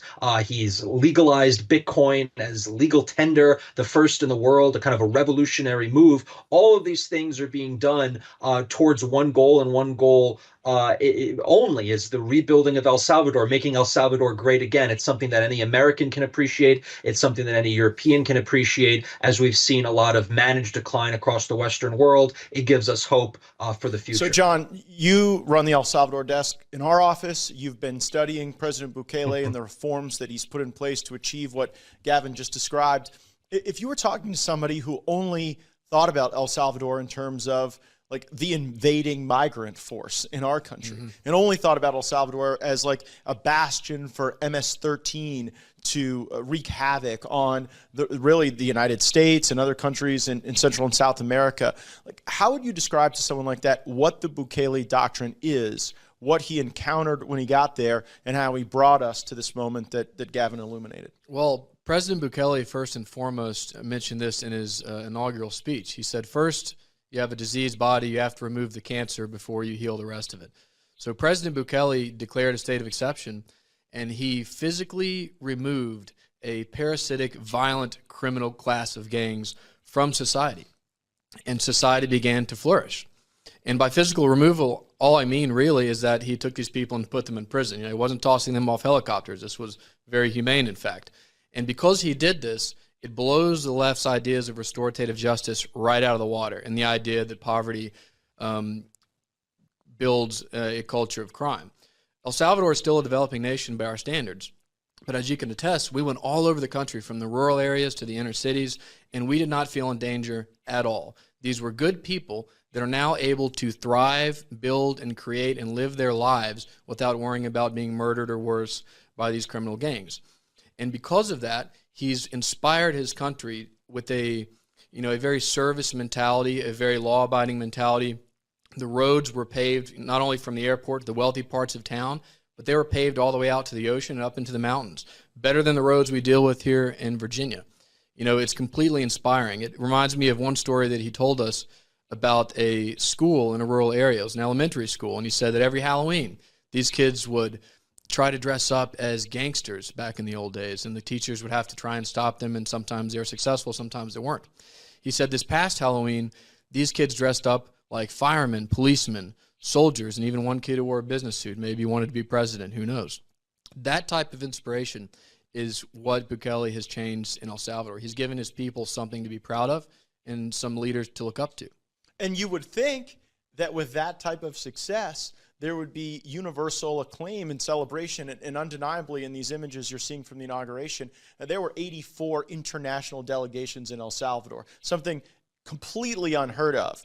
But it's not. He's not without his critics. And I want to go. Neil Patel, one of the founders of the Daily Caller, put out some great commentary. I want to put it on the screen and then have Gavin Wax from New York Young Republican Club react. Here's what Patel says. After just returning from Bukele's inaugural in El Salvador, it's glaring just how truly dishonest the American coverage is. Here's the essential true story of what happened in El Salvador. You will not find it in a single American corporate media outlet. It's a huge reason why they are failing. The U.S. helped screw up El Salvador and all of Central America by ousting dozens of governments when it suited our interests. As a result of those and other forces, El Salvador was left in ruins and racked by a 12-year civil war between communists and the government, followed by more than a decade of dominance by rival gangs originally from the U.S., with roots in Satanism. These gangs terrorized the small nation for more than a decade. They used torture and disbursement and even human sacrifice as a matter of course. They brought El Salvador to the world's highest per capita murder rate. They took huge extortion payments from virtually every business, crippling the economy. All this is our business because it resulted in a huge exodus of migrants to the United States. Under new President Nayib Bukele, virtually every gang member has been put behind bars in a brand new prison he built in only 7 months. He has the highest adult prison rate in the capital world, in the per capita in the world right now. The murder rate went from a peak of 103 per 100,000 down to 2.4 per 100,000. This means El Salvador went from having the highest murder rate in the world to a lower murder rate than the United States. Once the gangs were all locked up, the economy started to come back to life. The streets are now vibrant and safe. Most importantly for us, illegal immigration to the U.S. virtually stopped. And in fact, many law-abiding Salvadorians who fled to America are now returning home. The MS-13 Salvadorian gang members still prefer the U.S. They torture our citizens rather than return to face actual justice back home. Salvadorians rewarded Bukele for saving their country, with polls showing to be one of the world's most popular leaders, with approval in the high 80s. He won re-election with similar numbers and now has virtually all of the legislature as well. His inaugural address celebrated the victory and continued to focus on rebuilding the economy that the multi-decade crime problem has impacted. This is the only solution offered to date that could actually help fix the immigration system to the U.S. Other countries are flying in to learn what he did and replicate it. So Gavin, in the face of that, what is the criticism from the left of Bukele as you understand it, and how is that working out in the information space as a lot of countries are oscillating between productive populism and destructive socialism?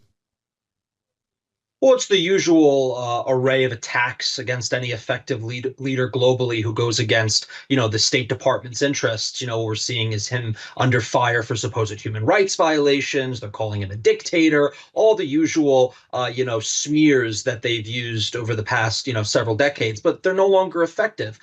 For one, calling him a dictator, he has mass popular support, evidenced not just by polling, but by recent election results, which Neil was alluding to in his tweets, where he secured, I believe, over 85% of the vote. He has practically every seat in the legislature under his party, Nuevas Ideas, except for 4. So there's 4 members of the opposition. And if you look at the human rights abuses, this is a typical line of attack where they elevate the criminal ahead of the victim. So you have tons of victims of these criminal gangs. Now they're being locked up. Now they're being jailed in a new modern facility, housing close to, I think, 70,000 of these gang members. Crime has been virtually eradicated. And instead of talking about the successes of these policies, which was all under the auspices of the Territorial Control Plan. It was a 7-phase plan. They're in phase 6 of it. We don't know what phase 7 is, actually. Nayib Bukele has not told the world what phase 7 is yet, but we are in phase 6. Despite all of these massive improvements to the lives of the law-abiding citizens of El Salvador, the international, collective liberal elite West and all their associated NGOs and government actors, etc., have nothing but, criticism for Nayib Bukele, because he threatens all of their narratives.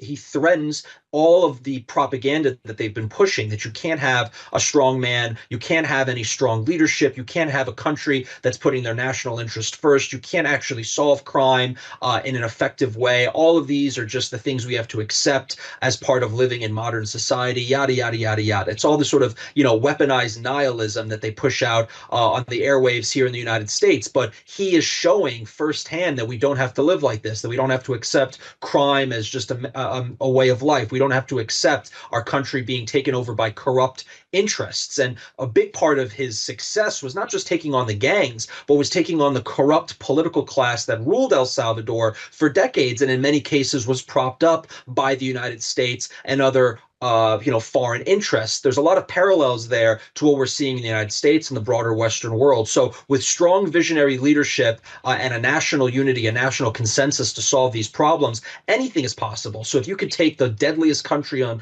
the face of the earth and make it the safest in a matter of years, months, there's no excuse for why we can't solve, a litany of our problems. And we are hearing some of that criticism. Chris McVeigh on Facebook says that our podcast here is amounting to MAGA worshiping authoritarianism.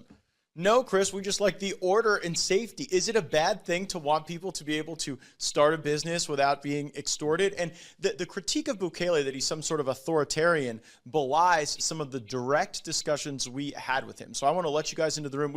Sasha, I think we've got a clip where President Bukele within it is talking about his vision for innovation and how partnership can lead to free market systems that would be the best resilience against authoritarianism. Play that clip. It's such an honor to meet you. This is my wife, Ginger. Hi. Wonderful to meet you. Yeah. I know who you are, of course. Well, we're big fans. And, me too. Yeah. And we have a lot of common things. We do indeed. Yes, we do indeed. So all the inventions, AI, for example, isn't it? Everybody's copy because AI will become a commodity. It's not like everybody will have AI in their phones, in their watches, so AI will become a commodity. It's not like, but right now it's still an invention. And it's still in the U.S., basically. Or what about Bitcoin, for example? I mean, I'm not trying to pitch anything, but I mean, all the innovations are still in the U.S. But once you start going to Europe, like, okay, we're going to ban this and ban that and ban this and ban that, innovation is going to move. If you lose the innovation advantage that you have right now, yes. So the United States has a lot going on for them, for you. Well, we leave inspired there. No doubt. Thank you. Thank you all. Great to meet you. Best of luck. Thank you. Great to meet you as well. It's been wonderful. Thank you. Thank you so much. President Bukele was so kind to host us at, I guess, their version of Camp David, a chance to be able to get his perspective on really the technology agenda. And that's what I want to talk with you about, John. John Wilson had a cameo there, as well as our executive producer, Joel Valdez. But, John, he made a point with me where he said, Matt, if I go back to manufacturing and textiles, it'll take me 100 years to catch up because the Industrial Revolution passed by El Salvador. And so now Bukele's got this vision where the way to advance an economy is actually to leapfrog some of the kind of traditional things we push the global south to do. And he's embracing fintech, Bitcoin, these various technology platforms. Do you think there's a role for the global south in those things, where they get away from like the Western Union theory of the case on economic transfers, and we start to see a decentralized society occur in the global south through some of these embraces of tech? Yeah, it's a very, very aggressive policy. The early United States had a similar problem on its hand. Do we want to become a peripheral economy that exports raw goods and textiles and certain things to places like Great Britain? or do we want to rival them?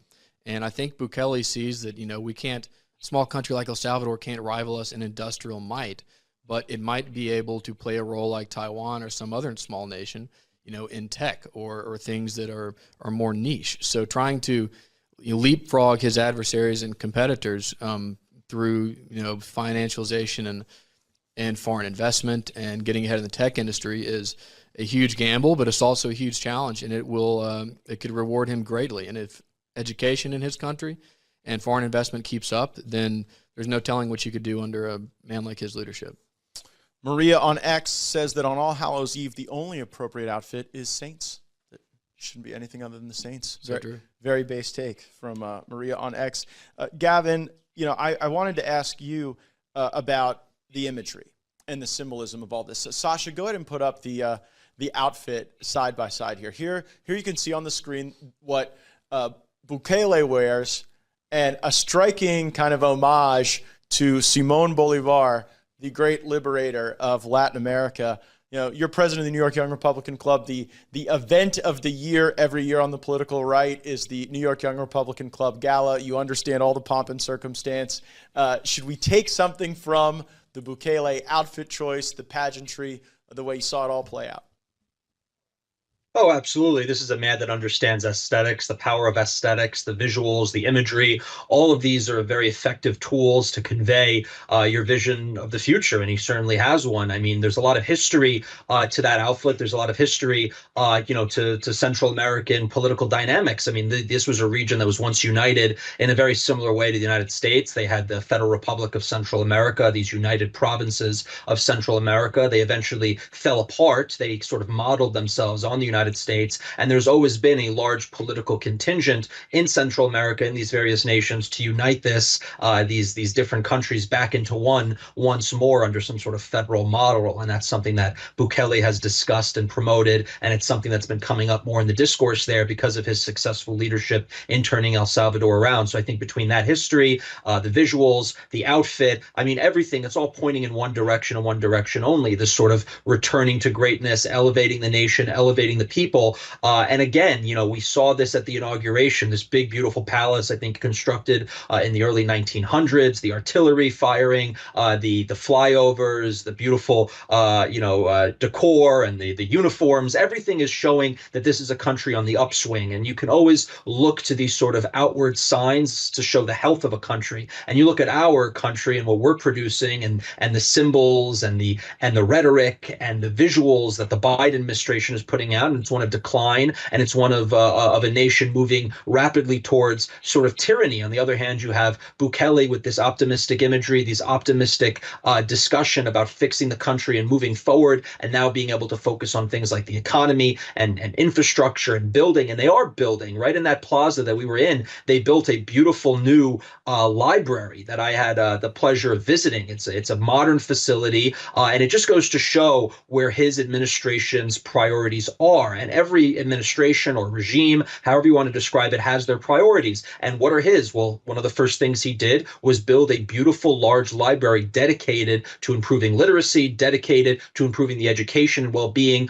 of the youth of El Salvador. So they're not being drawn into gangs, they're being drawn into learning and studying. And I visited this library, and it was filled with young families and young people reading books, studying, and enjoying the facilities that several years ago would have been completely unavailable to them. Everything from the books to the computers to the air conditioning. I sure as hell needed it, and everything else about that facility. So these are the types of things that he's focusing on: uplifting his people, uplifting his country, and building new and building better.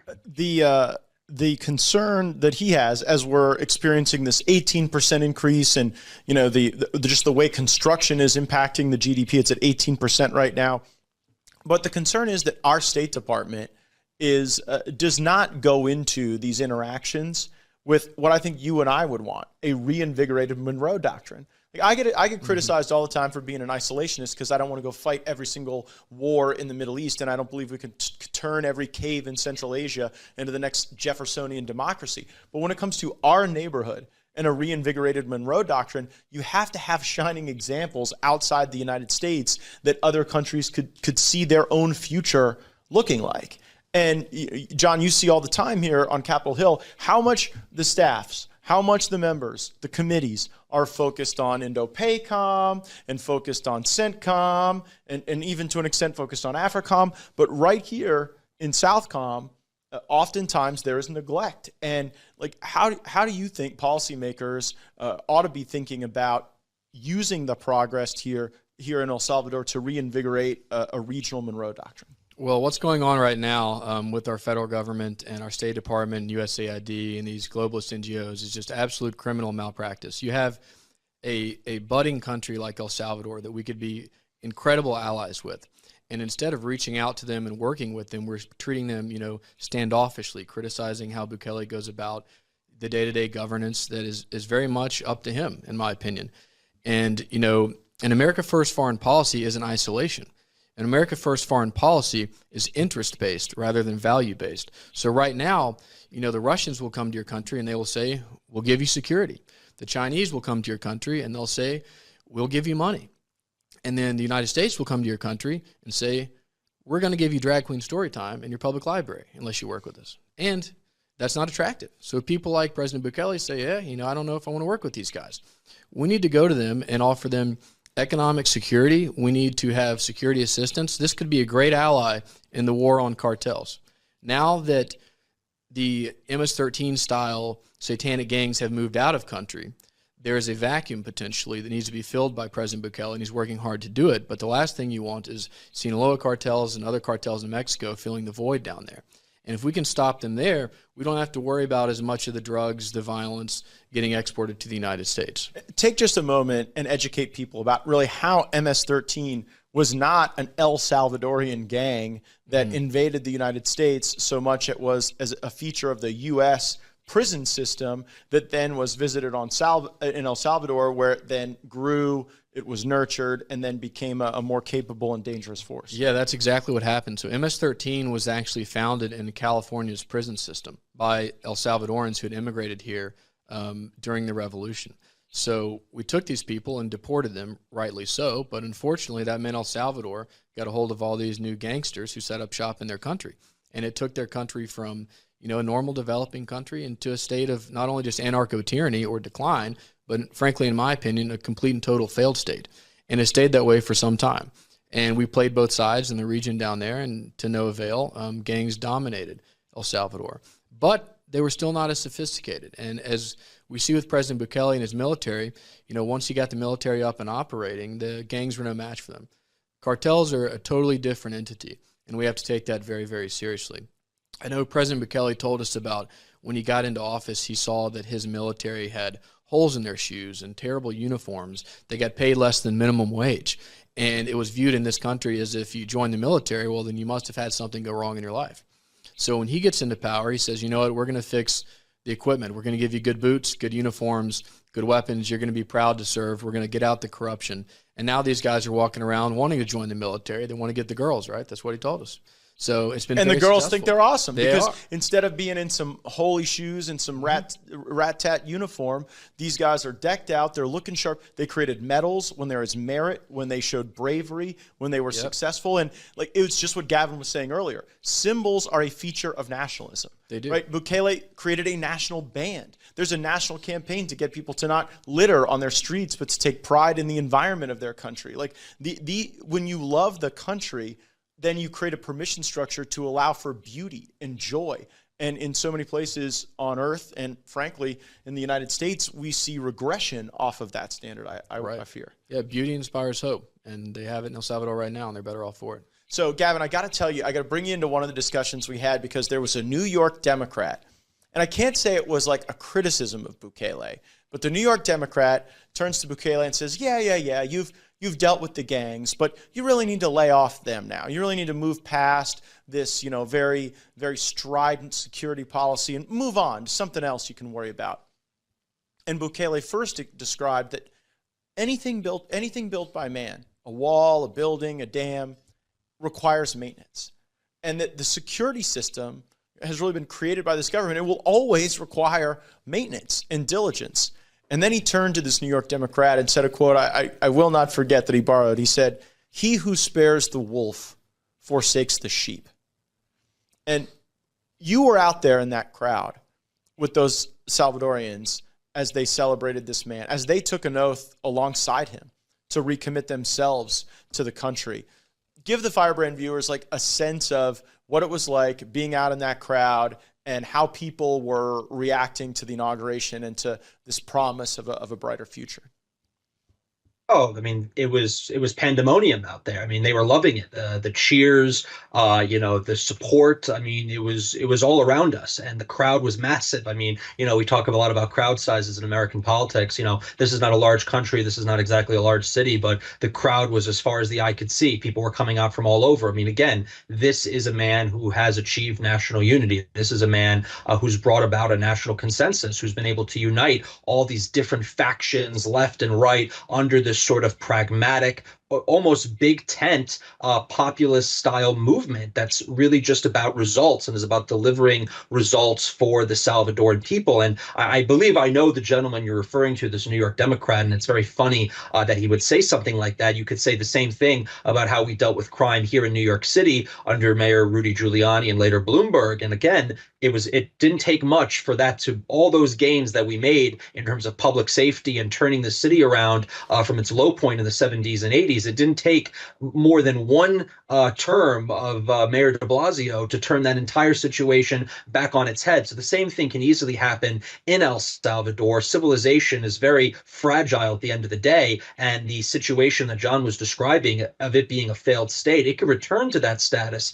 of being a failed state very quickly. You just have to simply replace this strong visionary leadership with weak and corrupt leadership like it once had. So all of this is a very thin line between barbarism and civilization. And I think Bukele fully understands that and understands that this needs to be maintained, that this needs to be built up, not just over, an election cycle like most Republicans think, but over generations, which is how the institutional left thinks. They think in terms of generations. So again, now he's able to focus on rebuilding the country, to fixing the roots, to fixing a lot of these other issues that have been neglected for decades. And again, the hope is in the air. The people appreciate it. They love him. They're rewarding him with electoral mandates that you fail to see in most countries across the world. Winning by the percentages he won by really shows that he had a tangible, immediate, and visceral impact for the better on the lives of the vast majority of Salvadoran people. And listen, there are many people in the West, in these globalist elites, that don't like that this is happening, again, because it's showing that it can be replicated in other countries. There were dignitaries there from across Latin America, other countries that are facing similar issues, including in places like Ecuador, for example, who are now adopting this sort of Bukeleism to fix the issues, similar issues involving gangs and cartels in their own countries. The more these countries begin to stabilize and fix their problems at home, the less migration the United States is going to see, the less drugs and other, criminal enterprises we are going to see crossing our border. And of course, if you have an agenda to flood the border, not just with people, but also with illicit substances, and if you have an agenda to degrade the foundation of our society, then of course you want to see instability across Latin America, because it's all going to pour northward, which is what's been happening for the last several years. My wife Ginger has a Salvadorian friend who showed her dad the videos and the images that we had taken there of that very joy and that sense of a brighter future. And I was told that he started crying because he looked at that and said, that's what I was fighting for in the Civil War. I was fighting for the chance that people could get past what had constrained better lives, investment, better futures, and certainly to see that explosion of emotion is no surprise, knowing what the people there have been through. But John, final question I want to ask both of you: what would be your message to the Salvadorians who are in the United States right now and who are observing this transformation from afar? I'd say go home. I mean, it's time. You've come here for economic reasons. You still love your people. You still love your country. And now your country is amazing. It's beautiful. It's inspiring. It's changed. And they desperately need you. They need the labor force. They need the intellectual capital that you all have grown inside our country. And now there has been no better time in your nation's history, in your history, in our country, than right now to voluntarily go back to El Salvador and join your compatriots in building a better society. Gavin, what's your message to the Salvadorian community after this experience? Well, I certainly share John's sentiments, and if they do not decide to repatriate, then I would encourage them to vote for President Trump. If you support Bukele's policy platform in El Salvador, you should have no reason not to support the Trump America First agenda here. It shares many parallels. It shares many of the same principles ideologically in terms of turning our country around. We are facing an unprecedented crime wave in our country. We're facing unprecedented levels of institutional corruption. And if you want to prevent the country you immigrated to from turning into the country you left, then the only choice is to vote right, to vote for President Trump, and to vote for other America First candidates up and down the ballot. But I certainly think now is the time to repatriate. Certainly, if a lot of tech bros and Bitcoin bros from Virginia and the United States and elsewhere are flooding into El Salvador, it just goes to show you can take advantage of the boom times down there, especially if you know the language, know the culture, and can get in on the good times while they are still pretty cheap and affordable. I know we were looking at some real estate down there, but the future is bright for El Salvador. We need more Bukeles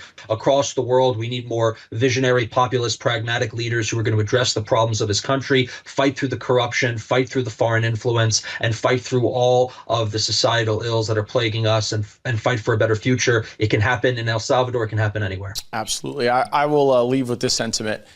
There are certain things that happen throughout the course of your life where you'll always remember where you were. For me, 9/11. I'll never forget standing in the student union at Florida State University getting that news, or the death of Princess Diana and seeing the anguish on the face of my parents in South Walton County in Florida, the fall of the Soviet Union.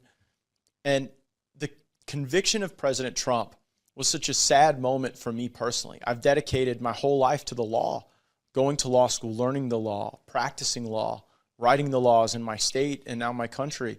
And so to see the law used in such a way to achieve politics, it angered me, but even through the anger was such an emptiness and a sense of sadness. And there I was. No one thought this verdict was coming in. Judge was about ready to send those folks home. And there I was sitting in a beautiful skyrise hotel in El Salvador, of all places, watching my country arrest a political rival, watching my country descend into near third world chaos.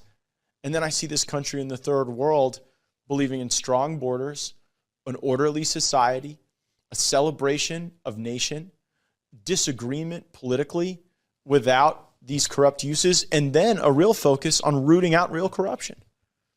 Bukele when he had his first cabinet meeting, he brings everybody in and says, that's the Attorney General. And he'll be investigating everyone in this room, including me. And indeed, they found a rat in the woodpile. Somebody that was going to be in the cabinet was compromised. And so they were able to excise that and deal with that. And I think we need that level of focus on honest, fair government in the United States. And guess what? If it can happen in El Salvador, if turnaround can happen in El Salvador, it certainly can happen for the greatest country that has ever existed in all of humankind. A special thanks to John Wilson and Gavin Wax for going with me to El Salvador, spending time there. I think Gavin probably had the best Spanish of the group, but there were times we had to team up to get all the verbs conjugated correctly. But thank you, everyone, for watching. We'll have other important updates regarding the work in Congress, some of the spending bills we're dealing with, and the way we need to use the power of the purse and the power of subpoena to right our nation again. Thanks for joining. Make sure to give us a 5-star rating on a listening platform and subscribe so that you're always up to date as to the next firebrand. Roll the credits. Matt Gaetz is making us proud. He's going to war with them Democrats. He's fighting for our freedom. He risked it all for the people, man. Turn them doubters to believers. Hi everyone, Congressman Matt Gaetz here. Thanks for watching the Gaetz Network. This is a service of our congressional office, so make sure that you go to our website, gaetz.house.gov. There you can sign up for our newsletter that goes into the events of the United States Congress each and every week with my special insights. Also, make sure to follow us on social media. We've put those accounts on the screen. That way you're connected to all of our work on your behalf. And finally, I would suggest that you always consume the Gaetz Network through the Rumble app. If you download the app and then turn notifications on, it's the best way you know when we go live so that you can see our speeches on the floor, committee hearings, and other remarks on important matters to you. Again, thanks for watching the Gaetz Network. Programming continues.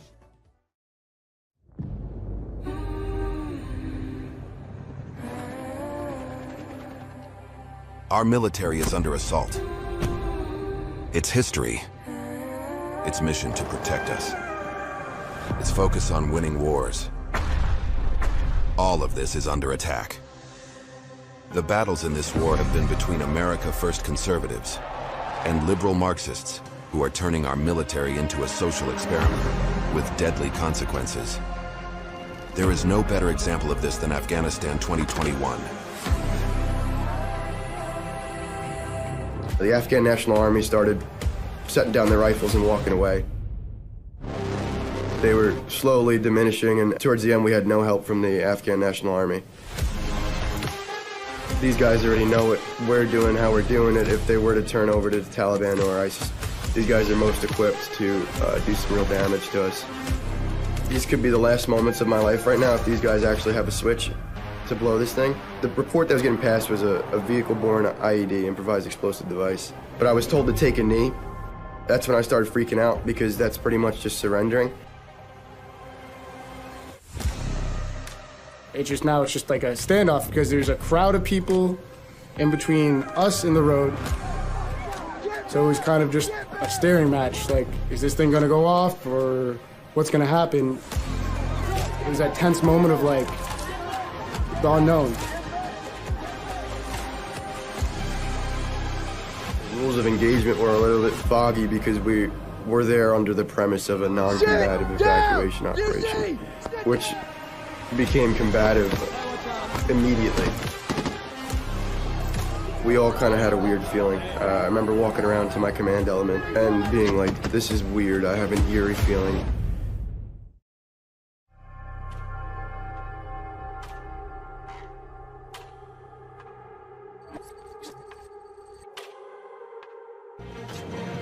It's 8:52 here in New York. I'm Bryant Gumbel. We understand that there has been a plane crash on the southern tip of Manhattan. You're looking at the World Trade Center. We understand that a plane has crashed into the World Trade Center. We don't know anything more than that.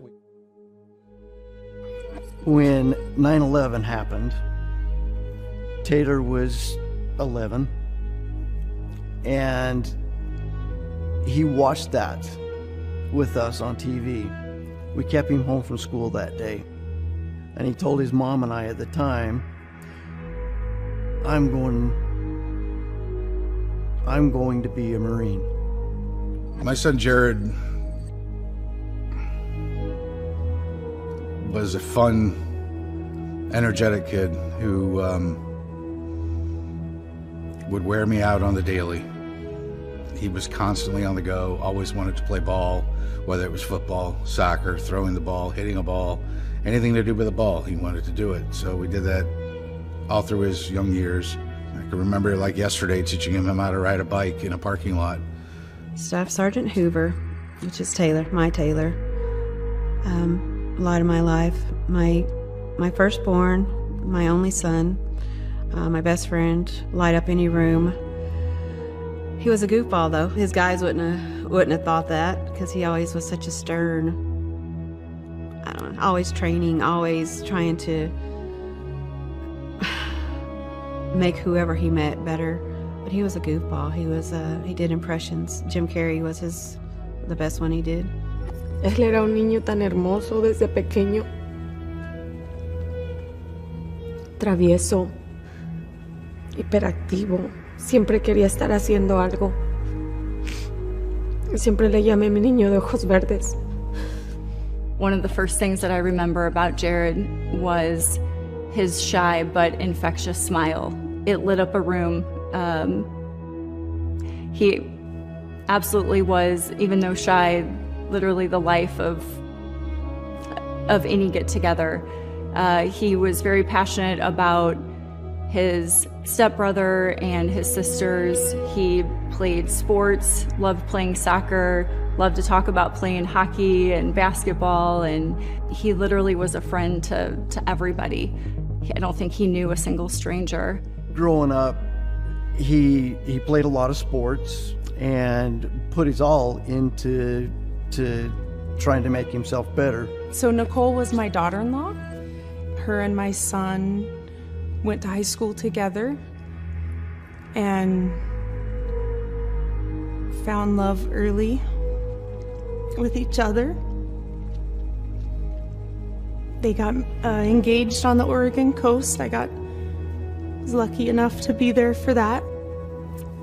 I joined the Army to do something amazing for my country that generations of my family could be proud of. And I wanted to have looked my kids in the eye and said that I served when others wouldn't, because it was an institution that the American people needed to defend them. We have a military that has deviated from the core mission of becoming lethal and survivable and capable, and instead they've drifted into the desire to create social justice warriors rather than the warriors necessary to protect and preserve our country.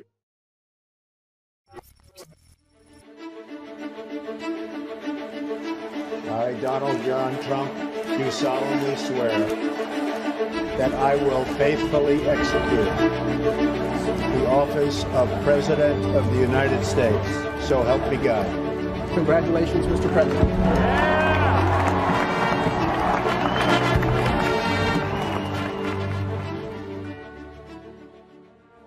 So I've had a wonderful career in terms of business, and I've had a lot of fun in life. I've done a lot of different things, but I ran for president, and there's just no feeling like it. And then when I won, it was something almost surreal. So much money had been spent in Afghanistan, so much money had been spent on these endless wars, these foolish, endless wars, started by people that didn't know what they were doing. They had their own reasons, but they were started by people that largely were not people that I respected greatly. And all the death, and I'm talking about death on both sides, all the destruction. You look at the Middle East, and we spent $9 trillion in the Middle East, and what did we do? We blew up the place. We got nothing out of it except death and destruction. And it just is hard to believe. With Afghanistan, I've been complaining about that one for years. As a private, as a citizen, I've been complaining. And then when I became a politician, they started listening to my complaints a lot more, I would say. They were spending $60 billion a year. Does that number sound familiar?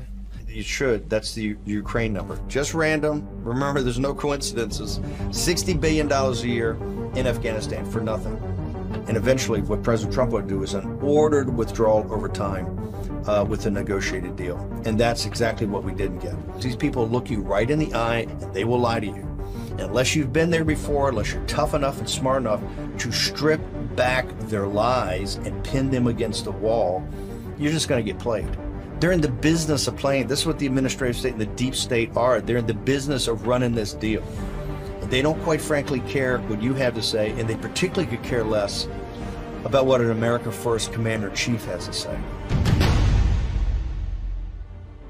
So I know the military maybe better than anybody because I rebuilt our military. We had 48-year-old fighter jets. We had 80-year-old bombers. We had planes that were they give the analogy that the young grandson is now flying a plane that the grandfather flew many years ago. And we had, it's just crazy. We had planes that were so old and decrepit. We rebuilt our entire military, every aspect of it, spent a lot of money, but we upgraded it and substantially built it. It was rebuilt it. It was new. I said, don't go to Iraq, but if you do, keep the oil. Well, Iraq has over $300 billion now in oil funds. They make a lot of money with oil, and sadly, it's become a subsidiary by having destroyed the military of Iraq. It's become a subsidiary of Iran. Iran is calling the shots in Iraq. Number one, we're going to destroy ISIS. You got to go back to 2016 when we were running. What Obama and the folks around him had said is that, oh, this is a generational thing. It's going to take generations to take care of ISIS. I want to start by repeating what I've said since the beginning. This will not be quick. President Obama says it is time to turn the page on more than a decade of war. Now, what was ISIS? ISIS was a Islamic jihad, a caliphate. The caliphate at the time of President Trump's victory, the caliphate, the physical caliphate, not just their reach around the world, but the physical caliphate, taking parts of Syria and Kurdistan and Iraq. It was larger and a more functional government than the government in Iraq at the time. I would argue the government in Syria at the time. It had oil revenues. It was taxing people. This was growing. It was attracting not simply people from the United States, but huge amounts of people, young people, jihadis, many of whom were not Muslim, to convert them and then turn them into warriors. So the caliphate was a physical entity that had put fear into the Western democracies. Obama said, this will be generational for us to take it down. President Trump said, hey, how about this? Suck on this. This is what we're going to do. We're going to make it a #1 priority, and we're going to take it down immediately. Abu Bakr al-Baghdadi is dead. We are learning more information about the raid that took down ISIS leader Abu Bakr al-Baghdadi. Travel ban wasn't to single out Islamic nations or single out Muslims. It was to make sure that the terrorism that had run riot under the Obama administration was stopped 100%. President Trump knew that he was going to get the Supreme Court to back him up. We had taken this through the Department of Justice, the Office of Legal Counsel, which gave us an opinion that we knew was bulletproof that would get through the Supreme Court. President Trump pulled the trigger on that. We eventually backed off one nation. He took Iraq off the list, of which he was pressured by the Pentagon to do that. President Trump didn't do it, but he says, hey, for accommodation, I'll do it. Not one terrorist attack during President Trump's entire administration. To come up with punishment that's far quicker and far greater than the punishment these animals are getting right now. Because what we have right now is a joke, and it's a laughing stock. I will say that I defeated ISIS. I heard it was going to take 5 years, and we did it in literally a couple of months. We have a great military, and they're not woke, and they never will be woke. They're not woke people. They couldn't be convinced to be woke, but we do have woke on top, and we have woke trying to do things with our military that they won't be successful in doing because they're too strong. We defeated ISIS. Our military was so strong. I worked with generals that were different generals than the television generals. They were incredible, their talent, their toughness, and they were great fighters. And I went literally to Iraq in order to find out why is it that we can't beat ISIS? What is it? We have the best equipment in the world, and by that time I had new equipment. I had ordered it, I bought it, rebuilt the whole thing. And I met with generals that said, we can beat them very quickly, sir. And I was told 5 years back in Washington, and they told me we can do it in 4 weeks. And a slight difference. And we did. We beat ISIS, took 100% of the ISIS caliphate, 100%. Now they're rebuilding. McMaster's actually made a presentation in the national security space down there in the Kennedy Room. He made a presentation, and you got a picture of this. We're there to talk about, money and cash and weapons, what we control, what we don't control, where we're going to go with this. And it's just a morass because we'd been there at that time, like 18 years, and these people have no earthly idea. Okay, Afghanistan's a massive country, and it's nothing. It's a total and complete disaster. They don't even have the ability to analyze and do analytics on what they've spent. President Trump, and I hate to say it this way, but it's just the way I think about it, he knows how to speak alpha male. Like President Trump, when you look at how he dealt with Turkey, when they got off the rails, he said, you will get back with the program, or I will crush the lira and I will crush your economy. Are you concerned that Erdogan will try to wipe out the Kurds? I will wipe out his economy if that happens. I've already done it once. I hope that he will act rationally. And then lo and behold, Turkey got back with the program. And even with some of these third world despots, like the leaders of the Taliban, President Trump made them understand the personal consequences to them. I said, don't go in, don't stop, because they were killing a lot of our soldiers during Obama in particular. And then it started a little bit with me. And I had a conversation. The press went absolutely wild when they heard about the conversation, because they said, why would you speak to him? I said, because that's where the shooting is. That's where the killing is. He's the one doing the killing. He's the one you want to speak to, Jesse James. They said, why do you rob banks? He said, that's where the money is. Well, this is where the killing was, with Abdul and the Taliban.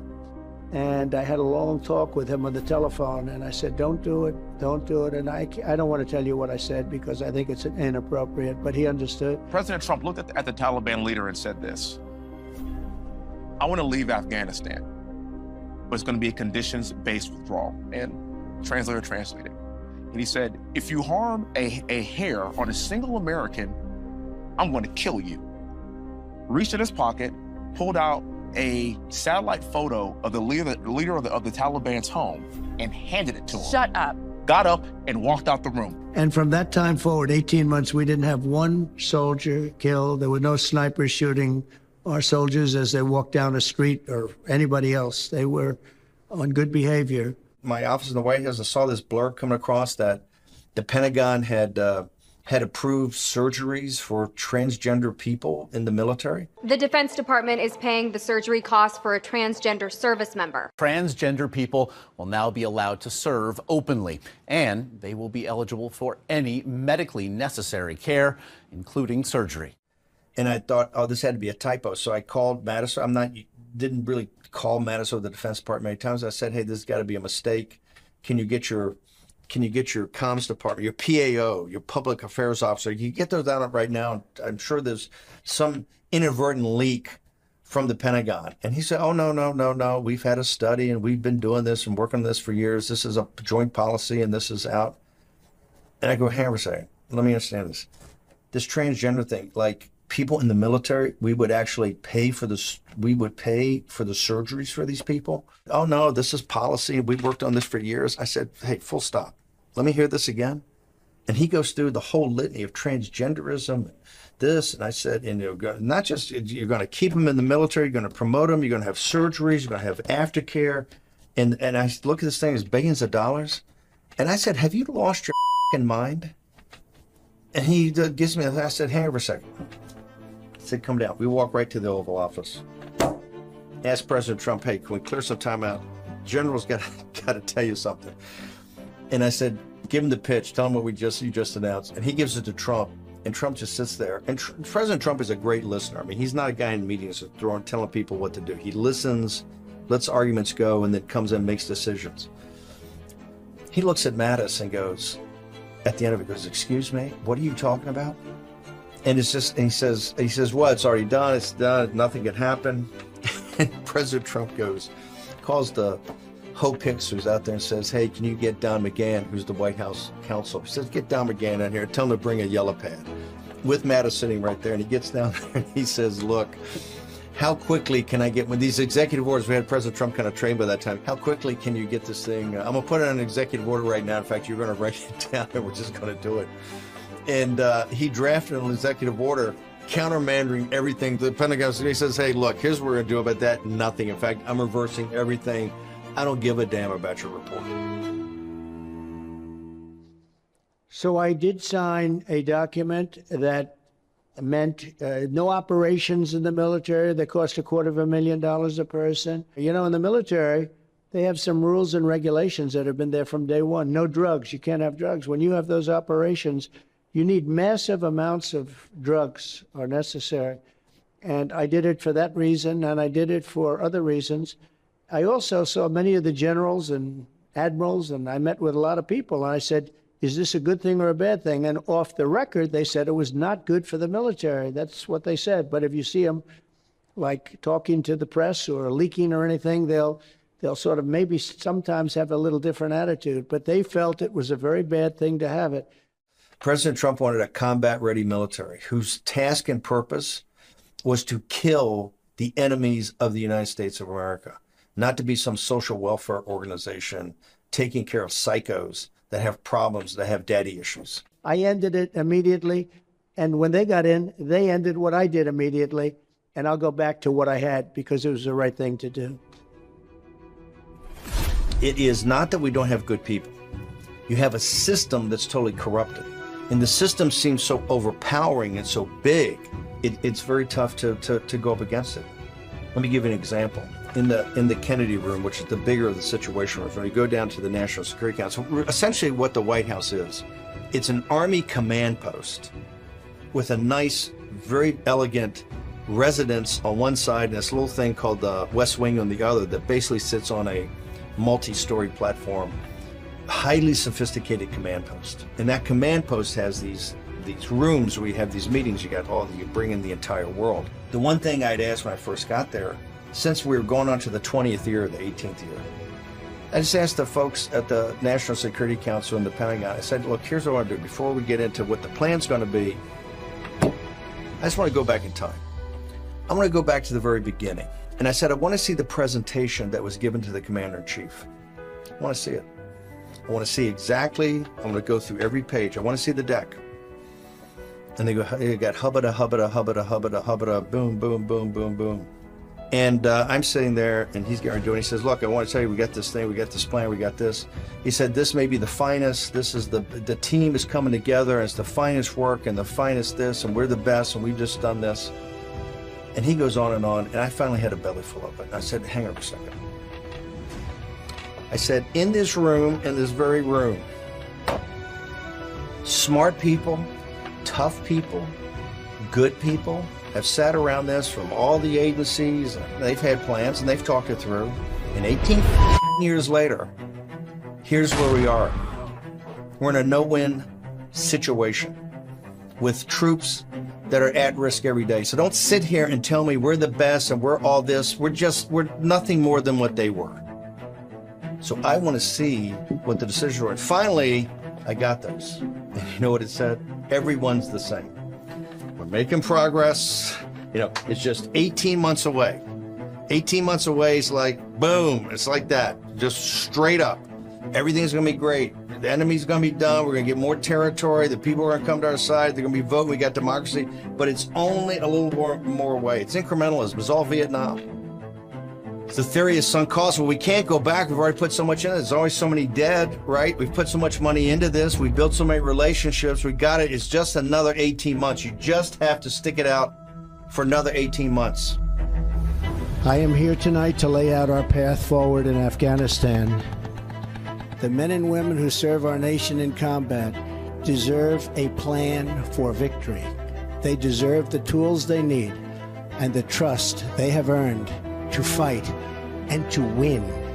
Second, the consequences of a rapid exit are both predictable and unacceptable.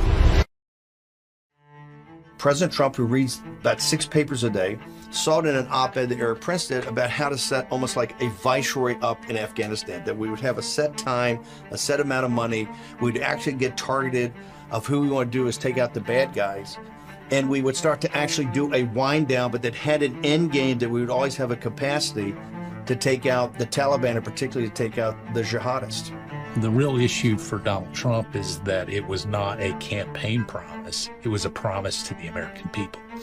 And so when you look at a promise to the American people, for him, it was coming to an agreement to let the Taliban know that America is strong and we will continue to be strong, and that we will take a back seat to no one, but yet do it in an orderly way that didn't leave Americans in harm's way, didn't give additional ammunition, both literally and figuratively, to our enemies. And as he worked on that agreement, it was all about a strategic way to withdraw from Afghanistan, so that we weren't in an endless war for really the American people to bear the brunt of. There was one thing that he stressed over and over again is that every decision that you make when you're talking about whether it's a withdrawal from Afghanistan or whether it's a strategic strike, is that you've got to be strong. You've got to be willing to do it. And that's what our men and women are trained for. But you also don't allow a political decision to put people in harm's way. Iran would have made a deal. Everything was working out well. ISIS was gone. The whole world was at peace. Viktor Orban, who, as you know, is the head of Hungary, Prime Minister of Hungary, he said, bring back Trump and you'll have peace. And we had peace. We had a lot of peace. The whole world was peaceful, and now it's blowing up.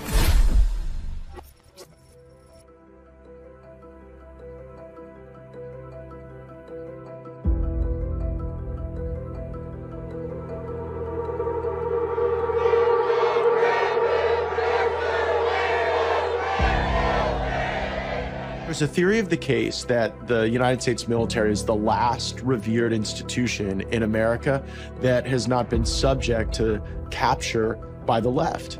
I mean, it used to be when we created a lot of these agencies in Washington, you'd have balance. You'd have people who thought on the right and thought on the left. But you look at Department of Education, Department of Labor, EPA, the woke-topians have taken over.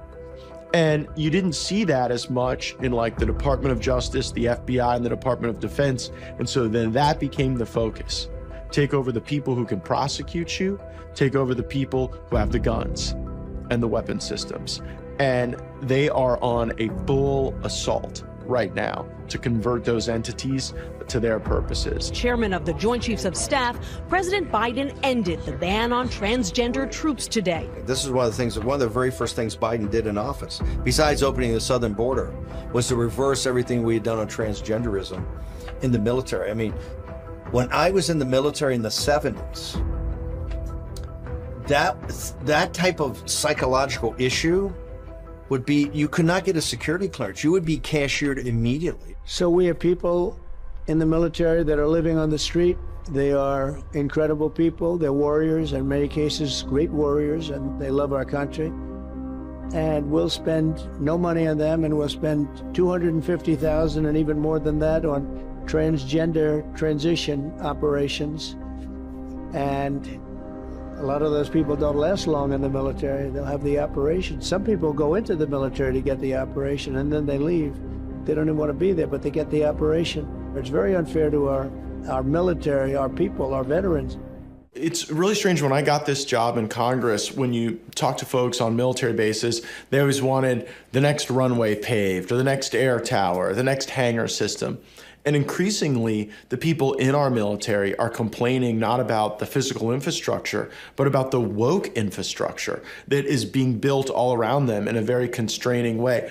I still remember when women who were serving at a military base in my district complained to me that a man was showering in the women's facilities because he identified as a woman, I guess, that day or that month. And I just never would have believed when I first got this job that guys showering with women on the military base would be some issue I would have to confront. Lloyd Austin is, I think, the pinnacle example of someone failing up in the United States military. He initially was charged with training a resistance force in Syria to combat the Assad regime. And during his time as a general there, he had over $100 million to achieve that objective. And at the end of the first contact with the enemy, I think there were like 4 people that were still around from what General Austin had done. But nonetheless, he found upward mobility into the private sector where he worked for Raytheon. And there's this dangerous revolving door that exists between our generals and the military-industrial complex, where failure continues to be funded and advanced for a profit motive, not a capability motive. So Lloyd Austin fails as a general, gets updrafted into the private sector into Raytheon, and then right back with Joe Biden as Secretary of Defense. We've seen America fall behind at really important stuff like space, AI, quantum, hypersonics. And at the same time, there seems to be this intense focus on the virtue signaling to the political left that will make people like Lloyd Austin accepted back at the fine wine dinners of Washington and in the faculty lounges of Ivy League schools. But certainly he's been seen for what he is among many in the fighting force. Lloyd Austin ordering a service-wide stand-down for the next 60 days. The goal? Give military leaders the chance to address extremism in the ranks. Then let's talk about the opportunity costs. You know where we have a real problem is aircraft crashing because they're not being maintained properly. Those are the types of things that you have training stand downs for. Or if you have people that don't have the appropriate approach when you have ships running into each other because they haven't had appropriate sleep or training. Those are the types of things you say, hey, everybody stand down, let's reset.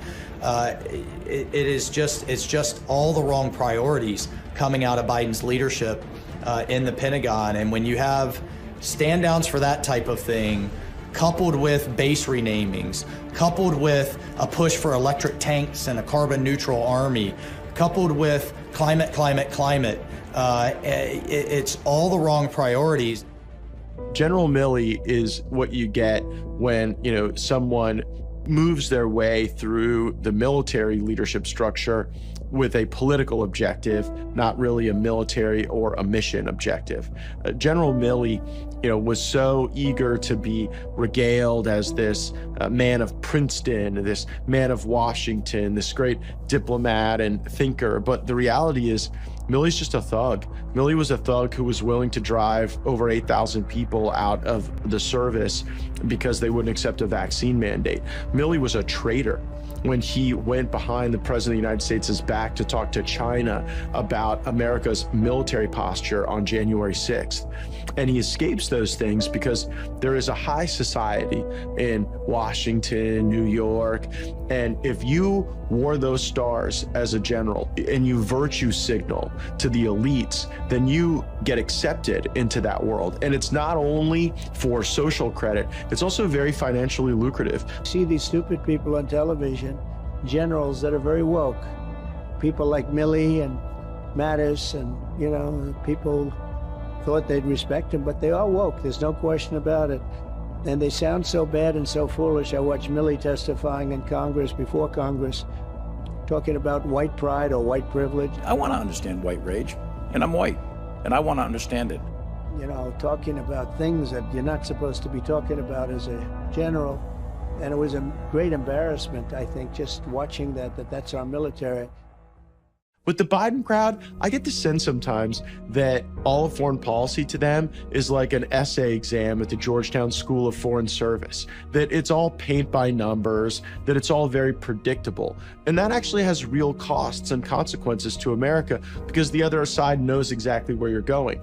Sometimes a little bit of unpredictability salted into your actions keeps everybody on their best behaviors. When Donald Trump was president, even the dictators stayed on their best behavior. Now with Joe Biden, we get war without winning.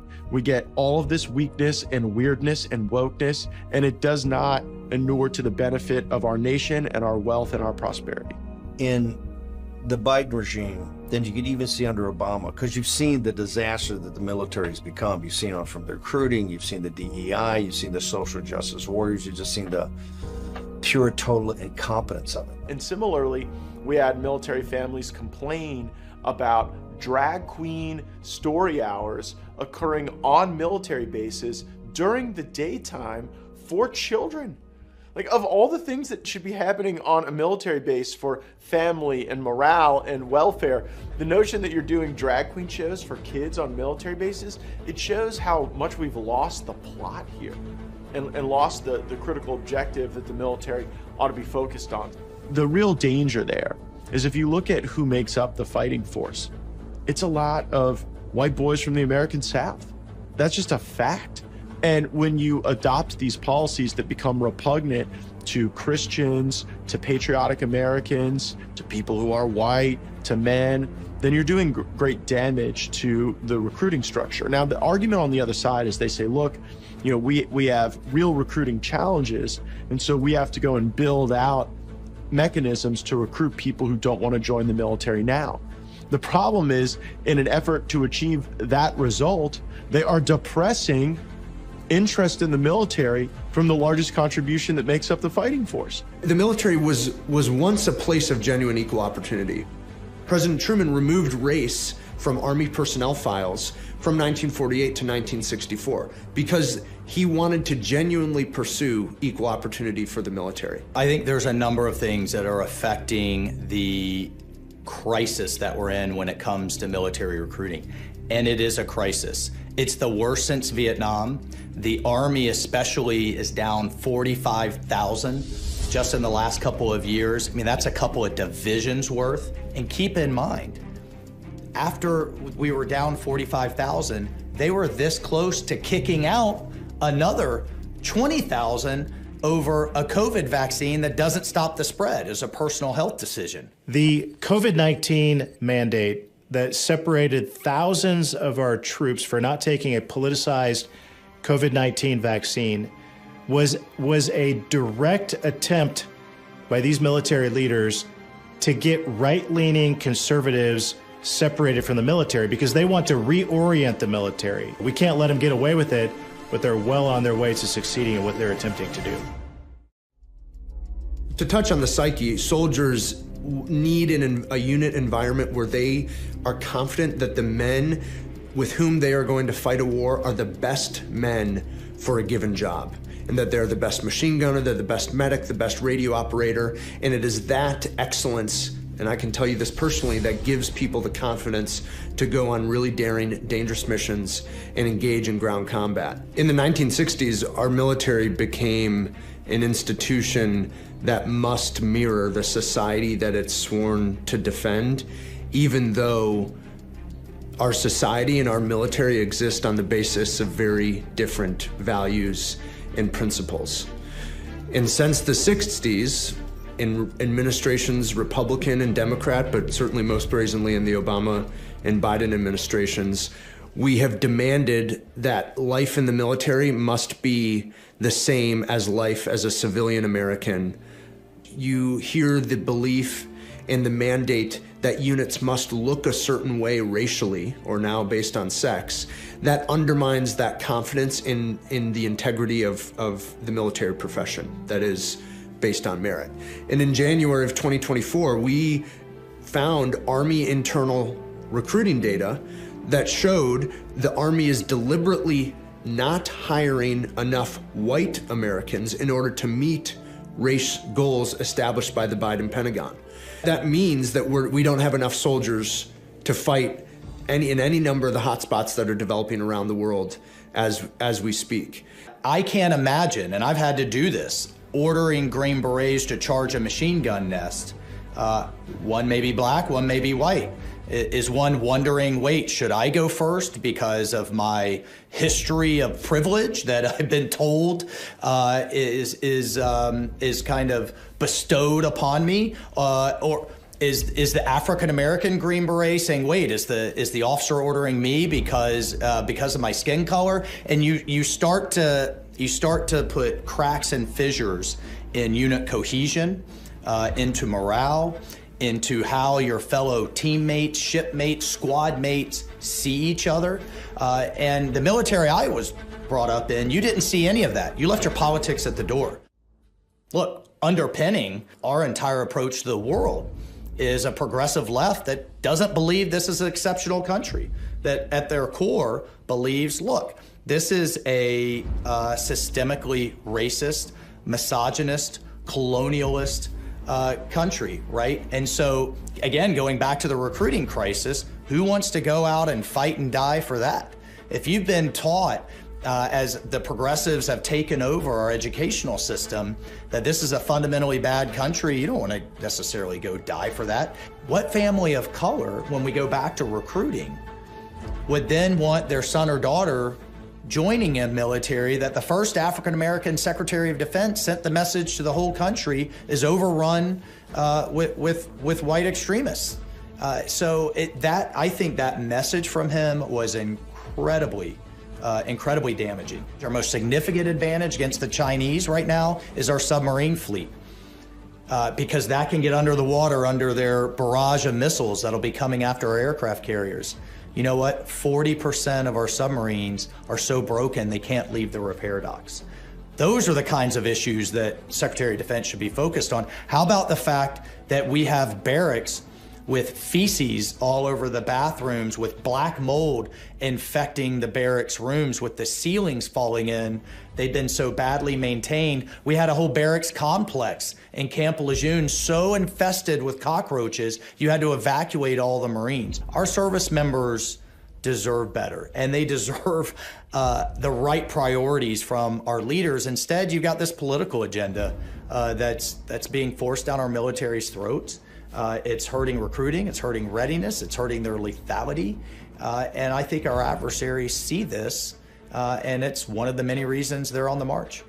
Secretary Austin, General Milley, and obviously President Biden wanted the Pentagon and the Department of Defense writ large to be the example of their effort to remake the federal government and therefore our country in the mold of the left. They pursued an extremist stand down to purge the mythical existence of right-wing extremists from the ranks of the military.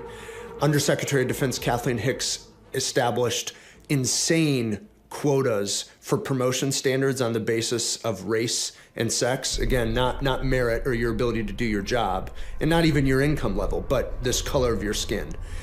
And they pursued a vaccine mandate that was not necessarily meant to instill good health and readiness in the military, but was meant to weed out those who wanted to resist what was a rushed deployment of a vaccine and those who had reasonable religious conscience objections. They wanted to remake the military in their image. And whatever the military did overseas or at home to actually defend America was secondary to that goal of institutional takeover. And they wasted no time doing that, and I fear that we're catching on to their tack a little bit too late. He had reached out to us and said he was going to be moved out of Jordan to a place that he couldn't tell us about. I follow the news on a daily basis. I knew where the hot zones were at, and I knew that meant he had to be going to Afghanistan. It was radio silent for a little while, and I finally get a call from him again after he had been to Afghanistan now, and he was there for a couple of days and reached out, and he said, "Dad, I thought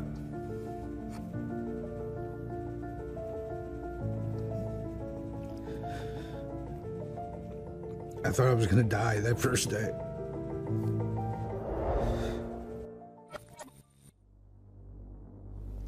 After consulting closely with our allies and partners, with our military leaders and intelligence personnel, with our diplomats and our development experts, with the Congress and the Vice President, as well as with Mr. Ghani and many others around the world, I've concluded that it's time to end America's longest war. The United States will begin our final withdrawal, begin it on May 1 of this year. We'll not conduct a hasty rush to the exit. We'll do it responsibly, deliberately, and safely. And we will do it in full coordination with our allies and partners. President Biden always said that he wants you to be the last person in the room, particularly for big decisions, just as he was for President Obama. He just made a really big decision. Afghanistan. Yes. Were you the last person in the room? Yes. And you feel comfortable? I do. The first thing that struck me in this was the timing of Joe Biden's announcement. I just thought, this is terrible. And the reason is because, for those who have served there, we understand the Taliban fought seasonally. So we used to use a term called the Taliban Spring-Summer Offensive. And we first came in sort of at the start of that offensive, and it was tough. Things were touch and go. And almost every year it is that they come out of Pakistan, where they've been sort of hibernating for the winter because, again, the cold is just so extreme in most parts of Afghanistan they can't fight. Right away, I thought to myself, this will not be good. As the world watches in shock, Taliban soldiers are taking control of Afghanistan with lightning speed.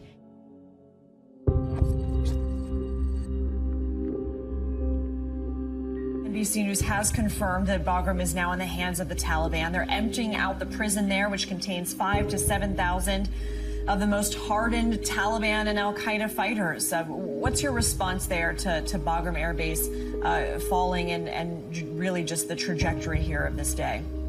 Yeah, I mean, I have to say, Lindsay, this does not bode well for what will happen next in the capital. The Kabul airport was really interesting. Flying into it, it was just surrounded by the city, surrounded by high ground. One of the worst places I could have imagined to have done a non-combatant evacuation operations, which is what they did, because it's fully expect that everyone in the city would want to try to get out during that time frame. And so watching all those pieces together, they gave up Bagram, which would have been a place they could have flown people back and forth to.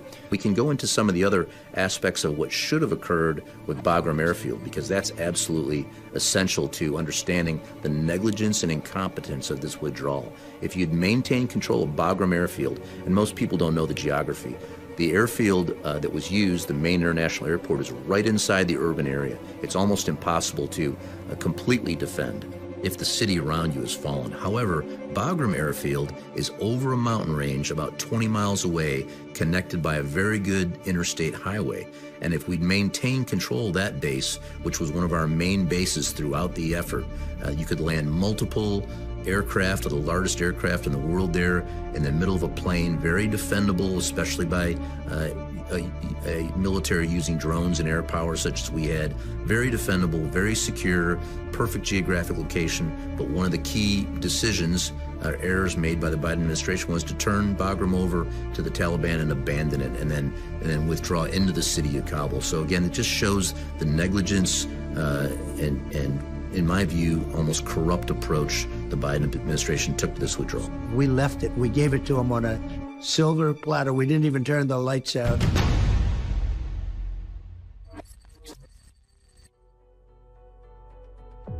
Large swaths of Afghanistan are falling back into the hands of the Taliban. The spate of attacks dramatically increasing. If you look at some of the initial pictures of the insurgents, the Taliban and the Haqqani, occupying the presidential palace, most people don't know that two of the main U.S. efforts as far as the intelligence community and the military are like within a block of that office. And U.S. personnel were still there when the insurgents occupied those desks. So this shows a couple of things. One, the unpreparedness of everyone on our side for that eventuality, and the fact that the Afghans unilaterally cut a deal with the insurgents. And as we had tried to cut them out of the negotiations, they cut us out of those negotiations. From a cultural perspective, this is how the Afghans do business. They've always done business like that. If you look back to the British experience in the 19th century, that's absolutely what happened, where the British envoy was murdered in Kabul, and the city rose up and destroyed an entire British army as it tried to withdraw. I mean, that was absolutely with no warning. The Afghans cut a deal and then rose up against the British and did that similar sort of treachery. But this is part of their culture. And when they see things going down, going a certain way, they're going to cut a deal to their own personal benefit. Chaos at Kabul's airport, a sign of the distress over what's ahead. With Afghanistan's land borders under Taliban control, thousands crowded onto the tarmac. No visible security or any semblance of order.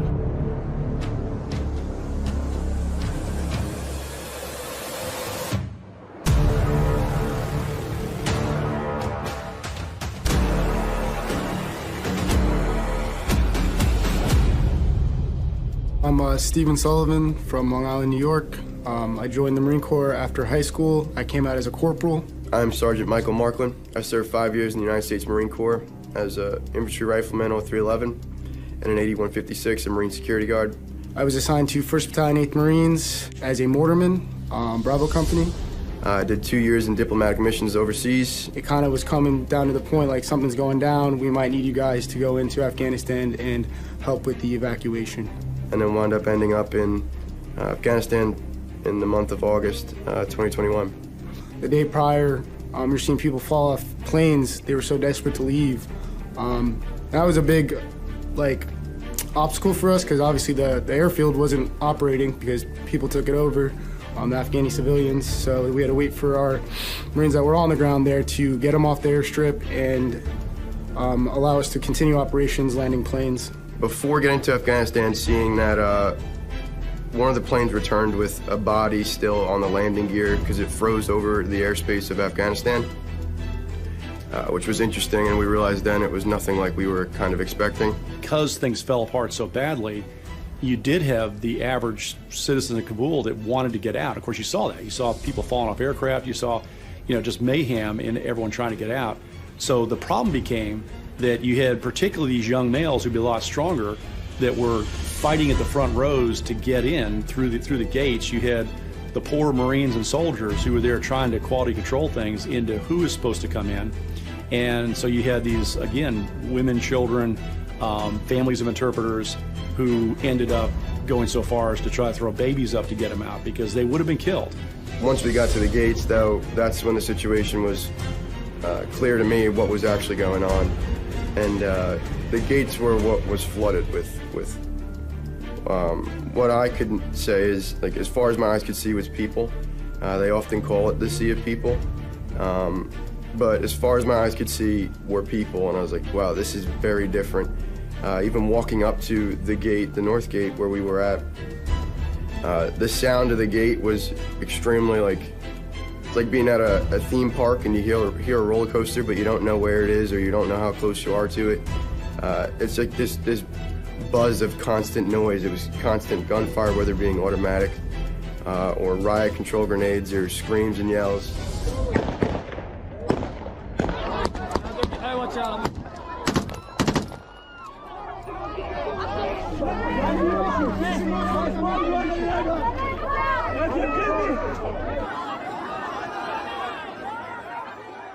Do you thoroughly remember seeing this kid no more than 2 years old? He was missing a shoe, snot coming down his nose, crying, shaking, all the bodily reactions you would expect in chaos. And it really just opened up my eyes, like, okay, we're dealing with something else here, because it was kind of extreme to me to see that. Within 3 months, Taliban was banging on the door at Kabul. We were told, from what I understand, like they weren't supposed to be there. I do remember physically seeing on post, holding security, make sure the perimeter was secure, a white flag, and that flag was the Taliban's flag. I've seen mangled people come up too, and they need immediate medical care, and we unfortunately couldn't offer them that because we didn't have the supplies, A. B, they didn't have a visa and didn't understand how the process works. The full scope of humanity I saw, from life, a woman going into labor to the babies getting thrown like a frisbee overhead into a creek. So you had all these soldiers and Marines that were at these gates, not just Abbey Gate, but the other gates too, that were in a terrible situation. I can't even imagine, from what I understand, women throwing babies up and just things that I never saw. I saw combat, I saw people killed, but things at the gates, I can't imagine what the soldiers and Marines went through. Middle-aged Afghani civilian with a gunshot wound to the neck. And we had a couple Marines that were a little bit more trained with CLS, Combat Lifesaver, and they started rendering aid. I started using my hands wherever they needed me to help. Finally, a corpsman came, and that's like, we talk about like the death rattle. That dude, he was spent. Like, he got shot in the neck, and there was only so much we could do. And I just remember carrying his limp body out of the turnstile as he's just struggling to breathe. But as soon as we slide this carport gate open, people start flooding in, and they push this door even wider open. I get overran, and I'm the first guy within that gate, and I'm freaking out because I'm trying to hold it. And then you hear everybody screaming, "We're getting overrun, we're getting overrun." I've spent lots of time at the airport. I've spent lots of time there in what we call the green zone, just a couple kilometers where the U.S. Embassy and the various other U.S. government efforts were centered, all just within a couple kilometers of each other, the airport and then the green zone downtown. I've spent lots of time there, very familiar with the terrain. As you probably know, the airport was defended by belts and belts of defensive systems that have been fortified over a period of 20 years. So to see Afghans having just overrun that area and be on the runway, there's only one answer to that, and that's just negligence.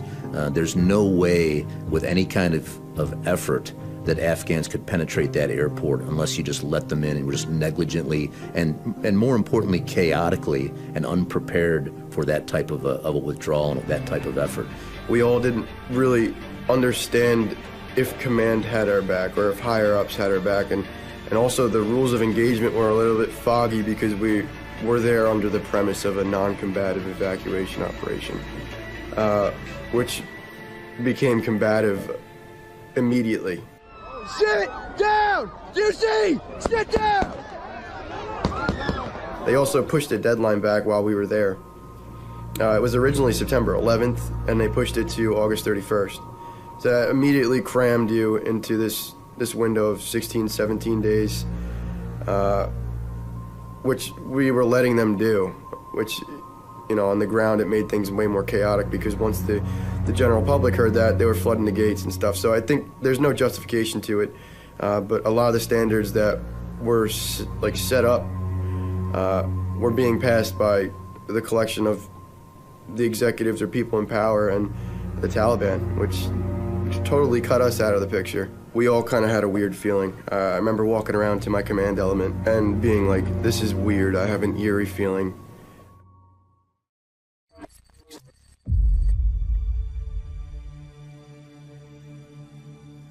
They're like, he's a younger individual, probably clean shaven, wearing a brown man dress with some like black outer garb of some sort and a black bag, and traveling with an older individual. My first reaction, I was like, how the f do we have an exact description of this guy?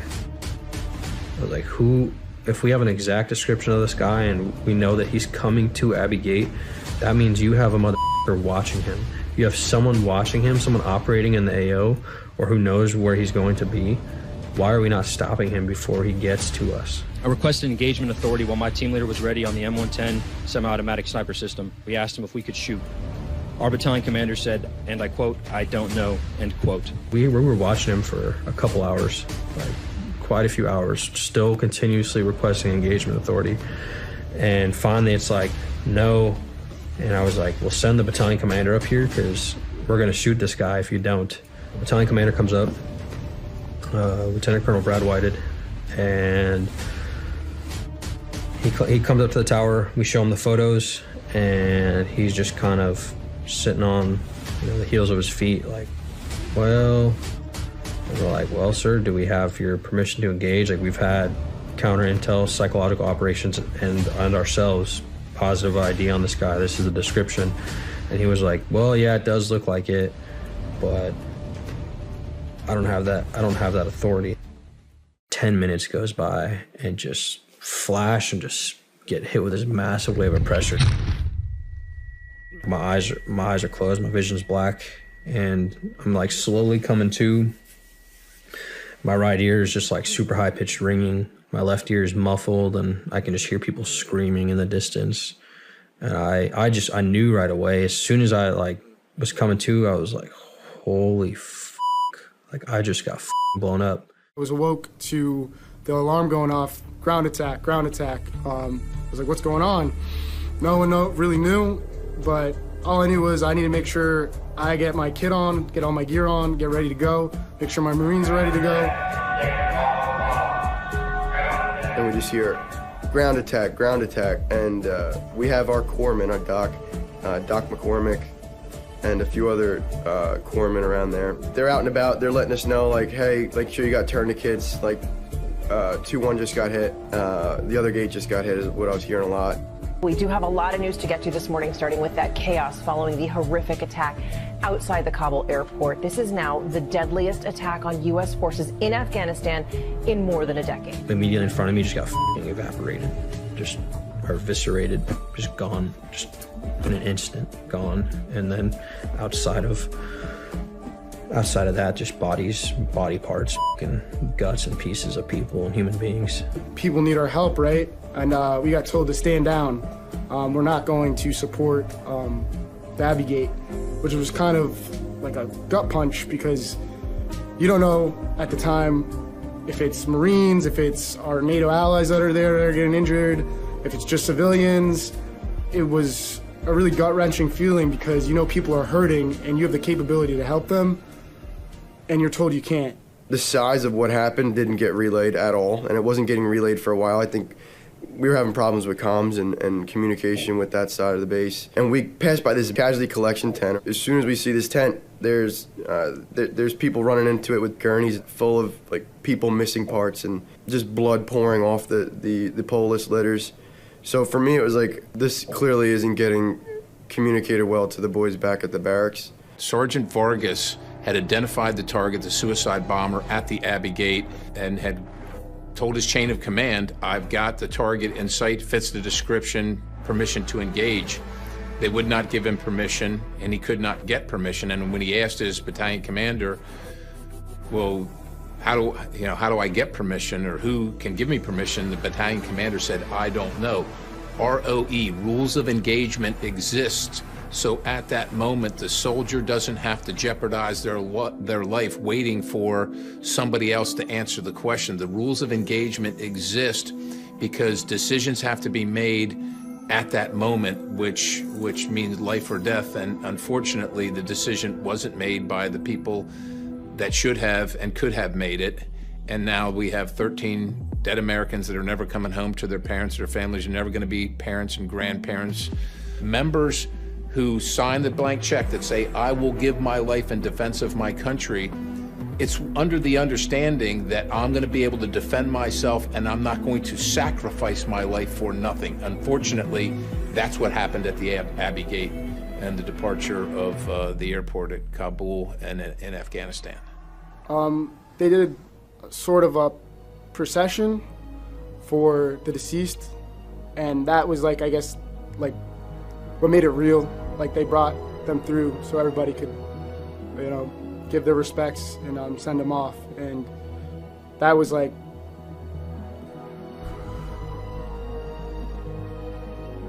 that was tough, knowing that, you know, my brothers and sisters died.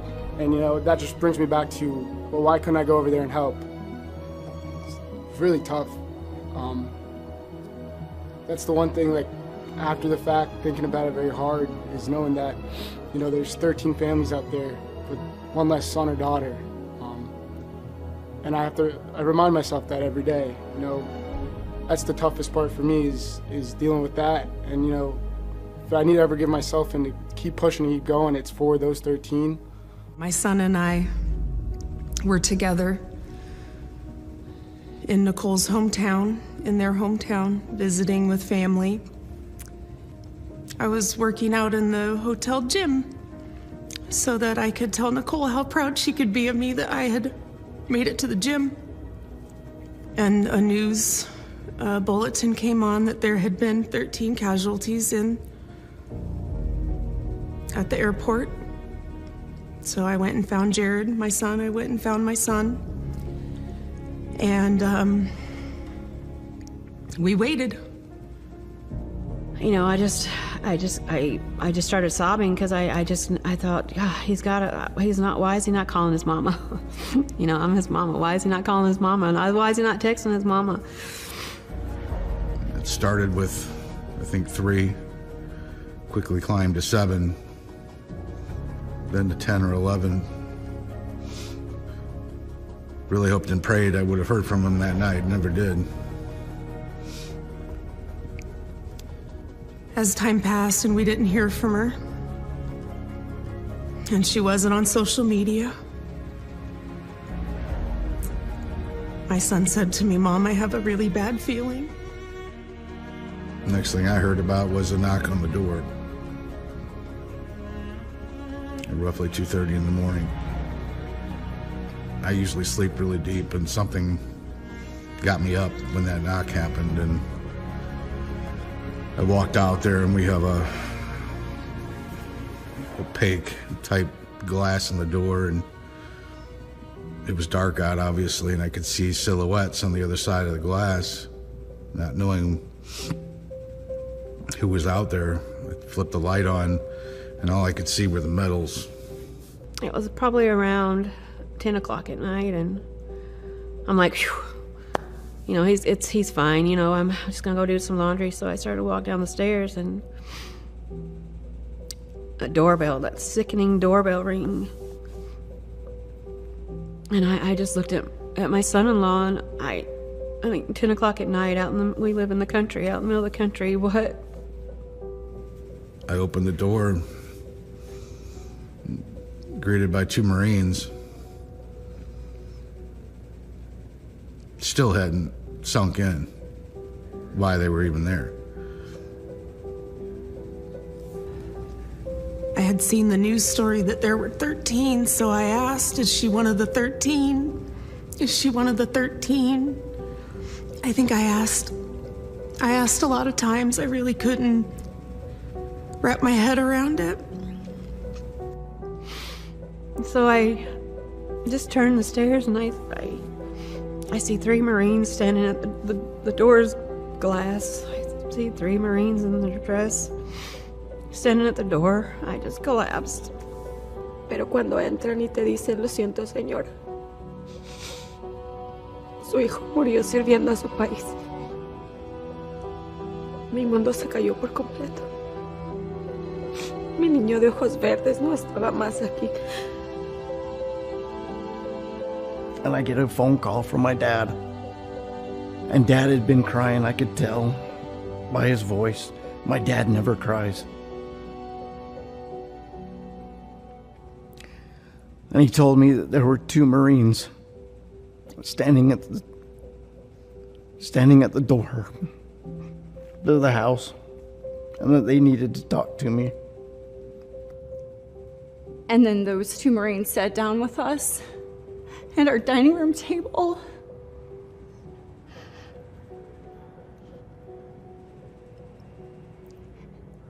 And shared with us the news that we had lost Jared.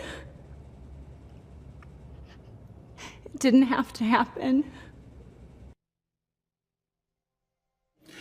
You know, it's hard to watch. It's hard to watch those parents. And as a dad, you know, my heart goes out to all of them because, as that mom said, it didn't have to happen. It didn't have to happen. It would have happened. President Trump had been in the Oval Office. Rhetoric has been shared to suggest, well, it had to be done this way. Well, I can tell you the conditioned approach on which the agreement to get out of Afghanistan was not only clear, but it was also one that made sure that American interests, American lives, and certainly the men and women that serve our great country were not put at risk. So to suggest that a baton was passed to Joe Biden and his administration, and they were left holding the bag of this is the way that it had to be done, I can tell you that's just not accurate. And if you listen to Biden or you listen to Kamala speaking, they talk about it like it was such a wonderful thing and it was such a bad thing. Getting out wasn't bad. It should have never been in there in the first place. But the way they got out was so embarrassing, so horrible, so terrible. And but you watch them and they say, oh, it was wonderful, it was flawless. Kamala Harris recently said it was a flawless operation.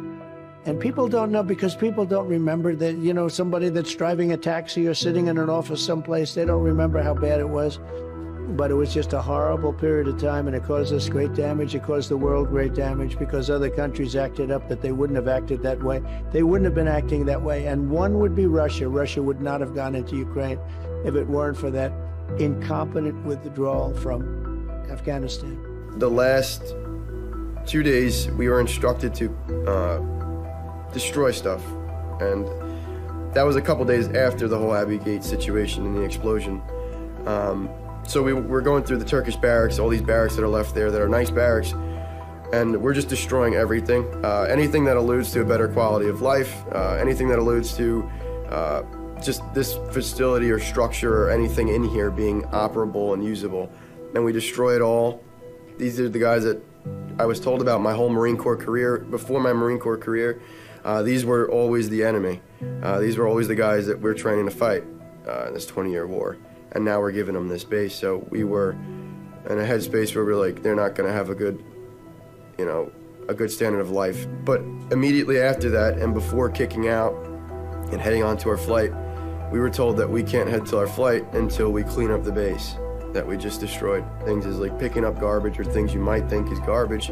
That's potentially an explosive device or some sort of IED. There's no point to. I mean, in a combat environment, especially if we're exfilling, and we're turning this over to the Taliban, we shouldn't be concerned about if it's clean and tidy for them. And then at this point, we all were kind of like, are you kidding me? Like, our blood's boiling. And the chain of command was like, they were helpless too. They're like, we're all gonna hit up our congressman. You guys better hit up your congressman when you get back too. And I was being told that in Afghanistan to hit up my congressman, and I was like, that is not even going to be what I'm thinking about after all of this. After the announcement, I, along with other Republican and Democrat members of Congress, urged the president to prepare for the withdrawal and its inevitable fallout. Unfortunately, those warnings were ignored.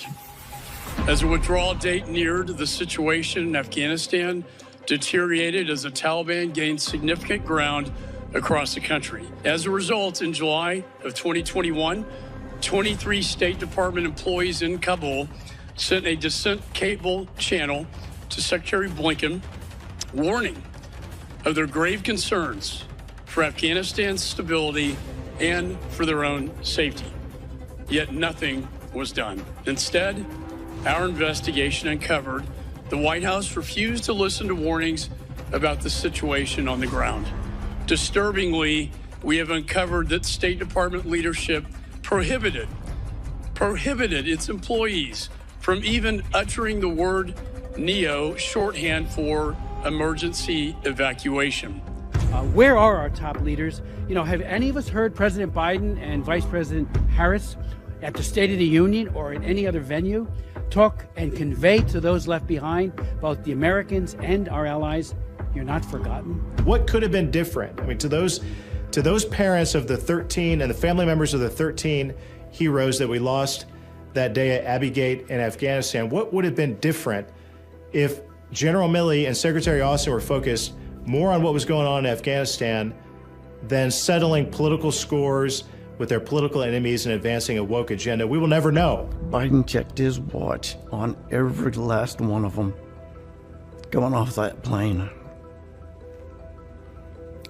I don't know where he had to be or what was going on, but he checked his watch every single time. It's more than just looking at your watch. It's looking the other way. There is no more unique, even almost sacred ceremony than a ramp ceremony. I was part of some overseas where we sent bodies back home. And it's often senior leaders, including President Biden, who are part of ramp ceremonies receiving those perished service members back at Dover. There is no more special time for a soldier's family than when he finally comes home. And those soldiers, those Marines, didn't come home alive. And President Biden was checking his watch probably because he had so many caskets to receive.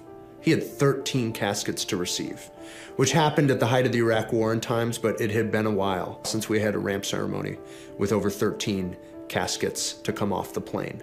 He didn't have time for them, even though the nature of that withdrawal was his order, even though there is no other decision he makes that puts Americans in harm's way than those relating to military affairs overseas. He didn't have time for them. And that's what Americans should see, is that President Biden doesn't have time for his most solemn duty to the men and women who put their lives on the line. It's disgusting to me, I think. It's very disrespectful. These are Americans that put their hand up and pledge to this country, to serve, to protect. And is there something more important happening? These people put their lives on the line for our freedoms that we have here, and you couldn't even give the time of day, it seemed like. It's very appalling. Biden looking at his watch like 4 or 5 times as the bodies came off the plane. That was a terrible scene. That was a terrible vision for people. I've been to Dover during dignified transfers when my own constituents were killed in Afghanistan. I was there with President Trump. It was a rainy night, and I remember President Trump saying to me, "Matt, we have to be here because we have to show the country the cost of these wars. We have to show the country the sacrifice." President Trump understood the value of conveying pain and conveying the type of ultimate sacrifice people make. And he understood how personal that was, and he spent hours with family members there. He'd cut short political rallies and activities to be there. It was essential to him.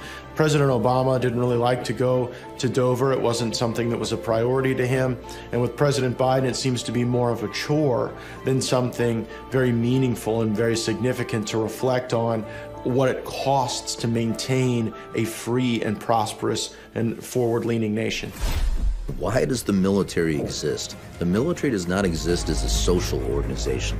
The military exists to provide security capability and defend this nation. And so you have to ask yourself in any decision which goes on in the military, what does this do to contribute to the capability of the military to defend the nation, to be a world power, to face the challenges that we're facing throughout the world? You have to have a strong military. And a strong military does not necessarily mean a military that reflects diversity that you want to achieve in a society. The military is unique.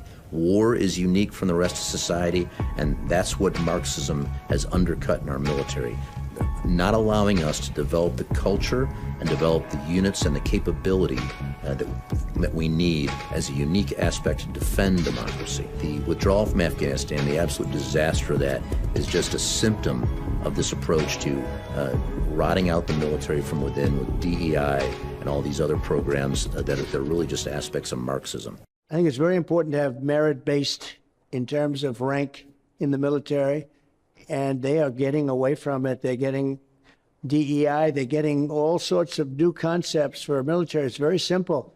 It's got to be based on merit. You got to be the tough one, the strong one, the smart one. That's the way you go up. It's the military. We have to win wars. We have to beat people. And you can't do that with their woke concepts. And when you have somebody in the military and they go up in rank, they're going up in rank because of merit, because they're better than the other people. And that's the way the other people want it also. You can't just do something for a crazy reason, and everybody knows what the crazy reasons are. So we're going back immediately to merit-based promotion. It's hard for many of us that have served in times where our military was hands down the best on the planet to now watch these scenes unfold on national television because of a complete lack of leadership and because we have individuals in charge of things that are pretty much completely incompetent and focused on entirely the wrong things. Problem is a lot of the higher ups in the military have become too cozy with the other elements within what, of course, we term the deep state, but really the bureaucracy that has become very progressive. And without a doubt, DEI, no matter what, undercuts the capabilities of the U.S. military. The mindset is very different now, where it's not based on that meritocracy. It's not based on your capabilities or abilities. It's based on, we want to show that the military is inclusive of all kinds of things that are not conducive to order and discipline. The military runs on order and discipline, which are standards. And if you can't maintain those standards because you want to live a different life, we're not mad at you. We don't disagree with your willingness or your desire to do that. We're just saying that this program is not for you, because if we can't have order and discipline and standards, people are going to lose their lives. The military needs to focus, and the members of the military need to focus on lethality and readiness, being ready to engage the enemy with deadly force when necessary. And so anything else other than focusing on that is a distraction from that and makes it unsafe. It makes it unsafe for every single individual. The individual that wants to be a DEI recruit and be himself or herself, and the individual that's standing right next to that person that has trained and says, I want to maintain the standard, but yet I've got to work with this person who doesn't recognize the standard, the order, the discipline that is required to successfully complete the most difficult missions on the planet, which are fighting America's wars against an enemy with resolve who will kill you in a heartbeat. That formula doesn't work. Ever since the Biden administration took over, it's one thing after another. I mean, it's the extremism in the military, and they spent thousands upon thousands of man-hours that our troops were engaged in and focused on that, when they should have been focused on how do we safely pull our troops out and end the war in Afghanistan in a way that would not cause the lives of our soldiers and pave the way for that situation to be left behind in a better way than what we found it. When Biden got in, he didn't know what he was doing, frankly, and they lost respect for our country. They respected our country when I was here. When I was at that, when I was the commander-in-chief, which is really the position you're talking about, having to do with that, they respected our country a lot. And Abdul respected our country. And we had no killing whatsoever for 18 months until that horrible day where they lost so many people. And I'm not just saying from the American standpoint. I mean, hundreds of people were killed.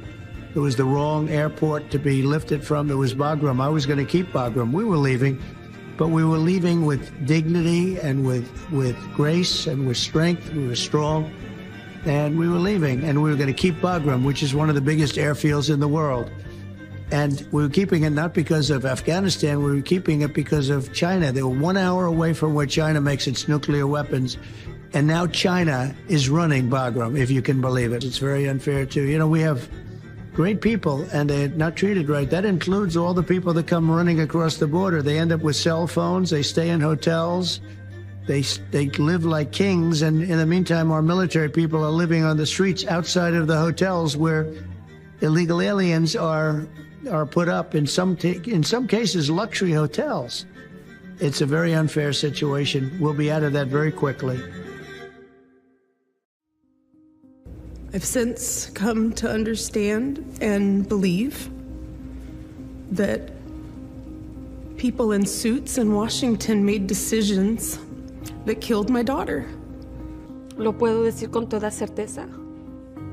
Joe Biden mató a mi hijo. These moves were not done by a leader. These moves were made by a coward, an amateur, clearly somebody who has had a track record of screwing up everything when it comes to foreign affairs. What I want to tell the veterans out there that fought in that war, this is not the boots' fault. This is the suit's fault, through and through. Joe Biden has been disgraceful over all of this. He's never acknowledged a single one of the 13. He's never said our kids' names.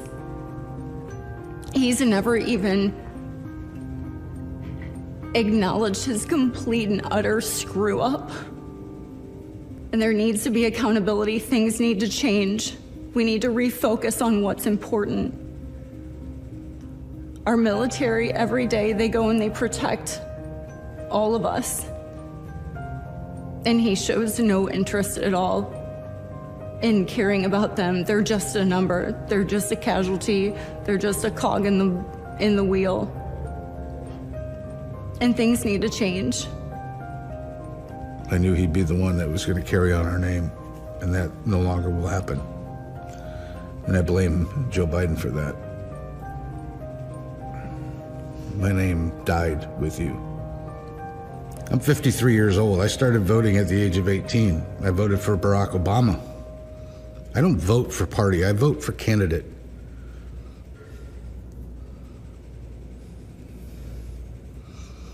If this had been done by Trump, I'd be just as disgusted and just as upset. But the biggest difference is I find it hard to believe that A, this would have ever happened, B, it ever would have been handled the way it was handled after the fact. As Gold Star parents had an opportunity to testify in Washington at a round table, at that time we reached out to the White House and asked for the attention of our commander-in-chief. We have not been responded to date, but when President Trump heard that we were going to be in DC, he asked us if we would like to come and meet with him in Bedminster. And we agreed. We said yes. President Trump knew my daughter's story. He knew her name. He said her name out loud. He took the time to listen to our stories, to our heroes' lives, to our memories. Trump is our last hope for this country. That is what it is. I don't care. He's our last hope, and you know, you talk to that man, you look at him, and you can tell that he loves this country and loves me more than they hate him, and that's why I'm here. That's why I want people to know that Taylor existed and Taylor fought for this country, and Taylor loved this country and loved us more than those terrorists hated him. So I show up and I go to these hearings and I watch politicians who've been on that dais longer than my daughter lived make decisions that are continuing to kill our troops. And I don't know how that's happened, but I have to help change it. Because these aren't just our troops, these are the best, the brightest we have. As parents, we gave the best of ourselves. Our kids are all better than we are. every one of them. And we're not getting the best in return from our people who make the decisions that dictate their actions. Our granddaughters, with a piece of paper and a crayon, could have come up with a better plan than what was there.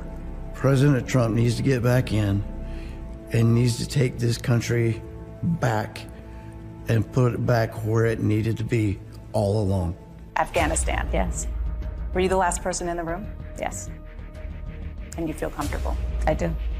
You have the president of our country stating that he's never had troops die in the past decade. He's been the president, or whatever he said. I still have a hard time understanding. I'm the only president this century that doesn't have any, this decade, that doesn't have any troops dying anywhere in the world.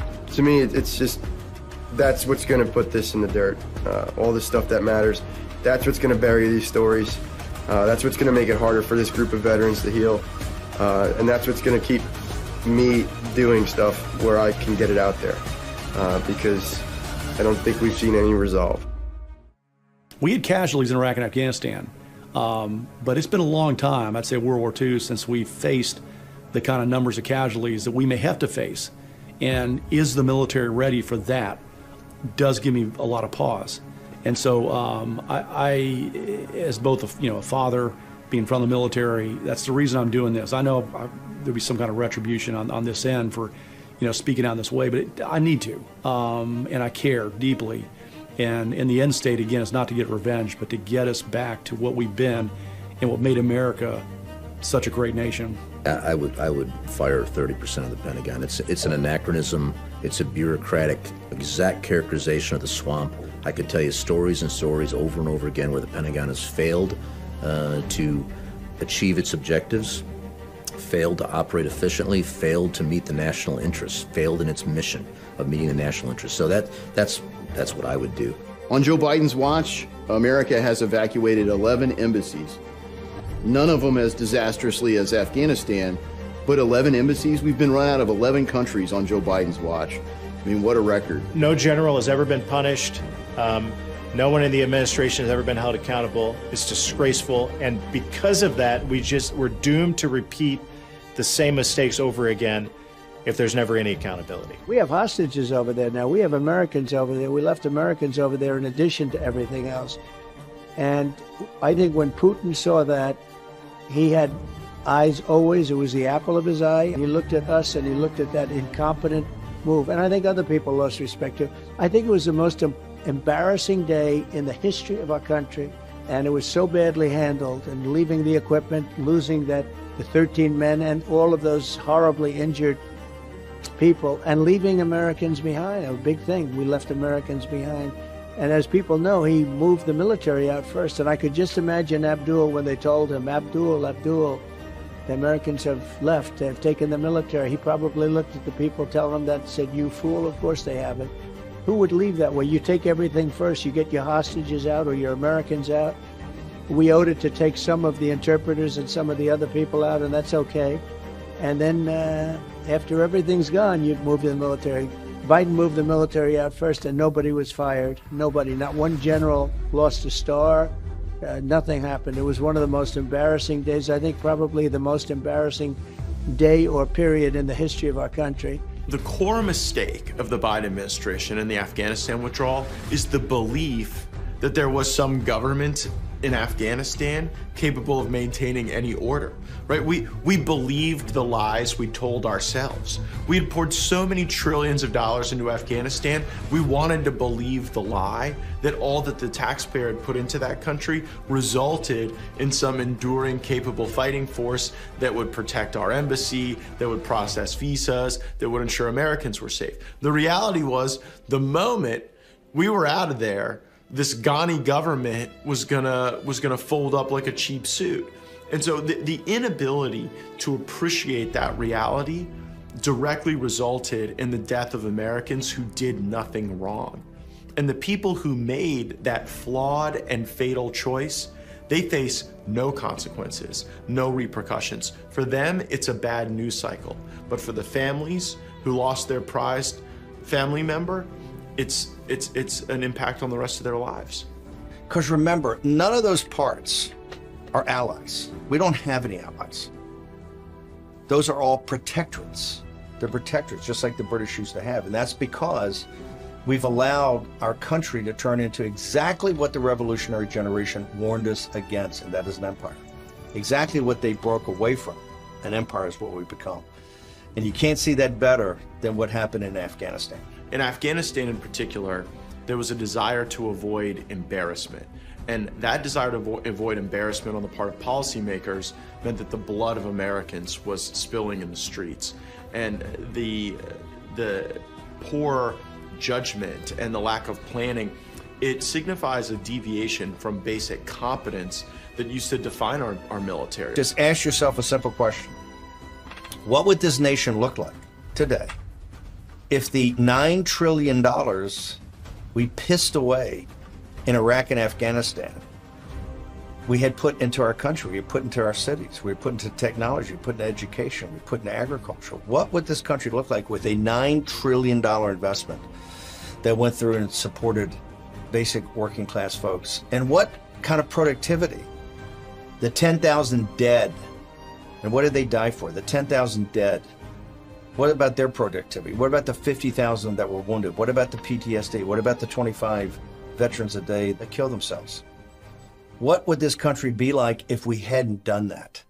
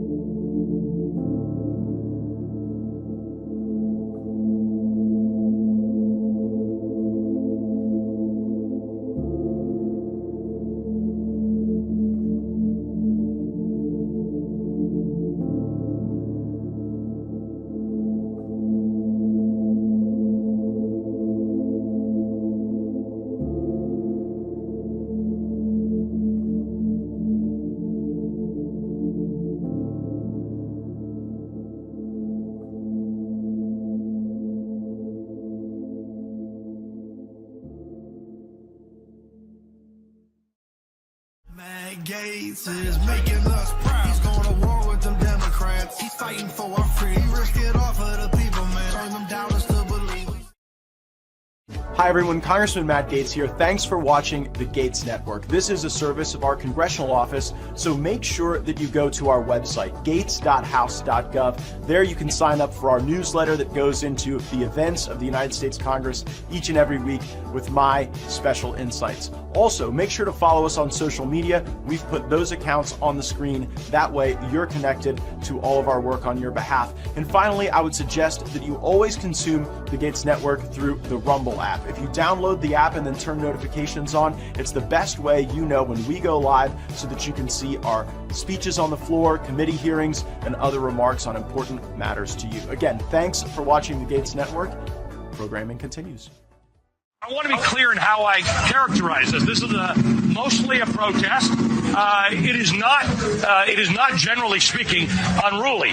That ain't a riot, what we're seeing right now in Minneapolis. They are strictly principled anti-fascists, and they've taken a principled stand to stand against white supremacists and white nationalists wherever they may show up. I argue to you tonight, all punches are not equal morally. It says it right in the name, Antifa, anti-fascism, which is what they were there fighting. Listen, there's, no organization is perfect. There was some violence. Any reasonable person would say we shouldn't be destroying other people's property, but these are not reasonable times. But thank goodness for the looters, man. And please, show me where it says that protests are supposed to be polite and peaceful. I don't care that much about statues. Shouldn't that be done by shouldn't that be done by a commission or the city council, not a mob in the middle of the night throwing it into the harbor? People will do what they do. You're seeing behind me is one of multiple locations that have been burning in Kenosha, Wisconsin. Do not get it twisted and think that, this is something that has never happened before, and then this is so terrible, and where are we, and these savages and all of that.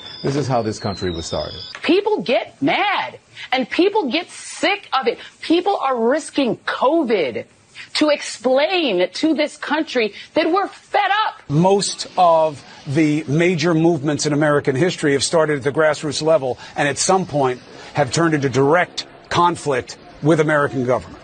So remember your history before you judge your present. Thuggishness is thuggishness wherever it comes from politically, and we should be the first to call it out. I disagree. Thank you. I think that was good context to start with as we talk about the events of January 6th and then how the Department of Justice has treated people, their defendants, their families, and basically perverted the justice of the United States of America. Today we have with us Trinus Evans, is a peaceful January 6th defendant and the founder of Condemned USA, an organization that has supported hundreds of January 6th defendants and their families. Mr. Evans will give opening remarks about the unprecedented prosecutions of January 6th defendants that continue to this day. He will include testimony about his own experience, including about how the FBI raided his home and held his young son at gunpoint to arrest Mr. Evans for what was ultimately determined to be misdemeanor charges. He will then introduce the witnesses who will be joining him to share their testimony. We have also with us Jessica Rivera, the wife of January 6th defendant J.D. Rivera, a peaceful January 6th defendant. Mrs. Rivera will testify about the impact of the government's prosecution on her family. Brandy Bowen is here with us. She is the wife of January 6th defendant Benjamin Burlew, a 100% disabled veteran Army Ranger who was permanently injured while serving 7 tours in Iraq and Afghanistan from 2001 to 2009 and was awarded some of the highest honors by the United States military. Ms. Bowen will testify about the conditions that her husband is currently experiencing in the D.C. jail. Kara Kashranova is an investigative journalist who has extensively covered January 6th, including being the first journalist to report on the video showing the death of Roseanne Boylan. She will testify about the media censorship and distortion of the events of January 6th that she has personally witnessed. Yehuda Miller is here with us today and is an independent researcher and investigative journalist who has reported extensively on election integrity. Mr. Miller will testify to his conclusive findings relating to vulnerabilities in the election infrastructure, as well as what we learned over the past 3 years relating to our elections and some thoughts on the upcoming election. Jonathan Gross is with us today. He is a congregational rabbi and a January 6th attorney who will testify to the incredible faith in God that he has personally witnessed among January 6th defendants, their families, and their supporters, as well as his many clients that he defends. I thank our witnesses for being here today to tell their stories, and I'm so sorry that this is happening to all of you.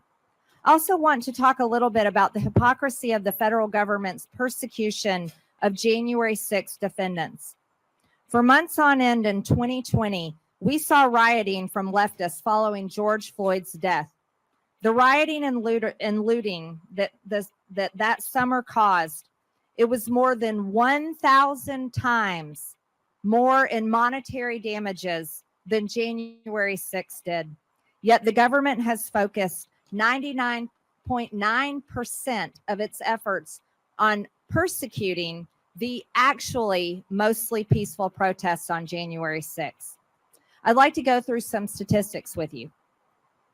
For BLM and Antifa 2020 riots, the damages were more than $2 billion. That was on insurance claims. That was a study by Axios. But we know the actual number is much higher because there was damages paid for that weren't covered by insurance. The deaths. According to The Guardian, at least 25 people were killed during the riots in 2020. The murder rate at that time was up 30% nationwide. Injuries. Over 2,000 law enforcement officers were injured, and there are an unknown number of civilian injuries. Arrest from the Summer of Love.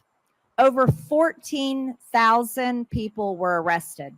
According to The Guardian, over 90% of those charges were dropped. And in some cities, over 95% of their charges were dropped. Our current Democrat presidential candidate and Vice President of the United States, Kamala Harris, tweeted on June 1st, 2020, just a few days after George Floyd's fatal drug overdose, if you're able to chip in now to the Minnesota Freedom Fund to help post bail for those protesting on the ground in Minnesota. 2 months later, Joe Biden chose her as his running mate. Kamala Harris is also shown on video saying they are not going to let up and they should not. Sounds like she endorsed riots. Let's compare that to the statistics of January 6th. Damages. The Department of Justice estimates $1.5 million in damages to the Capitol versus, remember, over $2 billion in damages to private businesses, courthouses, federal buildings, statues, personal property, police cars, and it goes on. There were multiple deaths on January 6th. Ashley Babbitt died by homicide. Roseanne Boylan was trampled and beaten. There were other deaths. Some of them were determined natural causes, but there were not 25 deaths. I think the number stands at 5 on that day, according to the information I have. Injuries. 140 police officers reported injuries. There was an unknown number of civilians, 140 police officers versus over 2,000. Arrest. Currently, the Department of Justice, the number I have is 1,488 arrests and counting, with new arrests nearly every day. Only 2 January 6 defendants have been acquitted versus BLM rioters with over 90% charges dropped. The statistics speak for themselves, but let's look at some images. This is not January 6th, ladies and gentlemen. This is actually the inauguration of President Trump in 2017 in Washington, D.C. Here's a burning car with "We the People" spray painted on the side. These were scenes in the streets. This was President Trump's inauguration, Washington, D.C. The headlines: Washington protests turn violent as Trump assumes presidency.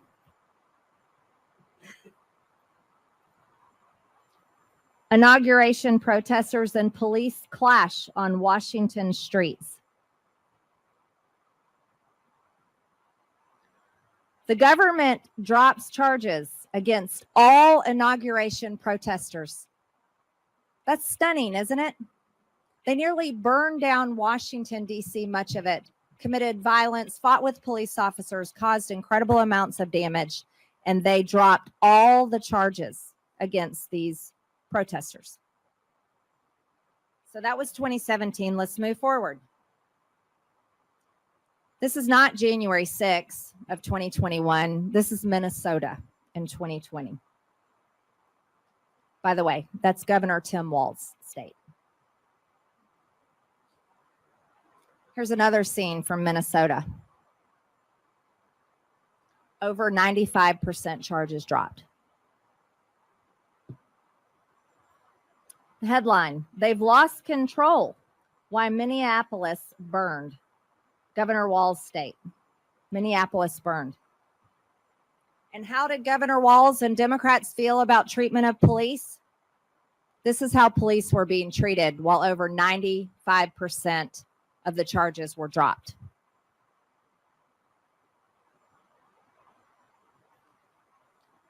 Protests near the White House spiral out of control again.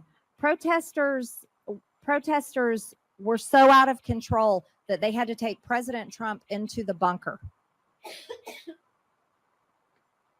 And at the same time, this is when the current Democrat presidential candidate for the United States and the current vice president of the United States, Kamala Harris, shared the Minnesota Freedom Fund bail bond link so that criminal rioters could be bailed out of jail, take back to the streets, and continue the assault on the American people, violence, rioting, and even leading to killing people. But yet, I want to add, it's the current administration under Kamala Harris and Joe Biden and their Department of Justice led by Merrick Garland and the FBI with Christopher Wray that is continuing the prosecutions, or we should say persecutions of January 6th offenders from January 6th. Back to the Summer of Love. More than 1,500 Minnesota businesses were damaged in George Floyd protest, and they expect to take years to rebuild. You know, BLM as an organization raised money on Act Blue, the Democrats' fundraising platform, and I don't think any of that money went to rebuilding those communities where all that damage was caused. Again, most of the charges, as reported by The Guardian, most charges against George Floyd protesters were dropped. And the analysis shows, and these are the facts, the Department of Justice is not continuing to hunt down protesters from the Summer of Love in 2020, is not continuing to prosecute them. Their charges were dropped. George Floyd riots caused record-setting $2 billion in damage. New report says, here's why the true cost is even higher. This is talking about insurance claims. More than $2 billion. Again, I'd like to remind you that the stats for January 6th stand at, the Department of Justice estimates $1.5 million in damages to the Capitol that was on one day, for a matter of hours in the afternoon. And the BLM riots were night after night consecutive riots. But it didn't stop in the Summer of Love. You see, the left continues to this day. And while many January 6th defendants have been prosecuted and put in prison, some for months and some for years and some for many years, the left continues their so-called protest. Well, January 6th defendants are being put in jail for going inside the Capitol. Many leftists who are protesting come in our office buildings as recent as this year And the Department of Justice is not hunting them down, is not holding them in the DC jail, is not prosecuting them and putting them in jail for interrupting Congress. And believe me, they have interrupted Congress. This is earlier this year with the Free Palestine Ceasefire Now protest. This is the Cannon office building. This is where my office is located, where they had to stop all committee hearings, had to stop Congress completely, and Capitol Police has to remove them all and take them out of the building. By the way, they haven't done just once. They do it frequently. Now, if you want to know who these people are, here's a screenshot of their phones. They have an organized group that organized that protest, and the name of their group is Global Intifada.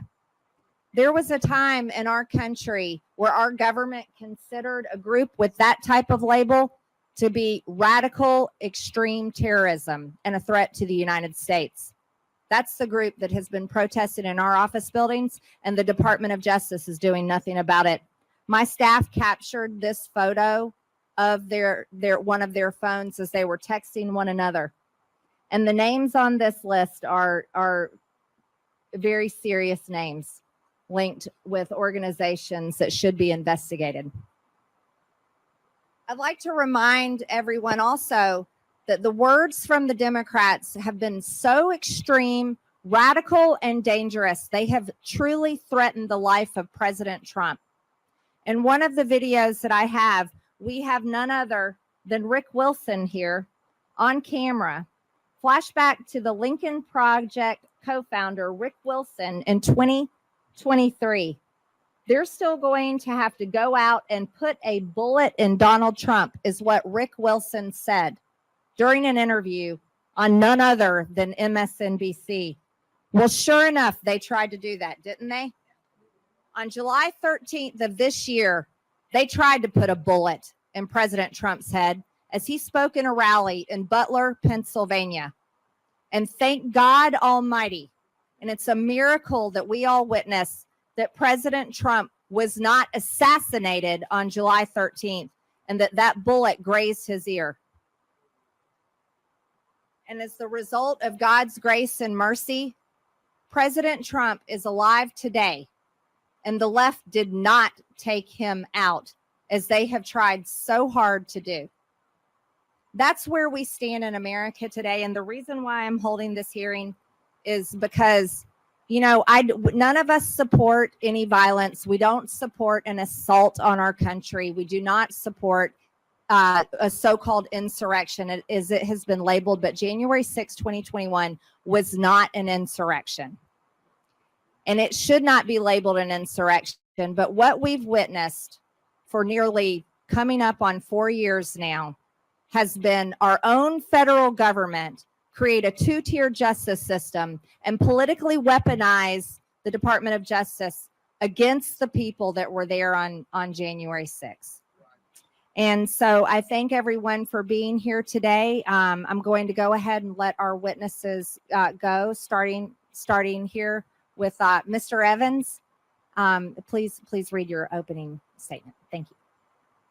I want to thank you for having the courage to have this meaningful conversation and share with the American people the actual facts. This isn't about the dispute of wrongdoing, criminal mistakes, what have you. This is about the overreach and the decision to treat this as if it were the crime of the century and getting reality into the conversation. My name is Trennis Evans, and I founded Condemned USA. The name's not pretty, but the reality is where we are. I'm here to talk about these systematic failures and the problems that have happened and the reality of the judicial system that we face today. It is the two-tier justice system, as you mentioned. And I want to introduce the people that came here on this panel to share with you facts and evidence and their own experiences. We have Yehuda Miller, an expert in election integrity, information related to that, and an investigative journalist. We have Kara Castronova, journalist who first reported on Roseanne Boylan and many other incidents around January 6th. And then we have Jessica Rivera, here, the wife of J.D. Rivera, who went to prison for 8 months for going to trial as a journalist that didn't commit any act of violence or destruction. And then we have Miss Bowen. Her husband is currently incarcerated in the D.C. jail. going through that horrible situation, and she's going to speak firsthand to some of that, but they do have an ongoing criminal matter. And then we have Mr. Jonathan Gross, the attorney, that's going to be sharing with us from the legal aspects of this. Before we get into their individual testimony, I want to share a statement with you. I've introduced myself, and I stand before you not just as a witness, but a survivor of a relentless government assault. One that has shattered the very foundation of our justice system. The DOJ and FBI and judiciary, once beacons of justice, have been weaponized to instill fear, crush dissent, and punish those who dare to challenge their narrative. In my testimony, I'm deliberately not mentioning any names because every name of the near 1,500 individuals deserves to be mentioned because they all deserve an equitable justice system that we can respect. On January 6th, my intent was to demonstrate, never imagining this act would lead to the nightmare that I live today, and so many other Americans and their families do as well.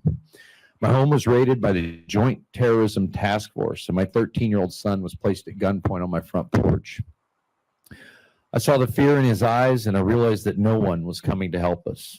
In that moment, I made a vow to stand with those who should never have to stand alone, to remind those who fear and abuse that the American spirit will remain unbroken, just as we fight each night at Freedom Corner here in the streets of D.C. to bring attention to the injustice that's going on inside the D.C. jail. A ruthless campaign that has left families shattered, lives destroyed, and justice discarded. We have assisted more defendants and attorneys in January 6 cases than any other group in exposing government overreach, judicial misconduct, and the lies that have been fed to the American public. But we didn't do it alone. We helped each other. And there's many groups that should be here in these committees and be able to come before you and share their stories because they have done so much for the community. The FBI, in blatant violation of a court order, tried to coerce me into working for them. They offered bribes, protection, and promises of safety if I would betray my principles and defy a court order to become their pawn. I refused. I exposed their corruption on the court record, forcing the DOJ to claim they were investigating the matter. But as I mentioned, not one person has been held accountable for these clearly illegal, unethical, and abusive actions. Your committees can subpoena and probe, but the smug purveyors of injustice will evade inquiry with what Congressman Sparks once referred to as a nice little playbook. The worst part is that my story is one of good fortune compared to the fates of many others targeted by today's DOJ and FBI. The January 6th Select Committee has acted in the same vein, engaging in deceit, manipulating evidence, and using ABC News executive James Golden, who misguided and misused public funds, to produce a video release on June 9th, 2022. This video, commissioned by the Select Committee, featured fraudulently altered timestamps, Hollywood-style theatrical tricks, and manipulated audio tracks, all designed to craft a contrived narrative, either by choice or at the direction of the committee. But who would have been surprised when the committee was led by Benny Thompson, a former member and supporter of the Republic of New Africa? Benny Thompson was a member of a group and supported members from that group to run for office for a group that was known to be on the FBI terror watch list. That's the Republic of New Africa. I was the person seen on the Capitol steps in that fraudulently altered video I mentioned, reading President Trump's tweets, urging the crowd to go home, supporting the police, and earlier in that day I was inside the building speaking to the crowd over a megaphone. After leading the Pledge of Allegiance and the national anthem in the crypt, I am seen on video interacting peacefully with police, speaking intelligently about peaceful demonstrations, shaking hands with officers, and helping to clear the building ultimately over my megaphone, where police officers are seen patting me on the back and shaking my hand. Yet I got to have a nice stay in federal prison for those kinds of actions. The DOJ, following the Select Committee's lead, pursued charges that are grossly disproportionate, particularly the misuse of the 1512 obstruction of Congress charge. Judges, especially in Washington, D.C., have facilitated this injustice, handing down sentences that have destroyed lives and families. The government and media have created an environment where a person convicted of a misdemeanor in D.C. loses their career, homes, benefits, freedom. The lies pick up steam from there. The destroy on the lives of the citizens in this net political outcome, where the citizen participation is nothing short of a social terrorism aimed at conservatives. The human cost has been staggering. 4 demonstrators died on January 6th. Ashley Babbitt, Roseanne Boylan, Kevin Greason, and Benjamin Phillips.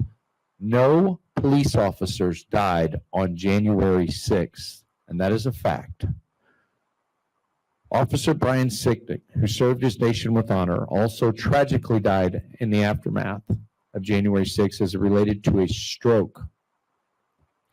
But the toll did not end there. Over 20 others have died because of the relentless pursuit, including 4 unborn children as a result of flashbang grenades, early morning raids, and the stress that goes along with that situation. I want you to hear that, please, Congressman. 4 unborn children have died. This is well documented. And those other 20 deaths, the suicides that some of you have heard about, and many others, and some that wish to remain unnamed that have contacted our organizations and said they didn't want this public. I'd be happy to share it with you in private.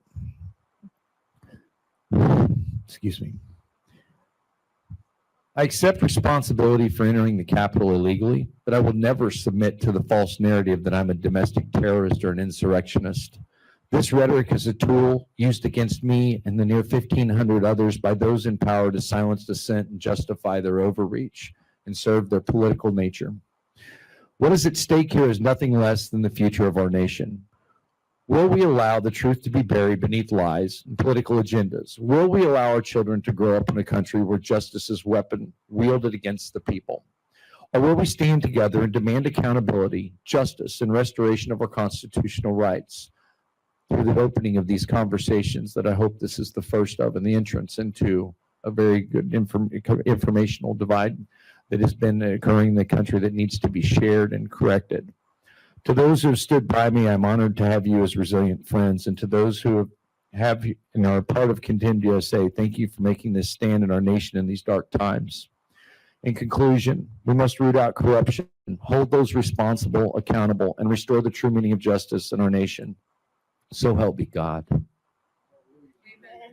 Thank you, Mr. Evans. Ms. Rivera.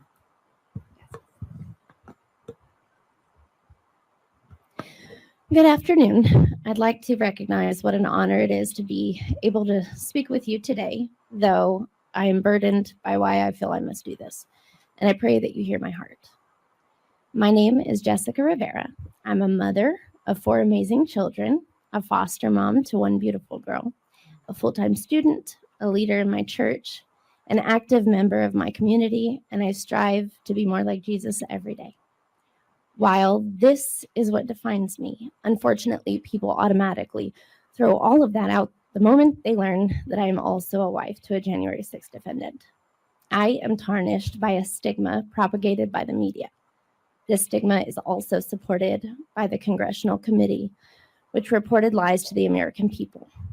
Jesus Rivera is my best friend, husband, and spiritual leader of our house, in which he does very well. He's a veteran of the United States Marine Corps, a wonderful father, actively serves in our community, and is willing to do anything to help people. But like me, he is also plagued by that same stigma.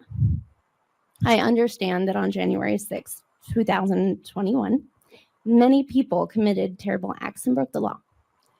There was a presence of evil that day that I will never condone, and like many of you, that evil is a cloud that casts a shadow over my life. I have fought my absolute hardest for this not to define my family.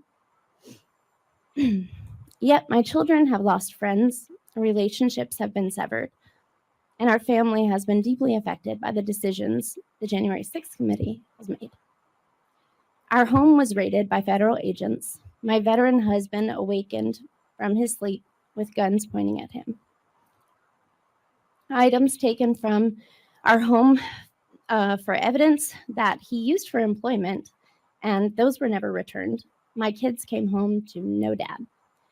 The news sitting outside our home for days.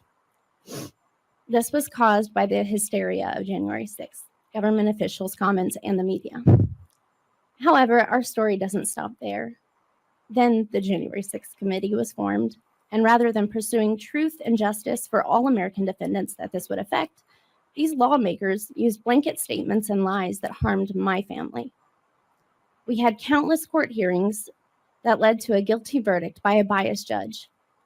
The word violent was inserted behind my husband's misdemeanors, and he was sentenced to 8 months in a federal prison. Our babies missed birthdays and holidays with their father because of the word violent. His classification of charges was changed, and he was placed in a federal prison 6 hours away from us rather than the federal prison camp 15 minutes away from our home and our children. He was placed on the terrorist quiet skies watch list with TSA and was unable to clear security when his daughters came to visit throughout the summers. And these are just a few effects the committee's findings had on my family. All of this could have been avoided had the January 6th committee kept their word to investigate the truth about the events on that day. Instead, they told lies that have already been uncovered and released ridiculous statements about all individuals present on that day. I am not all. My husband is not all. I am a proud American, a law-abiding citizen. I vote according to my faith. We raise our children to be good citizens and to love life in this country to the fullest. My husband is a God-fearing and dedicated veteran whom, despite the betrayal that he's experienced from his country, still loves America and would fight again for her. We do not wish to be defined by lies, assumptions, or blanket statements any longer. I implore you, look into the details of January 6th. Examine the American citizens who were there as individuals. Consider the nuances and report on the truths that you've uncovered. The American people deserve to know. My faith in God has never wavered. I cannot say the same for my faith in this Congress. Please do what is right and just and restore the American people's faith in you. Thank you. Thank you, Ms. Rivera. Ms. Bowman. It is an honor to be here today, and I appreciate the opportunity to even speak in front of you. Just the fact that you're here to listen means the world to the whole J6 community. So thank you. My name is Brandy Bowen, and my husband is Benjamin Burlew. Ben is an American hero, having served this country honorably for over a decade. He first enlisted in 1997 in the Oklahoma Army National Guard, and then prior to September 11, 2001, he became active duty in the United States Army. In 2002, he went to airborne school and then graduated from the Army Ranger course in 2003. He has, among other things, an infantry badge, an expert infantryman badge, a ranger tab and scroll, a parachutist badge, and a marksman's badge with a grenade bar and rifle bar. He served in Iraq and Afghanistan from 2001 to 2009. And as a result of his valor in combat, he earned many commendations and awards. Among those awards were a Bronze Star with Valor and an Archon with Valor. He was engaged in over 500 documented firefights. He saw many of his comrades killed by IEDs, grenades, and bullets while he was standing right beside them, being blown up himself. In 2007, while leading a group in a firefight, he fell off of a mountain in Afghanistan. His soldiers thought he was dead, but he climbed up to join them and continued fighting with them. As a result of that fall, he fractured his back, but because he was still able to fight, he was given painkillers and continued to fight for another 1.5 years until he was honorably discharged. After his service, because of the pain, he became addicted to prescription painkillers like so many of our wounded warriors. He worked for Goodyear Tire and Rubber Company as a maintenance engineer for almost 10 years until his disabilities became so bad that he had to quit in 2019. In May of 2019, he found himself addicted to prescription drugs and was a functioning alcoholic. But he triumphed over those addictions and became 100% clean from narcotics and alcohol through his newfound faith in God and his word, and also through holistic medicine. He now lives with my children and myself on the Wyandotte Indian Reservation in Oklahoma. I'm a Native American and a member of the Shawnee tribe. He has 5 children, 2 from previous marriages. One is 22 and one is 12. And my 3 children who call him dad, as he's the only dad that they have on this planet, as their biological father passed in 2019. My children are 14, 12, and 8. He has been found by Social Security and the Veterans Administration to be 100% disabled, both because of the physical injuries that he suffered while bravely serving our country, but also due to the post-traumatic stress disorder that he suffers from because of the horrific things that he experienced at war. He attended the Stop the Steal rally on January 6, 2021, and for that, he is currently being detained in the DC jail. Because his case is pending, I will not comment on some matters of his case. However, I am here to testify that he is currently in the DC jail where no American should be held, let alone people like Ben who served this country, have no criminal history, and are not a danger to the community like the FBI and the government says. In 2021, after Representative Marjorie Taylor Greene and others brought attention to the horrific conditions in the DC jail, the United States Marshals conducted an investigation of the jail. In a memorandum dated November 1st, 2021, almost 3 years ago, the United States Marshals wrote to the DC Department of Corrections about the systemic failures of the DC jail. Those failures included water and food appeared to be withheld from detainees for punitive reasons. Inspectors observed large amounts of standing human sewage, urine, and feces in the toilets of multiple occupied cells. The smell of urine and feces was overpowering in many locations. The water in many of the cells had been shut off for days, inhibiting the detainees from drinking water, washing hands, or flushing toilets. Jail staff confirmed that water to cells is routinely shut off for punitive reasons. Food delivery and storage is inconsistent with industry standards. Hot meals were observed cold and congealed. Evidence of drug use was pervasive, and marijuana smoke and odor were widespread, and the facility had a strong smoke and odor of marijuana. Detainees had observable injuries with no corresponding medical or incident reports available to inspectors. Jail staff were observed antagonizing detainees. Several jail staff were observed directing detainees to not cooperate with the inspectors. One jail staffer was observed telling a detainee to stop snitching. Supervisors appeared unaware or uninterested in any of these issues. After the report was issued, the DC local government held an emergency meeting and confirmed the inspectors' findings and even indicated that they knew about these conditions for years. They vowed to take action. That was 3 years ago. Just a few months ago, on May 16th of 2024, the DC Department of Corrections gave a presentation to the District Task Force on Jails and Justice on its plan for the DC jail. On June 7th, the task force issued a strong statement disapproving of the plans. The task force noted that 17 people have died in these facilities in the past 17 months. This is the DC CDF and CTF. It is unacceptable for the district to put forth a plan that doesn't put these individuals' lives first. So to be clear, my husband is in that very jail right now. There is still no plan to fix the conditions that the marshals found 3 years ago. Has anyone been held accountable? Was the guard who told detainees to stop snitching charged with obstructing justice? Has the Justice Department looked into this? How is this happening in our country? In conclusion, the government claims that January 6th was the worst day in our nation's history because it was a threat to democracy. But detaining Americans in these jails before trial is the real threat to democracy. Benjamin Burlew fought for a decade to protect our democracy. This country owes him a debt of gratitude. Instead, he is being detained in a jail that is reminiscent to the Soviet gulags. The issue of the jails in this country is bigger than just January 6th. Ben sacrificed everything for this country because he believes in the Constitution. Now he is suffering in a system that falls short of the values that he fought for. Thank you for hearing my testimony. Thank you, Ms. Bowen. And I don't think there are enough words to say how deeply sorry I am for what you and your family have gone through. You as well, Ms. Rivera. I was in that jail in November of 2021, and everything you read from the U.S. Marshals report is 100% accurate. I saw it with my own eyes.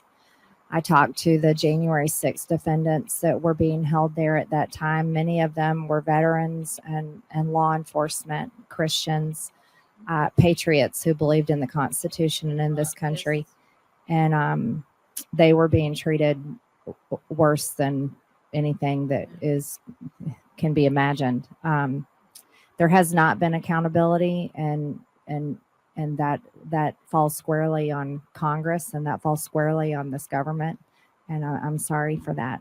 So thank you for your testimony today. Who do we have next? Ms. Castronova. Okay, thank you. Thank you, Congresswoman Marjorie Taylor Greene, for doing this hearing and for caring about the the January 6ers. Excuse me. And thank you to the others that are here today. I'm so sorry. I don't know what's going on.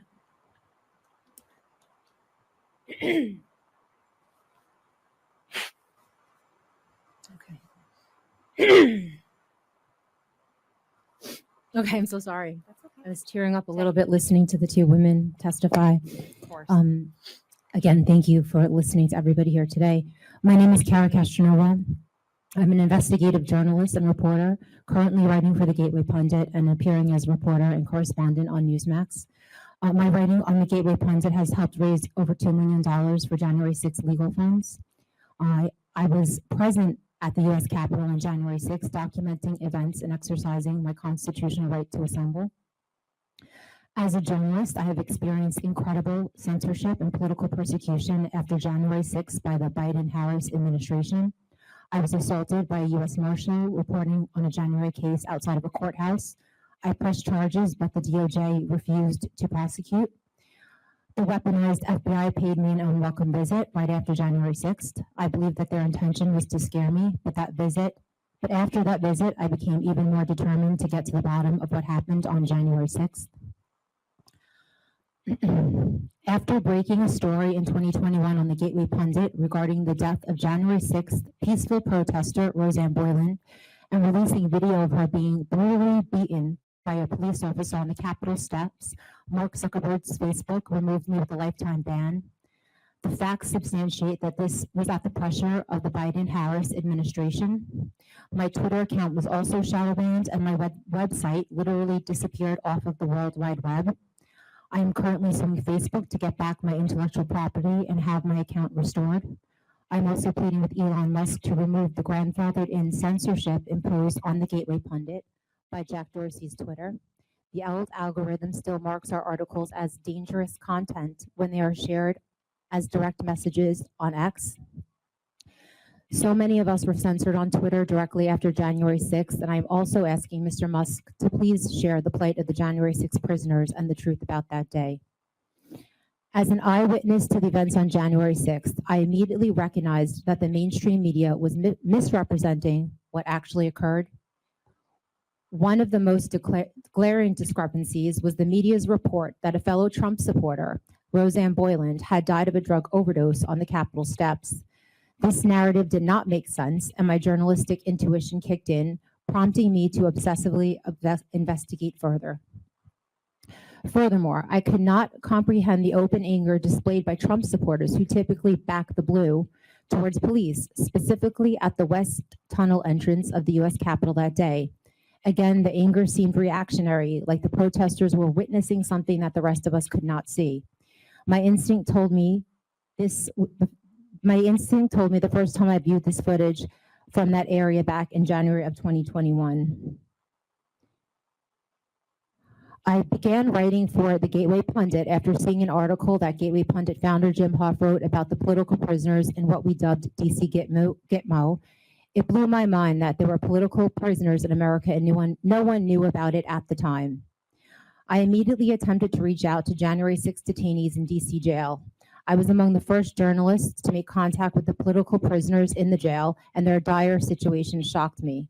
I immediately began telling their stories on the Gateway Pundit, our articles helping to raise awareness when barely any other news outlet had the nerve to tell these stories. Of course, we were censored by all social media and by Google, so it made it very difficult to get these stories out. My phone soon became inundated with calls from prisoners, and writing about them took up a large percent of my time in 2021 and 2022. I refused to give up until more media and politicians were aware of them. In our conversations, I asked prisoners what transpired by the West Capitol steps that made them so angry, and that is where most of the violent videos that the news media really exploited came from that day. That was on the West Capitol steps. Their accounts were astonishing. Most prisoners, each held separately in solitary confinement, told me they witnessed a female protester being brutally beaten by a police officer, ultimately leading to her death. The police violence against this woman and other females in the crowd was the catalyst for their anger and actions that day. Determined to uncover the truth, I began scouring through available videos of the area in question, seeking evidence and substantiation of what they were telling me. With the help of fellow journalist Gary McBride, we finally found the video footage that confirmed what the prisoners had described. The video revealed Metro Police Officer Lila Morris brutally beating Roseanne Boyland with a large stick while she lay unconscious on the ground. And I have video of that. It's from a body camera. It's sort of blurry, but if you zoom in, and that's the video number 1, you'll see that policewoman Lila Morris beating Roseanne Boyland, and she has not been held accountable to this day.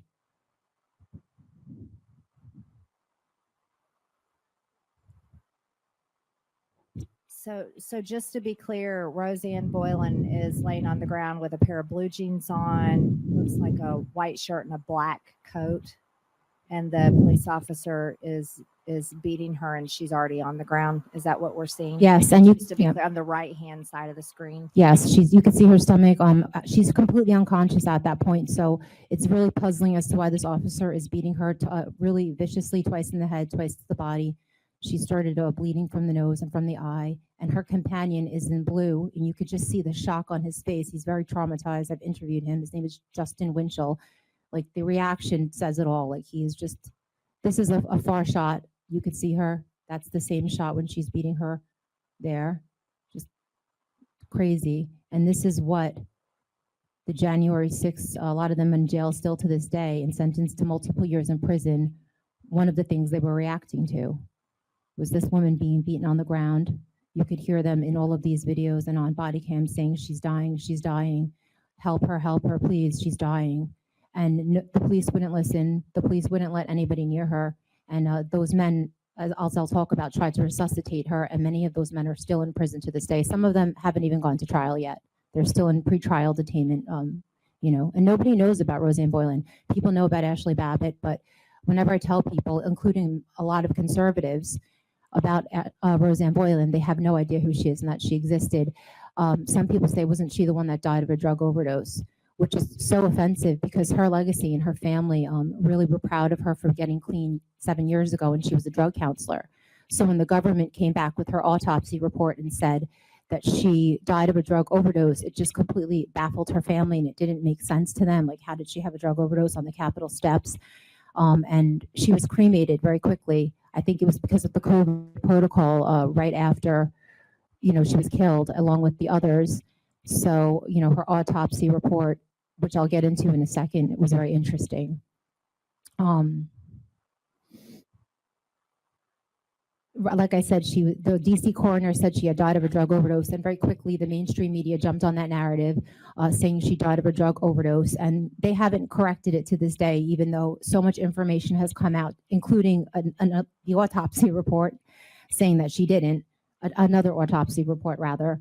This was just completely parroted by the mainstream media, causing untold pain, obviously, to Roseanne's family, who continue to suffer without justice for their beloved daughter, sister, and aunt. Gary McBride and I were able to positively identify the police officer, and I will show you her picture, Lila Morris of the Metropolitan Police. After peeling through hundreds of hours of video, we found her ID number on her helmet. I tried to request her name from the Metro Police, but I was denied, which is against the law, by the way. I used other investigative journalistic measures to obtain Lila Morris's name after the MPD literally and illegally refused to give me the name of a public servant wearing a badge.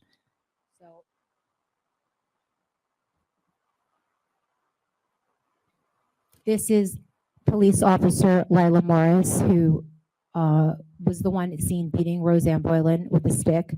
And I think there was an internal affairs investigation prompted by Gary McBride, who asked for that, but they basically just said she did nothing wrong, even though she was beating an unconscious woman to a bloody pulp. So I'll show you this picture next. because the FBI had already harassed me by coming to my home and scaring the bejesus out of my family, I was deeply fearful that if I released this article and information on the Gateway Pundit, I would be arrested.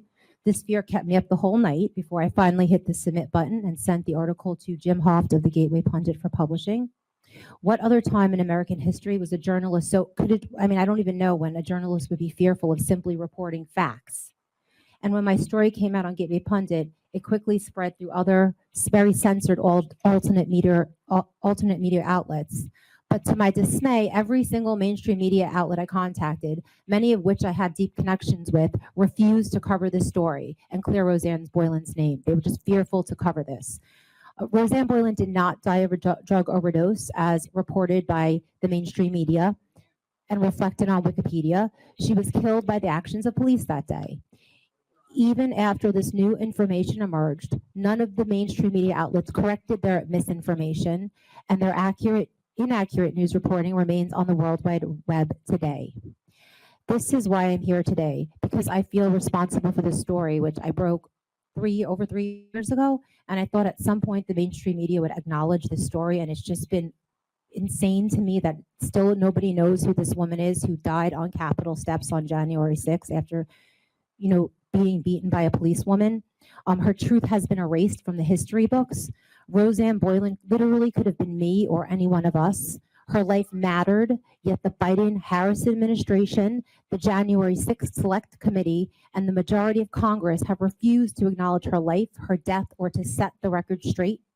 Roseanne Boylan was killed on the steps of the Capitol that we sit in today. The fact that to this day, no American, and this includes conservatives, know that a female protester was beaten violently by a police officer and died on the steps because of the alleged actions of police on January 6th is a testament to the power of the dangerous censorship we are living through today. The media still reports, like I said, she died of a drug overdose, but this was a lie. Her death was far more harrowing. And I'm going to just describe to you exactly what happened after, years now of putting together all the footage as it comes out into clips and actually creating a timeline. Capitol and Metro Police 100% played a direct role in her death, and there's no question. She was hit by a Capitol Police pepper ball, and I have the footage of a Capitol Police officer coming out of the door of the tunnel about 10 feet away from Roseanne and just unloading a pepper ball gun at close range. Roseanne fell to the ground and was crushed by protesters that police pushed on top of her. She was then beaten viciously to the head and body by police officer Morris with a stick, as I showed you in the video. She turned blue, bleeding from the eye, and died. Roseanne had marched to the Capitol with the rest of the crowd. As she approached the entrance, like I said this before, she was shot at close range. And I really want to stress that there's video out there of this Capitol Police officer that should be looked at that just came up with this loaded weapon where he unloaded 30 plus rounds of pepper balls at the crowd at head level and then at the roof of the tunnel, which was, as you know, a very confined area, only about 12 feet deep. It was packed with protesters and police.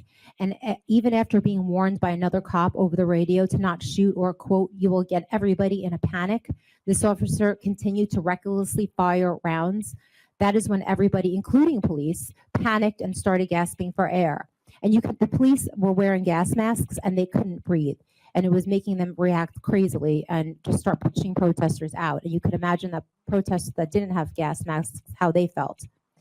So according to eyewitnesses, Roseanne, including Roseanne's friend that was right by her side when she died, she was alive when she was being beaten by Lila Morris. And she was crushed by a pile of people 10-man deep. And I'll show you that pile.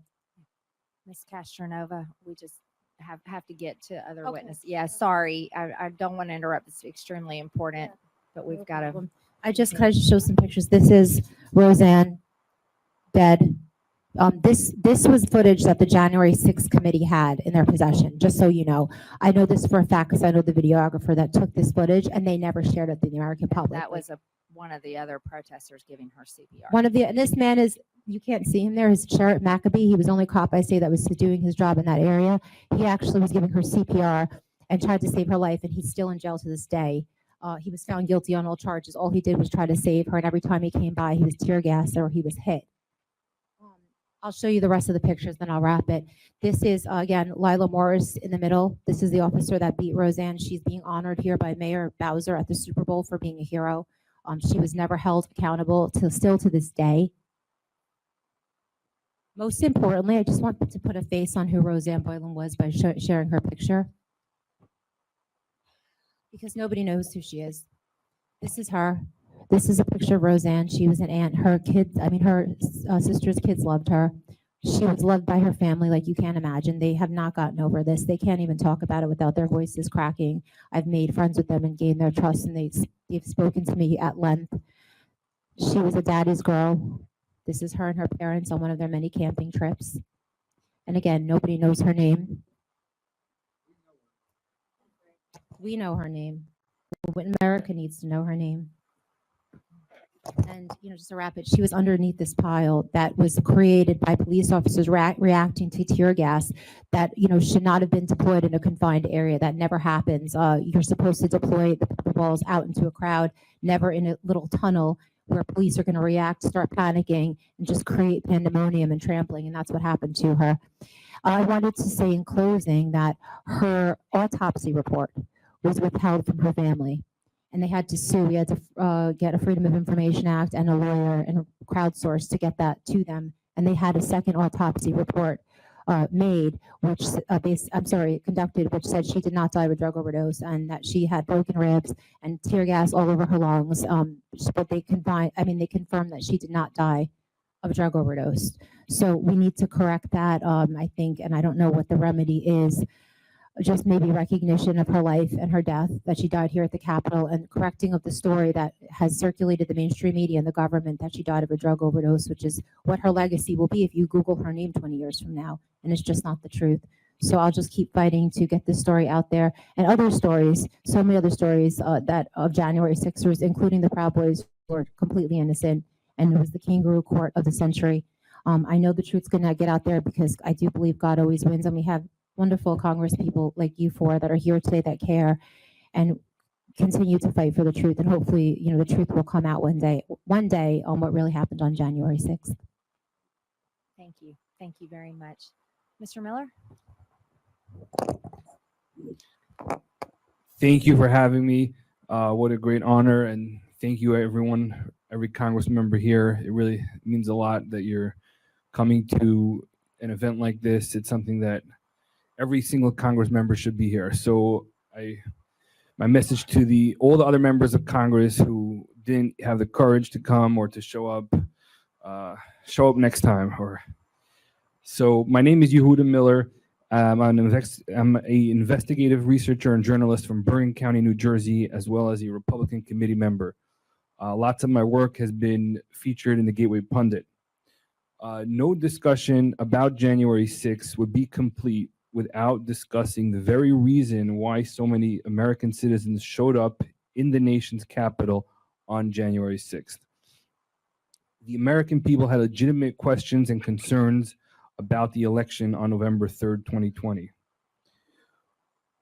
I will start with a helicopter view perspective on the election before and after January 6th and the 3+ years since, as well as the election coming up shortly. The least we can do to honor the people who suffered and some of them died on January 6th is to let their voices be heard. Their concerns, what they were trying to do was to redress their grievances with their government and to get the truth out. The relentless prosecution of January 6th defendants seems to be an effort to silence discussions about elections. So it is so important that the least we can do is to discuss elections more and more and more and more. Before we even begin to discuss the integrity of the actual election, we need to analyze the environment and the atmosphere before, after, and during the election. Let's start with the tone that was set in the information space by the 51 intelligence officials discrediting the infamous laptop as Russian disinformation. A free and fair election requires an informed electorate. The letter by the intelligence officials that was initiated by the Biden campaign is forever a disgrace and a stain on the intelligence community. Now we know that the intelligence community had the laptop and believed it was authentic. When the intelligence community allows for such manipulation of the American public to occur in favor of one candidate, how can we trust them to conduct honest investigations into claims of malfeasance or fraud in the 2020 election? Now let's look at what has happened in the years since the election.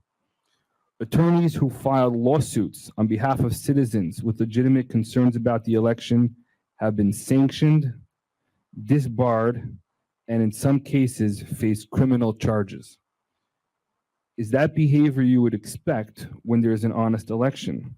Why not allow concerns to be litigated in front of the American people so that everyone can see and learn the truth? The legal system in this country has lost the confidence of the American people when it comes to redressing our grievances related to concerns about elections. Why were so many of the lawsuits thrown out on little technicalities like standing or latches? One of the cases that is ongoing right now in Georgia was first thrown out on standing. It was remanded back to the lower court, yet the case has been sitting for more than a year with no timeline for the next steps. At the rate we are going, election lawsuits will not be adjudicated until after the next election. So a bad actor can essentially cheat an election knowing that it will not be adjudicated until after the next one. And then they can go on and cheat the next one, knowing that that one will not get adjudicated until after the one after that, leaving a never-ending cycle, totally subverting the will of the American people. In case you thought there would be relief from our attorney generals, well, it seems that instead of investigating real allegations of election fraud, multiple attorney generals thought that it would be a good use of taxpayer resources to prosecute the alternate electors. The process of alternate electors is well known and documented with great historical and constitutional precedent, yet it seems like these prosecutions are actually a political intimidation tactic. So now, with a compromised intelligence community and legal system, let's look back at January 6th. Who benefited the most from January 6th? Who suffered the greatest disadvantage since January 6th? There is currently so much evidence leading people to believe that January 6th had some elements of a false flag operation to demonize MAGA, install a puppet government, provide an endless stream of propaganda turning Trump supporters into violent domestic terrorists, and perhaps most importantly, silence all discussion about election integrity. So now with this backdrop, let's look at the election. I believe some of the greatest concerns about the integrity of the election encompass many of the following areas: the voter registration processes and databases, poll books, machines, equipment, software, drop boxes, vote by mail, tabulation and reporting, chain of custody, and of course, making sure that only citizens, United States citizens, should be participating in the process. Each one of these subjects are worthy of an entire discussion on their own. However, I would like to just share one little piece of information with the safe and secure narrative that Chris Krebs, who is the director of the Cybersecurity and Infrastructure Security Agency, he started and was endlessly parroted by the mainstream media immediately after the 2020 election. He had a narrative that everything was absolutely safe and secure, and the most safe and secure election ever. Yet, his own agency conducted a nationwide vulnerability assessment on the election infrastructure for the election year 2020. And the findings should shock the conscience of the American public. The only thing more shocking, perhaps, is that the government never intended to release this report to the American people. This report was only released by Freedom of Information as one of my many, many, many freedom of information requests that I do. Here is a summary of the findings. 76% of entities had spear phishing weaknesses. 48% had a critical or high severity vulnerability on at least one internet accessible host. 39% ran at least one risky service, such as remote desktop protocol on an internet accessible host. 34% ran unsupported operating systems on at least one internet accessible host. Now, nobody needs to be a computer expert to know that something is very wrong when our election infrastructure is so vulnerable. To restore faith in our elections, I'm calling for the following recommendations to be implemented. New processes to ensure only citizens can register and vote, including voter ID. Hand-counted paper ballots. One-day vote in person with the exceptions of military, disabled, and elderly. Immediate and uninterrupted tabulation at the precinct level. And before I close, one last thing what I must mention is we must bring awareness to the case of Tina Peters. Tina Peters is an election clerk in Mesa, Colorado, and she was just found guilty on numerous felonies and misdemeanor charges. Now, she had a constitutional duty to protect and preserve the election records for 22 months. She believed that they were coming in to destroy the records. And in fact, she's had computer forensic experts testify that that's in fact what happened, that there were records deleted. And she made a hard drive, a hard copy of she imaged the machine, the election equipment, and essentially now she's been railroaded by a judge in Colorado. Her sentencing is next month. And in her case, the order of the judge is that even if there was a conspiracy between the Secretary of State and Dominion to delete records, that means there was a criminal conspiracy going on, and she was doing her duty as the elected election official to preserve the records, that evidence is not allowed to be entered into her case. So to me, if that's not a Brady violation when a prosecutor fails to disclose this exculpatory evidence, well, here we have the defendant has exculpatory evidence and the judge is refusing to allow that evidence to be brought to that case. So I think we need to introduce a new kind of violation called a Peters violation, which is when you, the defendant, have exculpatory evidence and you want to bring it into your case and they refuse to allow the jury to see that evidence. And with the jury without able to see that evidence or hear any information about that, they basically railroaded her and found her guilty on all these charges. So the question to the American people is, why so much secrecy about the election equipment? Why so much secrecy about the code? Why take an election official who preserved the records? I mean, that's their job, to preserve the records. Why railroad them like that?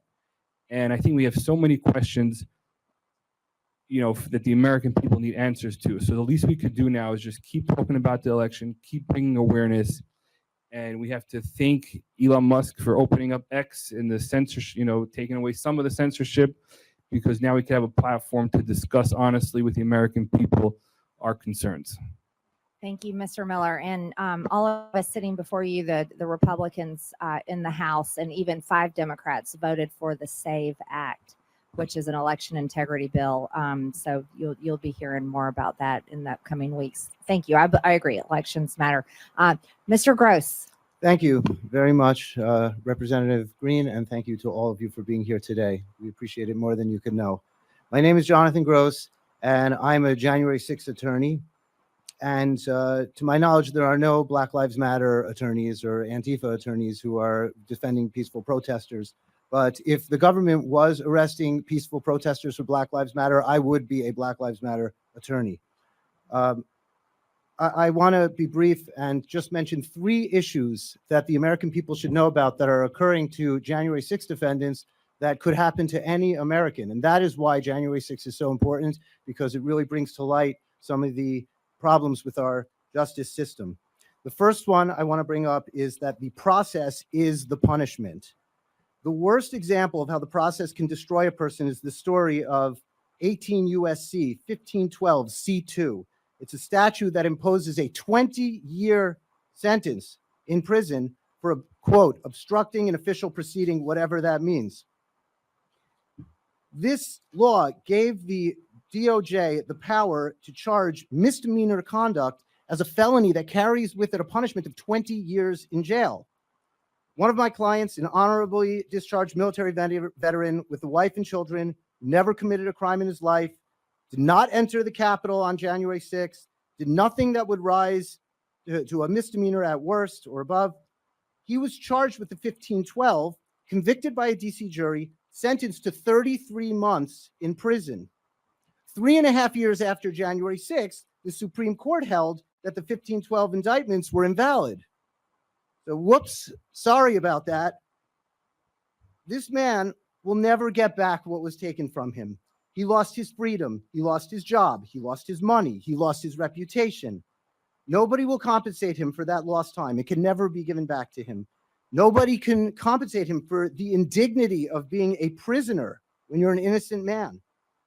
The havoc that it wreaked on his family, the toll it took on his health, his physical health and his psychological health, if you can imagine, the missed celebrations, the holidays, the funerals, what was taken from him will never be returned. And that is how the process, even if you come out innocent, the other side is the punishment.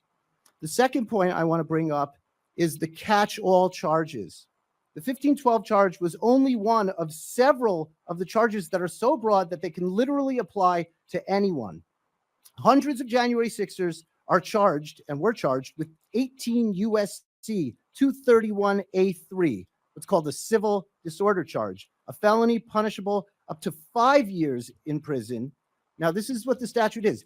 Any act that obstructs, impedes, or interferes with law enforcement during a civil disorder.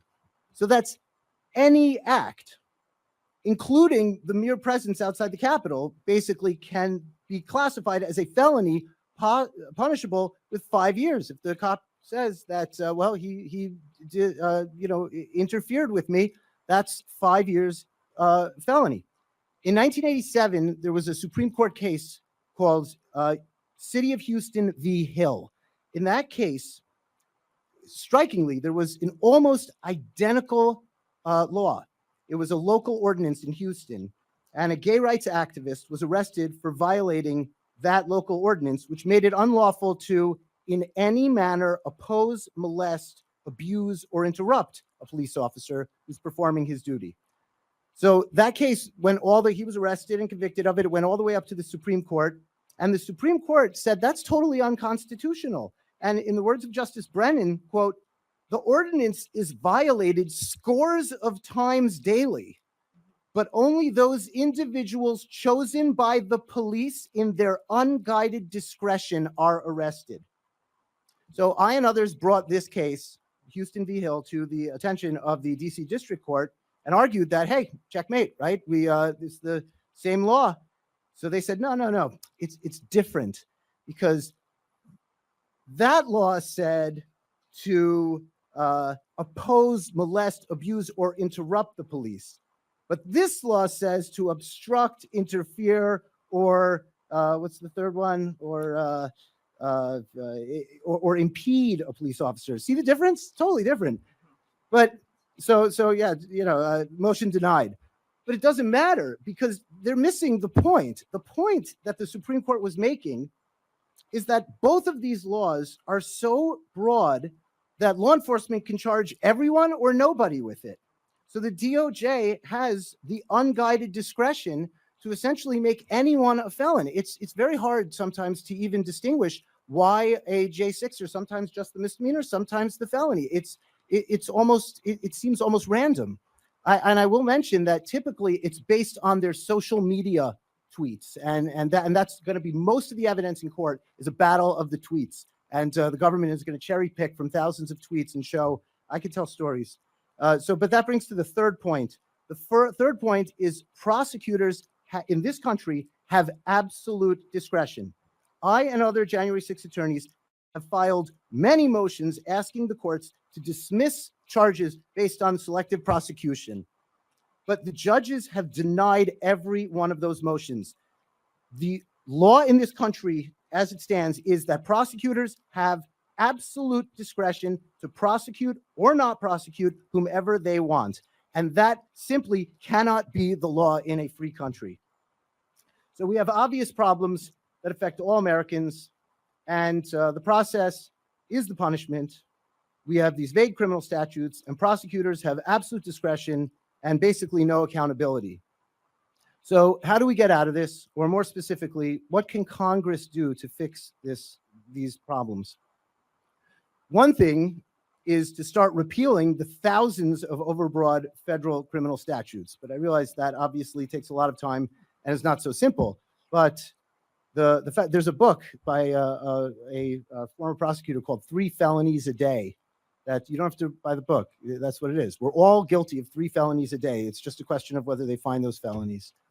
There's a J6 attorney, a great J6 attorney named Carol Stewart. She recommends a strategy which would be very novel, but very interesting if it would become part of our system, is that when the DOJ abuses a statute, or when the court gives what is maybe an erroneous interpretation, instead of waiting years for it to get to the Supreme Court to fix it with the right interpretation, and the Supreme Court, obviously, it takes years and years to get there, millions of dollars and years, but Congress perhaps can try passing resolutions on the floor that speak to the meaning of the laws that it passed. And that way, if we had a system like that, then the elected officials can begin to take an active role in interpreting these statutes. So if the Justice Department says that 1512 can apply to a person who is a misdemeanor, Congress can get on the floor, pass a resolution with maybe even 13, 14 members, and say, we say that the statute should be defined this way. We're the ones who we believe that this is what we intended. So I don't know if that would be conclusive, but it would definitely be something new in our system where instead of unelected federal judges making those decisions, it would go back to the people. There are lots of other ideas, and there are lots of attorneys and others who definitely would like to open up this discussion. And this, as I said, this is not unique to January 6th. This affects all Americans. And I want to conclude by saying, in my opinion, though, and we appreciate every single thing that you do, everybody who came here today, but we cannot legislate our way out of this. Justice will only be restored to our nation when we turn our eyes to our Father in heaven.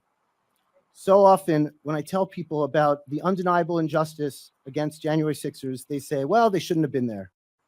How often do we hear that? These people, they don't dispute that January 6ers are being unfairly punished. They're just not bothered by it because it doesn't affect them yet. They've forgotten the famous poem by Pastor Martin Niemöller. First, they came for one group, and I didn't speak out because I wasn't one of them. Then they came out for another group, and I didn't speak out because I was not one of them. Then they came for me, and there was no one left to speak out. In the book of Genesis, Joseph's brothers sold him into slavery because of envy, anger, and hatred. Years later in Egypt, they found themselves imprisoned, and they said to one another, quote, "We are guilty because we witnessed the suffering of our brother when he pleaded with us, and we did not hear him. That is why this suffering has come upon us." The injustice of January 6th, I've seen it firsthand in the courtroom, looking at the juries.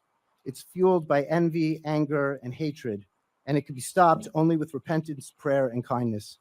God only asks that we seek him and that we are our brother's keepers. If we do what he asks, he will end this madness. So I thank you all for providing us with this opportunity, and I only ask that you use your platforms as elected officials to direct the eyes of this great nation to our Father in heaven, and pray that he unifies our hearts to love and fear his name, and that he who makes peace in the heavens should make peace among us and restore freedom and justice to our nation. Thank you. Thank you, Mr. Gross. And I greatly appreciate you bringing into the true focus of what it should be, is God in heaven is the one that can truly change this. and hopefully he will hear people's prayers. I know they're being said. So thank you so much. I'm going to ask you all some questions. I'm going to try to be mindful of everyone's time here. We usually in our committee hearings, we're very tight on structure, giving people so many minutes. I felt this hearing so important to allow you to give your statements and not impede too much of your time. It's important. This is the type of hearing that is hardly ever held in Washington, and the American people don't get to hear this side of the story. So forgive me if you guys can bear with us on time. Mr. Gross, you represent a lot of January 6th defendants. Are some of your defendants did they not go in the Capitol, is what I'm trying to say? Are they being prosecuted even though they did not enter the Capitol? And the answer to that is there are many January 6th defendants who did not enter the Capitol. There's a particular focus that the government has on what's called the Western Tunnel, and you've heard a little bit about that today. That's where Roseanne Boyland was killed, and the Western Tunnel was just a disaster. And if there are people who were in that area, there's a particular focus, including a harshness where they will not allow them to plead to misdemeanors, even if they didn't enter that building, and they'll charge the felonies. I do want to say that basically the way that the charges work is that anyone who is in what's called the restricted area is technically guilty. And Merrick Garland, I believe, not long ago on, I think it was the anniversary on January 6, 2024, he said that they're looking at everyone. That's what they said. So I do know people who were not, who did not enter the building, in answer to your question, who are charged for sure. And they'll receive prison time? It depends. I know that certainly if they quote unquote assaulted officers, there's a couple that I'm thinking of, as Mr. Evans said. I don't want to mention names, but they were praying, hugging each other right by the police line before anybody had entered the building. They never entered the building, and the police officers in that case, I believe the video shows, in my opinion, surged and knocked into them. They were charged with assaulting the police. I think, Mr. Evans, you know who I'm talking about. And so there are such people there are people, I know a man who I should mention his name. He told me to mention his name today, as did many, many people. He touched the sign. There was a Trump sign that probably around, 1:30 or 1:45, big banner that made its way from the crowd into the police sign, and he touched it. And for that, he was charged with assault or the civil disorder charge, I believe. So I could name many of these cases. Yes, in fact. But did they burn the Capitol? Did they burn it? No, none of those people. No, in fact, I have not encountered anybody who burned the Capitol. Did they steal furniture, computers? Did they loot the Capitol? None of my clients. Did they kidnap lawmakers? None of my clients. Okay, just checking. And did some of your clients go into the Capitol and say, "Stop the steal" or "Trump won"? Did they do that? Yes.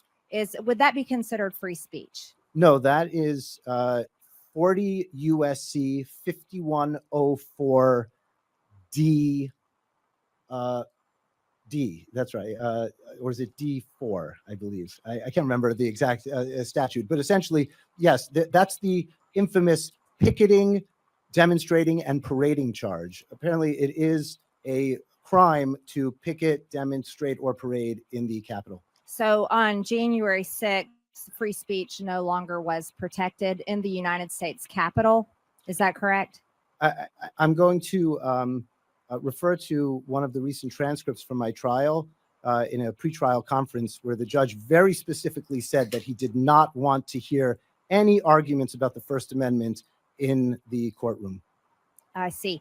And then just to be clear, talking about elections, Mr. Miller, would you agree that the American people pay for the elections that are held every election year, whether it's 2 years or 4 years?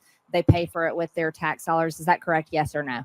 Yes. Well, it has also been subsidized by people like Mark Zuckerberg, which is another whole Well, no, I conversation, mean but, the elections themselves, ballots, voting machines, election they workers. should be only paid for by the By the taxpayer. taxpayers, By the correct. taxpayer, correct. Okay, so it would be right then for the American people, since they pay for the elections, to be able to have their free speech rights to say what they think about elections. Correct? Yes or Correct. no? Absolutely. I would think so. Miss Bowen, is your husband, he's held in the DC jail pre-trial? Is that correct? We won't get into his case. It's a pending matter right now. Okay, I see. And do you feel, in your opinion, that he will receive a fair trial in Washington, D.C. among a jury of his peers? It's pending. It's pending. Okay, I see. Thank you. Miss Rivera, has your husband been convicted yet? Or is he still being held pretrial? No, he has been. He has been convicted. Yes. Was he convicted here in Washington, D.C.? Yes, he was. Did you feel that he received a free trial among a jury of his peers, in your opinion? We actually moved to a bench trial because we did not believe that we would be able to get peers in DC. I see. Yes, thank you. Mr. Evans, you've already served time for January 6th. Is that correct? Yes, the government was kind enough to provide me a federal prison stay for demonstrations. Did you just to be clear, did you burn down the Capitol on January 6th? No, I actually would have been better off if I were an Antifa protester that would have burned $34,000 worth of federal property that was sentenced on the same day as me, who assaulted an officer and while on pretrial release, assaulted another officer and a civilian, and who got just probation and a small fine and went home. You would have had a 95% chance of having your charges dropped. Correct? Yeah, Yes. that's correct. Did you assault anyone on January 6th? Only the fabric of democracy, I hear. Thank you. God bless you for your humor. Thank you. I'm going to yield time to my colleague here, Representative Burleson, and then we'll go on down the line. Thank you.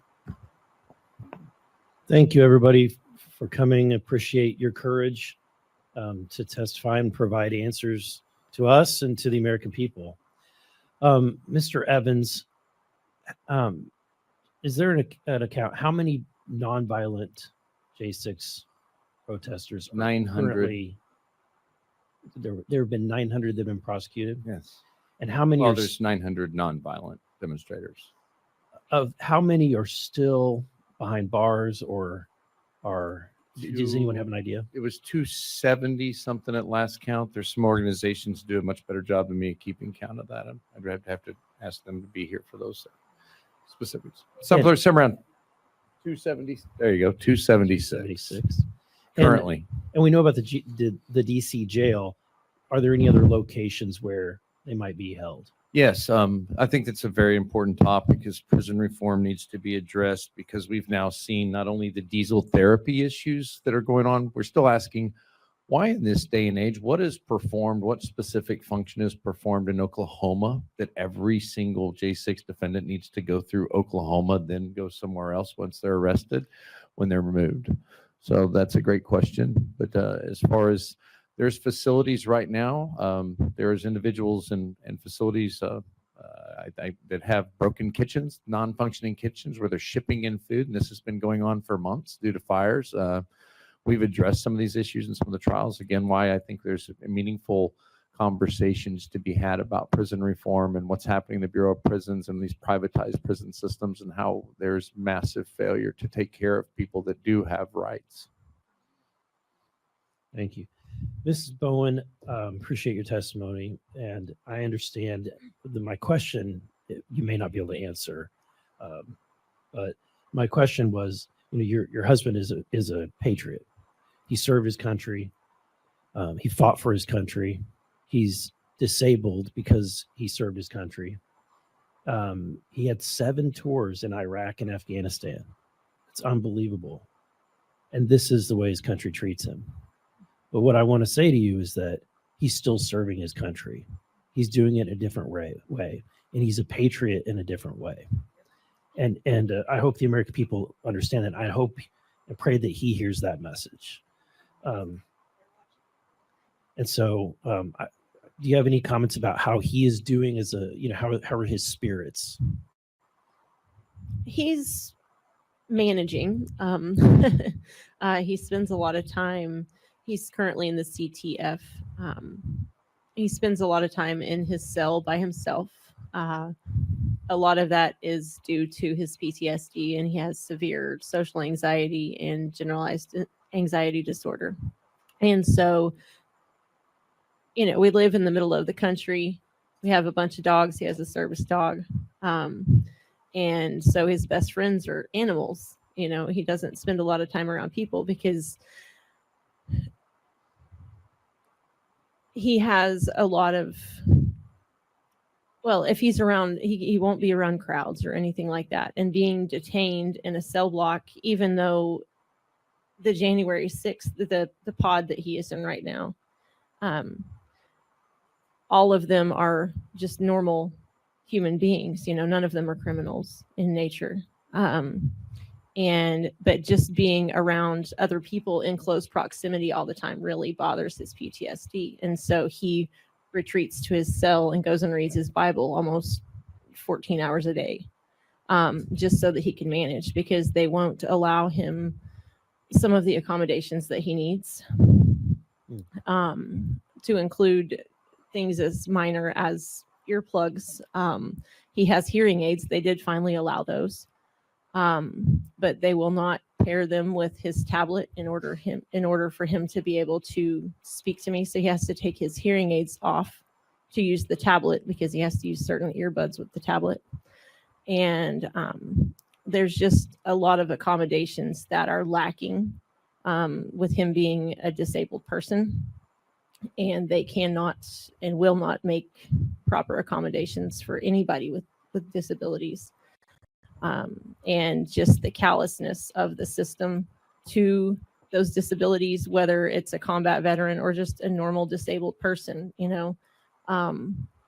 they only want to throw narcotics at people if you're in pain. My husband, like I said, he's a recovered addict and from pain pills. And there's absolutely nothing that can be done for his pain right now because he does not take narcotic medications.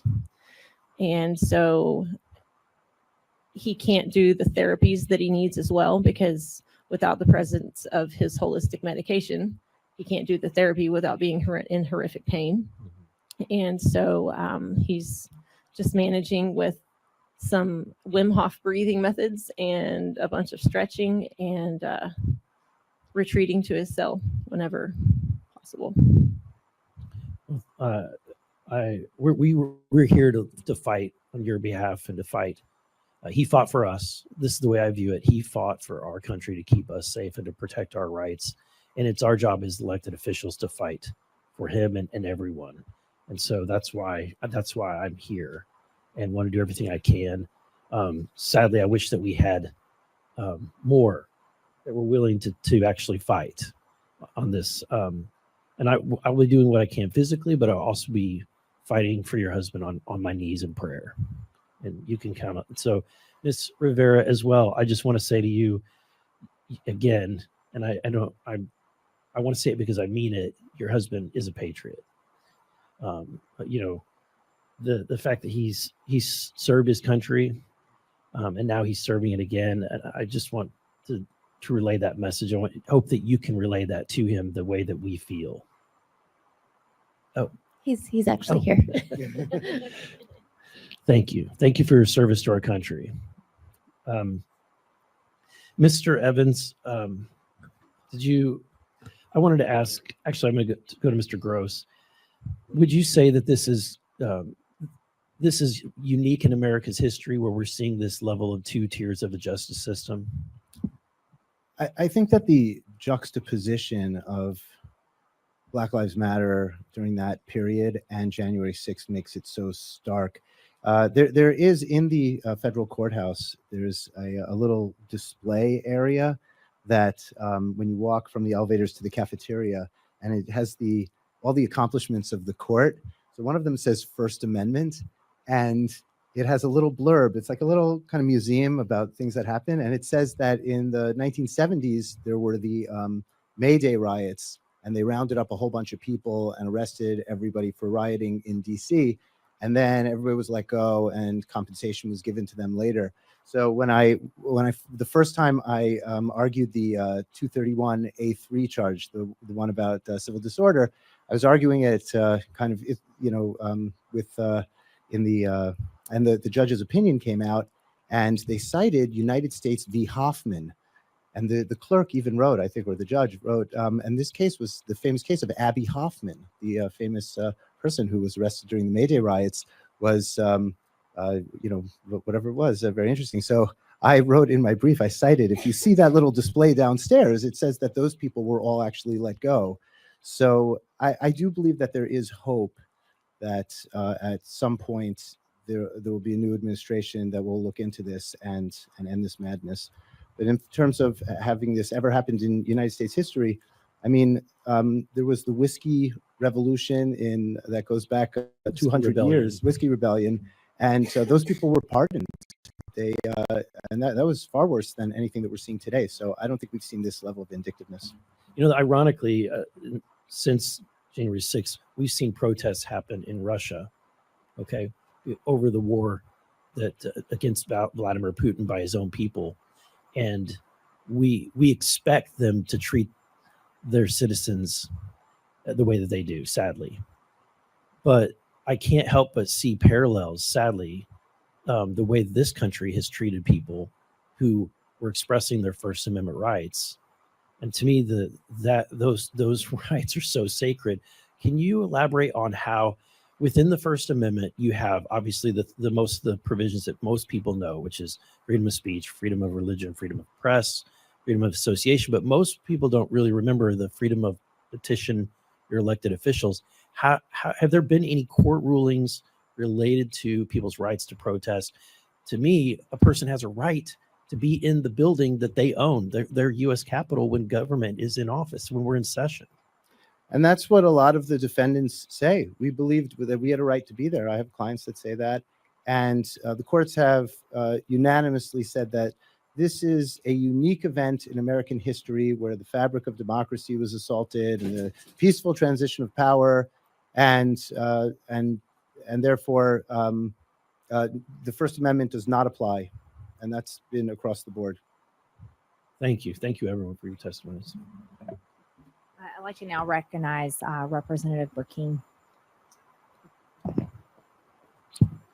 Thank you all very much. Thank you to Congresswoman Green for putting this together. I get often asked in Oklahoma about the conditions, and it's so frustrating as a member of Congress to just see there is a separation of powers. There is a judicial branch, but I love what you said, Mr. Gross. My team saw me nodding at them at the back of the room. I'm very interested in the opportunity for public information to get out to tighten some of the abuse that needs to be tightened. So we're very interested in some ideas you've got, the different areas of statute by resolution or otherwise that Congress can make this right. Ms. Bowen, thank you very much coming from Oklahoma to be here today. It's really sad situation, this afternoon, in a little over an hour. Representative Burleson and I and whoever else as a member of Congress wants to go, we're going to go try to visit with Benjamin, your husband, Burlew, who has a Bronze Star for valor. I mean, that's so important to note. And as my colleague pointed out a while ago, so many different times he re-enlisted to serve his country. The letter that you cited from the U.S. Marshals Service, I think it's important people to designate that in 2021 that this was written from Lamont Ruffin, acting United States Marshal, in writing this letter November 1st of 2021 to Quincy Booth, the Department of Corrections at the District of Columbia, and the things that the United States Marshal Service, this isn't just tossed into thin air by people who want to be dramatic. This is the United States Marshal Service who went and visited and said this. I mean, I'm quoting from the letter. You cited it. I want people to make sure they know this. The United States Marshal Service concluded their letter by saying, I have forwarded the results of my inspection to the DOC, to the Department of Justice Civil Rights Division for review of potential violations of civil rights of institutionalized persons. What were they talking about? What had they seen? This United States Marshal said that they had seen, DOC staff has confirmed that we have seen that water to cells is routinely shut off for punitive reasons. You're depriving people of water in incarceration in DC because you want to be punitive, and anyone who uses the term political prisoners is questions for whether or not it's accurate or not. The United States Marshal said inspectors observed large amounts of standing human sewage and urine and feces in multiple cells. The smell of urine and feces was overpowering in many locations. The water in many cells in South 1 and North 1 had been shut off for days, inhibiting these detainees from drinking water, washing hands, or flushing toilets. Food delivery and storage is inconsistent with industry standards. Detainees had observable injuries with no corresponding medical or incident reports available to inspectors. DOC staff were observed antagonizing detainees.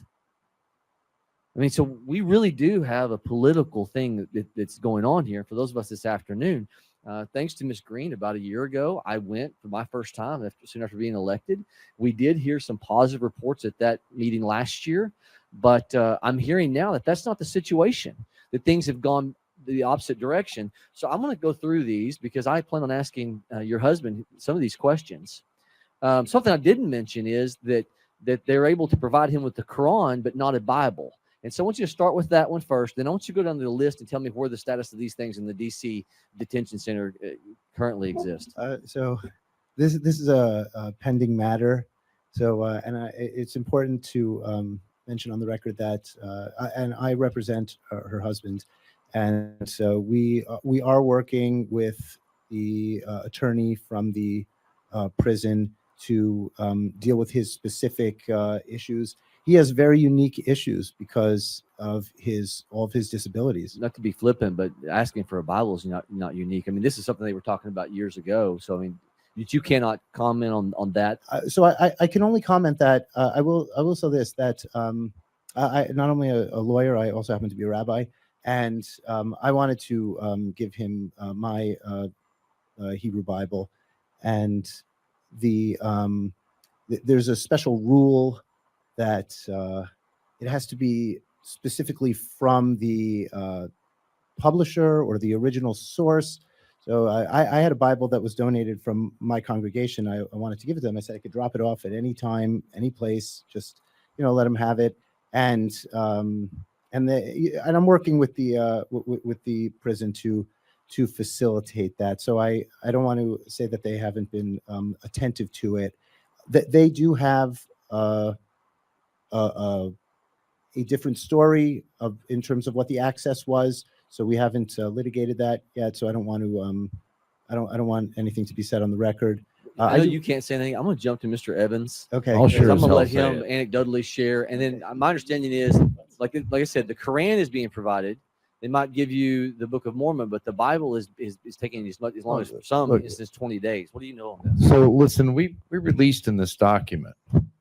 Contained in here is the re-education material that was provided to the January 6th defendants. And if you start reading through just the titles alone, you'll start to quiver. I did.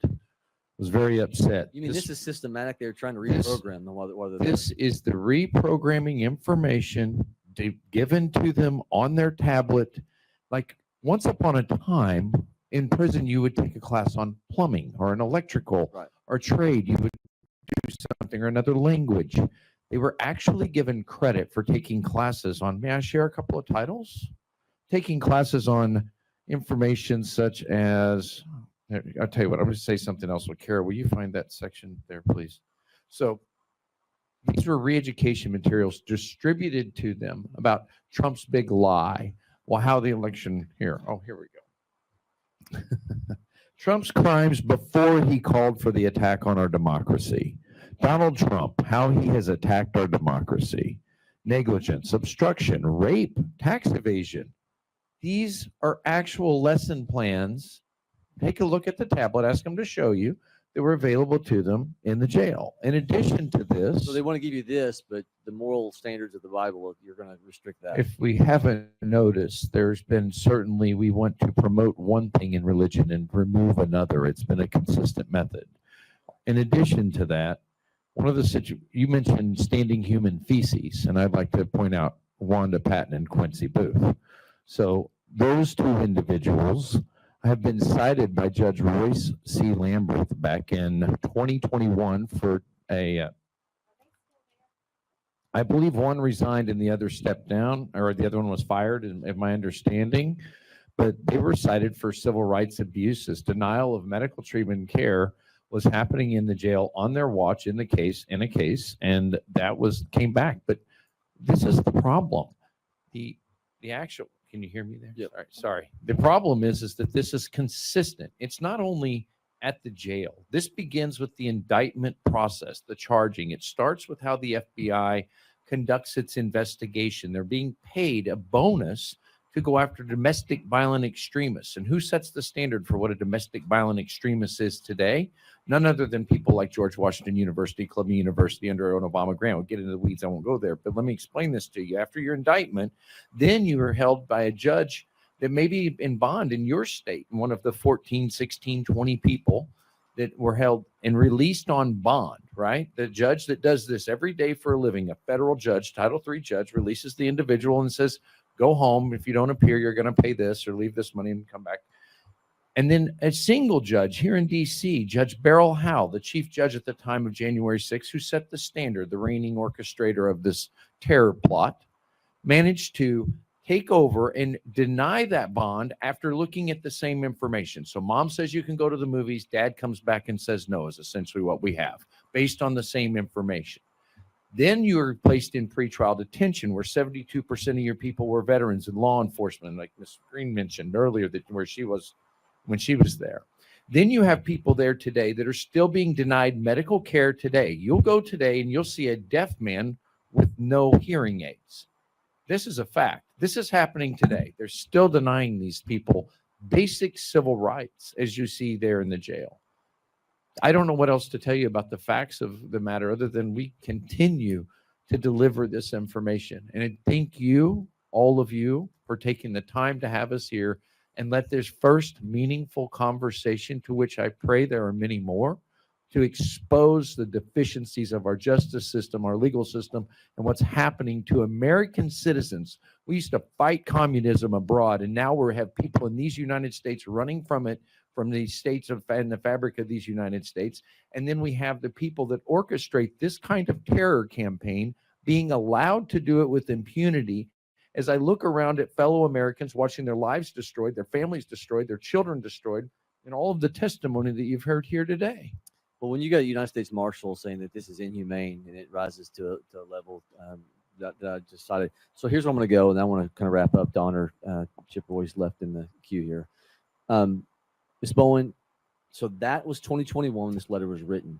I want you to give us, from your experience, what I'm going to hear from your husband today as current status. I'd like to hear from you. Some of those things that I listed out, what are some of those things that are still current status that we can expect to see? So if I can answer, is that we are so grateful that you are going today. And we actually are looking for you to report that because, and this I will say, is that when I was first retained by Ben Berlew, I reached out to the government right away. And I said, I was more forceful than I've ever been for January 6th. I said, this man is an American hero. He's 100% disabled. We need to do everything. I guess we're working together on this, aren't we? I said to the Justice Department prosecutors, and they were, I will say this, so callous and so cold. And I wrote to them in emails things that I was just, I won't say, but I was just very forceful, let's say. And I said to them this I will say, I said, look, I'm going to move to have him released, but my experience as a civil attorney is I would like to see if we could handle this ourselves without going to the judge. So here's what he's told me. Here's his testimony. Can you confirm any of this? And if not, are you troubled by any of this? Have you spoken to the jail? And they refused to have a meaningful conversation with me about this. And I said to them, don't do this to me where I'm going to file all this motion. I'm going to spend all this time and bring all this evidence and get ready for the hearing. And then I'll show up there and you won't tell me anything. And then the day of, you'll say, oh, Your Honor, by the way, we have with us a representative from the jail and he'll explain everything. I say, you need to tell that to me first. And they did not. And they did exactly what I knew that they would do. They showed up at the hearing and we had no information about it. So me and Ms. Bowen, all we have to go on is Ben's word. We obviously trust him. The government may or may not dispute that. And you're going to be there